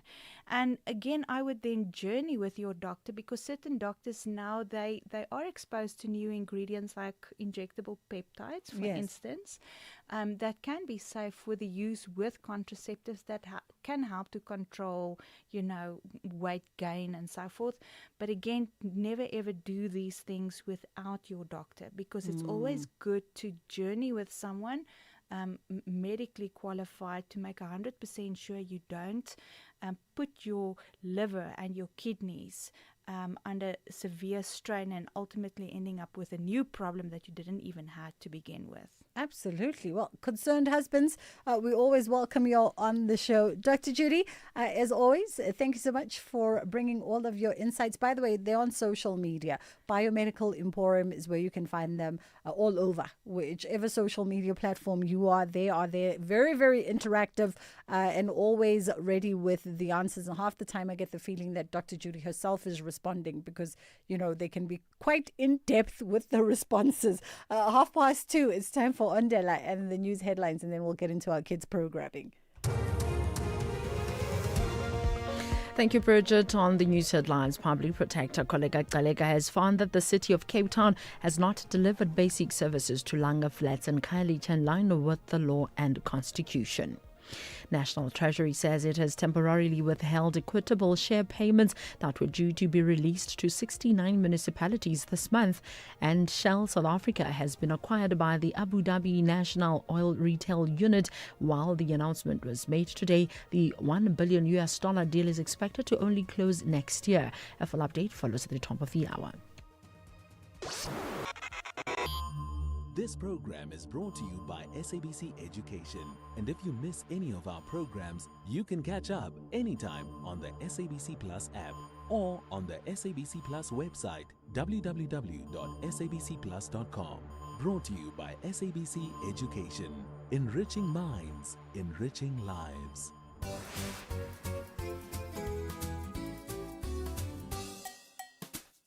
Hello, friends, and happy Tuesday. Welcome to another exciting episode of Kids Corner.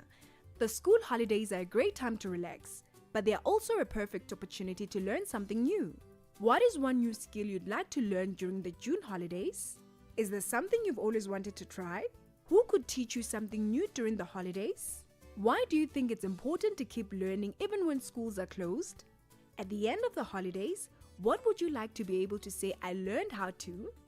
Alright friends, let's hear from some of our friends while you share your answers with the people next to you.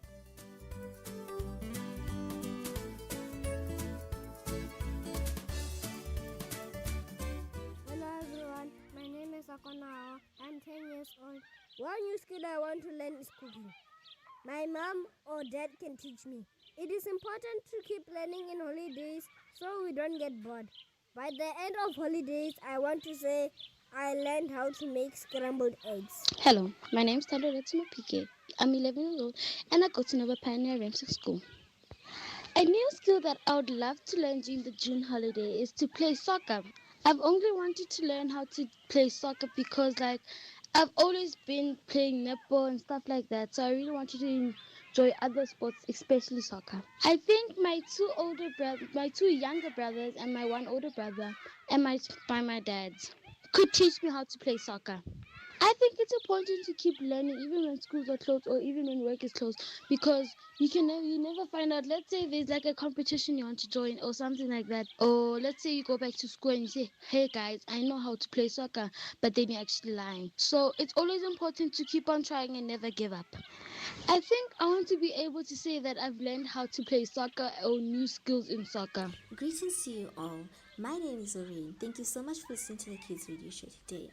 One skill I would love to learn during the holidays is to swim because I currently do not know how to swim and I think swimming is a vital part of our life. I have also always wanted to learn how to do gymnastics because I've always found it fascinating how people can do the splits and back bends, etc. If there is a person who can teach me all this, it is a gymnast and a coach. The reason why we keep learning during the holidays, it keeps our brain fresh and it keeps our brain sharp.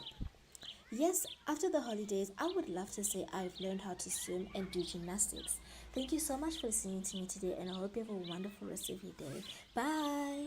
Hello, my name is Antley, and a new skill I would like to learn is being able to turn old clothes into something new and something more fashionable. Something I've always wanted to try and learn would learn how to do makeup because I know I'm still young, but I just like the skill of knowing how to do it. And cooking and baking, I'd also like to do a lot of baking during the school holidays. I think my mom can teach me how to cook and bake because she bakes very nice cakes and I like her cakes and I'd like to learn how to bake like her. I think it's very important to keep learning even when schools are closed so that your learning never really goes away. You keep it in your mind and it stays in your mind even when schools are closed. At the end of the school holidays, I would like to say I learned how to bake perfectly, how to make a new cake. I think I'd really love to be able to say that. Greetings, my name is Faith Zita. One skill that I want to learn during these school holidays is public speaking and riding a bicycle and swimming. And a person who could teach me with riding a bicycle is my cousin because he's very good at it. Then with swimming, I can ask my friends or my peers to help me get hold of any person that they know that could help me with my swimming classes. And I would teach my cousins who are struggling because they're younger than me and most of the times they look forward to me and they ask me if they're not sure about something or if they need help with anything. And I think it's important to keep learning because wherever you are, you need to learn something for you to know why you're there and what it is all about. You need to learn and you need to know why.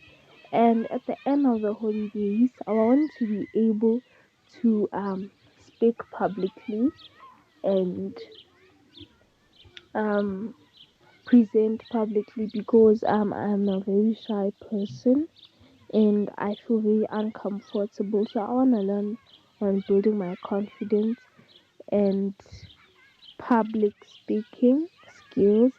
Then I think I'll be ready for the third term because most of public speaking and presentations are held in this term, in the coming term, and like I want to try it too as it will count for my reports, for my results. Thank you. Good day. My name is Monet Angel Nangabera. One new skill I'd really like to learn during the June holidays is basically cooking more. I already know how to cook, but then there are other dishes that I'd like to try cooking. The person who could teach me this new skill or people could basically be my mom, my grandmother, or my dad, because they're very good cooks and they always explain things in a patient way. I think that it is important to keep learning even when school is closed because your brain should not stop working just because there are no classes. And the holidays are a perfect time to learn practical skills that we don't always get to do at school. So, learning something new also makes you feel proud of yourself and more confident. At the end of the holidays, I'd like to be able to say, I learned how to cook medium meals by myself because I'd be very happy if I could make dinner for my whole family on one night and they enjoy it. Thank you and have a lovely day. Hi, my name is Danica Wood. One new skill I would like to learn during the holidays is drawing or singing. I've always wanted to try swimming as well because I can't swim, but it's too cold to learn right now. I would learn something new from YouTube videos or tutorials. It is important to keep learning even when school is closed because learning helps us grow, gain confidence, and discover new talents. By the end of the holidays, I would like to be able to say, I learned how to sing or draw all by myself. Thank you.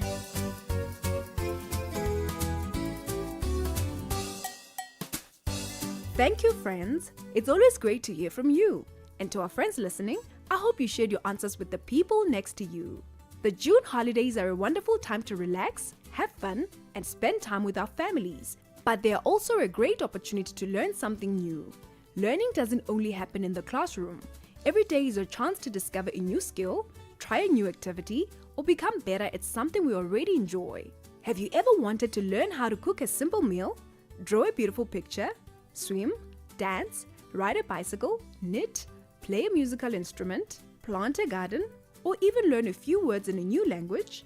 The holidays are a perfect time to give it a try. You don't have to become an expert overnight. The important thing is to be willing to learn and have fun while doing it. One of the best things about learning during the holidays is that we don't have to do it alone. A grandparent could show us how to garden or tell us a traditional story. An older brother or sister might teach us a new game or how to ride a bicycle. A friend could help us learn a new sport or dance. Everyone has something valuable to teach, and everyone has something new they can learn. Learning new skills helps us grow in confidence and become more independent. It teaches us patience, problem solving, creativity, and perseverance. Sometimes we may not get something right the first time, but every mistake helps us improve. That's how we become better at anything we do. Even though schools are closed, our brains don't stop learning. Reading books, exploring nature, helping with chores, practicing a hobby, or asking questions about the world around us all help us continue learning in fun and exciting ways. The more we learn, the more confident and capable we become. Friends, let's challenge ourselves to make these holidays meaningful. By the end of the break, imagine being able to proudly say, I learned how to ride a bicycle. I can bake my own muffins. I learned to swim. I finished my first book. Or I learned a new dance. Every new skill, no matter how small, is an achievement to celebrate. So use the school holidays to try something new, believe in yourself, and remember that learning is an adventure that never stops. That's it for today, friends. See you next time.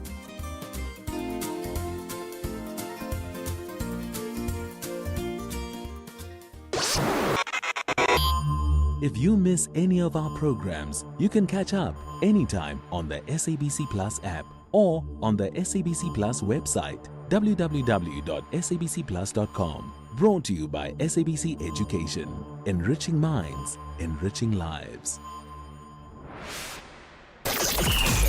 Catch them Mzansi's beautiful game sport documentary. For me, literally, in the club football where I've played a lot of my football to with the ladies, at times I would play as a striker. From the 5th of July to the 23rd of August 2026. Banyana governments is like Bafana governments right now at the moment. So we believe in them and we're proud of them. What they did, they did wonders to the country.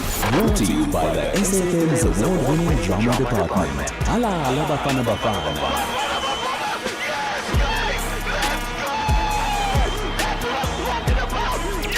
This is what we are becoming. SAfm, leading the conversations that move us.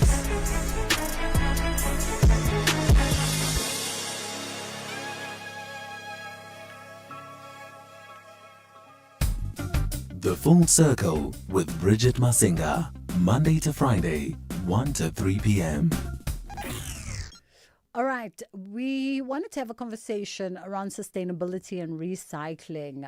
So we got wind of a grassroots recycling program called Munch on the Move, which is a fun way of encouraging pupils to deal with litter in their environment. We are going to be chatting now to research officer at the Sustainable Seas Trust, Carla Kamperman. How are you doing this afternoon, Carla? Hi, Bridget. Well, thank you. How are you doing? I'm great. Thank you so much for the time. I mean, it's without question that South Africa has a culture of littering. We have a social culture of litter. We are litterbugs. And I think in part it's because we have not been socialized. There's not been a direct and focused campaign initiative that's long running to socialize us into a different kind of behavior. I mean, am I wrong? No, I think there's a lot of educational awareness that's required around this type of things. If no one tells you about recycling, how would you know? So it's all about education and awareness. Yeah. It definitely is about education and awareness. And that's where Sustainable Seas Trust comes in. So let's talk about your decision to attack this conversation from a schooling level, and why that was the right place to start a very complex environmental challenge. Bridget, yeah, that's a very good question. Schools are one of the most powerful places to create lasting change because they really sit at the heart of communities. Every learner represents a household, and every lesson learned at school has the potential to influence parents, siblings, and even neighbors. So at Sustainable Seas Trust, we know that most of the waste ending up in our rivers and oceans actually starts on land. And if we want to protect our marine environment, we need to change the way waste is managed before it becomes pollution. So that's why we developed Munch on the Move as part of our broader Operation Clean Spot initiative.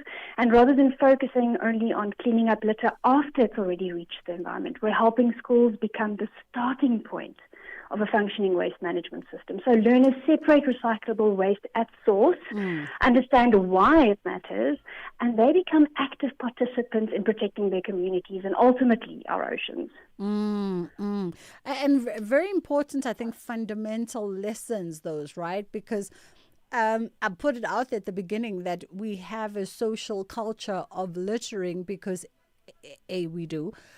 B, we are uninformed around how to manage our waste, what is recyclable, what is not recyclable. And then we don't have the infrastructure that speaks to that. When you think, for instance, of urban living, metro living in this country, and how so many households are confined within gated communities now. More and more people are living in gated communities. If we had to ask our listeners out there, how many of you separate at the source, even just putting your plastics and your papers at the top of your bin so the informal recyclers don't have to dig to the bottom of your bin to get it? 8 out of 10 people probably don't do that, which means they're not teaching their children to do that. And how many of you in your body corporates, your homeowners associations, your community neighborhood association have actually advocated for some kind of recycling program, recycling bins, 8 out of 10 of us probably don't do that. So how do we then teach that to our children? No, most definitely. I think what SST has done is they've developed Munch on the Move, which is very much focused on teaching separation at source to learners at a level that they understand. So the beauty of this Munch on the Move program is that it makes the right behavior visible, fun, and rewarding. Like we're talking about introducing change in our community, starting with our children. Munch isn't simply a recycling bin. It gives learners a clear and engaging way to separate recyclable materials from general waste.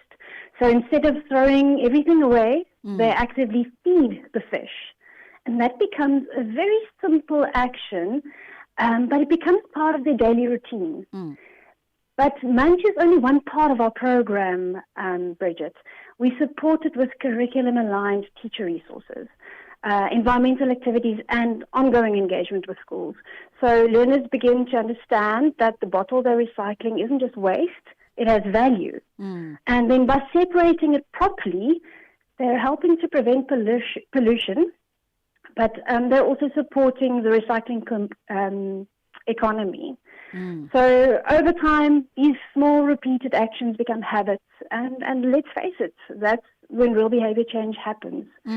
So that's how we're trying to use infrastructure as a way to engage our learners, our kids, to take that message home, and to my kids tell me, Mom, you didn't throw that in the recycling bin, or they come and tell me, Mom, I saw Dad throwing something in the bin. It wasn't meant to be there.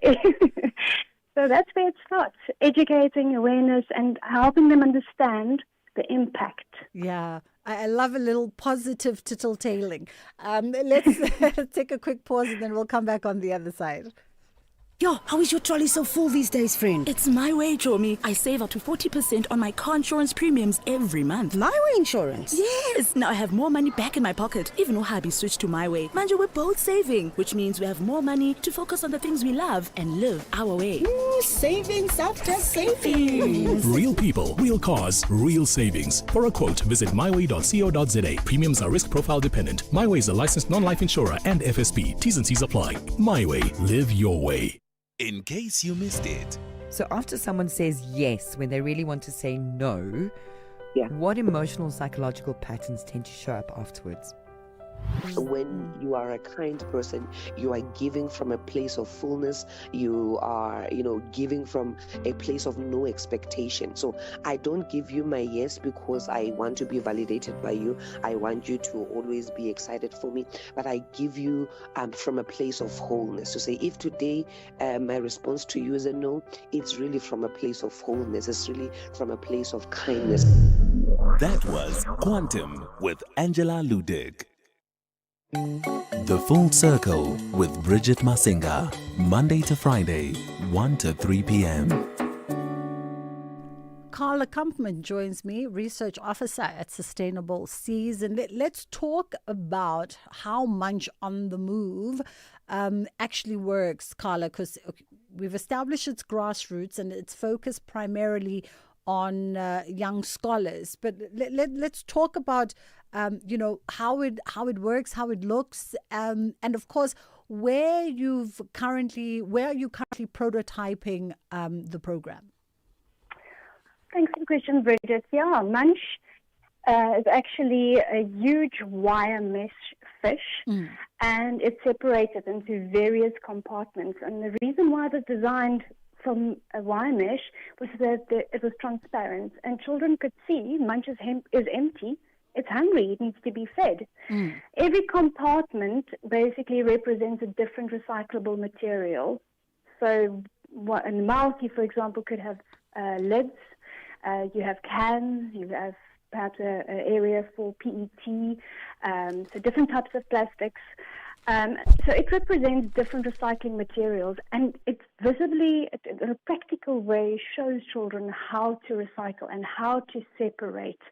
And the idea is for them to take that principle back home and to go and separate at source at home, using that as their basis. So Munch starts with that huge wire mesh fish, teaching them how to separate at source. But Munch is part of this. Munch Fish is part of a larger program. It's a curriculum aligned program that we give to the school, and that program then engages the learners and the teachers around principles of recycling. So it teaches them more. It supports learning about recycling and the basics thereof. It's also, so the idea isn't that Munch isn't on the move, isn't just a single event that happens. It's an ongoing relationship that we build with the schools, a continued relationship where they keep on using these materials to basically learn more and as they apply it. But Munch also isn't in isolation. Munch, the idea with Munch is